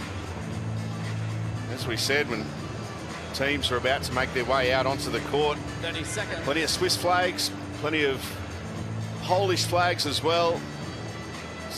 Supporters of both nations getting into it, and I think the neutrals will as well for this one.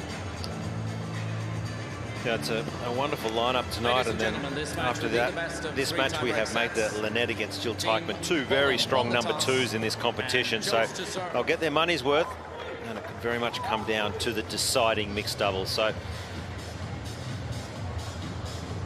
end of warm-up. Locked at 1-1. The scoreboard pressure's huge. If whoever wins this match, you got two bites at the cherry to try and wrap the tie up and move on into the city final. Craig Boynton left of screen, that is Hurkacz's full-time coach, and on the right, Agnieszka Radwanska, former world number 2 and Wimbledon finalist, had such a wonderful career herself and is the captain for Poland and doing a fabulous job. Get yourselves comfortable. Don't go anywhere, because this is going to be one heck of a ride. One of the biggest matches of the United Cup so far. Take your seats quickly, please. And two very popular players to get this session underway. Hubert Hurkacz to serve first. First set, Hubert Hurkacz to serve for Team Poland. Ready? Play.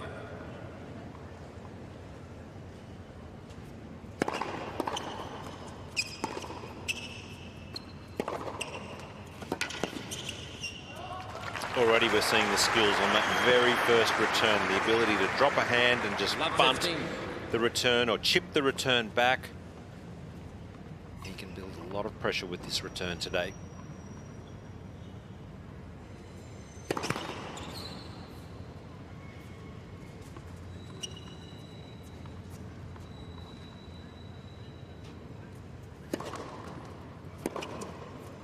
Out.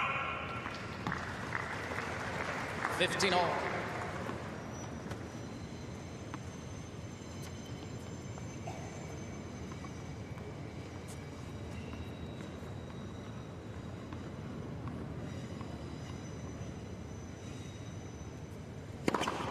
(30-15). First of, I dare say, many aces on the Hurkacz serve.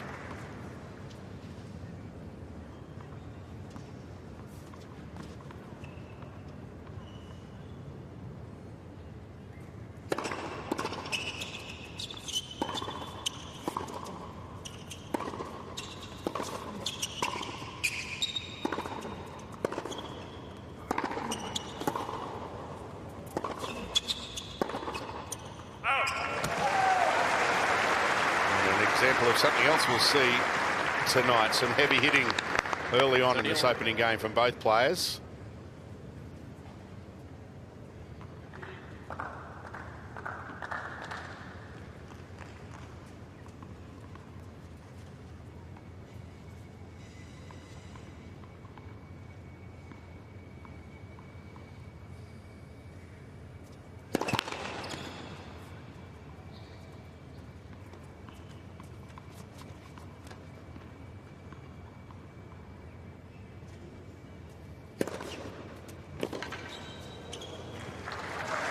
Second serve, pushing Wawrinka off the court. 40-30.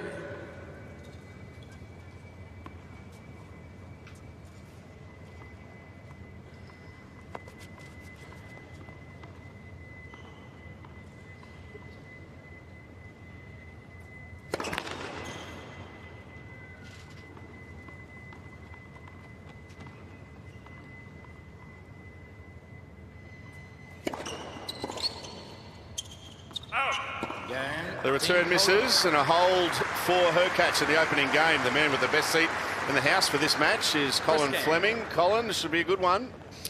Should be a really good one, Pete. And well, you see, I've got the best seat in the house, but it's very warm down here, and I've got the sun beating down on my back. So as a Scotsman, if I need help, I might just radio through. But no, it is warm. I think that could be a factor because you know, this match has the potential to go long, has the potential to become physical, and interesting to hear Josh picking Wawrinka there with his skills. I thought he did play well against Bublik in a similar type of match, but I just thought Hurkacz, you know, the way he was able to step up in his win over Bublik, you know, should give him some confidence, and I think we're in for a real show here this evening. That's for sure. Now, first look now at the Wawrinka serve for Team Switzerland.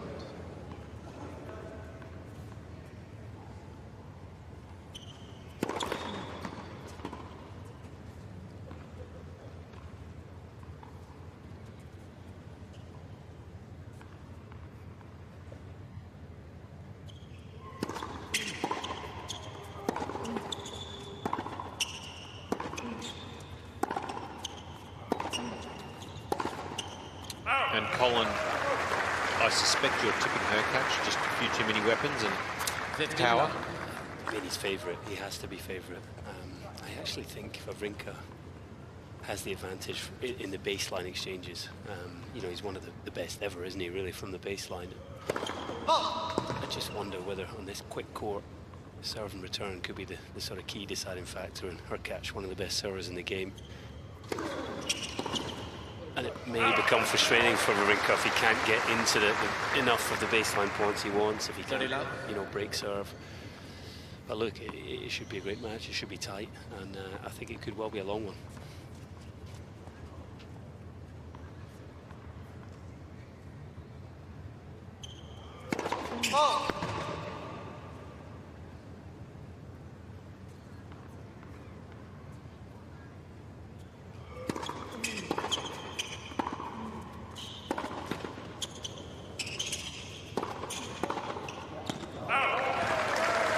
I'll be interested today to see how Wawrinka backs up.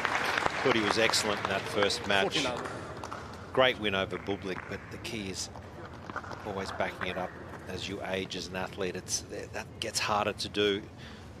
37, he's certainly getting on in tennis years. He's played a lot of matches on tour.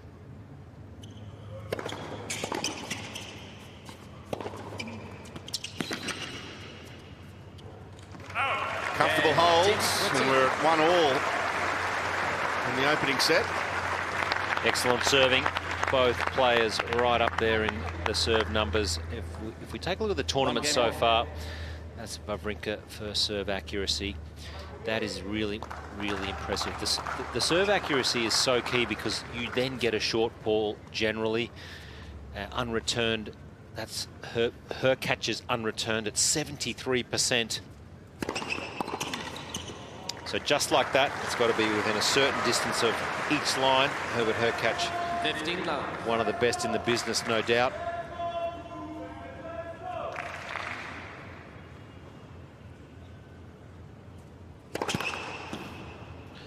So going on those stats, you would suspect this match could very well be decided by 1 or 2 points.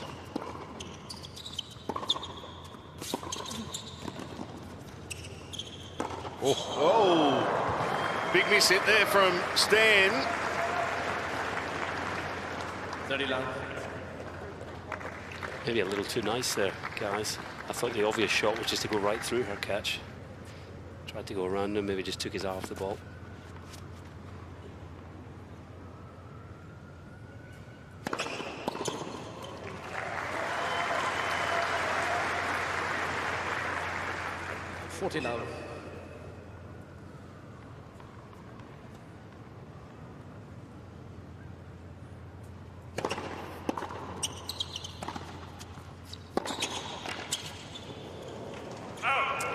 is where Wawrinka could be dangerous today.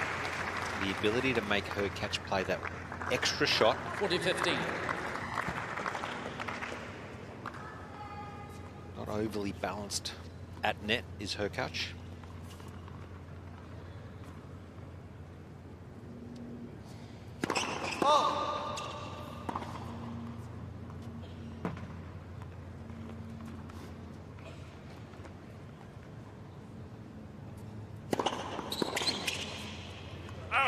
Nice second serve, the return sails long, and we are on serve after 3 games of the opening set. Team Poland leads 2-1.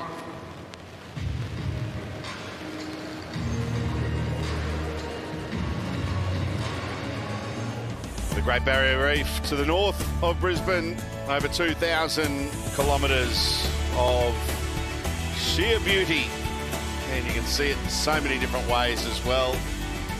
On the yacht, Wales love to play as well. Some terrific resorts. Jet skiing, parasailing is very popular as well. That's a wonderful part of the world. The Great Barrier Reef, one of the must-see parts of the world. Herbert Hurkacz in motion here on serve. It is a simple, easy action. Look at the full extension he gets up and lands into the court. Excellent service motion.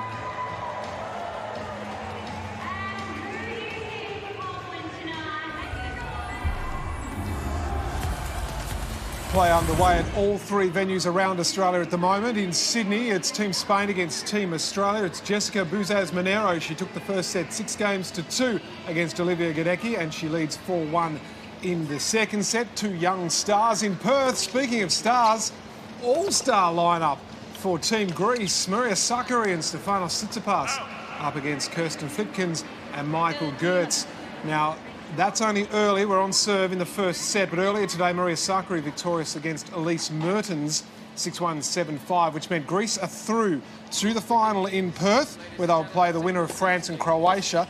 They'll play later today, Croatia leading that tie 2-0. Let's get back inside Pat Rafter Arena, though, in Brisbane. On serve, and as expected, a pretty level contested match at the moment between Hubert Hurkacz and Stan Wawrinka.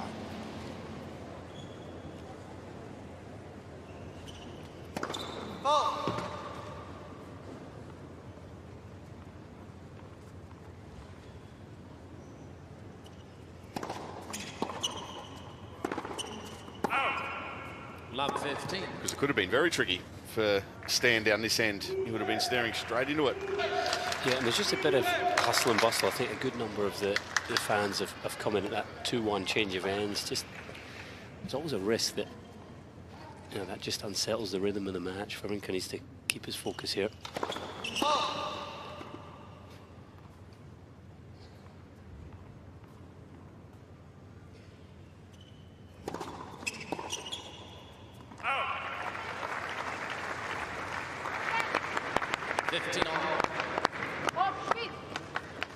I mentioned those injuries that Stan has had, whether it be from the knee injuries to the foot injuries, which were most recent. We'll talk about it in just a moment.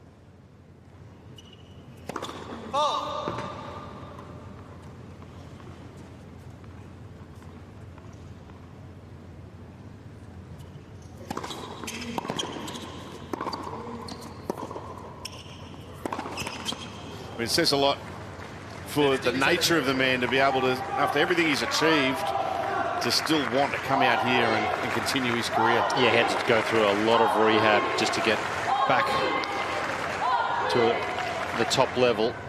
He spent many months grinding.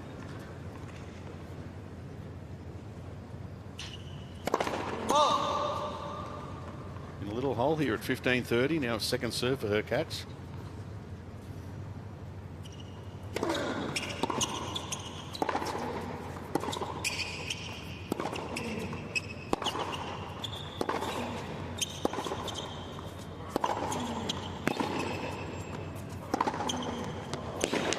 It's a thing of beauty.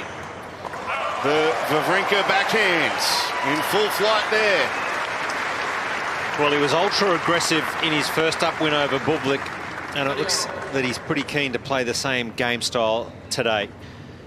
Taking it nice and early, pushing Hurkacz back in these extended rallies, and that is not easy to do, but just incredible angle he can generate. Whip on that backhand, drawing Hurkacz right out of court.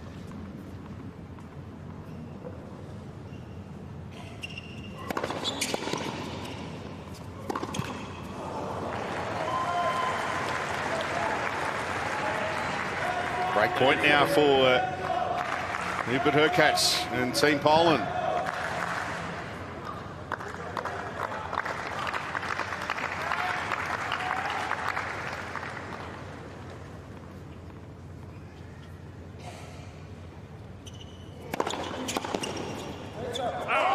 He found a first serve at 30-40. That's what all the great champions do. Right when they need it. He has gone big and he's gone wide.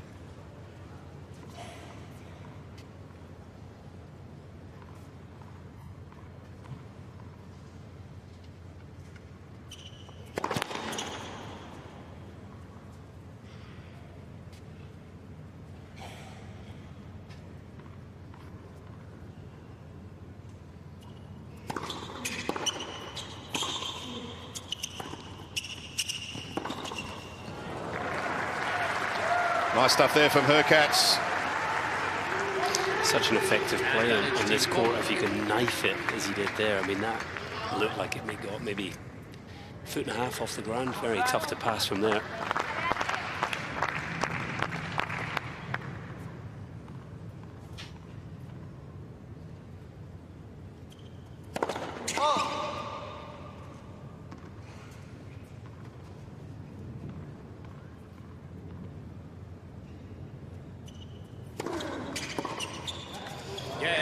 Rips the return down the line on the second serve, and Hubert Hurkacz with an early break to lead 3-1.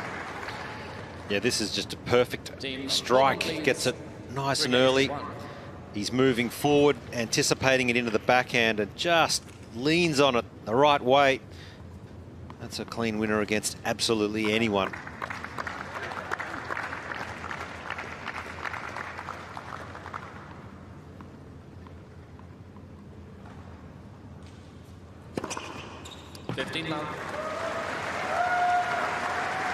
Now Stan has an enviable task of trying to break the Hurkacz serve.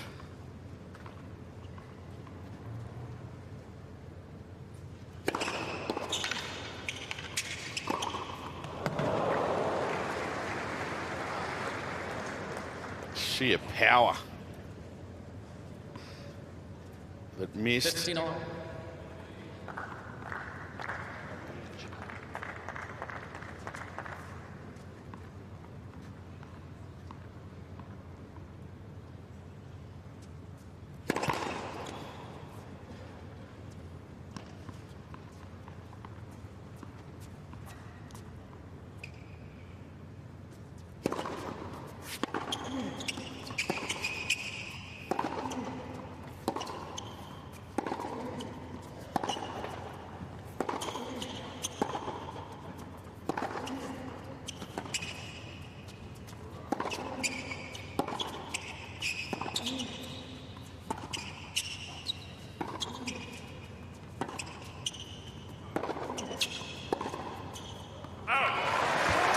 That is where I think Stan will have an impact tonight. His variation from the baseline, dropping the short slice, knifing a deep slice, then rolling it heavy. Excellent variation. And Hurkacz is looking, he looks tight on his forehand. If I'm honest, the last two have flown long, and that suggests that, you know, just the arm, the hand's a little tight. He's not getting the revolutions on the ball.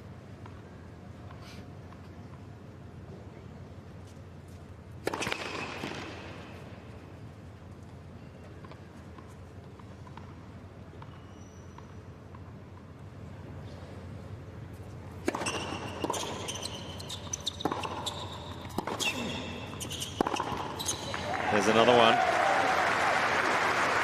Now we're at 15-40. 2 break-back points here for Wawrinka. Yeah, the conditions are so lively here, and if there's any doubt with your swing and you start to push it, then you're in trouble. You have to stay committed when the ball is flying off the racket.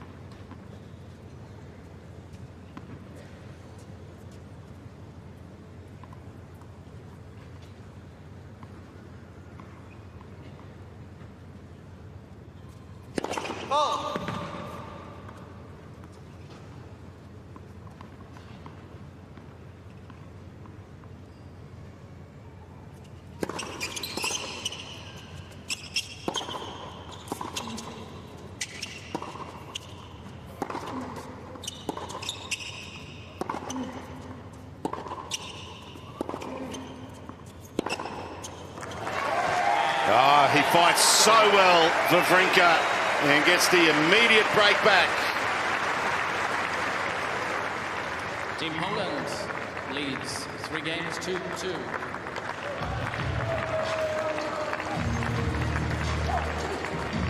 Well, that was outstanding stuff from Stan Wawrinka.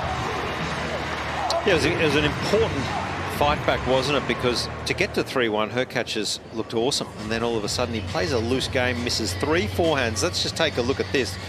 He's trying to be committed, he's trying to get up to it early, but that ball is way long. He's missed that by a good 2 or 3 meters, so that's something that he needs to rectify.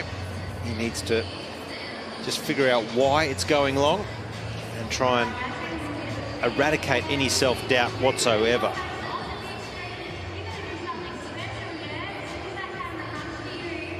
I think we'd say that too often through this match, that both players trading breaks.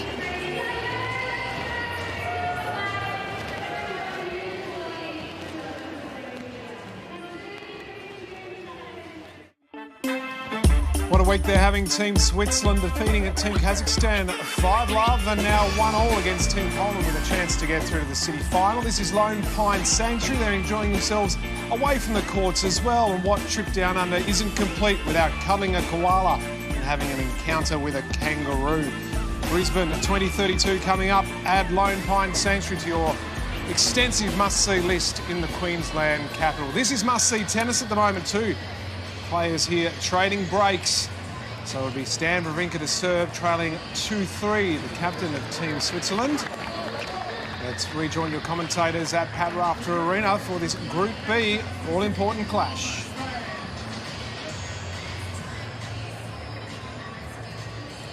Take your seats quickly, please. He gets on a roll, hard to stop. Her catch. Wawrinka to serve to try to level things up in this opening set.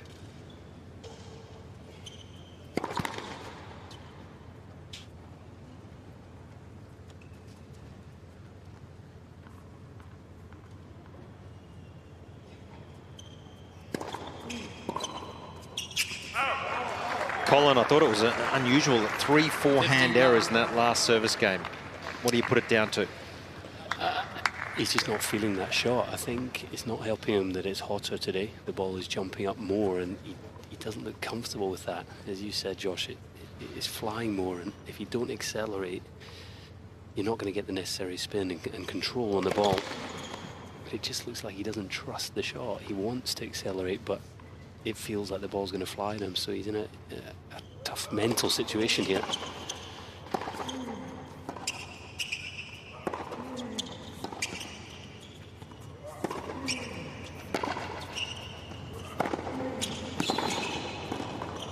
Oh, lovely touch.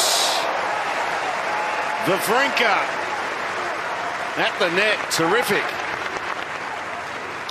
This man's got plenty of skill. None better than this, and it's underrated, the volley for Wawrinka. Doesn't get a lot of recognition, but he is rock solid, perfect with the technique, not a big swing, nice soft hands.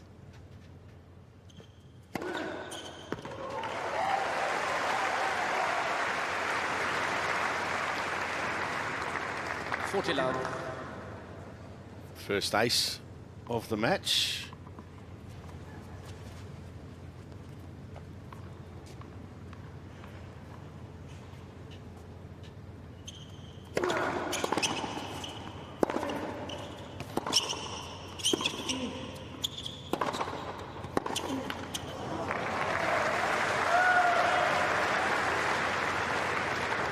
40-15.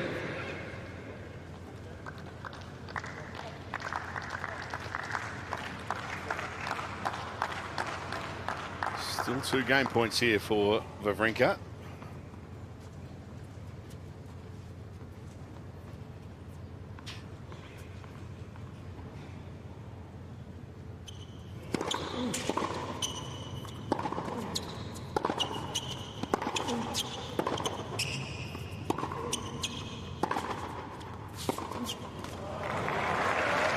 That was a bit of forehand from Hurkacz. He's got it back to 40-30. Absolutely, he's tightened it up a little at the last 2 points. Showing more confidence in that shot. Wawrinka needs a first serve at 35% of first serves in, so he desperately is looking for a first serve here just to try and level this match up at 3-all.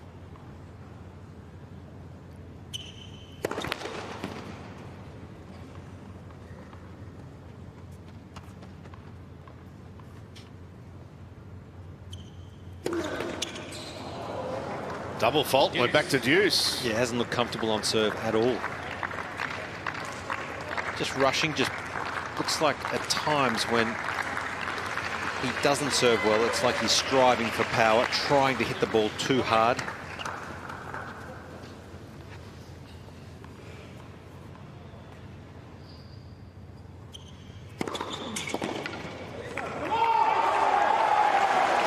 Went for placement there.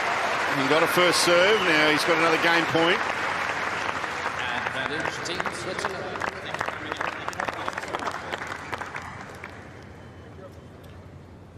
Nice and smooth. Not trying to hit the cover off the serve is what I feel is when he's at his peak on serve, and a nice reaction too.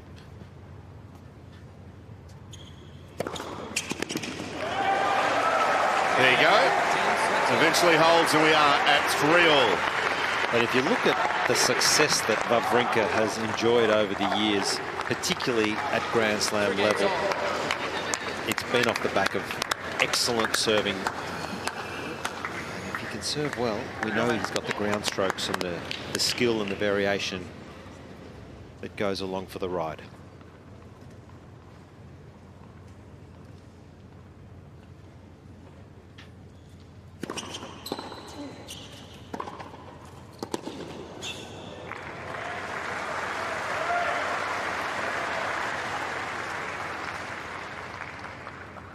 Love.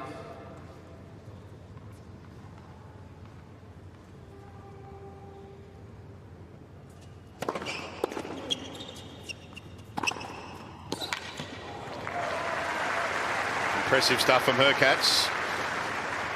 Yeah, still really lively conditions. This is the last game before new balls, so important for Hurkacz to hold here.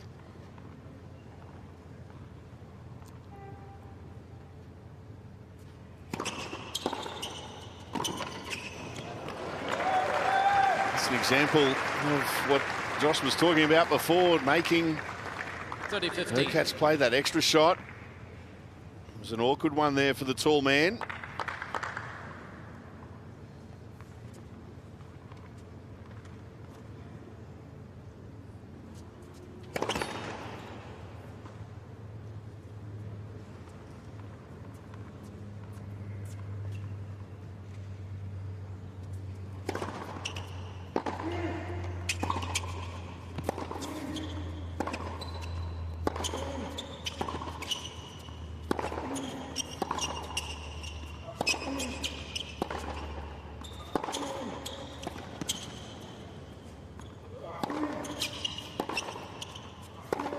That's really good defending from Hurkacz. Doesn't get enough credit for what an athlete he is. He's a big man, 6'5".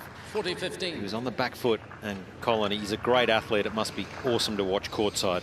Yeah, he really is for his size, and he's not just tall, you know, he's quite sort of heavy set. But interestingly, after the serve, he's actually quite a passive player. If you watch him, he's happy to be back near the Brisbane sign and just, reacting to balls rather than stepping up and sort of injecting pace.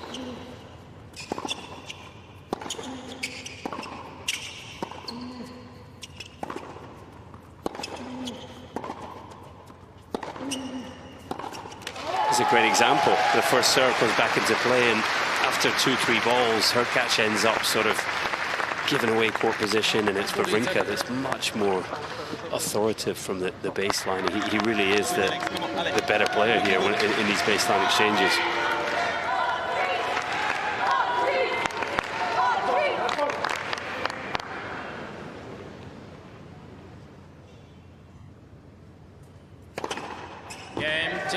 Nice way to close out the service game.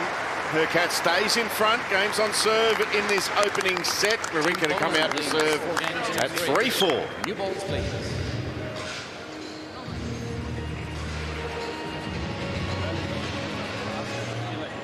So Stan Wawrinka, Hubert Hurkacz putting on a show here.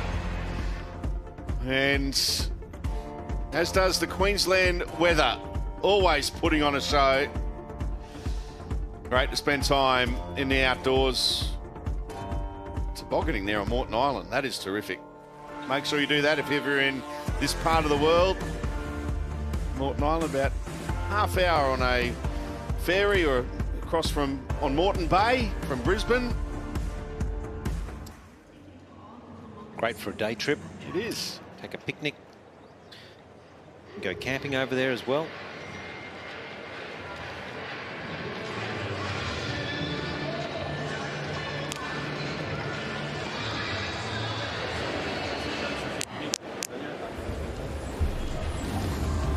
Well, still to come tonight in Perth, Caroline Garcia will be looking to keep Team France in the United Cup. They trail Team Croatia 2-0, so Garcia must beat Petra Martic in the first match of the evening session there in Perth to keep her country alive. What an incredible season she had last year.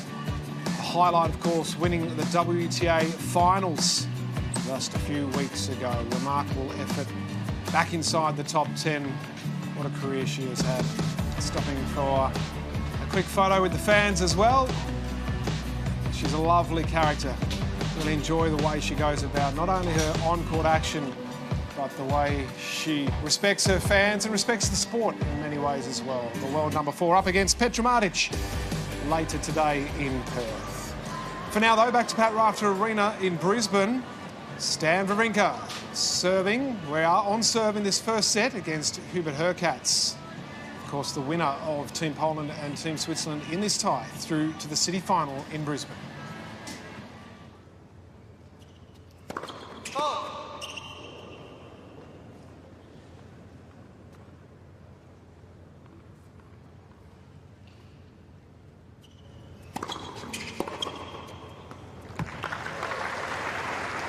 Colin, you just wonder whether the strings might be a fraction loose.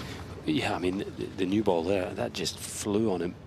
You can see the body line serve that missed, but no control whatsoever on that second serve return.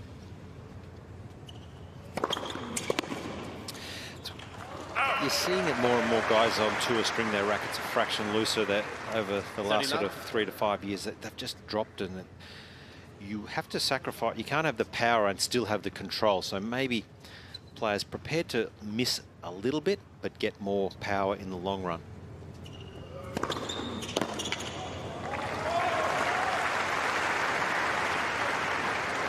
Starting to find his range on serve. 40 love. Love a quick hold here, would Stan.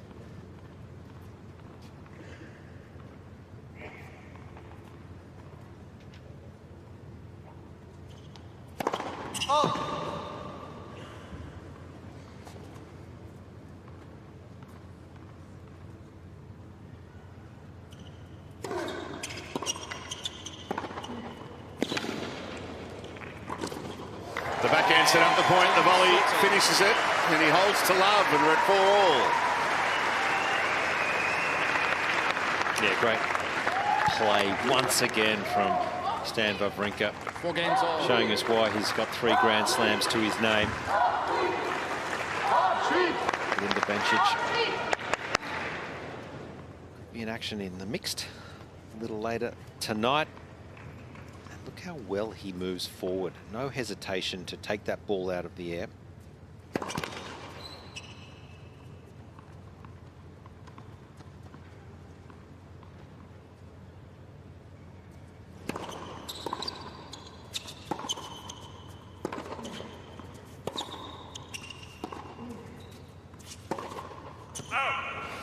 Colin, you can see Hurkacz is getting a little frustrated because Stan, as Josh said right at the start of the match, the key for Stan was to get a lot of balls in play off the Hurkacz serve, and he's doing that. Yeah, he's doing a good job, and I think this could be an interesting game now. Another forehand miss there, down love 15. The pressure's on Hurkacz here.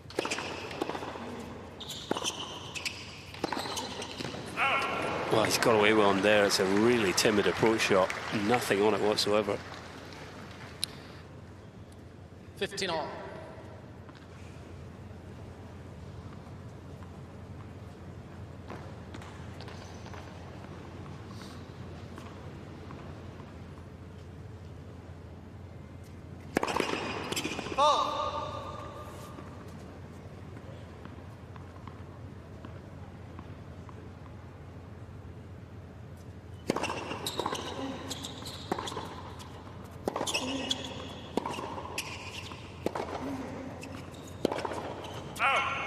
Another forehand miss for Hurkacz.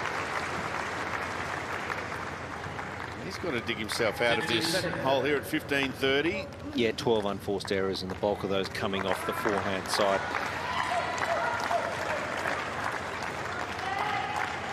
And what you don't like is if you're feeling a little tight and an opponent's just chipping the ball back and you have to generate your own pace, that's when it feels uncomfortable.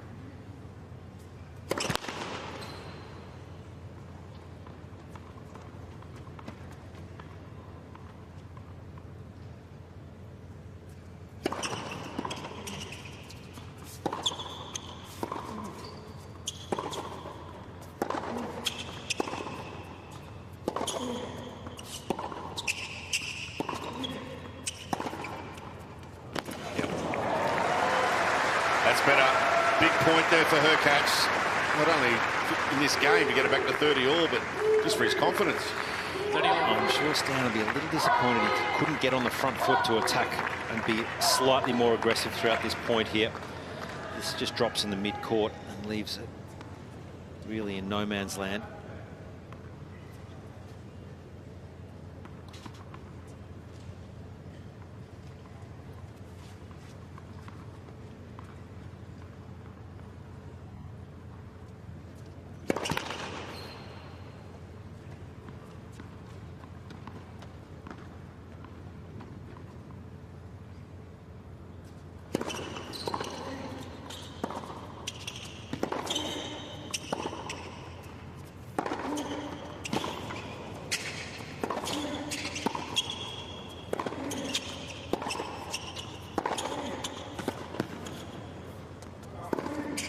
Impressive from Wawrinka. Got both wings. He brings up a break point. And this is the point he would have loved to have played on the last one. He learned his lesson, Wawrinka. He was a lot more aggressive when he needed to be, and he was in control, just pushing until he got that short ball, and that's great execution.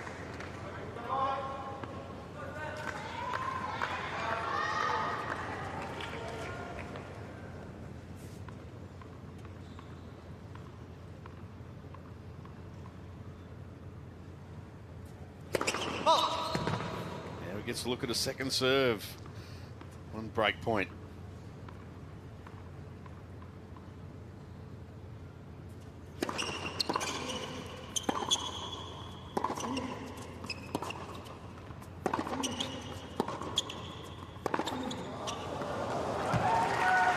Just lifted up, just ball just shot through a fraction and just lifting up on impact.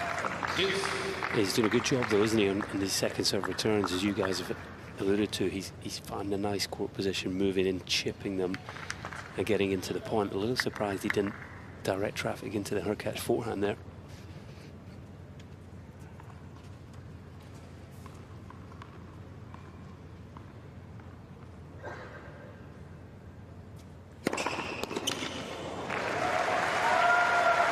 Impressive serve from Hurkacz. Tries to get in this Germany's service game as a game point.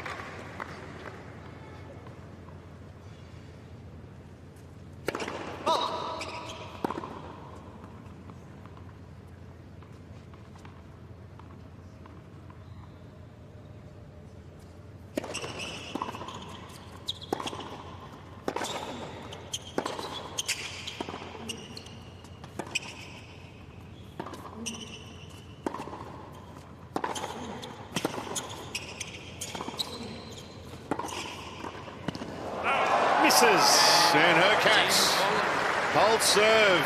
We continue to be on serve.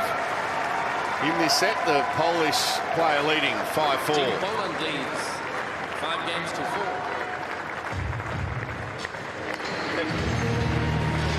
He'll be frustrated there, Stan. He'd be slightly disappointed. That was a real chance to get the break. Get himself into a rally, but there's absolutely nothing disappointing about that. The Sunshine Coast. Great part of the world, an hour north of Brisbane. Terrific beaches. Great surf beaches. Places for the kids to have a swim between the flags. Magnificent, the Sunshine Coast. Yeah, stretches all the way from Caloundra all the way up to Noosa, the Noosa National Park. Wonderful place. Golf courses for Colin. Anyone would think you guys are from Queensland, honestly. It's impressive. We don't even read the script.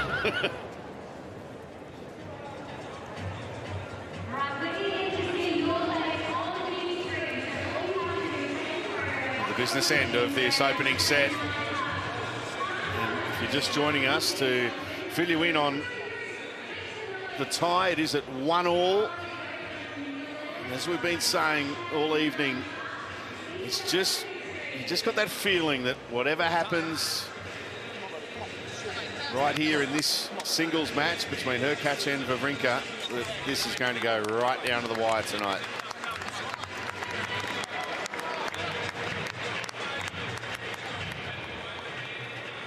Wawrinka now to serve at 4-5.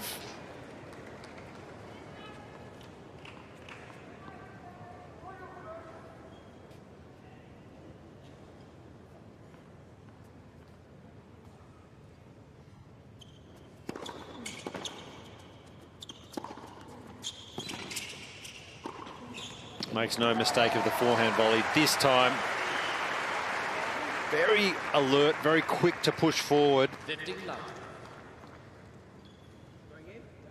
He's just asking the question whether that ball was going in.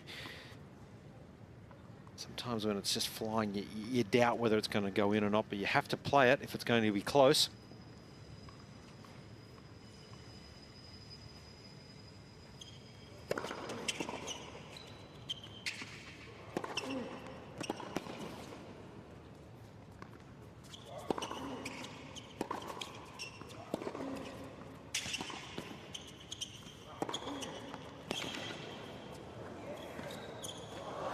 They fought well there, Hurkacz. And for most of that point, he was behind the Brisbane sign. And again, defending really well. 15 all. Yeah, good discipline here. Just staying in the rally long enough. For a big man, we know that laterally he moves well. Wawrinka trying to get him short up into the court, just clips the tape.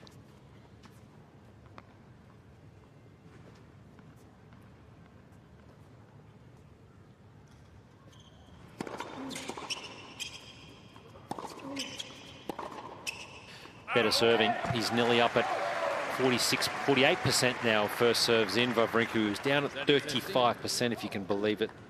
Hurkacz only at 50%. So there's some room for improvement on serve, and Wawrinka's starting to get his rhythm.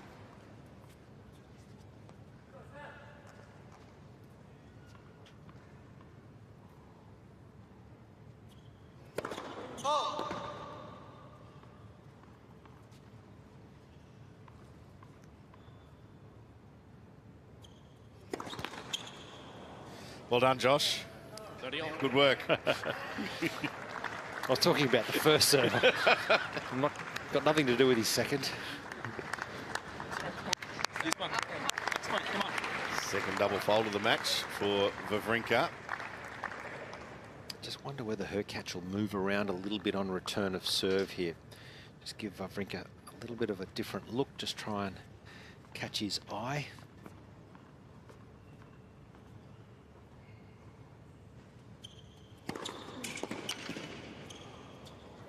Well, there you go. There's the first serve. Yeah, that serve, that slider wide from Wawrinka has bought him at least 2 or 3 houses. It's that good. He has relied so heavily on that slider wide throughout his career, and his ability to land it in big moments has been so impressive.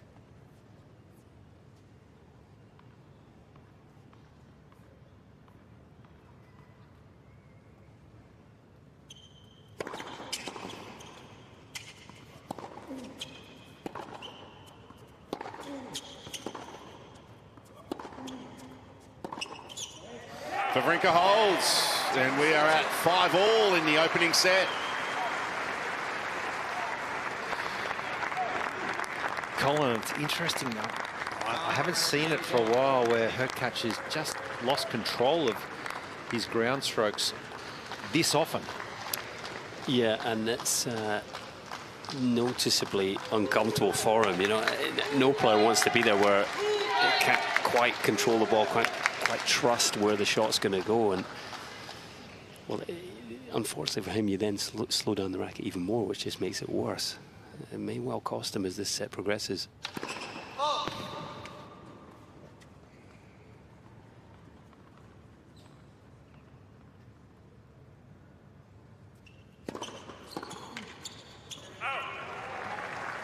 Well, that was a nice change-up. We mentioned in the previous game, Wawrinka was slicing the second serve return really well. That was a smart change-up, fast into the forehand.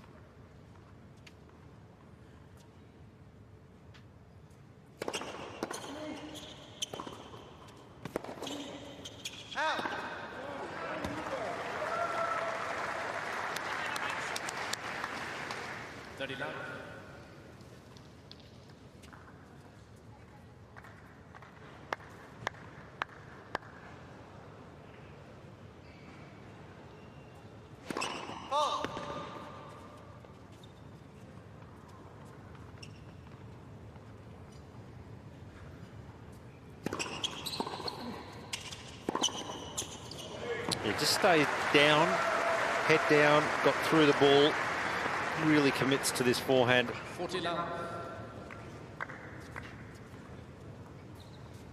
6 winners apiece for both players.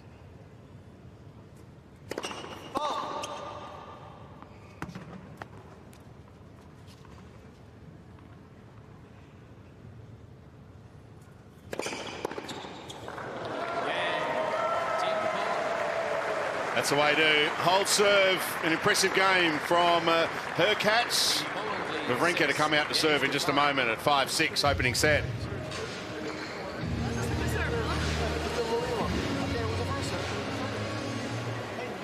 Are we heading to a first set tiebreak? There's only one thing we love to head to is all the great things to do in and around Brisbane. Kayaking on the river, a bike ride, scooter ride on one of the many great paths around the Brisbane River. Great to do, especially at this time of the day. Abseiling on the Kangaroo Point Cliffs. Any time of the day, Pete. Absolutely. Yeah, so much to do around the CBD. That's the great thing. It's such a livable city, Brisbane. 2.5 million people living here now. It's really had a mass immigration of people coming up and seeing the light. So it's so much to see and do.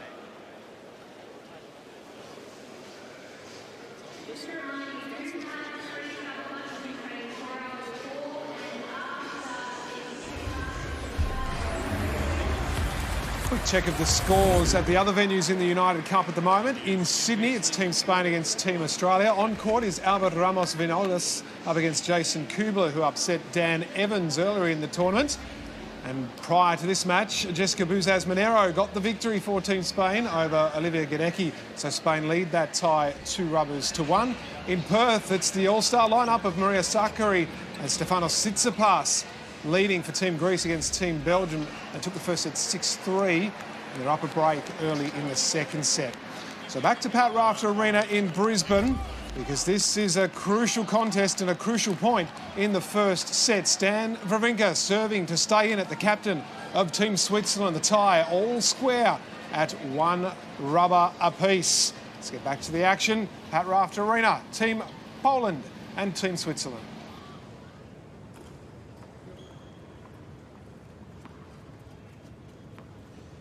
and survived other scares as well.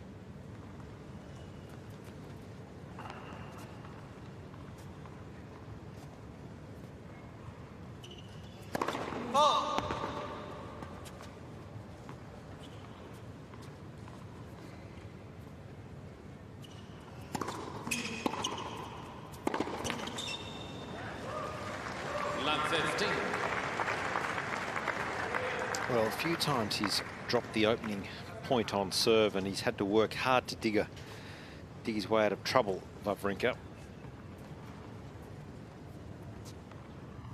Both players still below 50% of first serves in.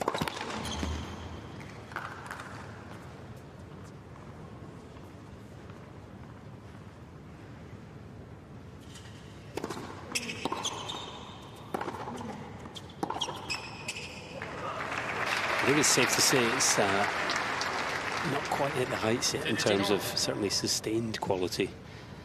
Got a nervy opening set here. It is a pivotal match in the context of this tie in the United Cup, and I think that's showing. You need a player really able to sort of take the handbrake off yet, so to speak.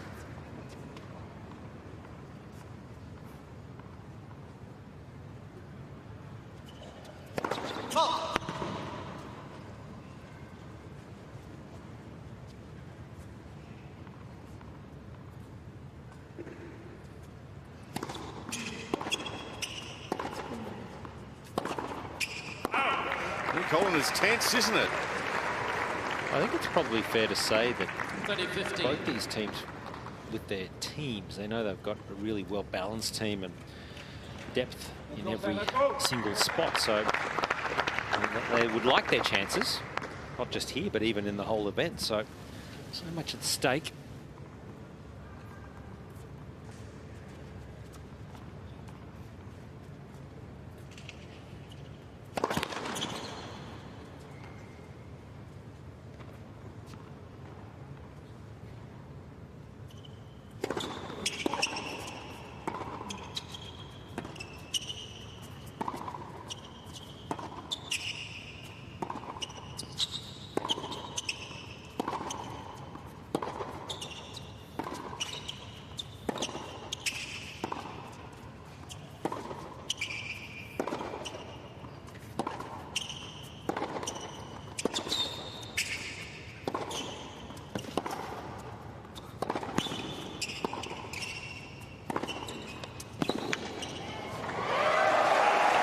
Wins that point in style, Stan Wawrinka. And we saw during that point, well, Josh, you mentioned before, if that slide serve on the first court has bought him a couple of houses, his backhand's bought him the rest of the street. It certainly has. I was probably thinking more like the whole neighbourhood. He won the point off a forehand, but the backhand was certainly on show in that 23-shot rally. Holds with a serve, and we're heading to a first set tie break.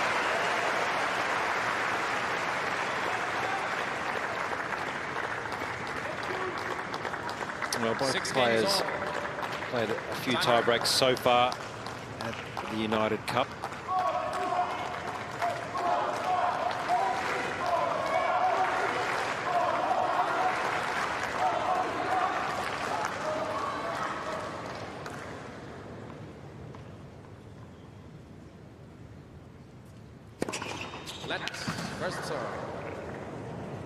Catch didn't hear anything then.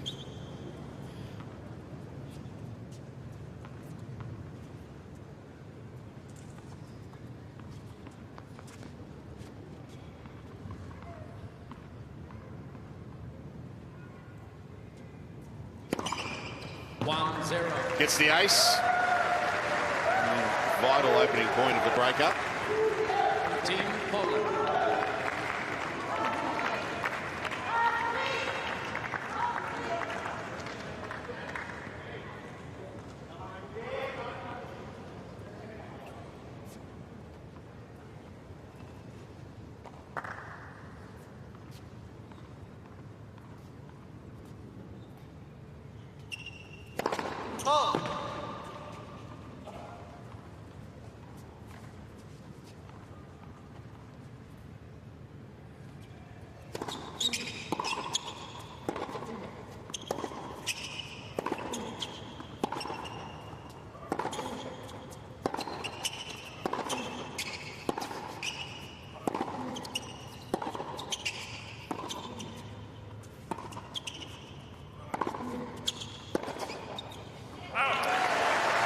it's a fine line, isn't it, just to either guide the ball around like Hurkacz is doing in these rallies to try and not miss and stay in the point, as opposed to getting aggressive and going out after it.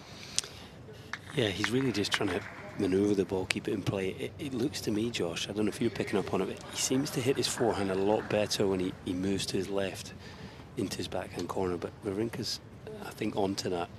He's opening the court nicely and then forcing him to move to his right, and that's where a lot of the errors look to be coming.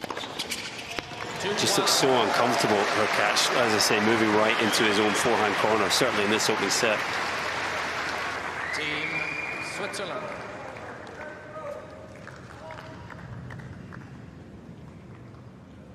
Three aces now for Wawrinka. Hurkacz will be looking for some easy points on serve here. His first serve percentage has dropped below 50% now.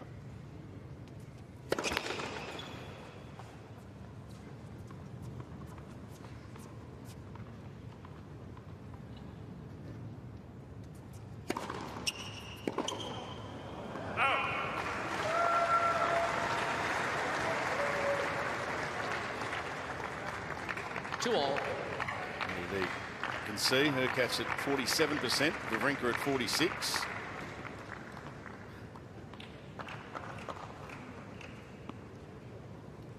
Two all.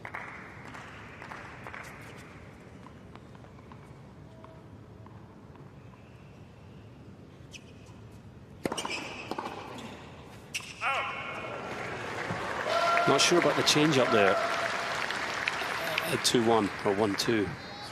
We were praising him throughout the set, weren't we, for standing in, chipping that return, getting into the rallies. He suddenly retreated, what, it looked like 6, 7, 8 meters behind for the second serve. Tough to control the kicker.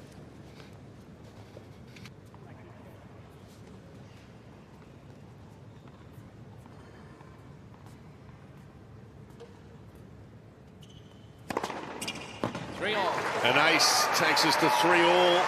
The players change ends. This opening set tie break.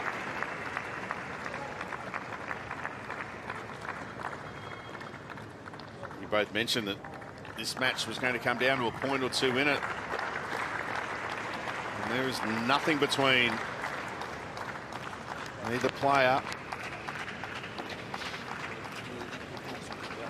Nice and calm in the team zone there. Not a lot of words of wisdom. It's one clear voice from Magnus Norman. Very, very experienced team.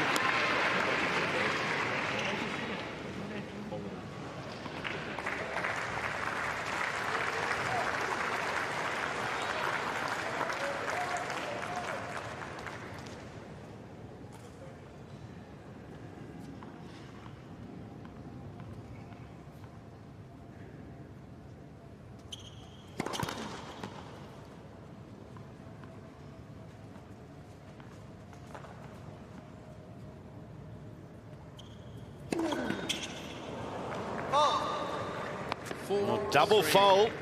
And a mini break now for Hurkacz.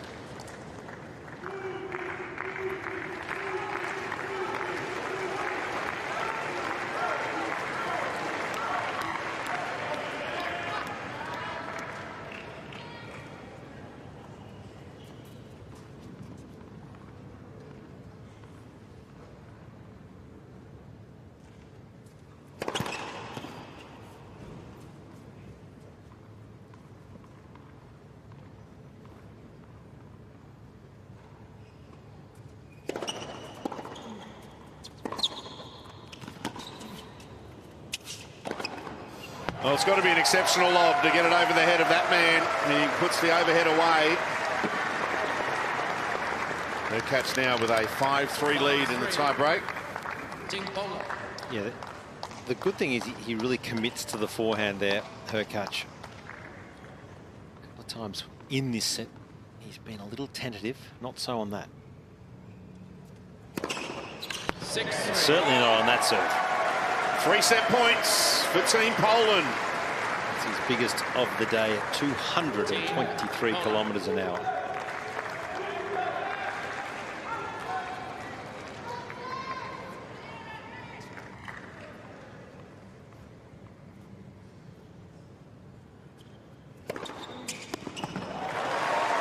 Wawrinka saves one with an ace of his own up the middle. Still 2 set points for her catch. 6-4. Team Poland.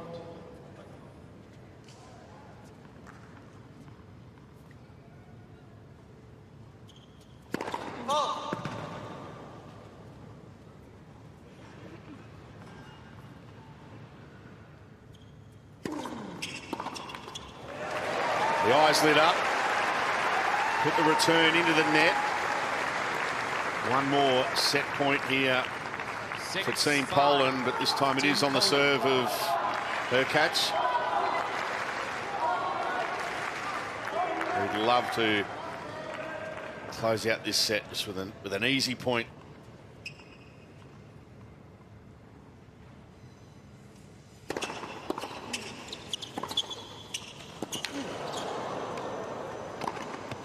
Well played, and the set goes to Team Poland. Her catch taking it to tie-break 7-6 over Stan Wawrinka.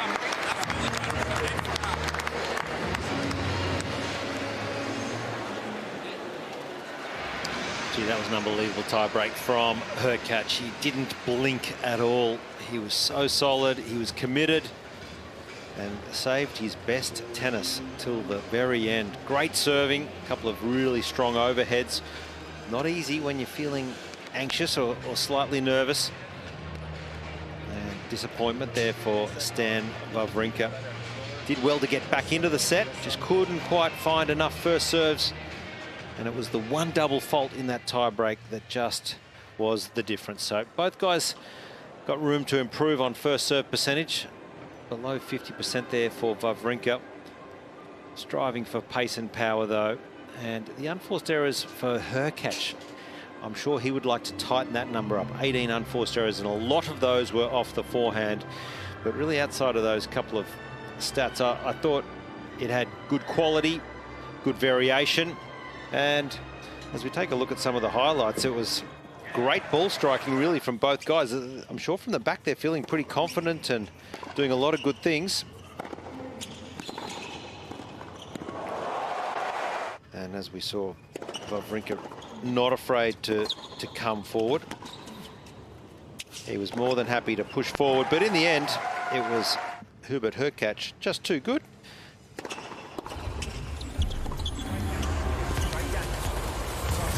Away at Pat Rafter Arena in Sydney. It's Team Australia's Jason Kubler who's in charge early doors in the matchup against Albert Ramos Vinolas and Team Spain. He leads his upper break 3-1 in the first set.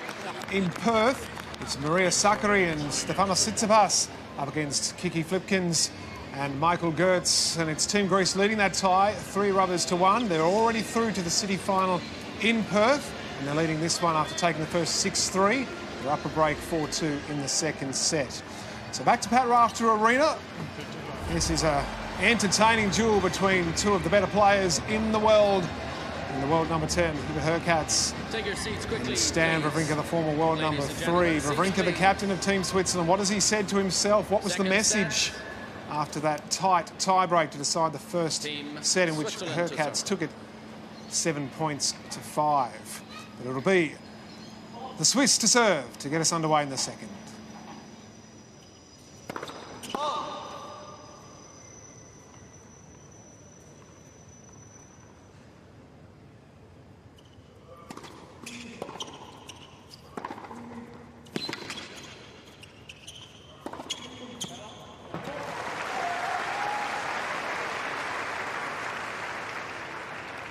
Love.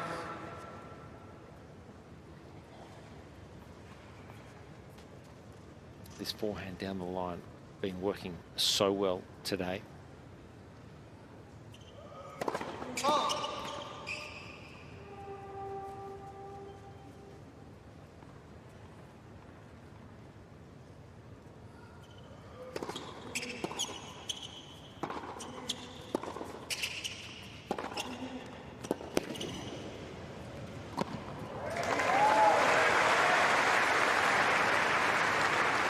Nicely done from Wawrinka.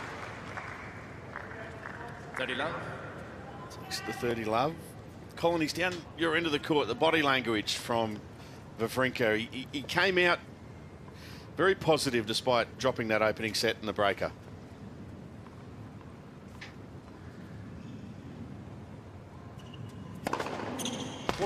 Yeah, he looked to have kind of cleared his mind. And that's important. I think it's going to be really important. In fact, it's a big ask for him now to win 2 sets in a row. You know, he's given away a good number of years to Hurkacz, who's, you know, a top 10 player. But if he is to do it, he's going to have to stay just positive point after point, just break it down into small chunks and just keep believing he can do it.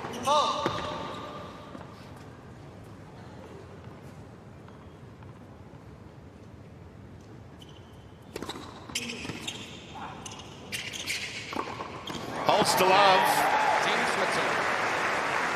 That's what he needed to do. You love these games as a server. That's stress-free. Second set.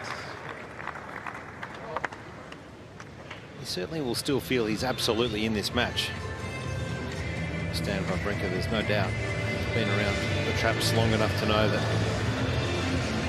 he's got room for improvement.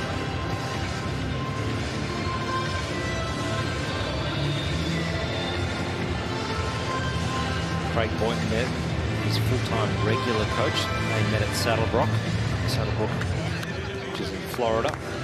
And they really do seem to complement each other. Craig very encouraging, complimentary, really supportive.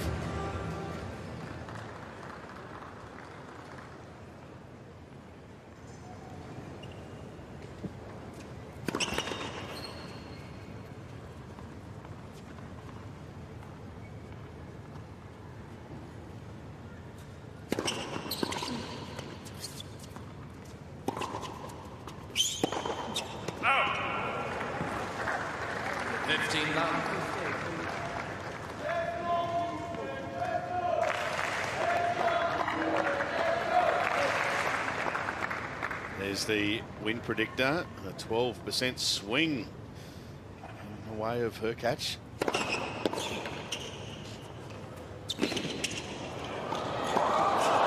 Nicely done. I mentioned too, Josh, of the player-coach relationship with Hurkacz, and one of the pre-event days we were courtside when he was going through a training session. It really is a good relationship that they have. They really do, and you know, you spend a lot of time together on the road.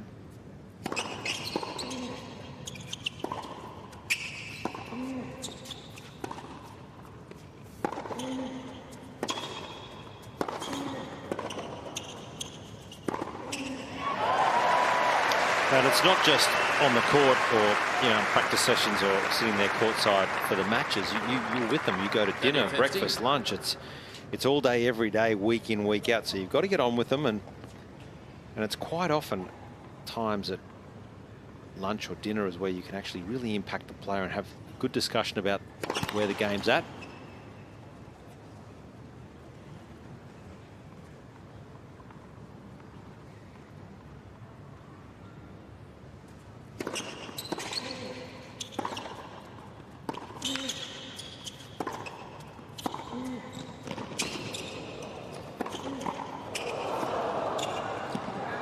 Point of the match. The big man Hurkacz with a half volley in that game, in that point. It was brilliant. 40-15. And Colin, this is a part of Hurkacz's game that really has improved a lot under coach Craig Boynton. Yeah, I think it has, and he's looking much more dynamic at the net.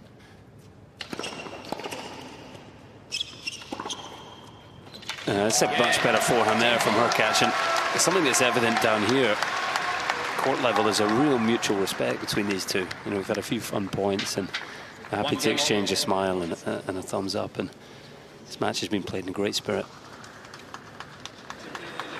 Sure is. Wawrinka now to serve at 1 game all.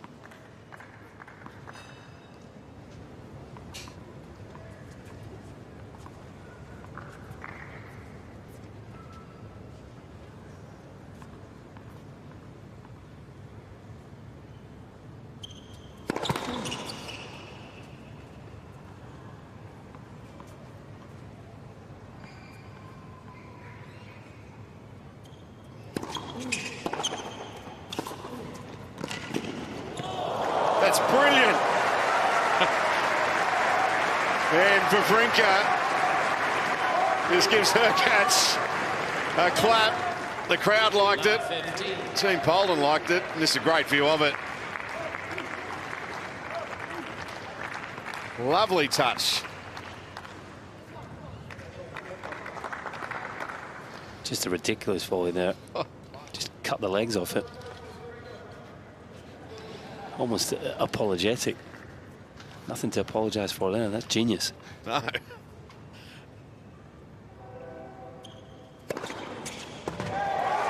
Wawrinka with an ace. There's the height there too, Colin. For someone so tall to have that touch down around his feet. It was great to see from Hurkacz. Yeah, again, he's showing it's not just power. Great athlete, but he's got some feel and finesse as well.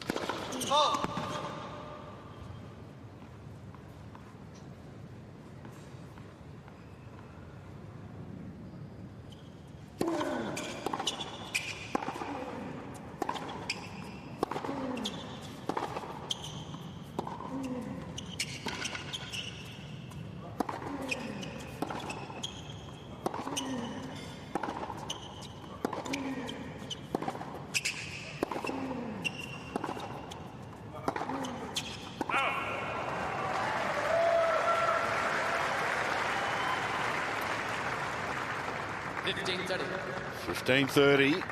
Little opportunity here early in the set for Hurkacz.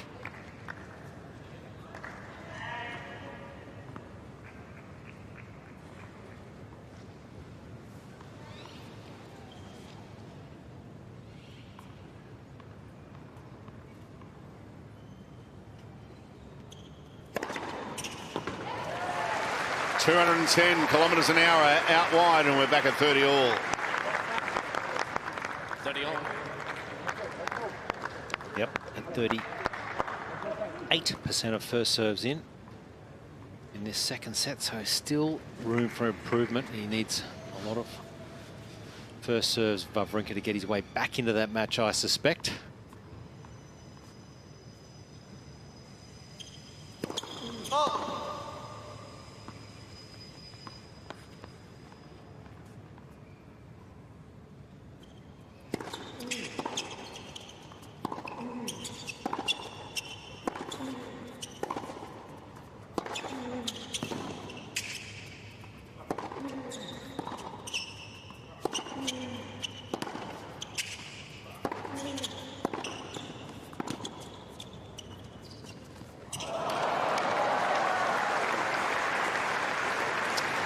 Well, he was doing well in this rally. He was ultra aggressive, and Wawrinka doing well just to defend, but the execution just letting him down, unfortunately. Let's go. Good end. Come on.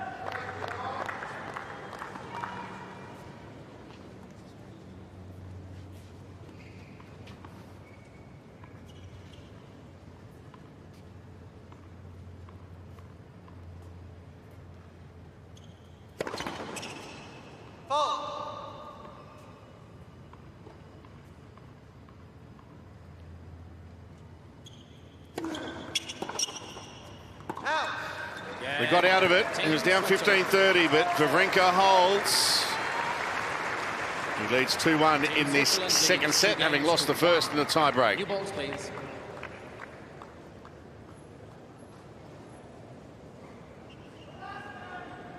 It's an important hold there for Stan Wawrinka. Brisbane, what a terrific city it is. The River City, the capital of Queensland. Climb the Story Bridge and get a great view of the city and surrounds. Great CBD, good place to go and have a walk around or go and have a swim at the beach there at South Bank. The Gabba. There you can see on screen, and then Brisbane City.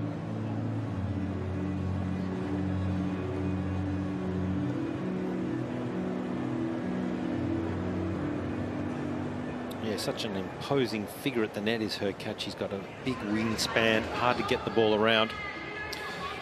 And the thumbs up from Stan.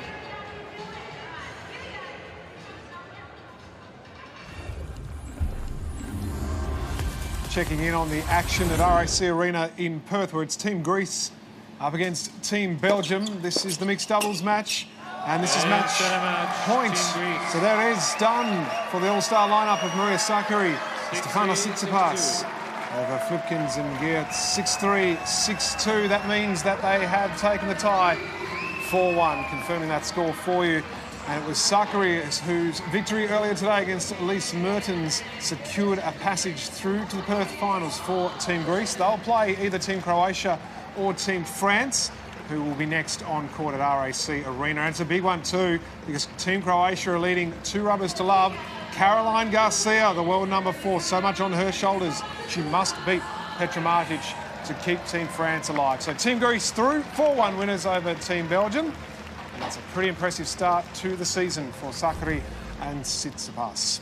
Meanwhile, back at Pat Raft Arena, new balls for Hubert Hurkacz. On serve in the second after he took the first 7-6.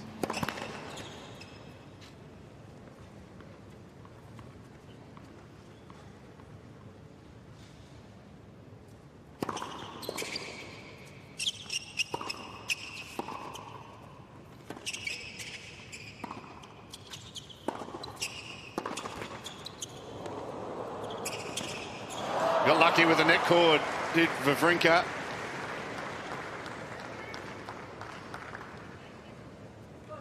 Love 15.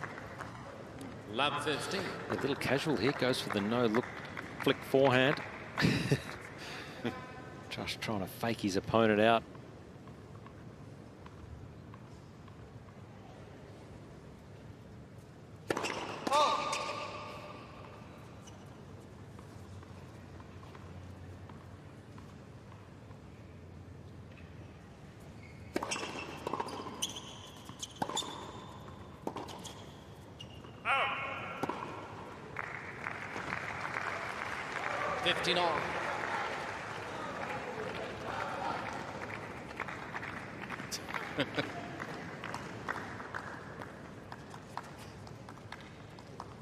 See some great reactions from the players on the bench.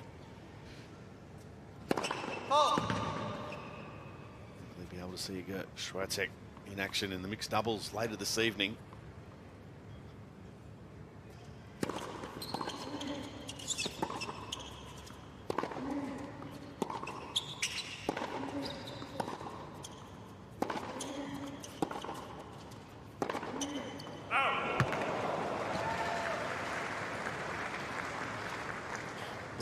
Well, he's changed up his return stance a few times today, Stan. He's had success from time to time, primarily standing up on the baseline to return.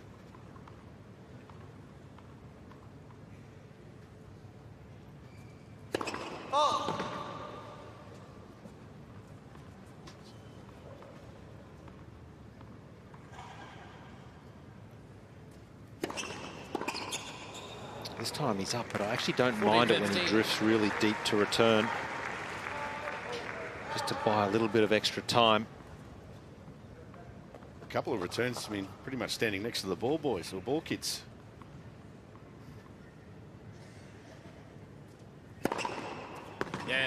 Doesn't matter where you're standing for that one. Hurkacz holds, and we're at 2-all. 2 games all.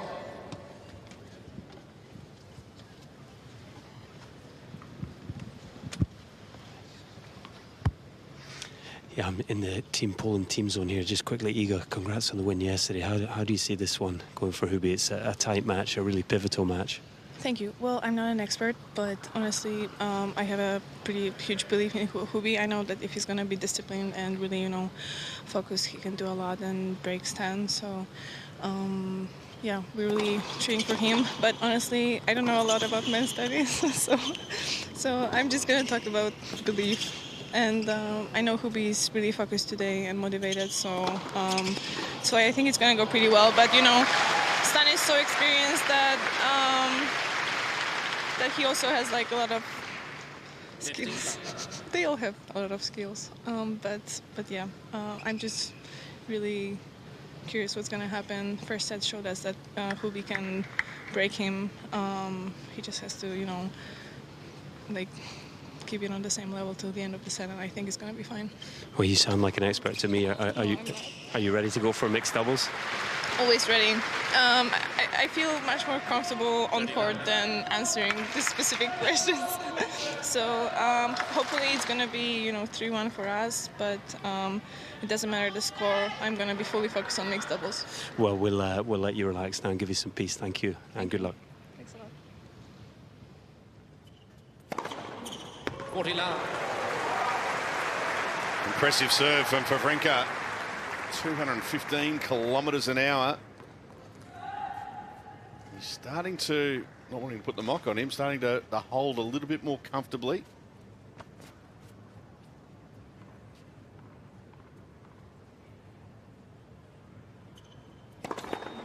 That first serve.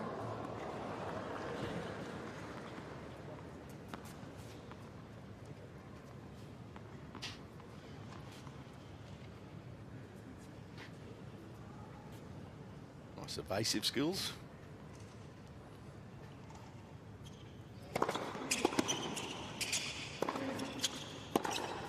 Game. Holds to love. Wawrinka leading 3-2. Game's going on serve. Second set. Team Switzerland leads 3 games to 2. Well, that was a much better service game. Yeah, Wawrinka. Yeah, good change up, good awareness.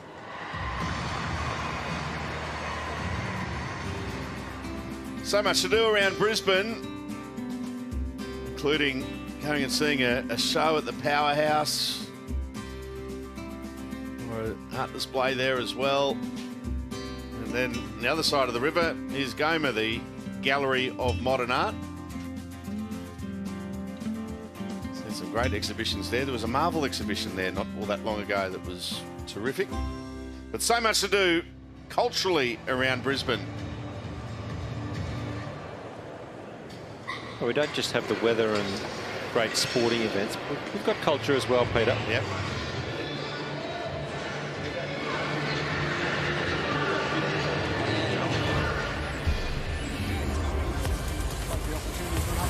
Roosevelt Arena in Sydney. Team Spain up against Team Australia. Team Spain leading this tie 2-1. This is the first set between Albert Ramos Vinoyas and Jason Kubler. And at the moment we're on serve. So it's the Spaniard serving at 3-4. Earlier today, Jessica Buzas-Monero defeated Olivia Guedecki in straight sets. Still a huge crowd turning up. They may not be able to make it through to the final in Sydney, but the crowd is loving every moment of being part of this inaugural United Cup and supporting their home players. Kubler with a big win over Dan Evans earlier in the tournament. Saw him in the hotel the other day and said it was one of the most incredible moments of his life to win in front of his home fans. So he charges on. We'll see how he goes towards the business end of that set. Back in Brisbane.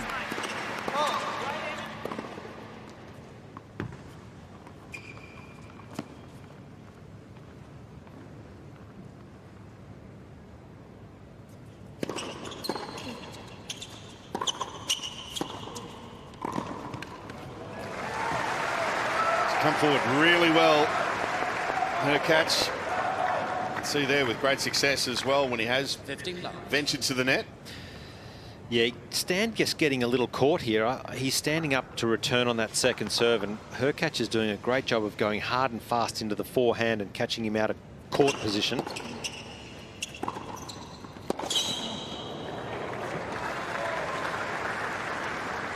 We saw in the opening set, Wawrinka was prepared to return and change up that return stance.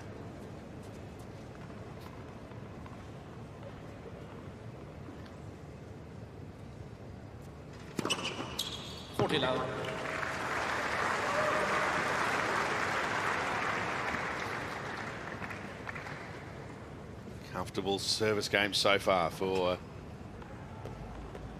the world number 10. Let first serve.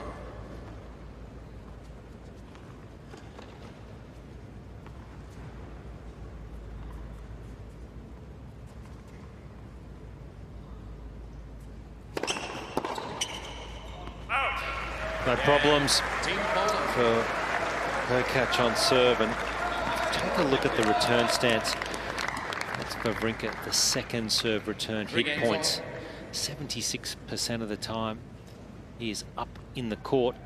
And I just wonder whether he should be dropping back from time to time. So, well, about 25% of the time he's mixing it up. I just think against a big server, I would like to see Wawrinka keep changing it up, not allow her catch to get into rhythm.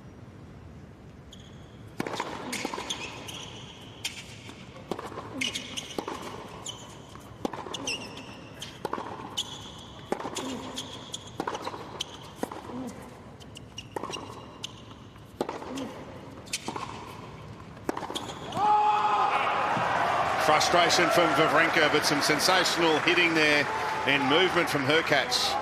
Love 15. Yeah, that was clean hitting from her catch, much better. The ball coming out the middle of the racket, getting his weight through the shots, and unusual to see the frustration from Wawrinka there.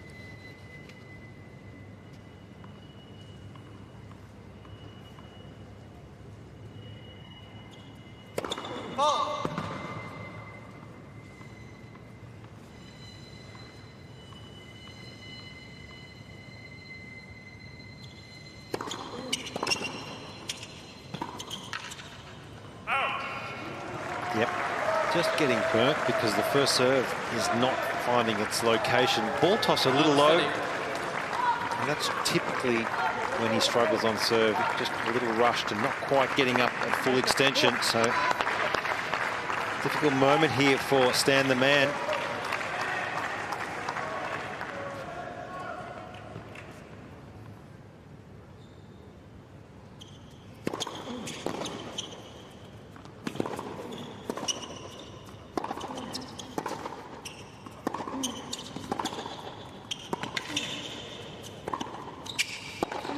Wow!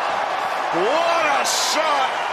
The trademark Wawrinka backhand on show right when he needed it most.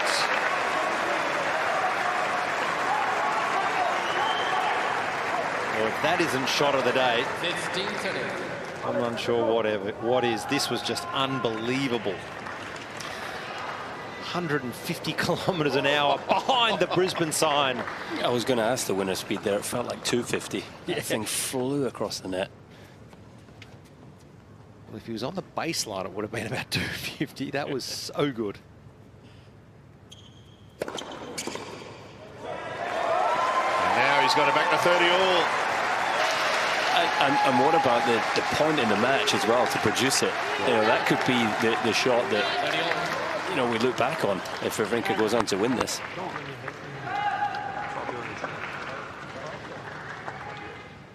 He misses it. He's down love 40.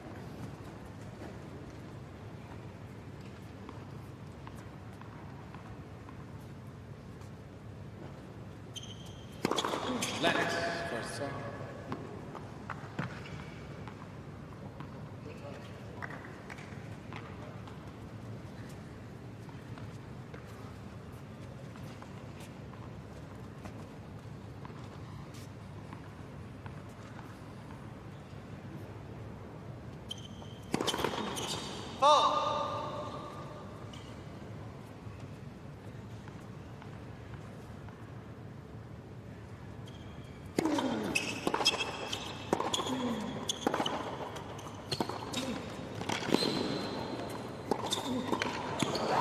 Brilliant at the net again from her catch.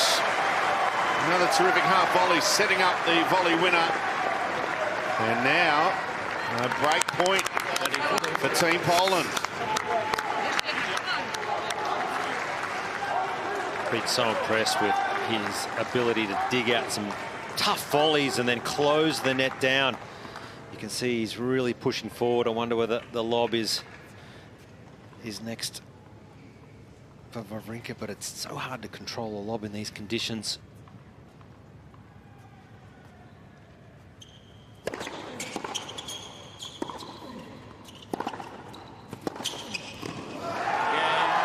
Herkats gets the break.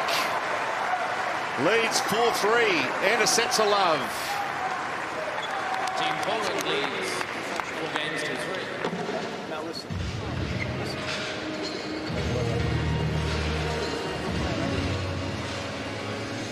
It's advantage Team Poland now. The food and drink scene around Brisbane is magnificent. Some great microbreweries, rooftop bars as well. Terrific. Yeah, down James Street this is, and some of the wonderful restaurants popping up in and around different locations, really starting to become a culinary destination is Brisbane. Anywhere you go, you're bound to find a great meal, and particularly along the river there, down near South Bank. What a spot. Eagle Street Pier, just in and around there. Some brilliant restaurants.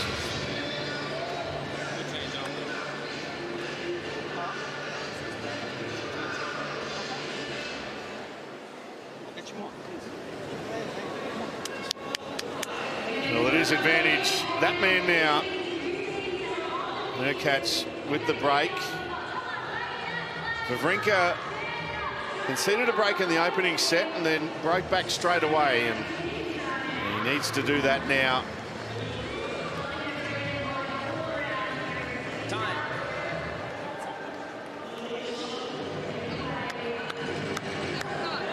Hurkacz to serve to take it to 5-3. He's got better as this match has gone on, Hurkacz, and he did that in his opening one as well against Bublik. We saw a little bit of a stutter in the second set, but he is showing us why he is a top 10 player. He's been challenged by Stan the Man, but he has answered every difficult question thrown at him so far in this match.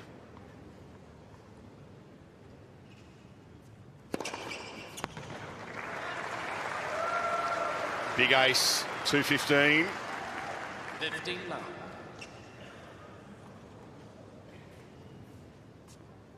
Just taking the line.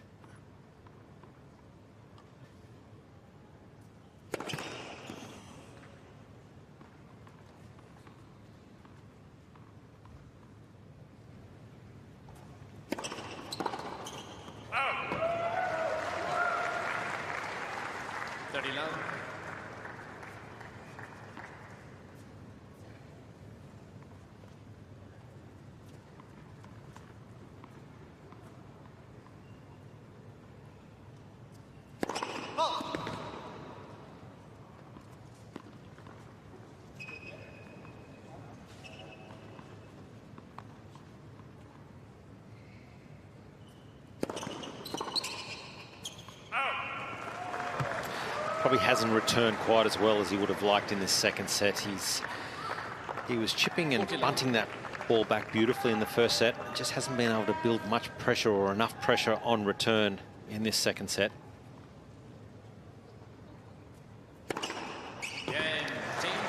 That's a wonderful service game from Hurkacz. And he now consolidates the break and leads 5-3 in this second set. 5 games to 3. Such a luxury when the match gets tight. You're up a set and a break, but when you've got a weapon like that, you can almost serve your way to victory, and that's what he's done so well throughout his career, Hurkacz.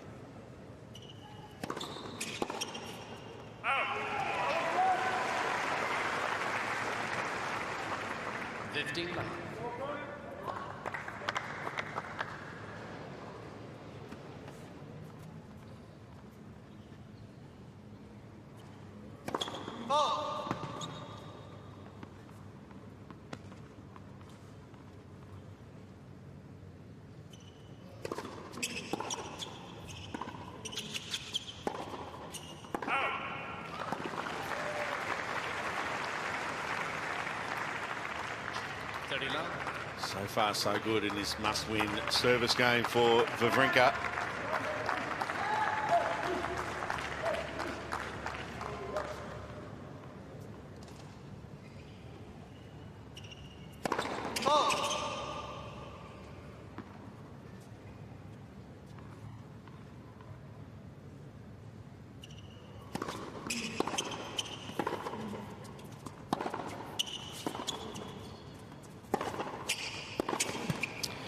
This is such a crucial match. The winner of this to go 2-1 up in the tie is huge because it gives either Magda Linette or Jill Teichmann from Switzerland a free swing if your player wins. And then you've got the mix to follow. So such a big tie, this one, such a big matchup in the tie.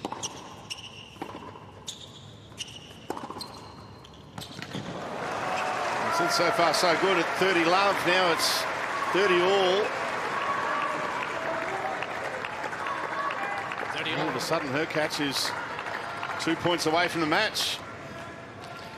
Guys, it looks to me like Wawrinka's just at a dip in his energy levels here. Understandable, it's been a very hot day. Definitely at the latter stage of his career. And he's in real danger here.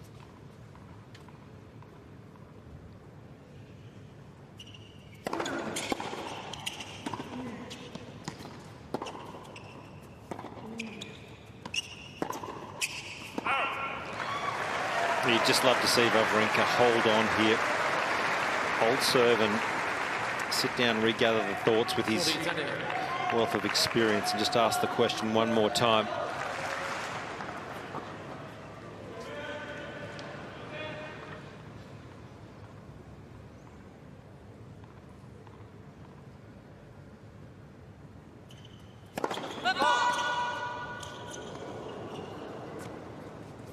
Foot fault there from Wawrinka. It went long anyway. Serve.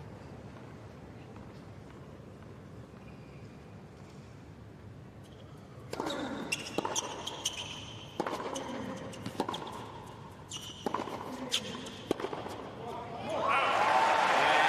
does hold.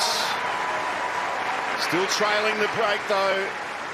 Hurkacz to come out and serve for the match, leading 5-4. Second set. Leads 5 games to 4.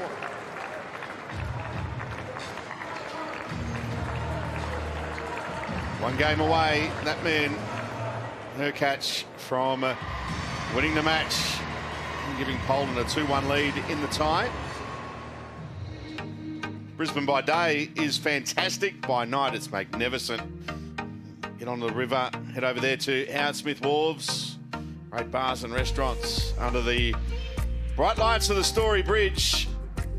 And just above that is Fortitude Valley, which has just emerged in the last 5 or 10 years here in Brisbane with so many great restaurants and bars and places to visit. Absolutely. Terrific place at night. There's the cultural centre as well. And all accessible by foot.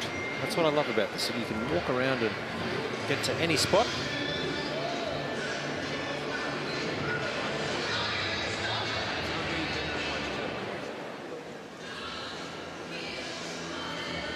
But Hurkacz to come out to serve for the match. Yeah, Coach Craig Boynton very calm with his words here. Difficult moment, doesn't matter whether it's first round or serving for a tournament or a set, but to try and close a match out, these early points are crucial.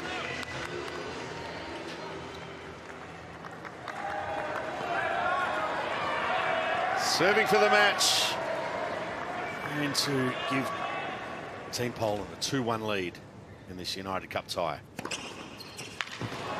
Great way to start. It really is. It's such a weapon, this serve. Typically, Hurkacz gets 2 free points per service game on average throughout the course of the year.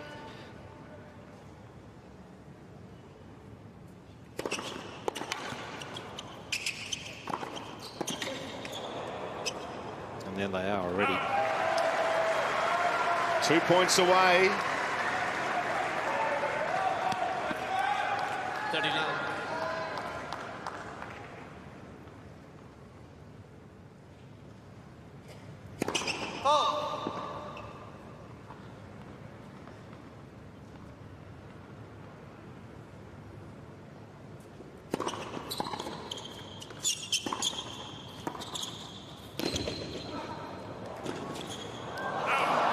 He missed it. Wawrinka doing so well to get to it. Buries his head in his shirt, and now it's 3 match points for Hurkacz and Team Poland.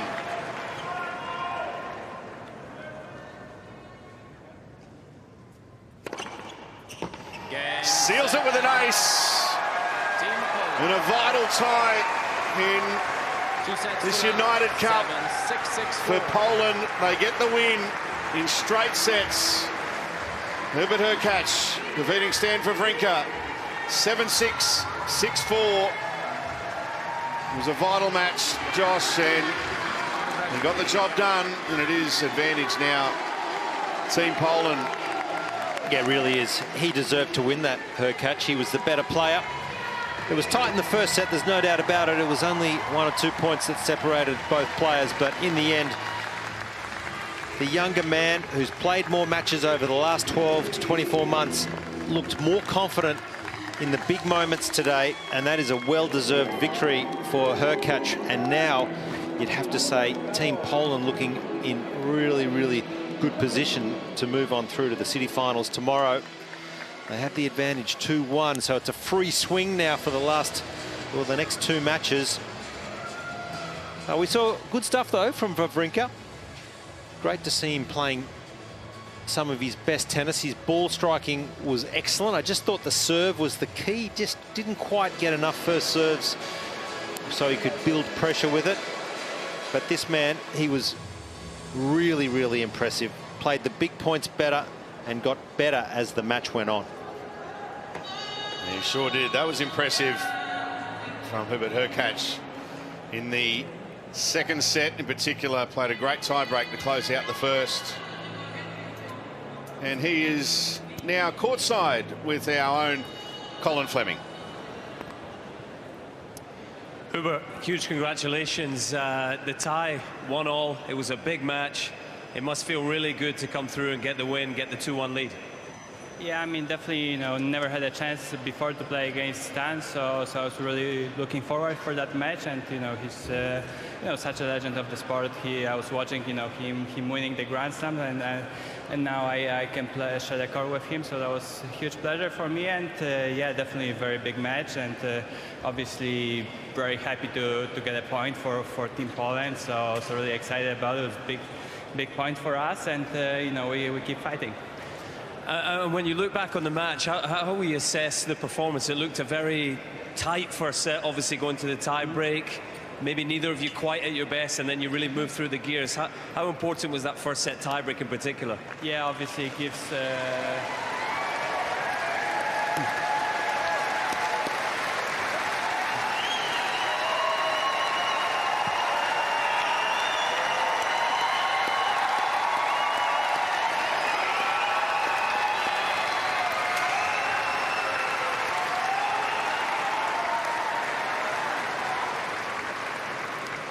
Well, just as you said, a huge star, Stan Wawrinka, and the crowd understandably showing their appreciation. But as we were saying, how important you see that first set tiebreak. The match was really on the line there, and you came through and were able to move through the gears. Yeah, definitely. I mean, it's very important. It gives a lot of momentum, and yeah, especially against such a great opponent. So it's very important to win that first set tiebreaker. And I think from then on, I was building my game, and I found my rhythm on serve towards the end of the match, and definitely from the baseline, I was hitting some better shots. So it was really important match, and I was happy that I was building my game for the whole match, and it was really tough battle.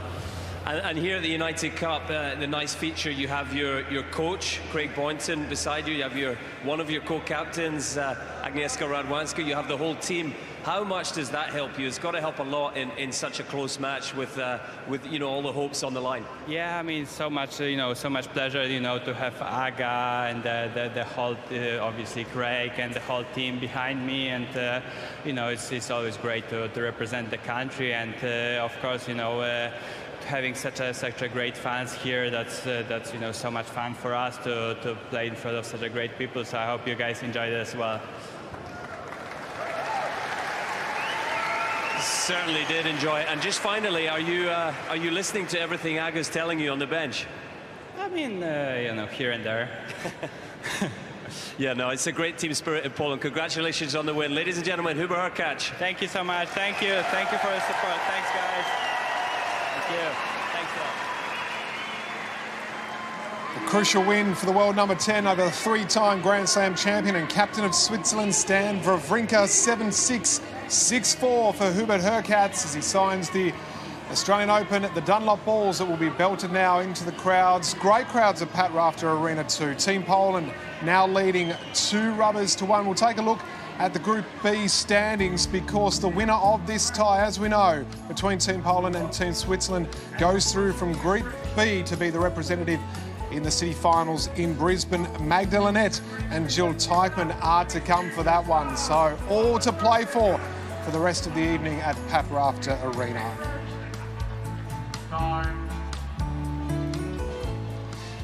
We really are at the business end of the tournament now as we decide our group finalists for the cities of Brisbane, Perth and Sydney. So let's take a look at a wrap of the day session of play on day 6 of the United Cup. It was indeed all the way with Casper Ruud.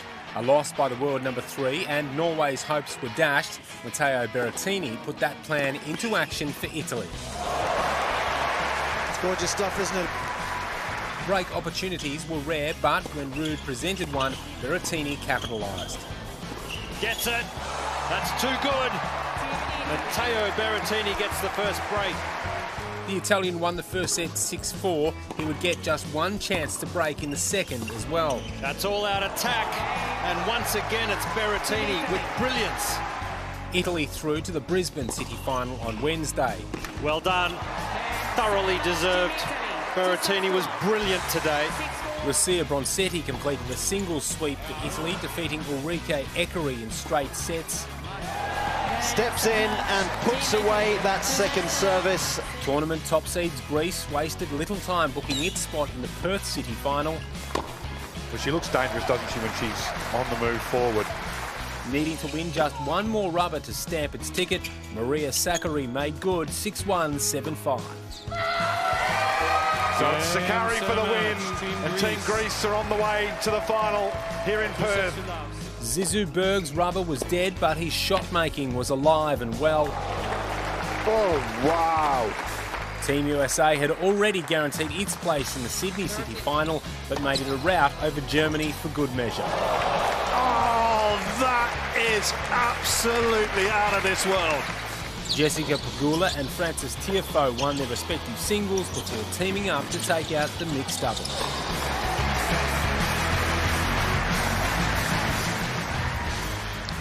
Some great results so far on day 6. A big matchup coming up in Perth. Caroline Garcia up against Petra Martic. Team France against Team Croatia. Team Croatia leading 2-0, and the winner of this matchup goes through to the final in Perth. So the world number 4 in great form, but is she up to the task? It's a big one ahead for her.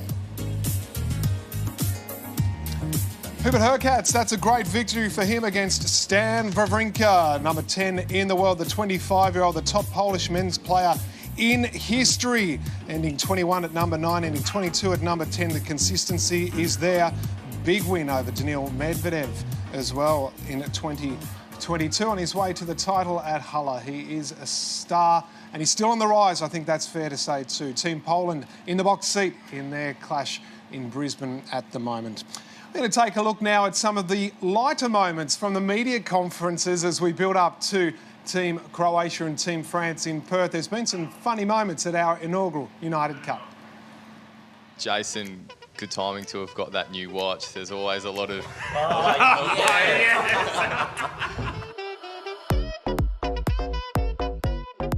Have you all known each other a long time?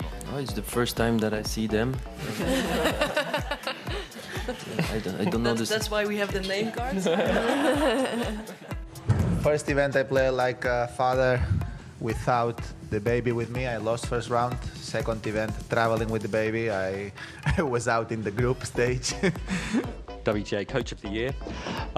What's it been like? So far it's been great. We played some cards, or the guys played some cards yesterday. I think it was considered team bonding. Sasha, did you win? I'm not sure. And now it's time to take the negative. Well.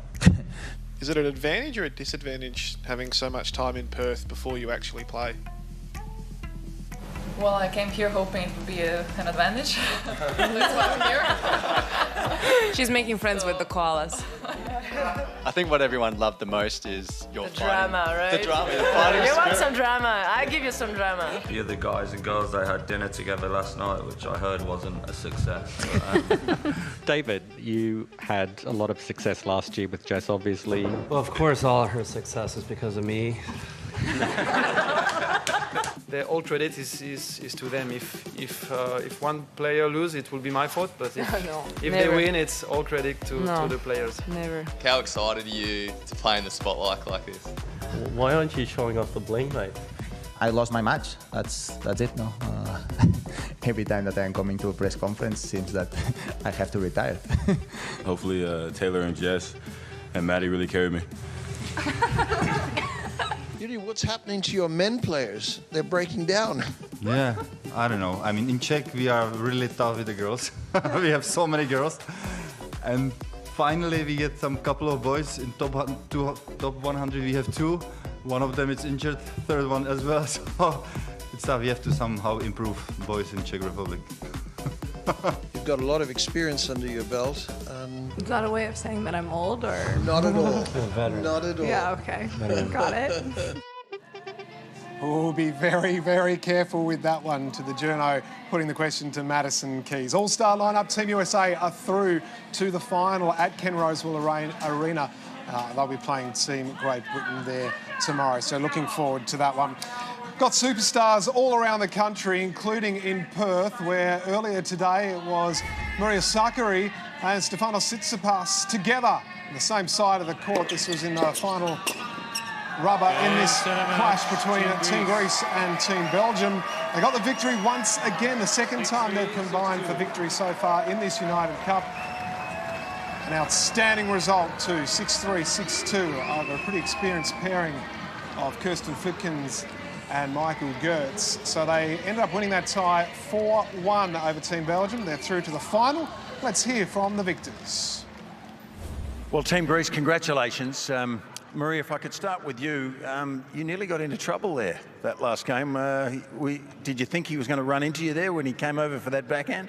I mean, I have, full trust, on my partner. So, I mean, it was probably a trick for the opponents. Let's say that. Let's say that way. Well, he's got a big body, so it must have been scary when he was coming in. When I saw that racket, I was, oh God, that's not going to end well. Yeah, no, well played though.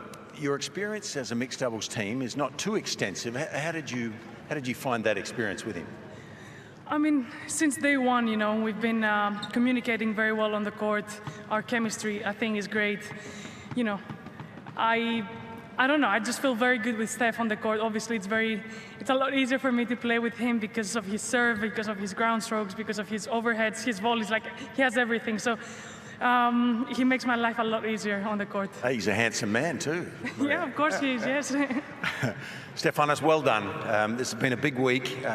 You look reasonably safe now, I think. I know you don't like talking about that, but you've won 8 matches and lost 2, so you're in pretty good shape for the final tomorrow, aren't you? I've done what? I've won 8, you said? No, the team has won 8. Oh, yeah. Yeah. I was like, when we... no, it's look, it's been going really well for us. I have to say, I was watching Steph's match from the players' restaurant. I just didn't want to move, didn't want to disrupt anything. And I was just overwhelmed with emotions after his victory. I'm really proud of him. Tell us about Stefanos. You're a young friend. I want to talk more about that. I have actually bigger desire to talk about that rather than the mixed doubles. Of course, with Maria, we always create good memories when we are out on the court together, representing our country, representing our flag. And, I've told her plenty of times, it's an honor sharing this with you and getting to do this together. And I wish we can do this for many more years to come. And maybe even get some Grand Slam opportunities one day. It would be nice. Or the Olympics? Olympics. Yeah. So there are endless ways to put our forces together and make it happen. But anyways, I'd like to congratulate Steph for for this unbelievable victory for our team. There's a lot more to come from his side. I guarantee you that. Yeah, well, I think he needed some help with his rackets this week too, right? And yeah, so I heard something with the bad cups, right? He had some problems with his racket handle, young Stefanos, and I think they fixed it inside. Oh yeah, they did. Do you know anything about it? Yes, yeah? they did. Well, it's been a big week for him too, and I could see the joy in the team. It's not over yet, the week for him. No, I know it's not. No, it just started. I know, okay. That's a good attitude. That's why you're good, you guys. But there's a lot of joy in this team, isn't there? There really is. You can see it, and that's so nice to see. It's a good experience for everyone then, isn't it? I think we get along really well, and some of the guys I've met for the first time this week, like Steph and Subford, I have never met them before. I mean, as Stefano's mentioned, you know, we are so proud of him. We know that he has more to give, and that's, you know, a good thing. But I think we are doing that. As you said, we're fighters. We're doing that for our country. So we're very proud of him, and of course for the rest of the team. Yeah, you're in a good place. So well done. Congratulations. Thank you. Enjoy this evening and be ready for the next one. Thank you very much. Thank you. Both stars so proud to play for their country and doing it well. Greece through to the city final in Perth, and we're about to find out who they will play in that decider in Western Australia, because up next it's Team Croatia and Team France. Team Croatia in the lead at RAC Arena. They have 2 victories already to their name. So plenty of expectation on the shoulders now of Caroline Garcia, the world number 4. She will take on Petra Martic in this clash. Your commentators for this match are Peter Mercato and Jelena Dokic.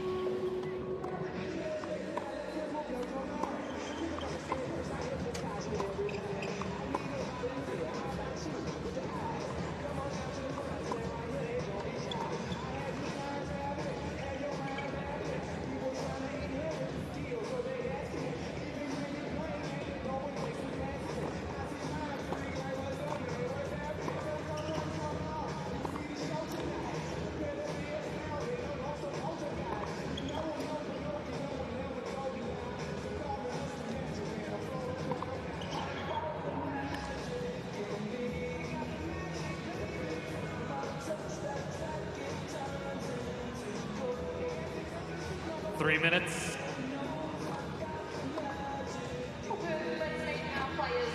Yeah, she's a very well-rounded player.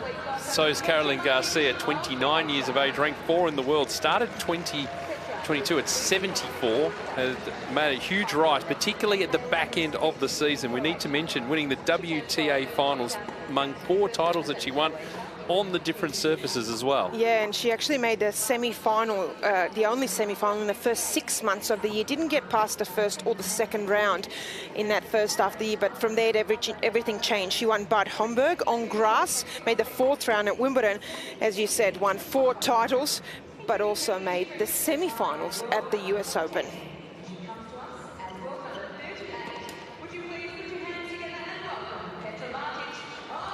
Yeah, 3 semi-finals, and you mentioned there that US Open where she fell to Ons Jabeur. Here's the head-to-head between these two. Garcia leading 4-1, and 2 minutes. That win in straights at Cincy. I mentioned the Lucerne score. That was in 3 sets. So it's a 4-1 head-to-head. You've got to be feeling good about that. Yeah, you do. And does that come into play when you play someone that you've played 5 times and you've beaten them 4?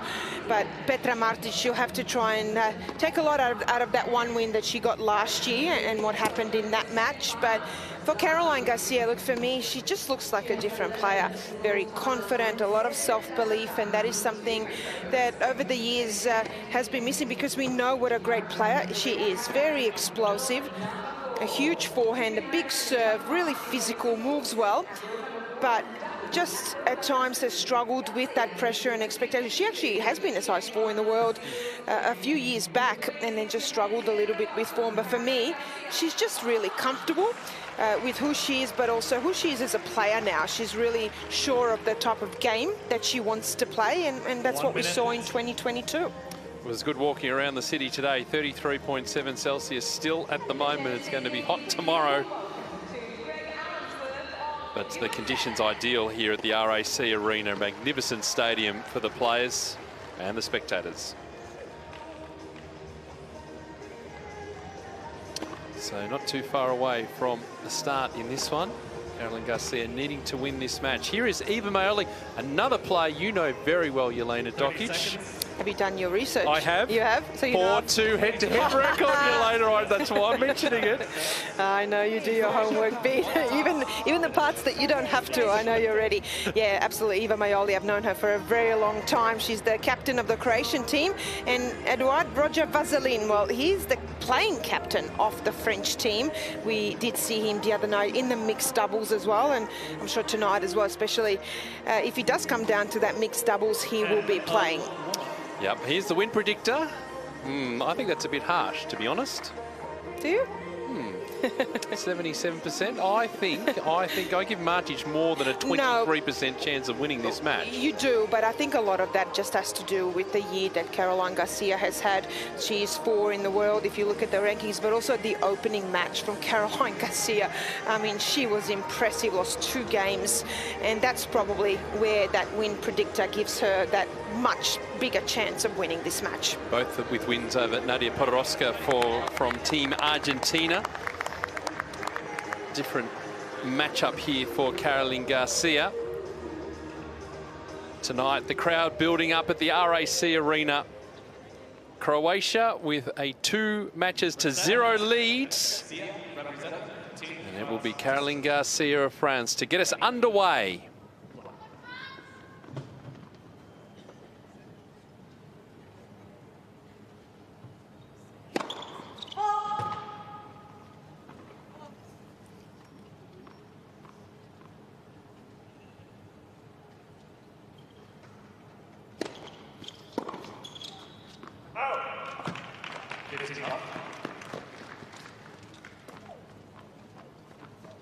Win-loss for 2022 went 46-20 overall, but 40-6 in the second half of the year. That's huge, especially if you look at the players that she's beaten, a lot of top 10 players, including winning the WTA finals.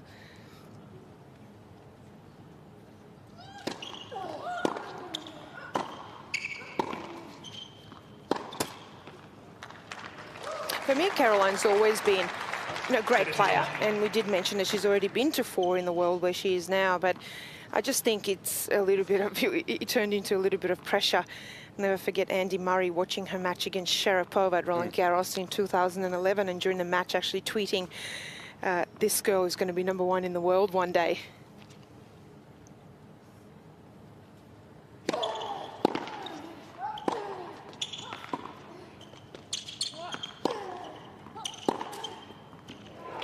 Too good, that's a great angle. So that can be, that pressure sometimes can get to you just mentally. And I think now with so many years on the tour for Garcia, she really has the experience, she's got the maturity. That's why we're seeing those results come through.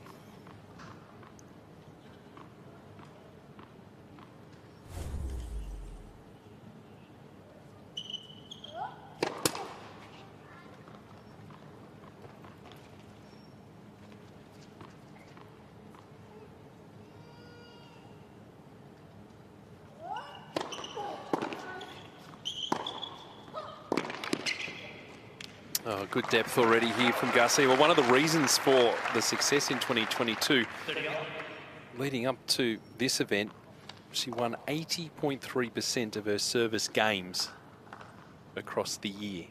Well, that's good going, and 71.4% consistently winning points on the first serve as well. That's an average through matches. That's a huge average there. It really gives you confidence as a player when you're serving, but also it puts so much pressure on your opponents knowing that you are consistently winning that many service games and serving so well.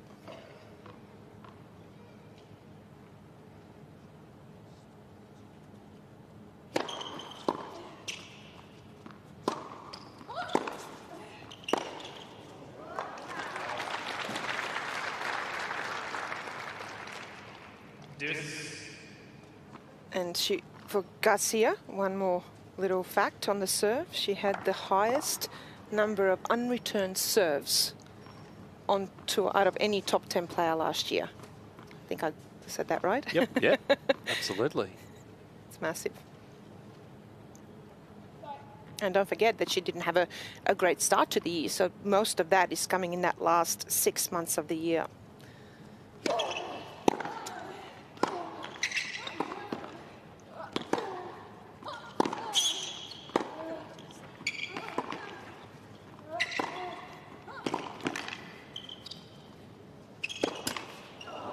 Just plenty of height there from Martic. Forced Garcia onto the back foot, moving beyond the service line.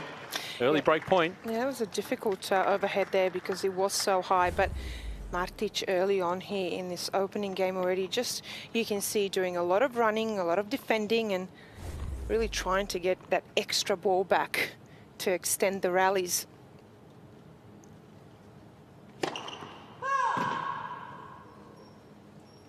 Well, no arguing with the machine. She thought that was in.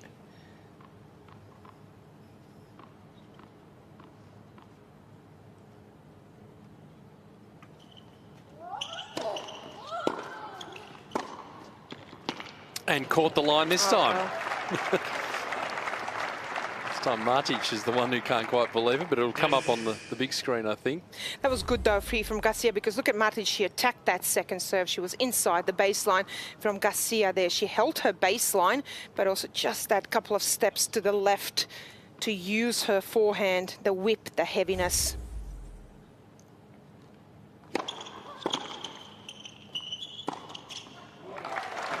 Nicely done.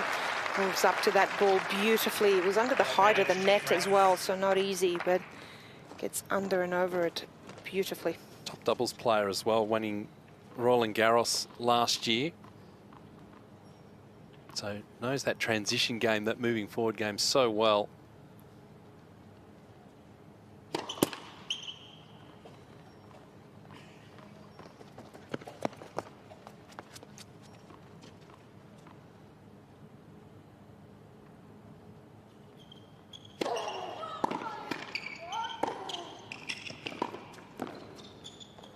Oh, beautifully done again. I mean, you talked about the array of shots that Martic has at her disposal.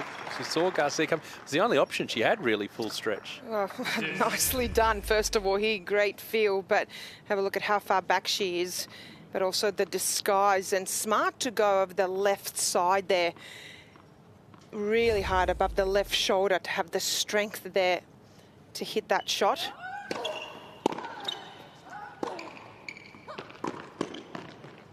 She prefers that one, Garcia. But you know what?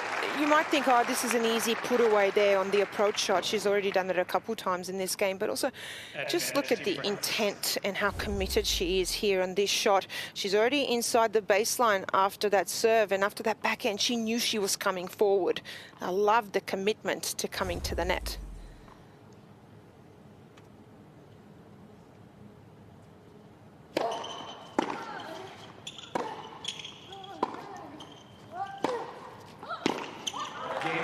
It was a battle, the longest battle of the tournament so far. 7 minutes on the clock, but she does hold Caroline Garcia opening game of the match. Yeah, it's the longest service game so far in this tournament than any of her service games. I think for Caroline Garcia, what I really like is that she has played doubles. Even in some of those years where she hasn't played singles well, she has really stayed committed to playing doubles. And for me, I love to see that when players play both singles and doubles to develop their games, but also when you're not playing well, it gives you those extra matches. And for me, I think, yes, she has improved her singles and made changes, and the maturity has come through, but the fact that she's plays doubles has helped her, because you always get those matches in practice. So I love that she's been able to do that. And just, you know, having that awareness to do it and wanting to do it. I love when players, especially good singles players, when they play doubles. Well, it's part of the reason why the format changed a little bit too, a shorter format in the doubles on the tour throughout the year, to try and promote to the top singles players to come and play, because it won't take as long. But also now you can use your singles ranking to get into the Grand Slams in doubles. So in case you don't play too much and you have a lower doubles ranking, you can use your singles ranking.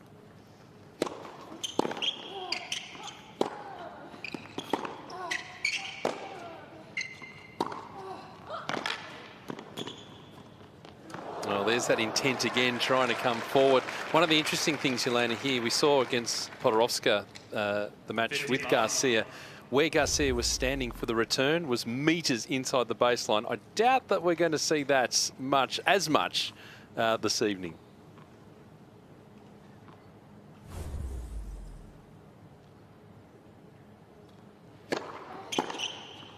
For that particular reason. Good eye, Pete. Yeah, 186 k's an hour. I've mentioned the Martic serve.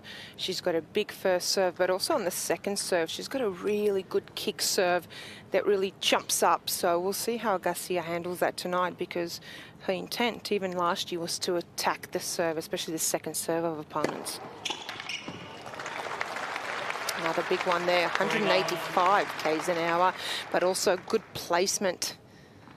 It's her favourite shot, and we talked about Garcia's stats in 2022. For Martic, she won 73.9% of service games in 2022. 68% first serve points won as an average too across the season. When we talk about stats within a match, but to keep that consistency across the season indicates a strength area.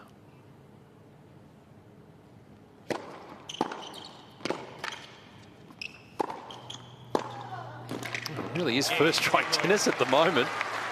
One game all.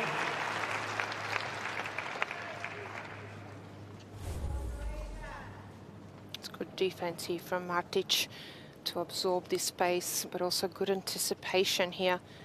See, she's ready though for Garcia coming forward.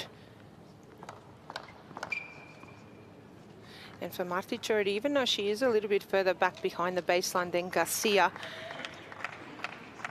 she is aggressive though from the back and ready for what Garcia is throwing at her so far.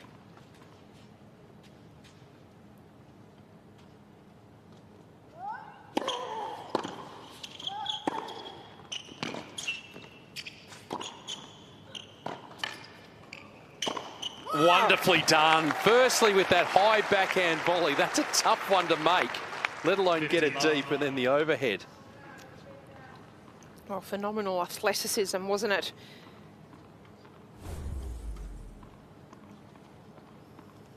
Martic making her play the extra ball, but got back nicely. That pushback initially, get herself into position.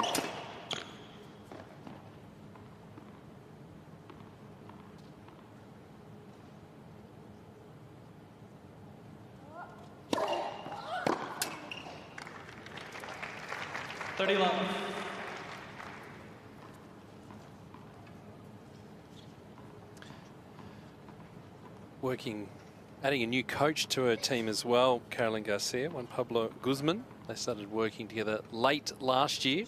Started to keep going for the start of this season too, working in conjunction with her dad.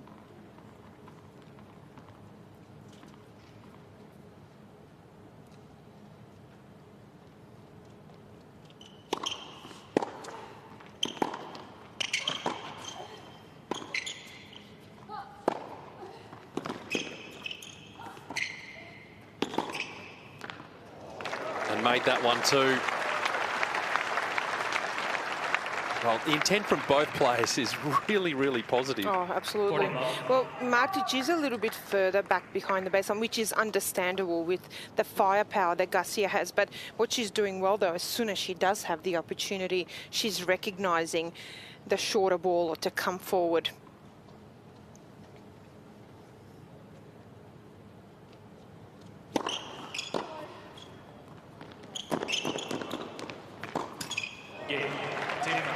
Good battle, this one. Must-win match for France. And it's Caroline Garcia. On serve, it's 2-1 in the opening set.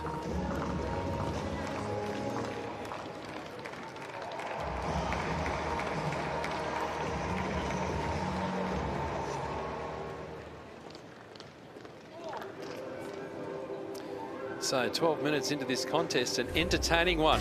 Leave this one to me, Elena. This is Rottnest Island, a beautiful part just off the coast of Fremantle, 19 kilometres. You go there by ferry early in the morning. Make sure you get there early. You do walking tours, hikes, or best thing to do is cycle around the island because it's not all that big. There are so many places that you can swim, lots of different beaches around there. You can even have accommodation. You can stay a night or two if you want to. There is so much to be done there in Rottnest Island, including having a selfie with a quokka. Well, Pete, sounds like you know what you're talking about, so you need to take us around, be our tour guide.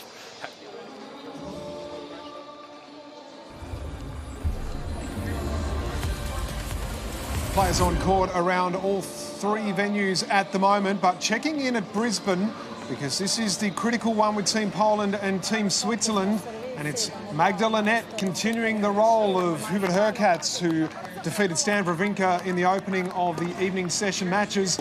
Linette is up a break and serving for a 3-love lead. Of course, Poland now leading 2-1, so if Linette can wrap up this match, Poland take the tie and they're into the final in Brisbane to take on Team Italy. So we'll keep you across the scores in that match, but in Perth it's a similar situation.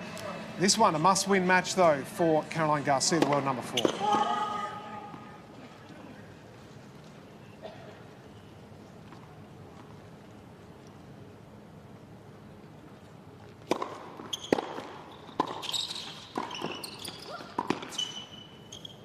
Oh, it's nicely done again. Again, stepping in there, Garcia on that second serve. First strike again to put the pressure on, but Martic, excellent lobs. It's good from Garcia. They're good intent, but you can see Martic is ready.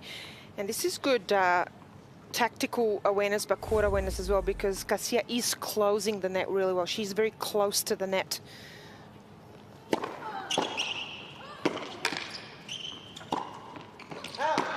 That's just wide. So for Martic to actually lob is a really good play when someone is that close to the net.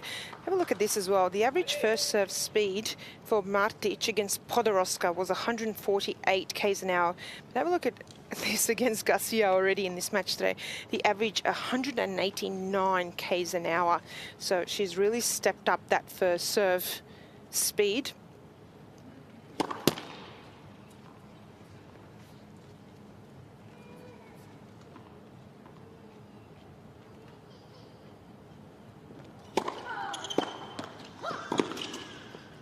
And this is the reason why.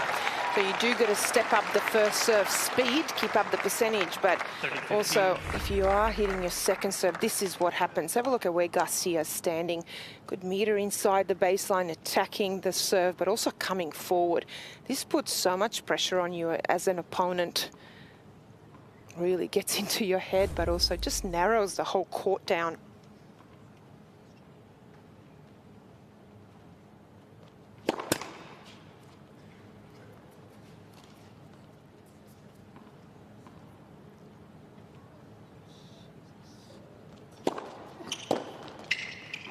Oh, that's nicely done from Martic. They're only 138, but deep into the box and really kicking up at Garcia there, trying to find ways on that second ball, keep that ball in deep, but also to jump at Garcia to throw her off her rhythm. She'll know she succeeded when Garcia doesn't stand a couple of metres inside the baseline on the second ball. That's the experience that she's got.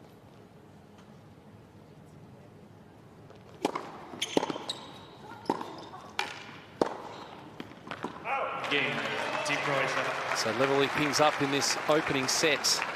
2 games all.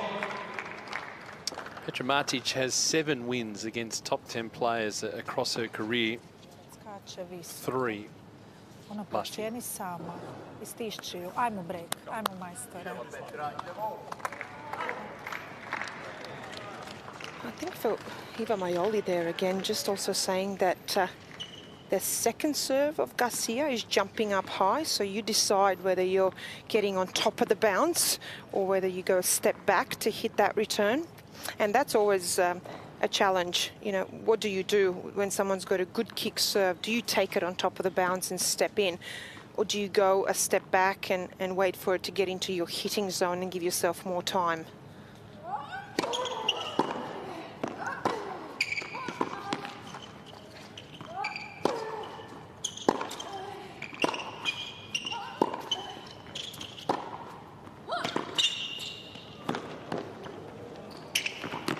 Got it nicely. Nice. Well, there's only one option at the moment, it seems, and it's the first one, just going for it. They're not sitting back, either player.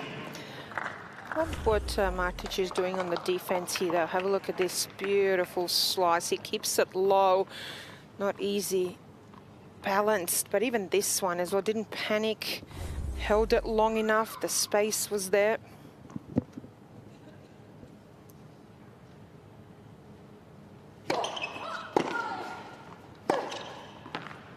Well, that's just too good. 15 on. Doing well to keep the ball as deep as she is, Martic. That 165, but well placed by Garcia. And just the depth of shot, getting the job done.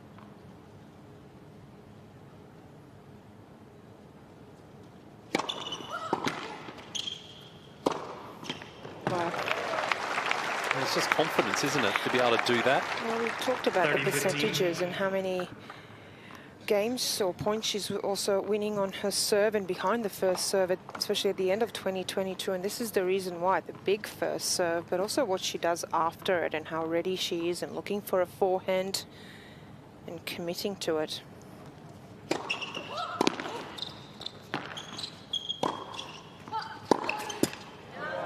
That's why at the moment it looks like it's being played to Garcia's kind of tempo. She's going to like this over the course of 2, maybe 3 sets. She won't mind it too much. And again, it's that assertion of authority. Hey, I'm the world number 4 here. I've had the big year.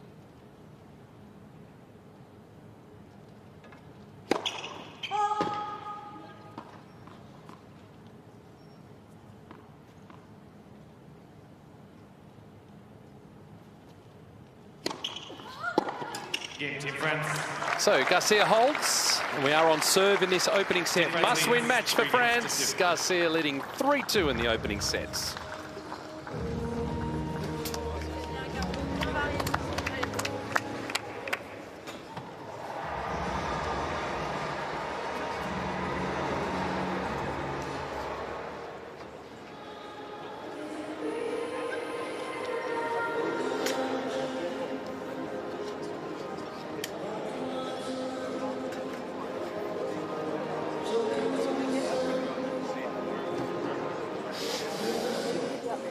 I told you, you either have to come in, I think, or go back.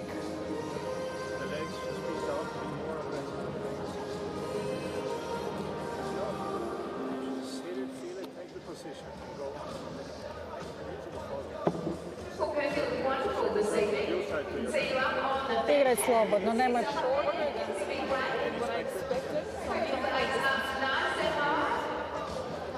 Već ti ih je dosta odigrala kratkih. Uđi još jedan korak. Imaš dovoljno brzu ruku i bekni.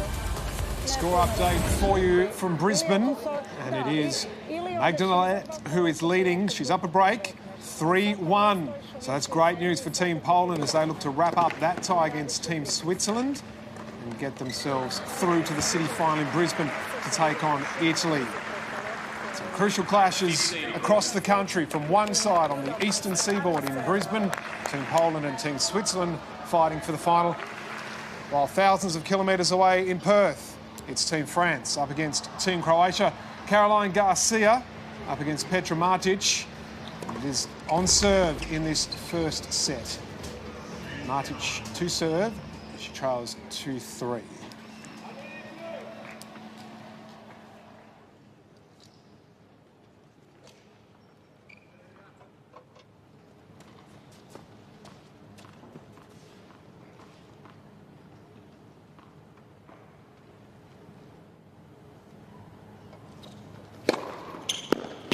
While Eva Maoli is there as the captain, Michael Gessero is the coach of Petra Martic. They can be on the bench too, so you can have both voices at the time. Well, the players can talk as well. Everyone can talk. Yep. But it's good to have the actual coach as well. And Absolutely. you can see the Croatian bench there, players at the back, coaches and captains at the front.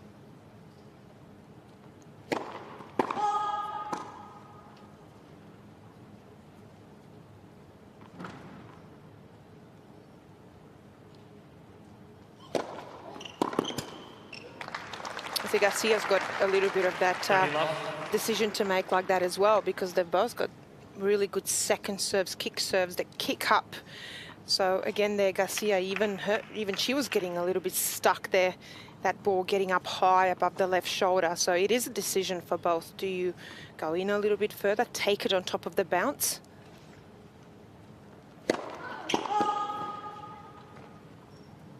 Let's see what Garcia does here on this second serve.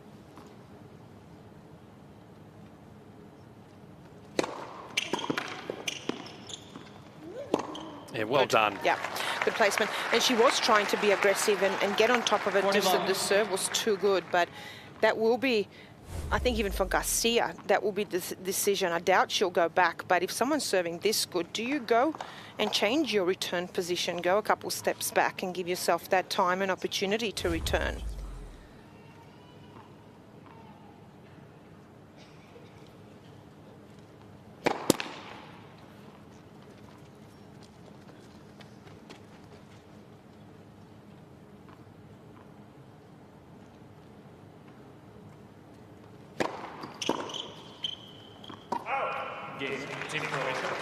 Holds to love. 3 games all. 3 games all. Again, the confidence from Garcia, but not going to be overawed tonight. Petra Martic has way too much experience for that. Just an interesting little number so far on the Martic serve. She's actually won every single point behind her first serve. So that is a huge number. Something that, you know, is so important tonight for her to hold serve. We'll need a high first serve percentage, some free points as well, but also to just keep Caroline Garcia at bay with her returning and the way that she's returning off the second serve. 15 love. It's really the ideal preparation you want for the Australian Open coming up. Obviously the focus very much on the here and now with the United Cup, but these are the sort of tough matches for both players. You want first week of the season, Australian Open around the corner.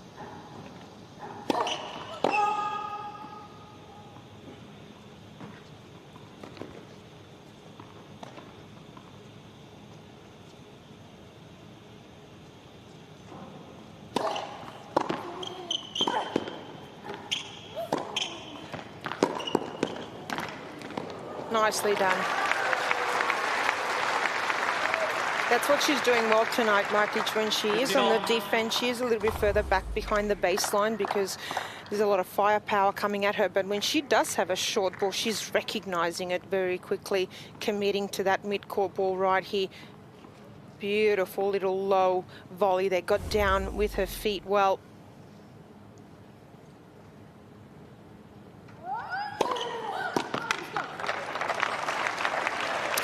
I want to also bring into this match just a little bit of that pressure pressure aspect of it. I'm so sorry. The coffee hasn't kicked in yet. Because it is 2-love to Croatia.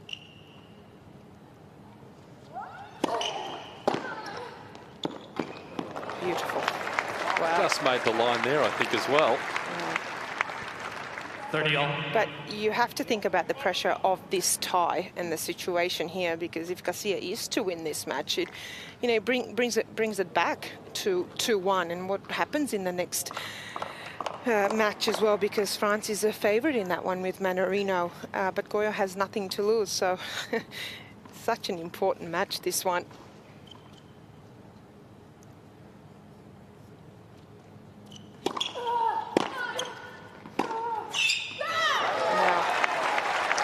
Took the pace off that serve, but look at the placement, taking Martic way out of court and then could go back behind. So many options.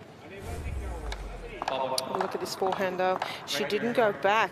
She gets down low, absorbs the power, just continues to still hold that baseline. But because she's so strong and balanced, she can just redirect from there.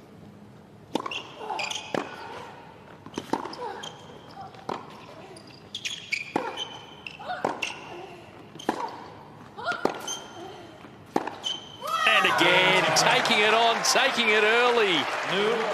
Good contest, this one. We are on serve in the opening set. Garcia, 4-3.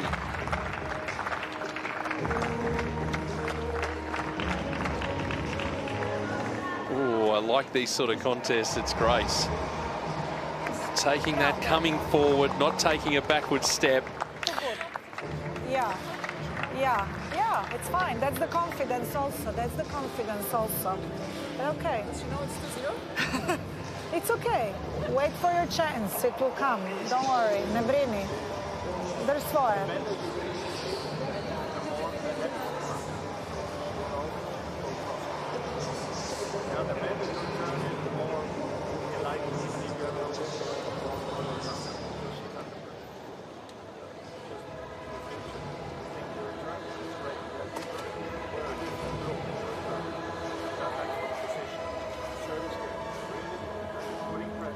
Yeah.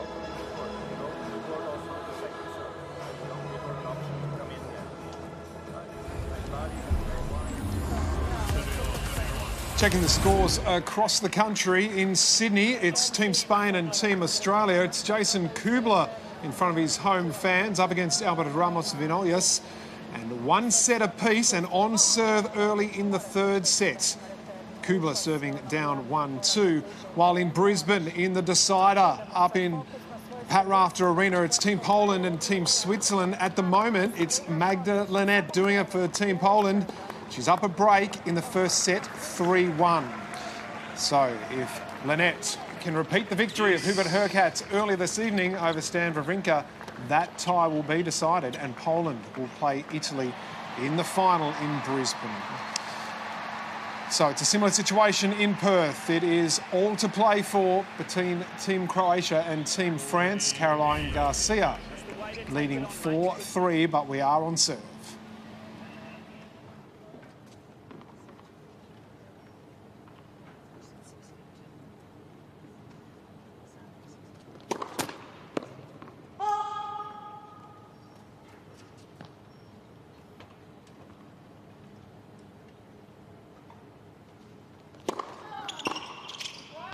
And I'll just go back to a little bit of that communication that we saw happening with Eva, with the Croatian captain, and Petra's coach as well, just saying you're playing really well.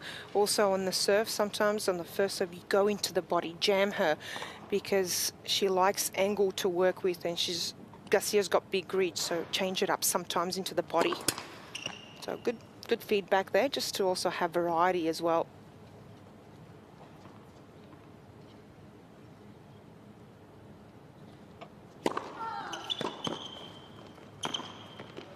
Ah, it was a superb second serve again. Out wide. 15 all. Had Garcia way out of court, so that's why I decided to go for the drop shot, but knows the speed that Garcia has moving forward. That's where the pressure comes, particularly on a hard court.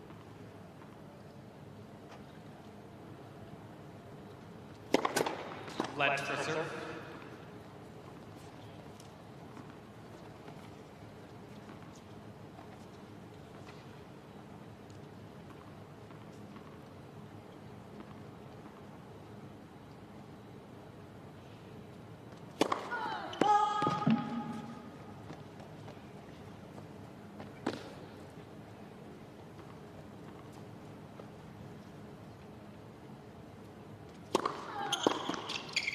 Oh. 1-5-4 serve, much quicker through the court, and again, she'll know that she's got Garcia under pressure if Garcia has to move back on that second ball. Well, that's also faster than her average first serve in the opening match, which was at 148 k's an hour. Oh, it's good serving. The placement of it as well, but the variety, she's really mixing it up well.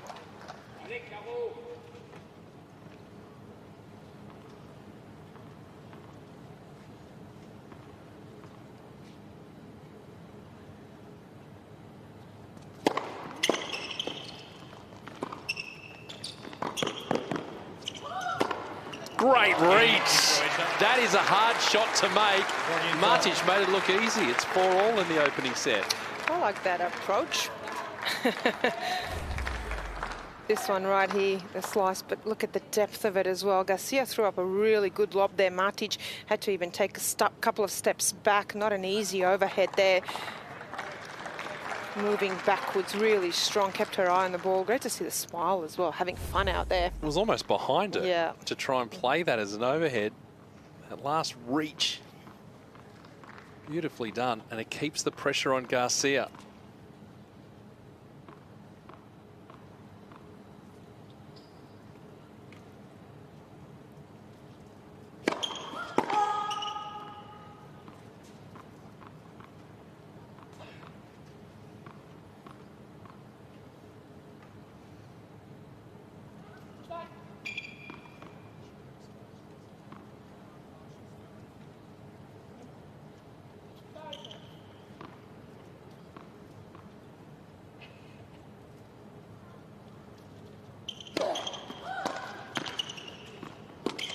Well, that was a complete mishit off the return from Martic. That's why the hand's gone up. But you'll take it every day of the week if you can land a return like that. She mishit that one, and then it threw up a completely different bounce and spin there. That's why you pay for the whole racket, Yelena. Strings and frame.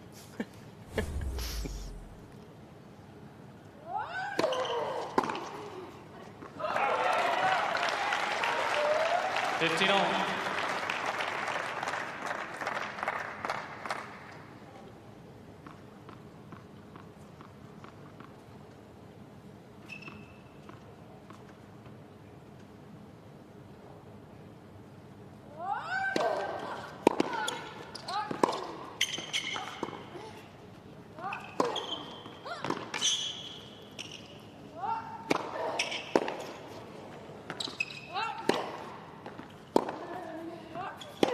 Oh, rally of the match so far. Magnificent from both players, but here's the confidence of Caroline Garcia. 30-15. Talk about physicality.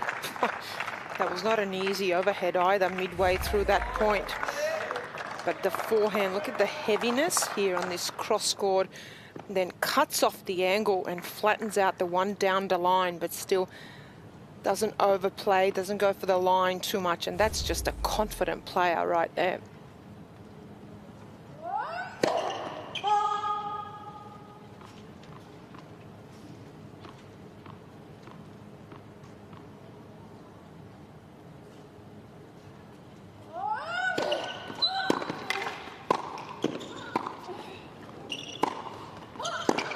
Oh, yes! Great way to turn defence into attack by Petra Martic. 30 all. And that's what you talked about with her coach and Eva Maioli, the captain, and what to do on the second serve. She stepped in, but great defense here as well. And look at this, shortens the backswing, runs right onto that right leg, really strong on the outside leg, finds the angle. Great racket work.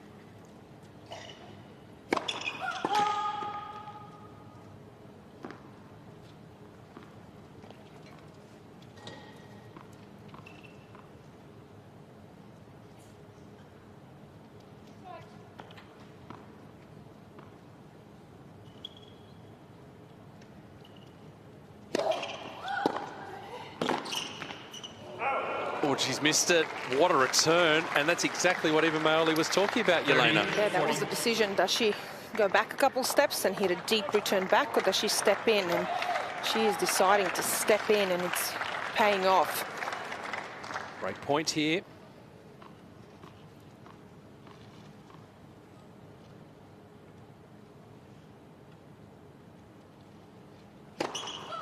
Oh, that's wonderful.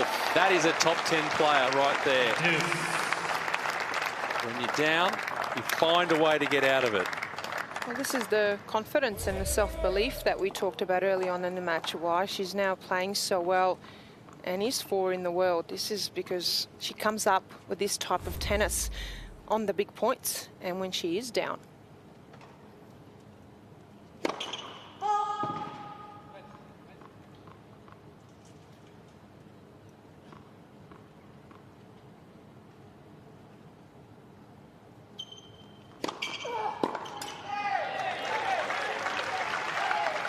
It's such a momentum changer as well when you've got that confidence to know, okay, might be down in the game, but you can turn it around, and here's the pressure points.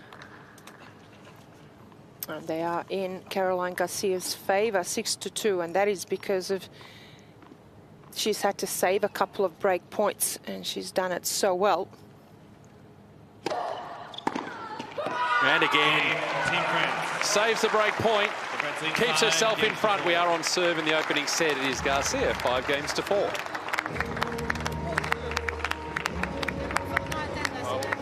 Clutch is the term we use. Overused, to be honest, but it is. But they're the attributes. You had it to the top. She's got it. That's all the top players. You really? You Thank know, you, when Pete. you're down, the ability to find a way through and shift the momentum if it wasn't going your way. But that's one of the key skills. If you're going to be a top 10 player, you're going to be right up at the top of the game. Yeah. That's something that you need. Well, they all have.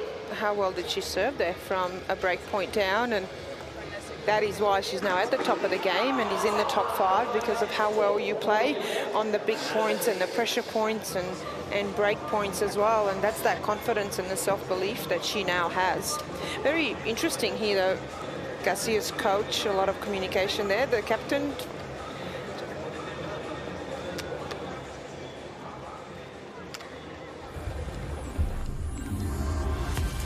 Quick score update for you from Pat Rafter Arena in Brisbane. The comeback is on for Team Switzerland for Jill Teichmann, the world number 35. She's got the break back against Magna Linette, the world number 48. So we're back on serve in the first set. Just a reminder, it's 2-1 in terms of the tie in favour of Team Poland after Hubert Hurkacz beat Stan Wawrinka a little earlier on. And here in Perth, Caroline Garcia and Petra Martic. Petra Martic right in this fight against the world number 4. She loves a big occasion, defeating Jessica Pegula at Wimbledon and Paola Badoza at the US Open just last year. Martic, so she's putting up a good fist of it so far. Let's get back to your commentators at RAC Arena. First set, Martic serving at 4-5.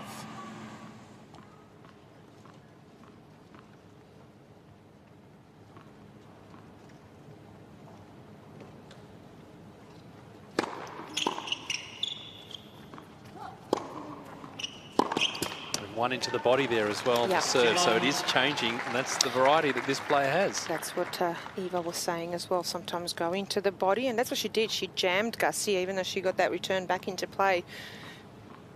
But Martic in a commanding position in that point.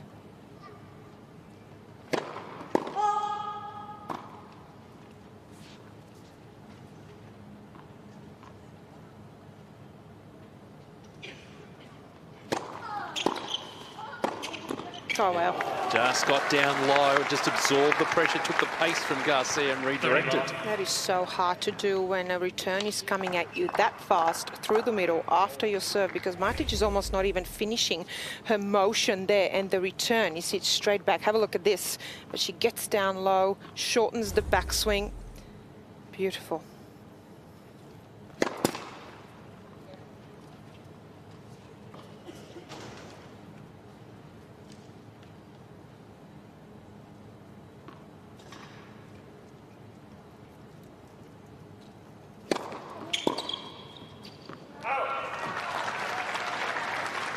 We've seen plenty of service games like this one from Petra Martic, going to love to 15. Helping with her confidence. She's only lost the 2 points on her serve.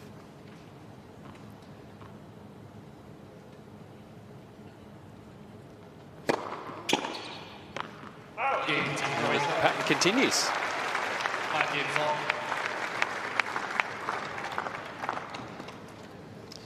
Allows her now to really swing at this Garcia serve, although she put Garcia under pressure, but Garcia's found a way.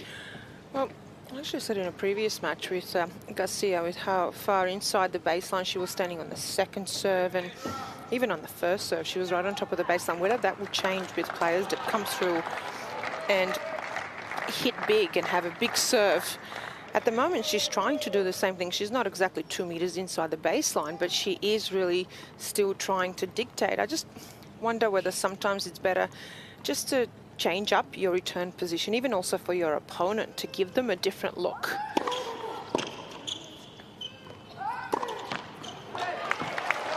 And that's something as a player you just have to figure out there on the court as well. What's the right thing to do, and are you making any inroads by standing that far forward when you're returning tonight? It's not quite happening yet.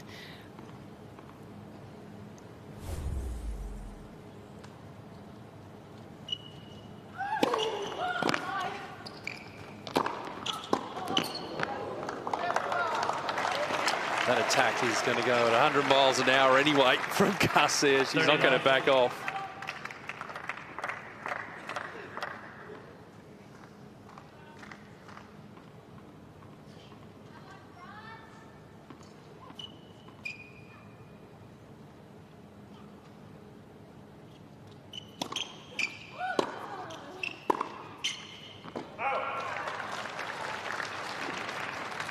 You can see the winner count here. Garcia with 15, Martic 13, but unforced errors 16-5. It's a cleaner match from Petra Martic. That's the ratio of winners to unforced errors that you want if you're Petra Martic.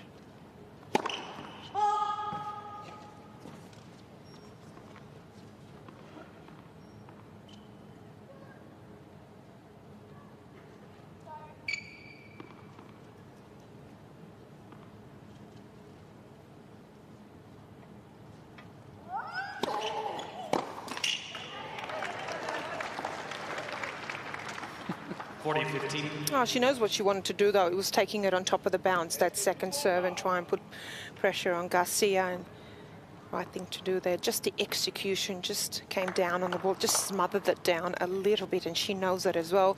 She'd love to have that one back.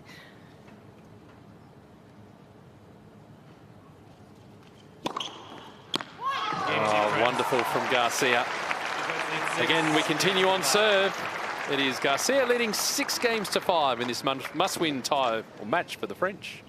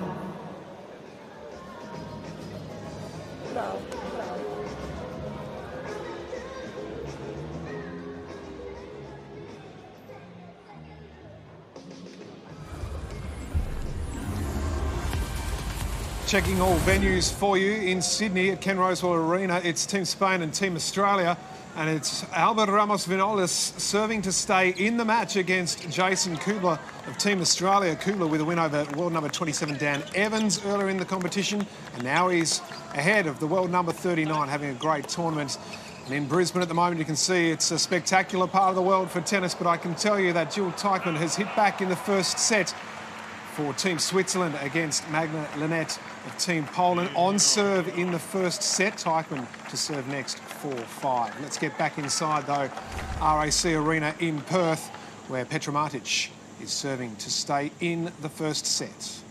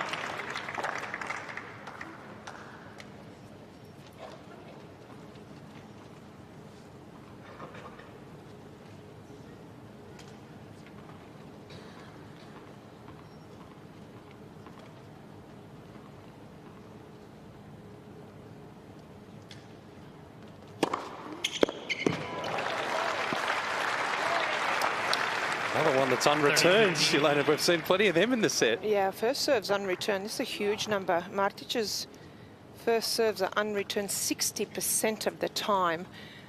So Martic really, the placement is there, the pace is there, and that's why I think Garcia maybe should try and change her return position. Oh, she changed completely, and Garcia saw it coming. Well, this is the issue. If you take a little bit of pace off and go for a kick serve with Martic, 30 all. just got to be careful because Garcia's so far in. She will take it on top of the bounce. Have a look at this. So she's already moving in, top of the bounce. Was at full stretch, but great return. Yeah, they're going to throw that little split step in if you're Martic too, and that does take a little bit of time then to push off. Let. Big moment now in this set.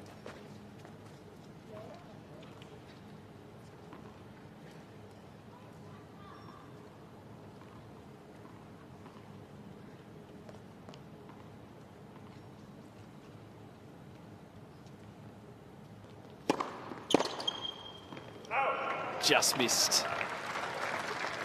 And back with the flight there. Another big serve, 179 k's an hour. She's been serving, up there. It's been consistent around that 175, 180 mark. In fact, her average for the match so far is 174 k's an hour.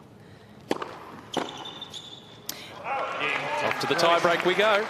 So those two returns for me, if Garcia was just one step back, you still go forward onto the return with your split step. But if she was just a step back, it would give herself that just a little bit of a fraction more time to react. Let's see Petra's coach out on court, which is allowed in the United Cup. And there's quite a bit of a conversation going on there. I like that. Like, it's different between different teams and players. Some players don't like that. Some do and are getting a little bit more extra feedback. That's what makes this event and this type of a format unique.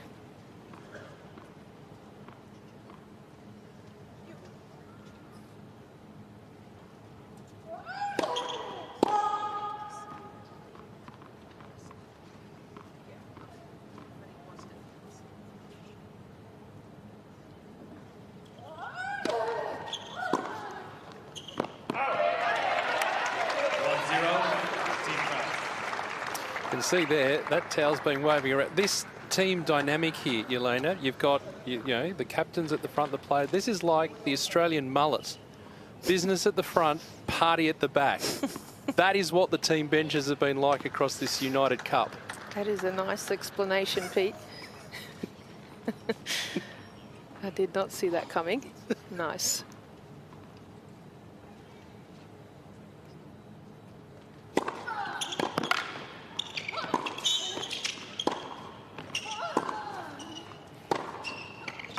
It's just too good.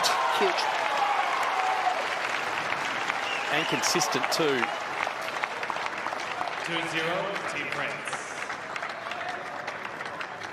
Well, they've come out of the block so strong, both of them. It's been a massive first set, 52 minutes, really physical. And you do have to, at some stage, go, well, who can keep it up? And the concentration levels, but also the physicality in this match. Will someone drop? I guess we'll find out. That's why this first set is so crucial.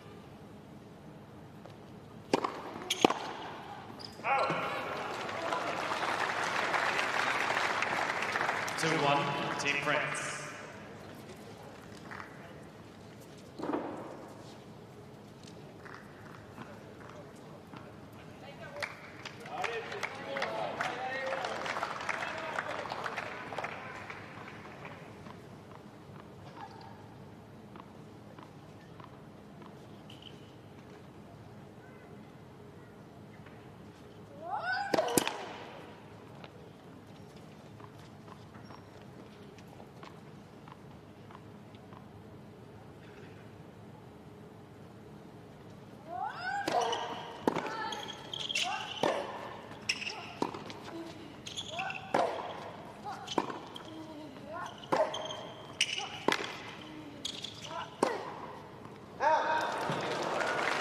I really love that play from Martic. That just missed from Garcia, but she had to get down low to 4 slices there, 3 on the back end, and that 4th one on the forehand, that really changes up just the whole pace of play. And when you have to get down low like that, hit from low to high to get it over the net, draws the error, but also just slows down the pace of play. Doesn't give Garcia that same ball all the time. She's so dangerous when she's in position.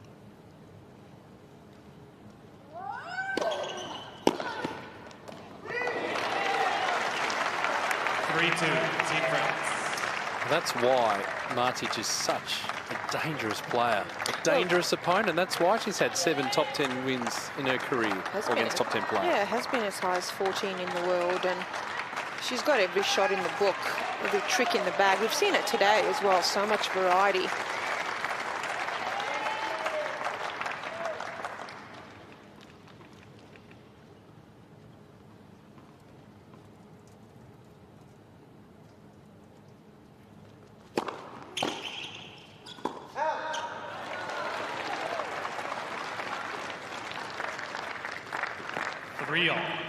So the players changing ends. Znači, samo što jednostavnije, majstore. Kad ona servira čvrsto, šiba i brzo preko nje, ne, niš puno. Ajmo, šampion, ajmo. That was a really good body serve, by the way, there from Martic. This is what they talked about during the first set with the captain, and Martic just coach and to serve into the body when she can. Eva just saying there as well, just hit over the ball, don't hesitate on the return.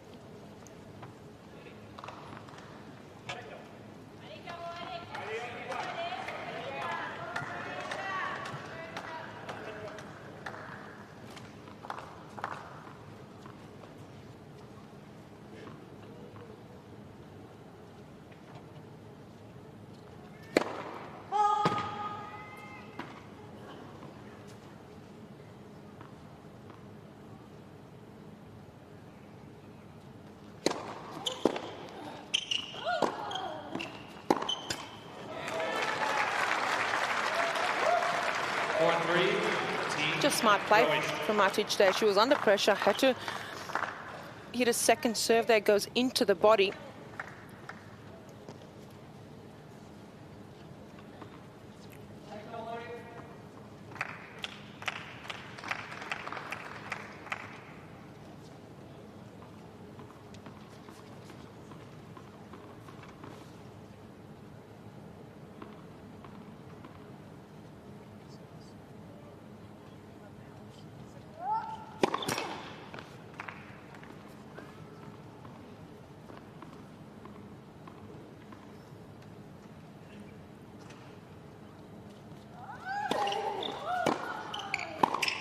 Oh, she wanted to take it on Martic, but Garcia was there. It was a little bit short and managed to get the job done.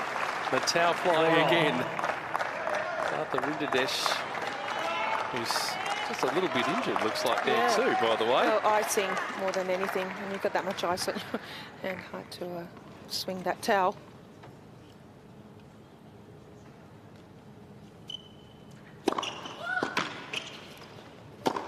Wow. Talk about clutch tennis and going into lockdown mode. 2 massive points to put Martic straight back under pressure. This is confident. This is a play with confidence, and even this one to still take it out of the air. 4-all in the tiebreaker. But it's textbook too. Look at where she takes it, shoulder height. Didn't let it drop at all. But what I like is the fact that she's still ripping the ball, but there is margin for error. She didn't overplay, even though she ripped it.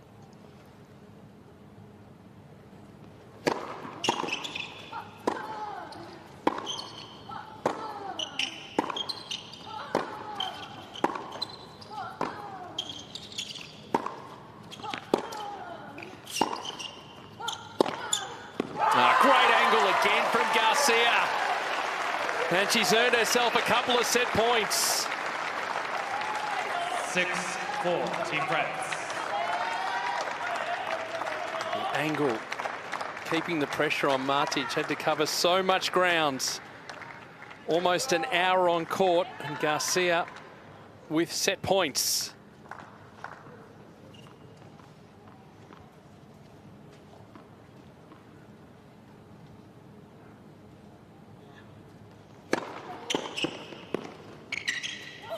Oh, that's just too good. That is big tennis, because you want to make your opponent serve it out and make them feel that moment, especially when it's this close in the tiebreaker. So for Martic to come up with a big serve like that and even to put that backhand away, great play under pressure.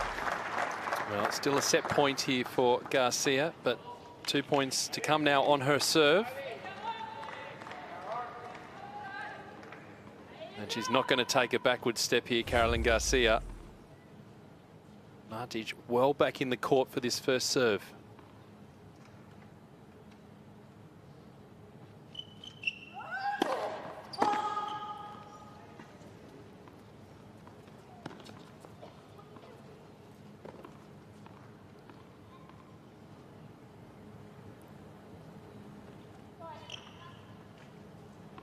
Where Martic is standing for this second serve.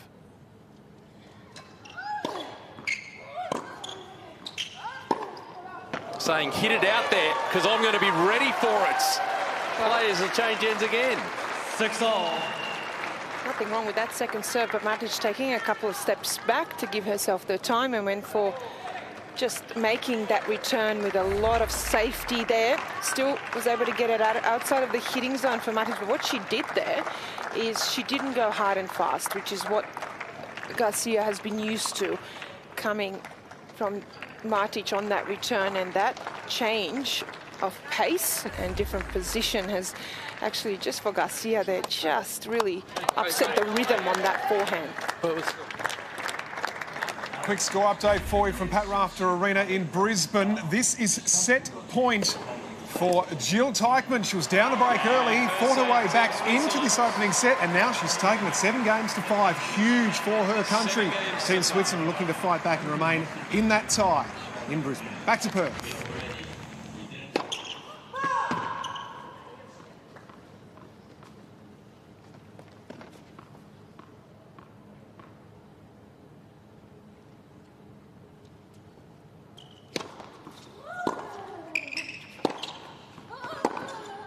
Oh, that's superb from Petra Martic. Right onto the shoelaces of Garcia, and now she's earned a set point. 7-6, Team Croatia. That's a great passing shot there as well, really strong off the outside leg, but also here goes low, goes into the shoelaces of Garcia.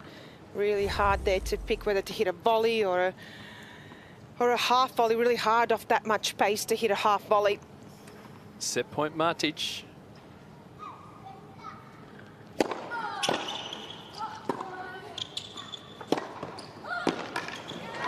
that had some authority on it. What a tiebreaker this is turning out to be. And this could be massive in the context of this match. An hour and 2 minutes of just such high quality tennis. This could be a huge psychological boost here, whoever wins this tiebreak in this first set. Yeah, it's been a great set. Probably one of the best sets that we've seen this week so far.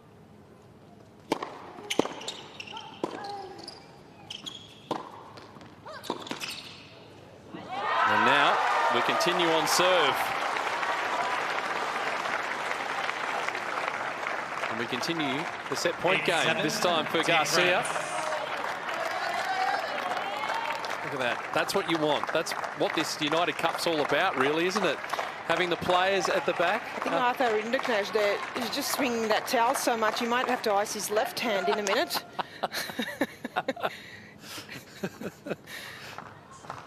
Great to see. And see what it means for both teams, though.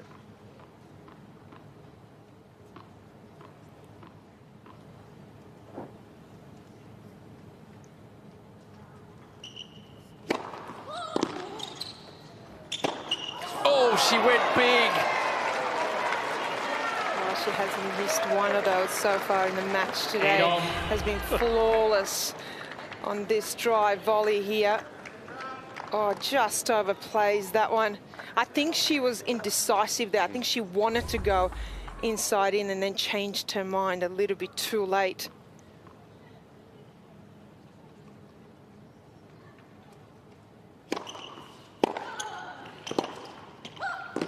The depth of shot, incredible.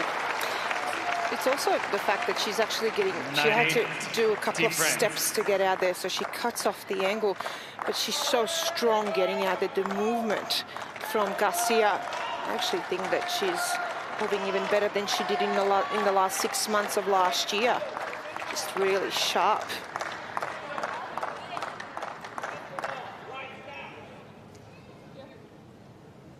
Just looking for another tennis ball is Petra Martic.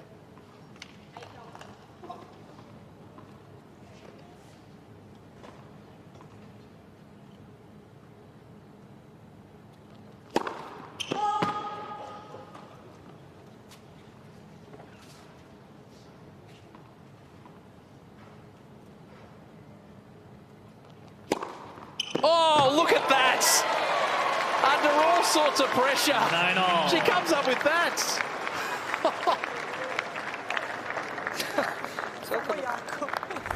Talk about brave and courageous. I mean, she did not. Well, that 166K now, second serve gets just that outside of the line there. Even Garcia giving it the thumbs up. I mean, what else are you going to do? There's nothing you can do with that. It was once again with the placement, just caught the outside of the line. That is extraordinary. But it tells you what she's having to come up with, because it has to be that good against Garcia, because she's putting so much pressure on you with the return position, or the second serve return position in particular.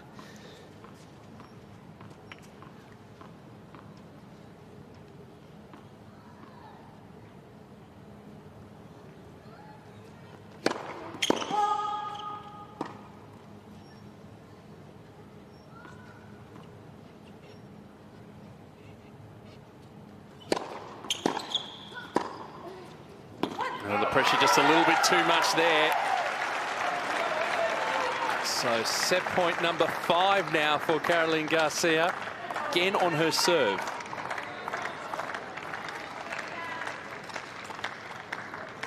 As Elena mentioned, this has been a high quality match across an hour and 6 minutes.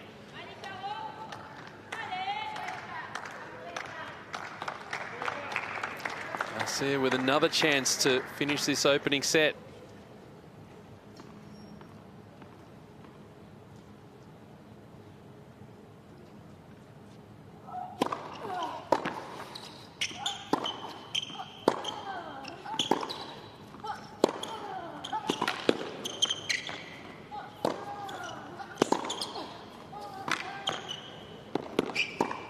Oh, she got there in the end.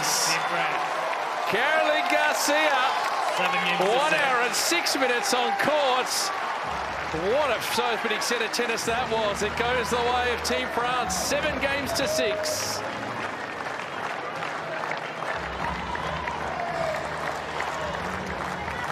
Oh, we could all take a breath after that, because that was something special from both of these players.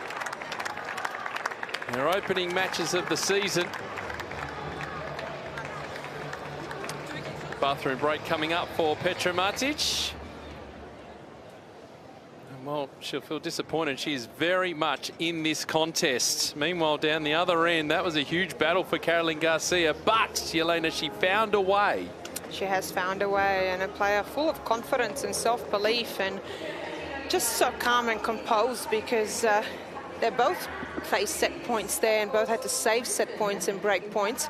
As we have a look at the first set summary, Caroline Garcia, 62% first serves in 77 first serve points won, similar to Petra Martic, in fact, as well, both 3 aces. And the winners, well, for Garcia, 12, 11 coming off that forehand side, and Petra Martic a little bit more even, but still 11 winners. The unforced errors, well, 20 for Garcia, which is understandable. She is going for a lot more and dictating. 8 unforced errors for Petra Martic there. No break points for Garcia. In fact, Martic did have 2, but a huge 14 points won at the net for Garcia as well. What you don't see there is the points won under pressure.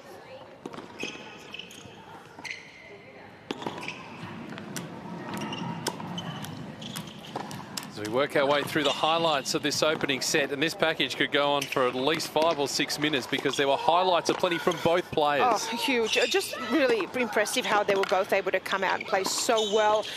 from the first point. Really impressive straight out of the gates. And the dictating came from Garcia. She was trying to really play on her own terms, but Martic just brought in the variety. This is what we thought we might have in this match. Two players that play really differently, a huge contrast. And, you know, a huge first set, 1 hour and 7 minutes, and that's her trademark celebration, and a huge first set. That is now a huge psychological advantage. Have a look at the team as well. They're getting into it. Arthur Rindeknash there is getting another workout. I think he's actually asked for some ice, as you suggested there. For the left hand. Now look at him. Look, he's going.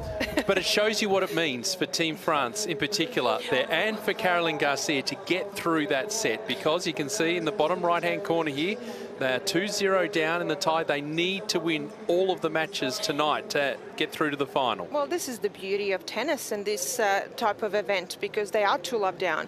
Garcia just won that first set. If she wins the match, we are at 2-1. Next match, you just don't know what's going to happen, do you? Yes, Manarino, he's the favourite on paper to get through that. Goyo, he is not going to have any pressure going, you know, out there.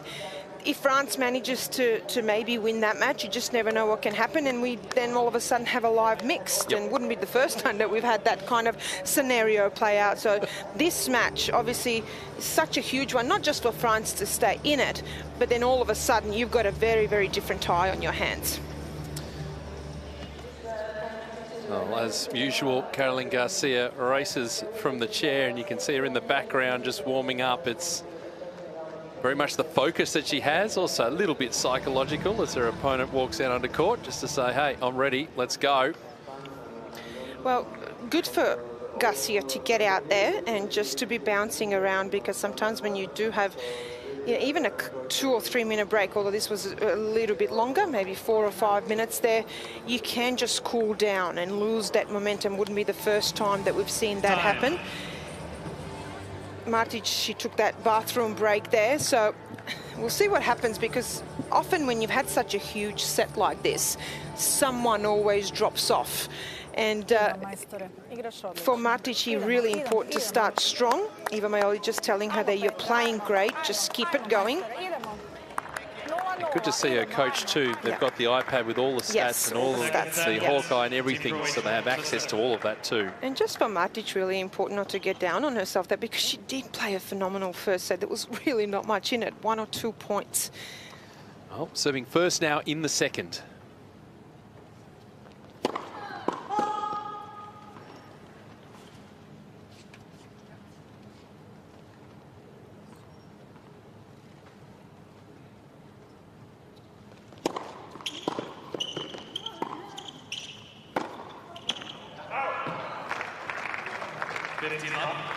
Interesting also here, just from a physical perspective, who can keep going at this space, because that was just a massive first set, massive hitting, the athleticism, the movement that we saw from both. Will someone drop off? And the concentration levels as well.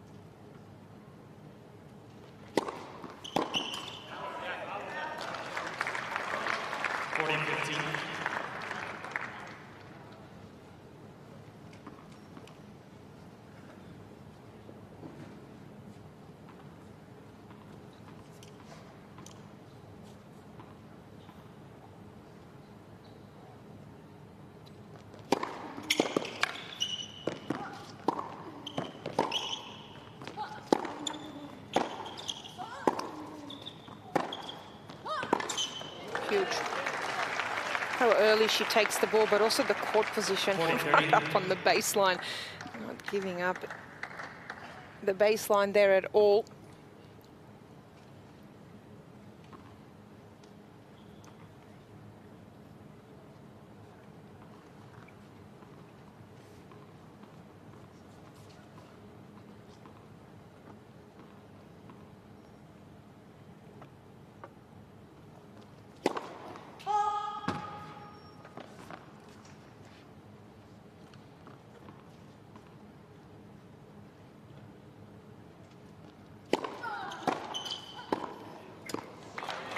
And again,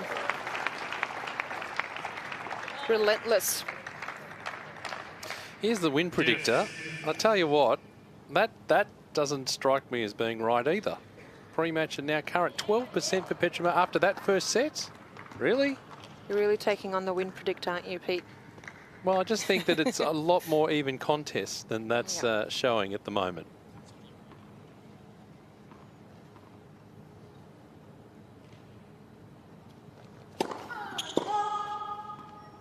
It's a lot closer than that, absolutely, and as we saw in that first set as well. But that first set, it is a huge advantage in this match. We'll see how the first couple of games play out, but if Martic can just, here she's serving first, just hold on to her serve and just still make it competitive. Always so important, those first couple of games in each set, the first 4 games and holding your serve.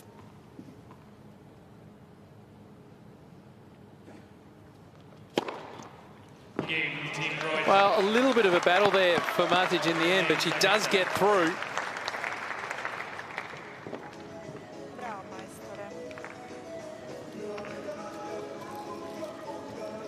So we'll have a look at the rally hit point comparison in this first set. I mean, talked about just how aggressive Garcia is and where she stands. Well, 58% of the time she's inside the baseline, and for Petra Martic, 24%, which isn't a bad number either, but just Garcia, it's all played on her terms. She's dictating and controlling. Both around the same. They're 2 meters back behind the baseline, 40% for Garcia, 47 for Martic, and Martic, though, 3 to 4 meters back behind the baseline. She does suck 29% of the points played there, only 2% for Garcia. But for Petra Martic, a lot of that defensive play is played from there, and she's been able to get herself back into some of those rallies. So I don't mind some of that. And actually, she's further up inside the baseline more often than maybe we thought when you play someone as aggressive as Garcia is playing.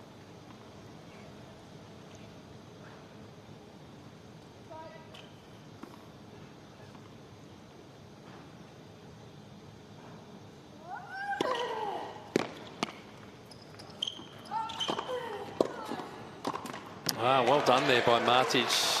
Waited in that corner. Garcia went back in that direction.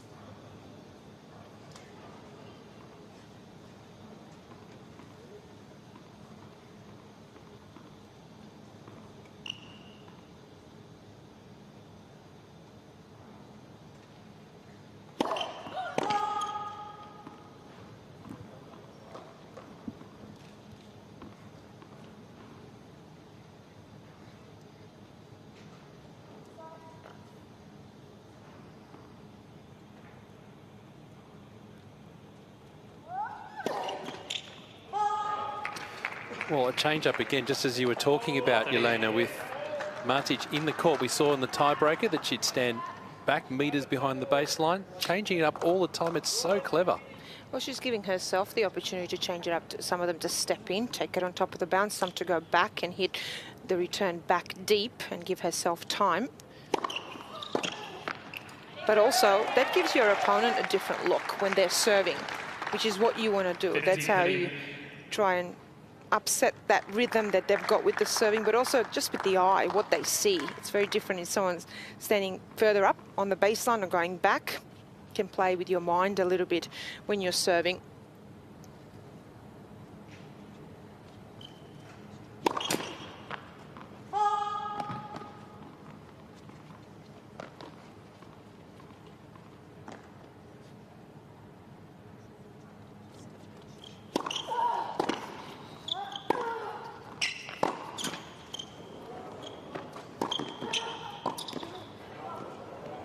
she's guessed right again.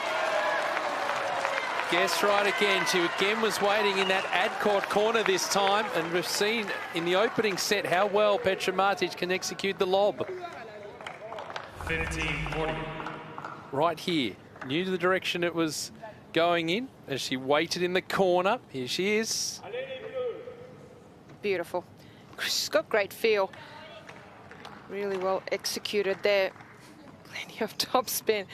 Wasn't sure if that was going in, but now she's got herself 2 break points here. So maybe a chance at a turnaround.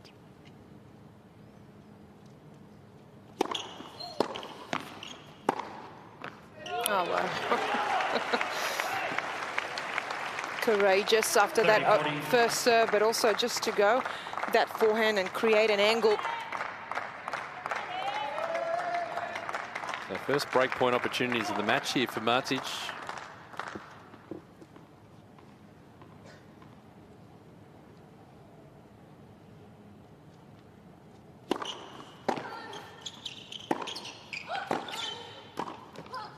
Oh, that's a terrific volley. This keeps getting better and better, this match. So for me, Garcia, just the level of tennis, this is what a top player plays like, but this is also what a top player plays like when it's crunch time, when you go into lockdown mode, and this is how you play some of those break points. We're laughing because of Arthur Rinderknecht there. He's really getting into it now. We can see him well from here, can't we? He's biting his nails. He's really nervous, isn't he?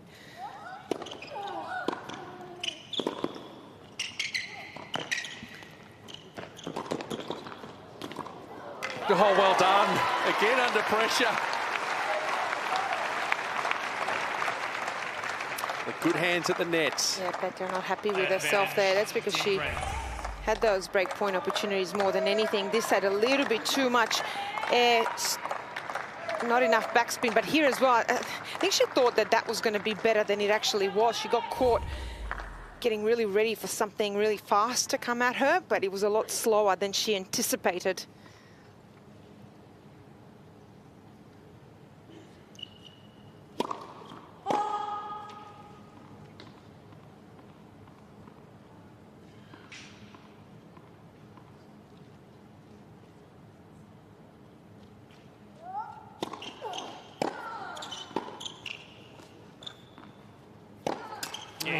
Just set up for Martic there.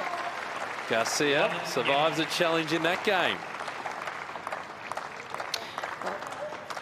Talk about winning those pressure points and saving break points. Petra not happy with herself there, but she's got to put that behind, because sometimes that disappointment of not breaking when you've had your opportunities, you can quickly just bleed into that next game when you're serving. So she just needs to stay positive, because she's creating opportunities for herself and didn't do too much wrong. It's just that her, for Garcia, she's come up with just incredible tennis.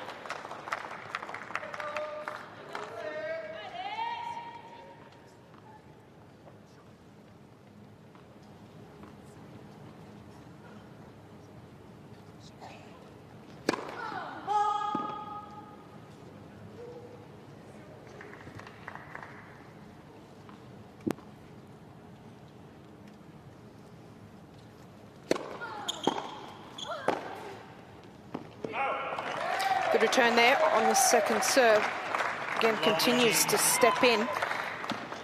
I wonder whether that'll have a wearing effect too on Martic. It will on the second serve, absolutely. Barrage. Just that for Garcia, does she change something when she's returning on the first serve? Because at times, I feel like maybe just a little step back could have given her a little bit more time to make more returns on the first serve, especially on her forehand.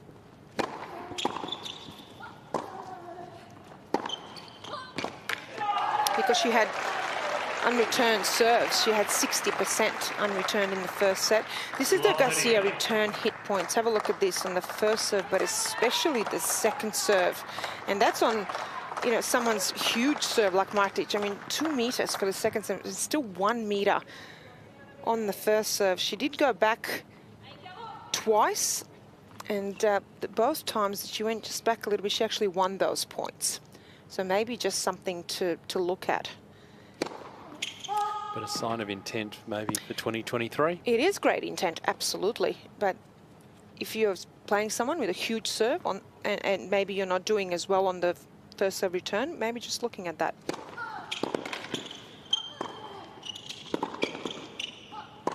Yeah, good speed around the court that time from Garcia.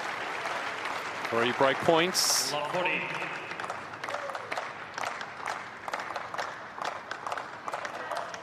Most of that applause is coming from the French bench.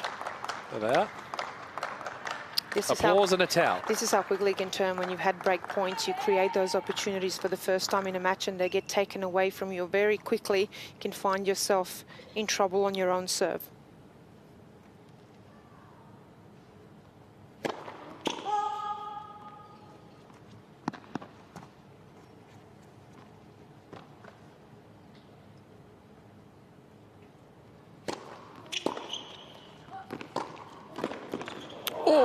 Kisses the top of the net.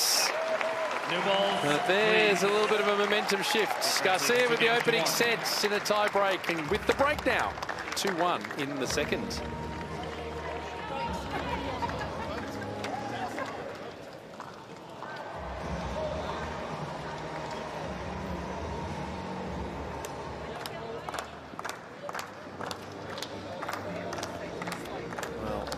Frustration will be evident on the Team Croatia bench, but everything A-OK here, and she can afford to have a little bit of a smile now at Caroline Garcia, because she's had to really work hard to achieve this scoreline.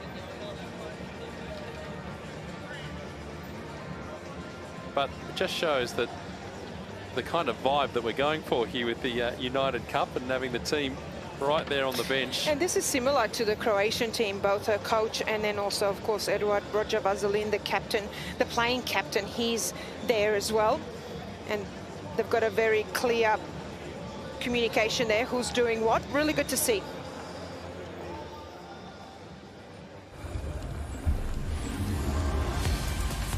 Score update for you from Ken Rosewell Arena in Sydney. And this is match point for Australia's Jason Kubler up against Albert Ramos Vinoyas.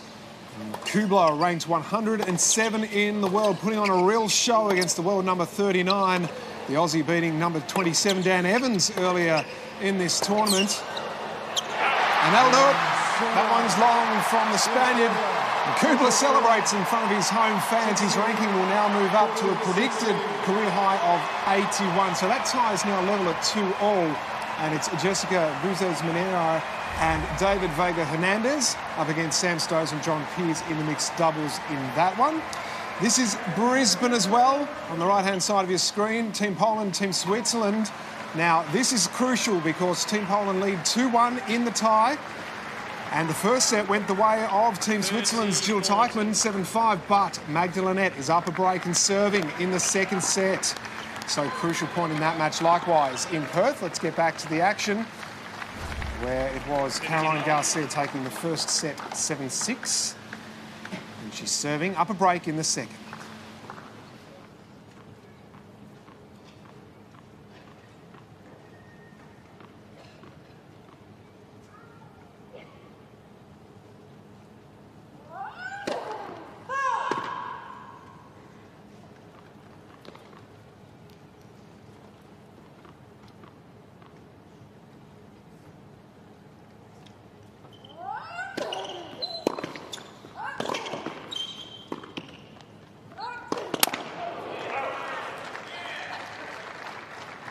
Martic is an experienced player and will have plenty of understanding of this current situation.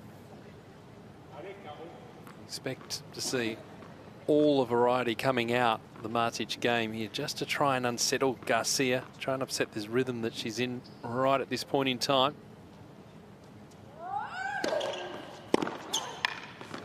It is difficult though when Garcia is serving like she is at the moment.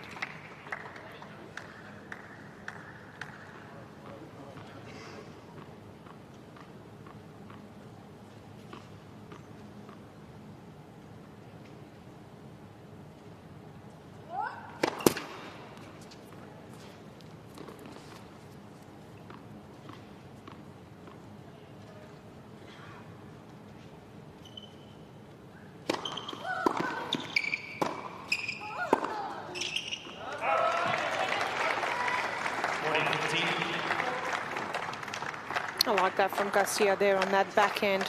Just goes fast and hard through the middle, so you don't always have to go for the lines or look for that angle there, but she just you still put that pressure on, going through the middle, fast and hard.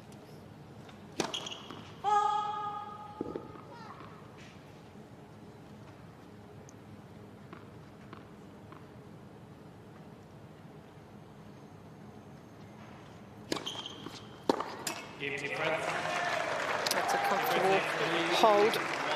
Consolidates the break. I say though, the physicality as well, both players, but Garcia as well, to be able to keep it up, and she's been so physical with her movement, but the serve as well, and just with the way that she plays, keeps coming forward, and the massive forehand that she has. It takes a lot out of you when you're continuously trying to play that aggressive and come forward, but she has been able to keep that level of play now for an hour and a half. It hasn't been really even a couple of minutes where she's dropped physically or even her concentration levels. Huge signs for her early on in the year.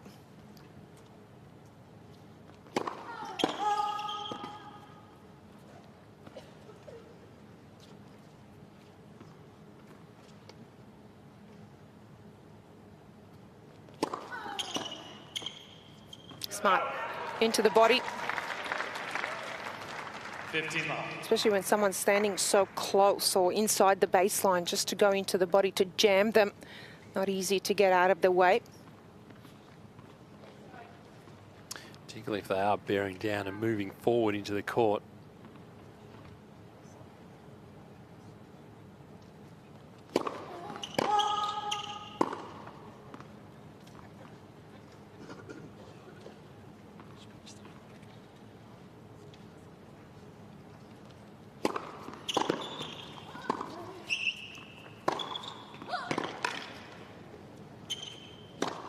It's a classic Garcia point, isn't it, in terms of the way it's set up? Well, the forehand set that up. And have a look at this, the average speeds of Garcia. The forehand, 124 k's an hour. A huge difference compared to Martic as well, 102. But just for reference, the average for the men last year, the fastest was 123.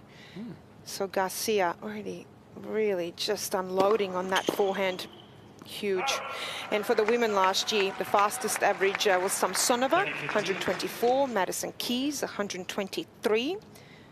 Bekic was hitting it at 122 last night, but Garcia tonight at 124. Massive.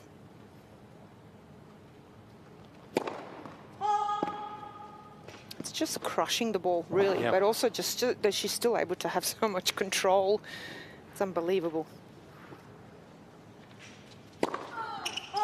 That's where the safety comes in. If you've got that topspin that you can use and really rip it, you will drop that ball sharply and put your opponent under pressure. Well, she doesn't maybe have the complete topspin and heaviness of someone like Swiatek, but she still has a lot of safety. But she's so technically sound. It's actually really simple, but so effective. The grips are perfect, exactly where they need to be. She's compact, beautiful follow-through. She's balanced.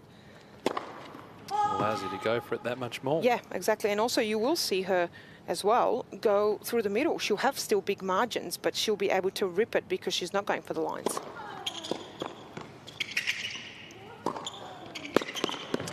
Well, two that just licked the line. The serve in the first instance and then the +1 in the second. 40-30.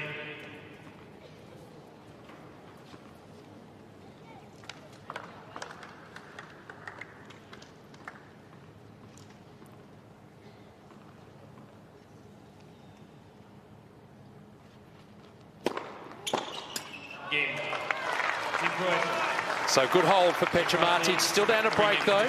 It is 3-2 in this second set.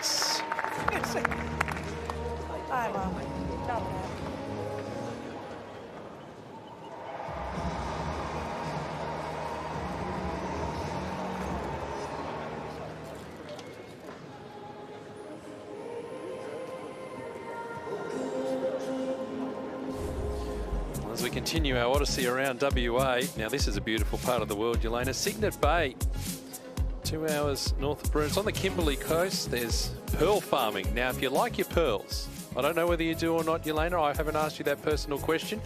You can go and farm them, or you can go and buy them from the shop up there. All original produce. They have giant tides, so I wouldn't go out swimming there. But they also have a lot of pristine beaches. You could run out there, have a go at that. It's where the red rocks meet the white sand.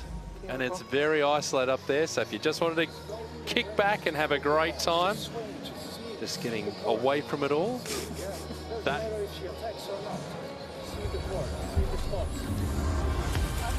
Score check for you from Pat Rafter Arena in Brisbane. Team Poland against Team Switzerland.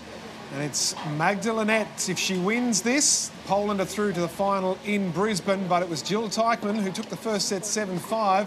But Lynette is up a break in the second, 4-1. So crucial contests across Australia from Brisbane all the way over to Perth. But it is the world number 4, Caroline Garcia, at the moment. She took the first set at RAC Arena 7-6. She's up a break in the second set. She's serving at 3-2.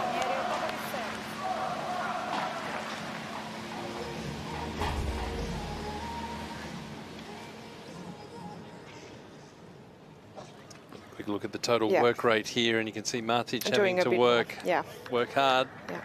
Done a hell of a lot of defending. Defending and covering the court, but Eva Maioli there is well said on the juice side. She likes to, for Garcia, she really likes to use the wide serve to open up the court, so be aware of that.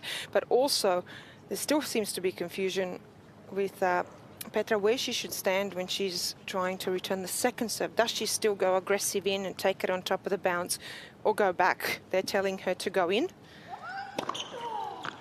Too good there. Telling her to go in, take it on top of the bounce, take it on and see what happens from there and not back off.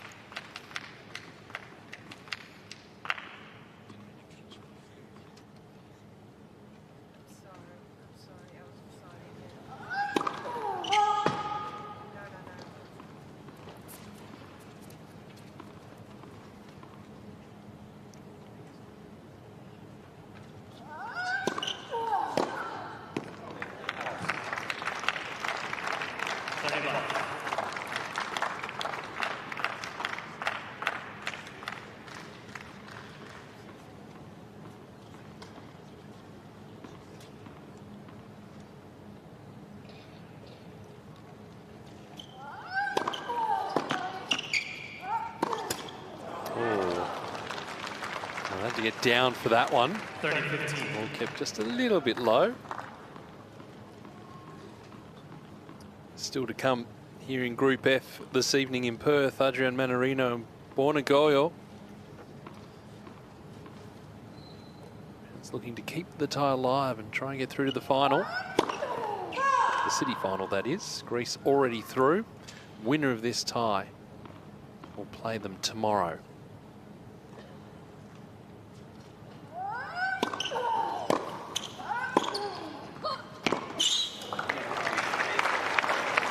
Just that pace of shot depth and that wearing effect that comes in when you can land the serve like that. The positioning.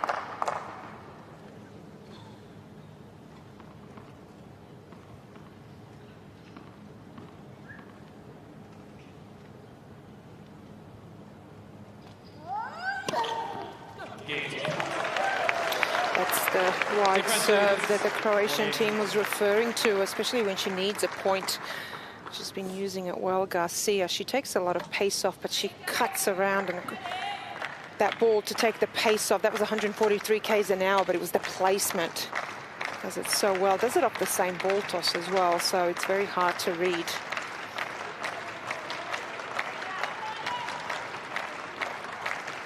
Nice to see we're getting a bit of a change up from Arthur. Well, he's a little bit more relaxed now. He was looking very nervous in that first set. You mean he's thrown in the towel, Yelena?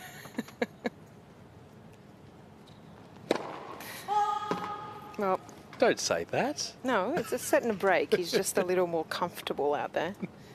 We'll see what he does in the next match.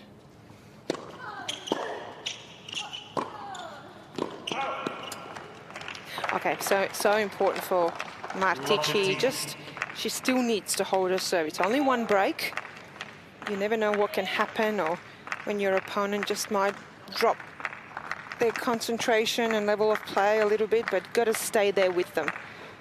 So got to get this hold of serve, Petra.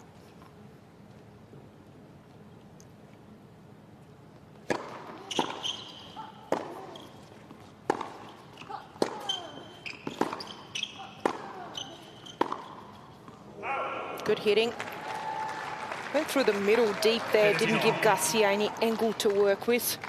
If you can get it fast and hard through the middle, it's also a good play. Just really takes the angles on the court out of the equation.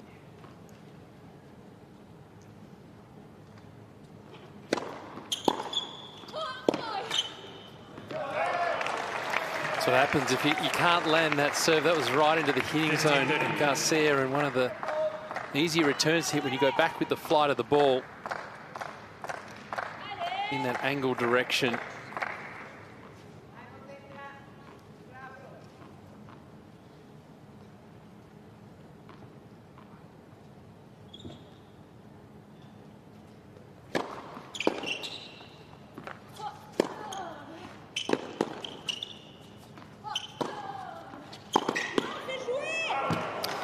Forcing they play from Martic. I think for Petra, just this first serve placement here, I've just been looking at it.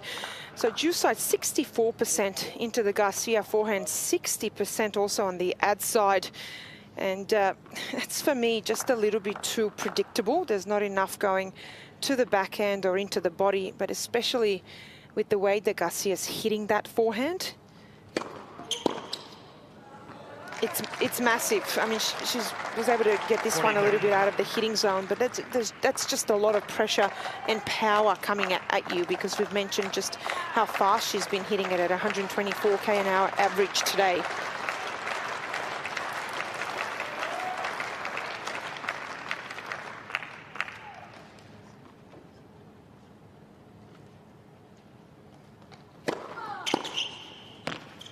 That's a good hold of serve from Martic. Garcia still up a break though in this second set. It is 4-3, a must-win match for Team France.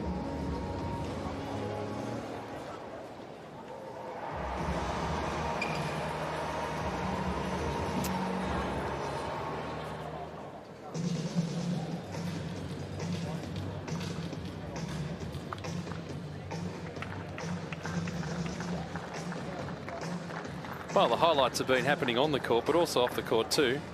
The Rinderknecht there with keeping that support going. But we've seen some great tennis, great hitting from both players. Some nice rallies, but it's just Garcia with the edge.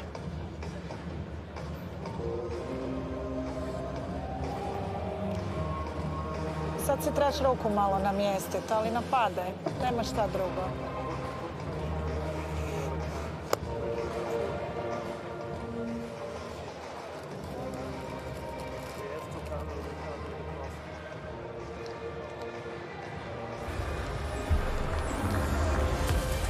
Checking in on on Pat Rafter Arena in Brisbane, where it's Team Poland and Team Switzerland. And this is a marathon 6th game of this second set. It is Jill Teichmann serving and trying to stay in touch after taking the first set 7 games to 5. Breakpoint number 5 coming up for Magda Linette. So 2-1 to Poland. If Linette can take the win here, they are through. Team Poland to the city final in Brisbane against Team Italy, who were 5-love victors today over Team Norway. Big win for Matteo Berrettini over Casper Ruud. We'll stay with this.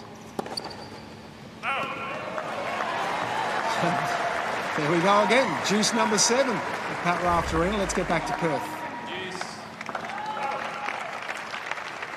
Dylan.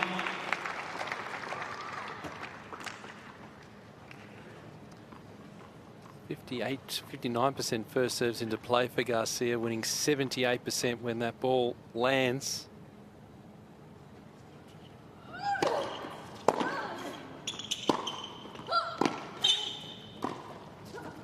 That's a smart volley. That's lovely. Just shows that she's got that power, doesn't she? But also that touch, the finesse, the feel. Comes forward here, no hesitation. Sees that Petra was in trouble there.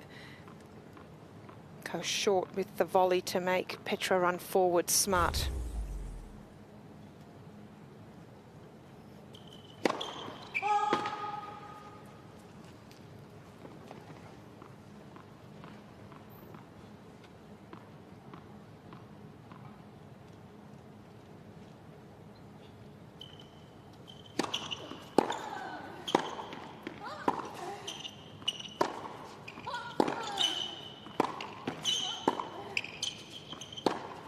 Oh, again, the defensive work from Petra Martic there. Just full-on defense. 30-15. Had to improvise a little bit with that ball up the middle, but it had just enough depth on it to create a little bit of doubt in Garcia's mind.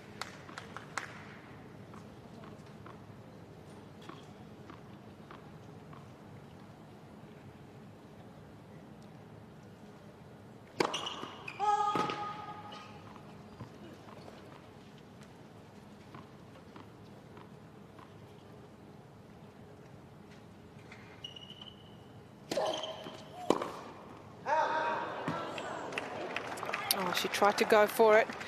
40-15. Tried to take that early on top of the bounce. Went for a little bit too much there. See the pressure points one. Well, they've both done well today, but Garcia just winning a few more of those, and the majority of those coming in that first set or end of the first set. Game, team first. So 5 games to 3 now for Caroline Garcia. 3.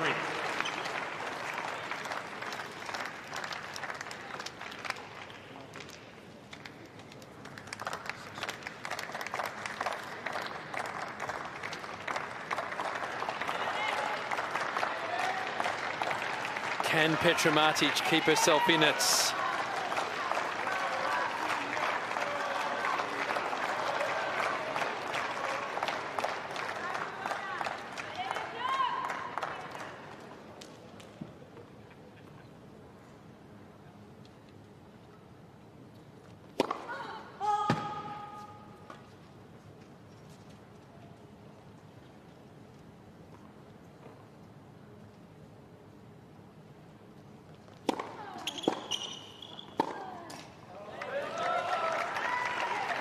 Well, as we've seen, just that pressure from Garcia. It's Martic who is going for more on that second serve. It has been a theme throughout the match, but got to be able to get that placement right too, particularly with Garcia looking to move forward.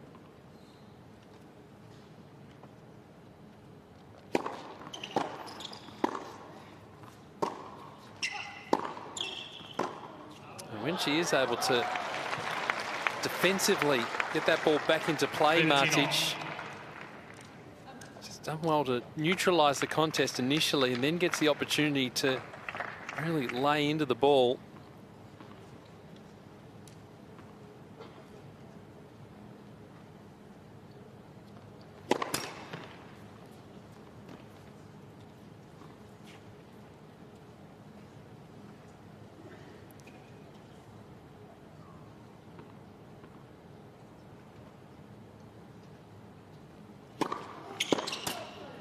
Again, just the depth there on that second serve. 30-15. Garcia hasn't wanted to take a backward step.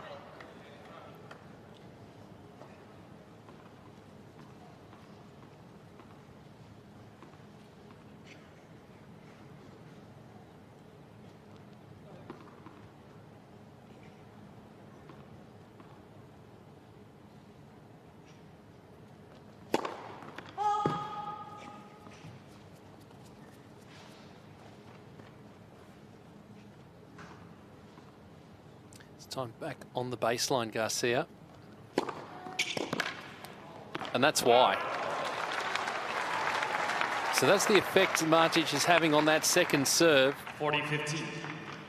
We saw the Hawkeye graphic a little bit earlier where Garcia wanting to be 1 metre, 2 metres inside the baseline for that second ball. That occasion forced back.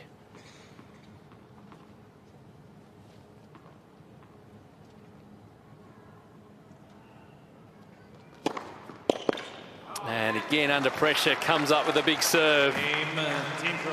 Keeping her alive, but it'll be Caroline Garcia to serve for the match next at 5-4, second sets.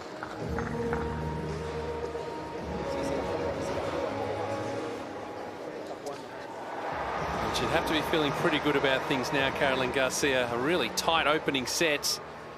Managed to get the break here to earn the chance to serve it out. Adrian Manarino and Bornagoyo there. The next match up, you can see how important this is for France. A reminder that whoever wins this tie will go through to the final.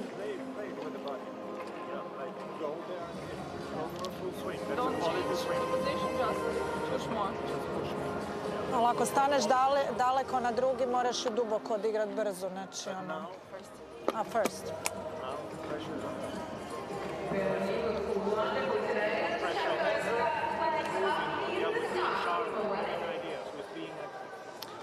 I gamble se na prvi servis malo.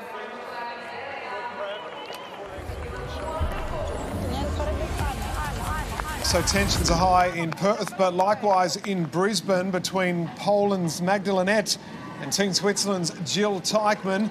Teichmann took the first set 7-5, but she's serving to stay in the second set. It's Lynette leading it 5-2. The winner there, if it is Lynette, she's through with her team to the city final against Italy. Let's head back to Perth, though, where Caroline Garcia is serving for the match.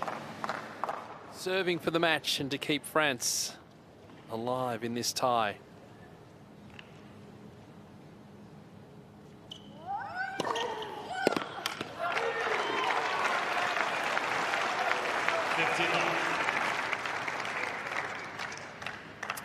%60 into play, winning 80% when that first serve has landed.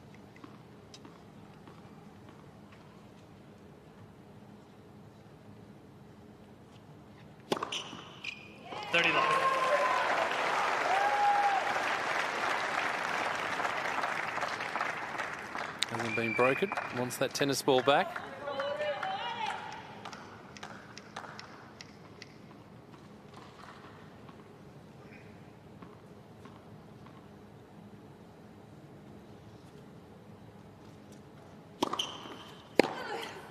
Three in a row. Very quickly moving to match point.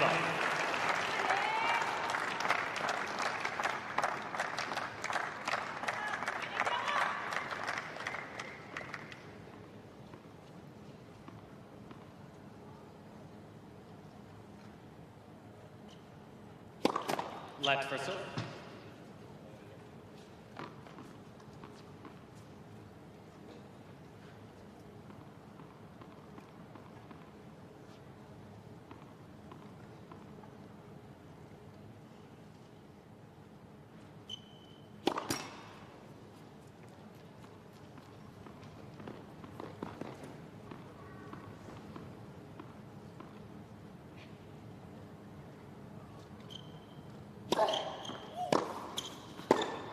Oh, one save with an excellent return.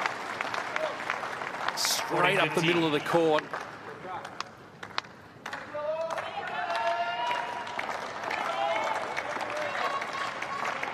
And find a way to keep that pressure on. 2 more match points.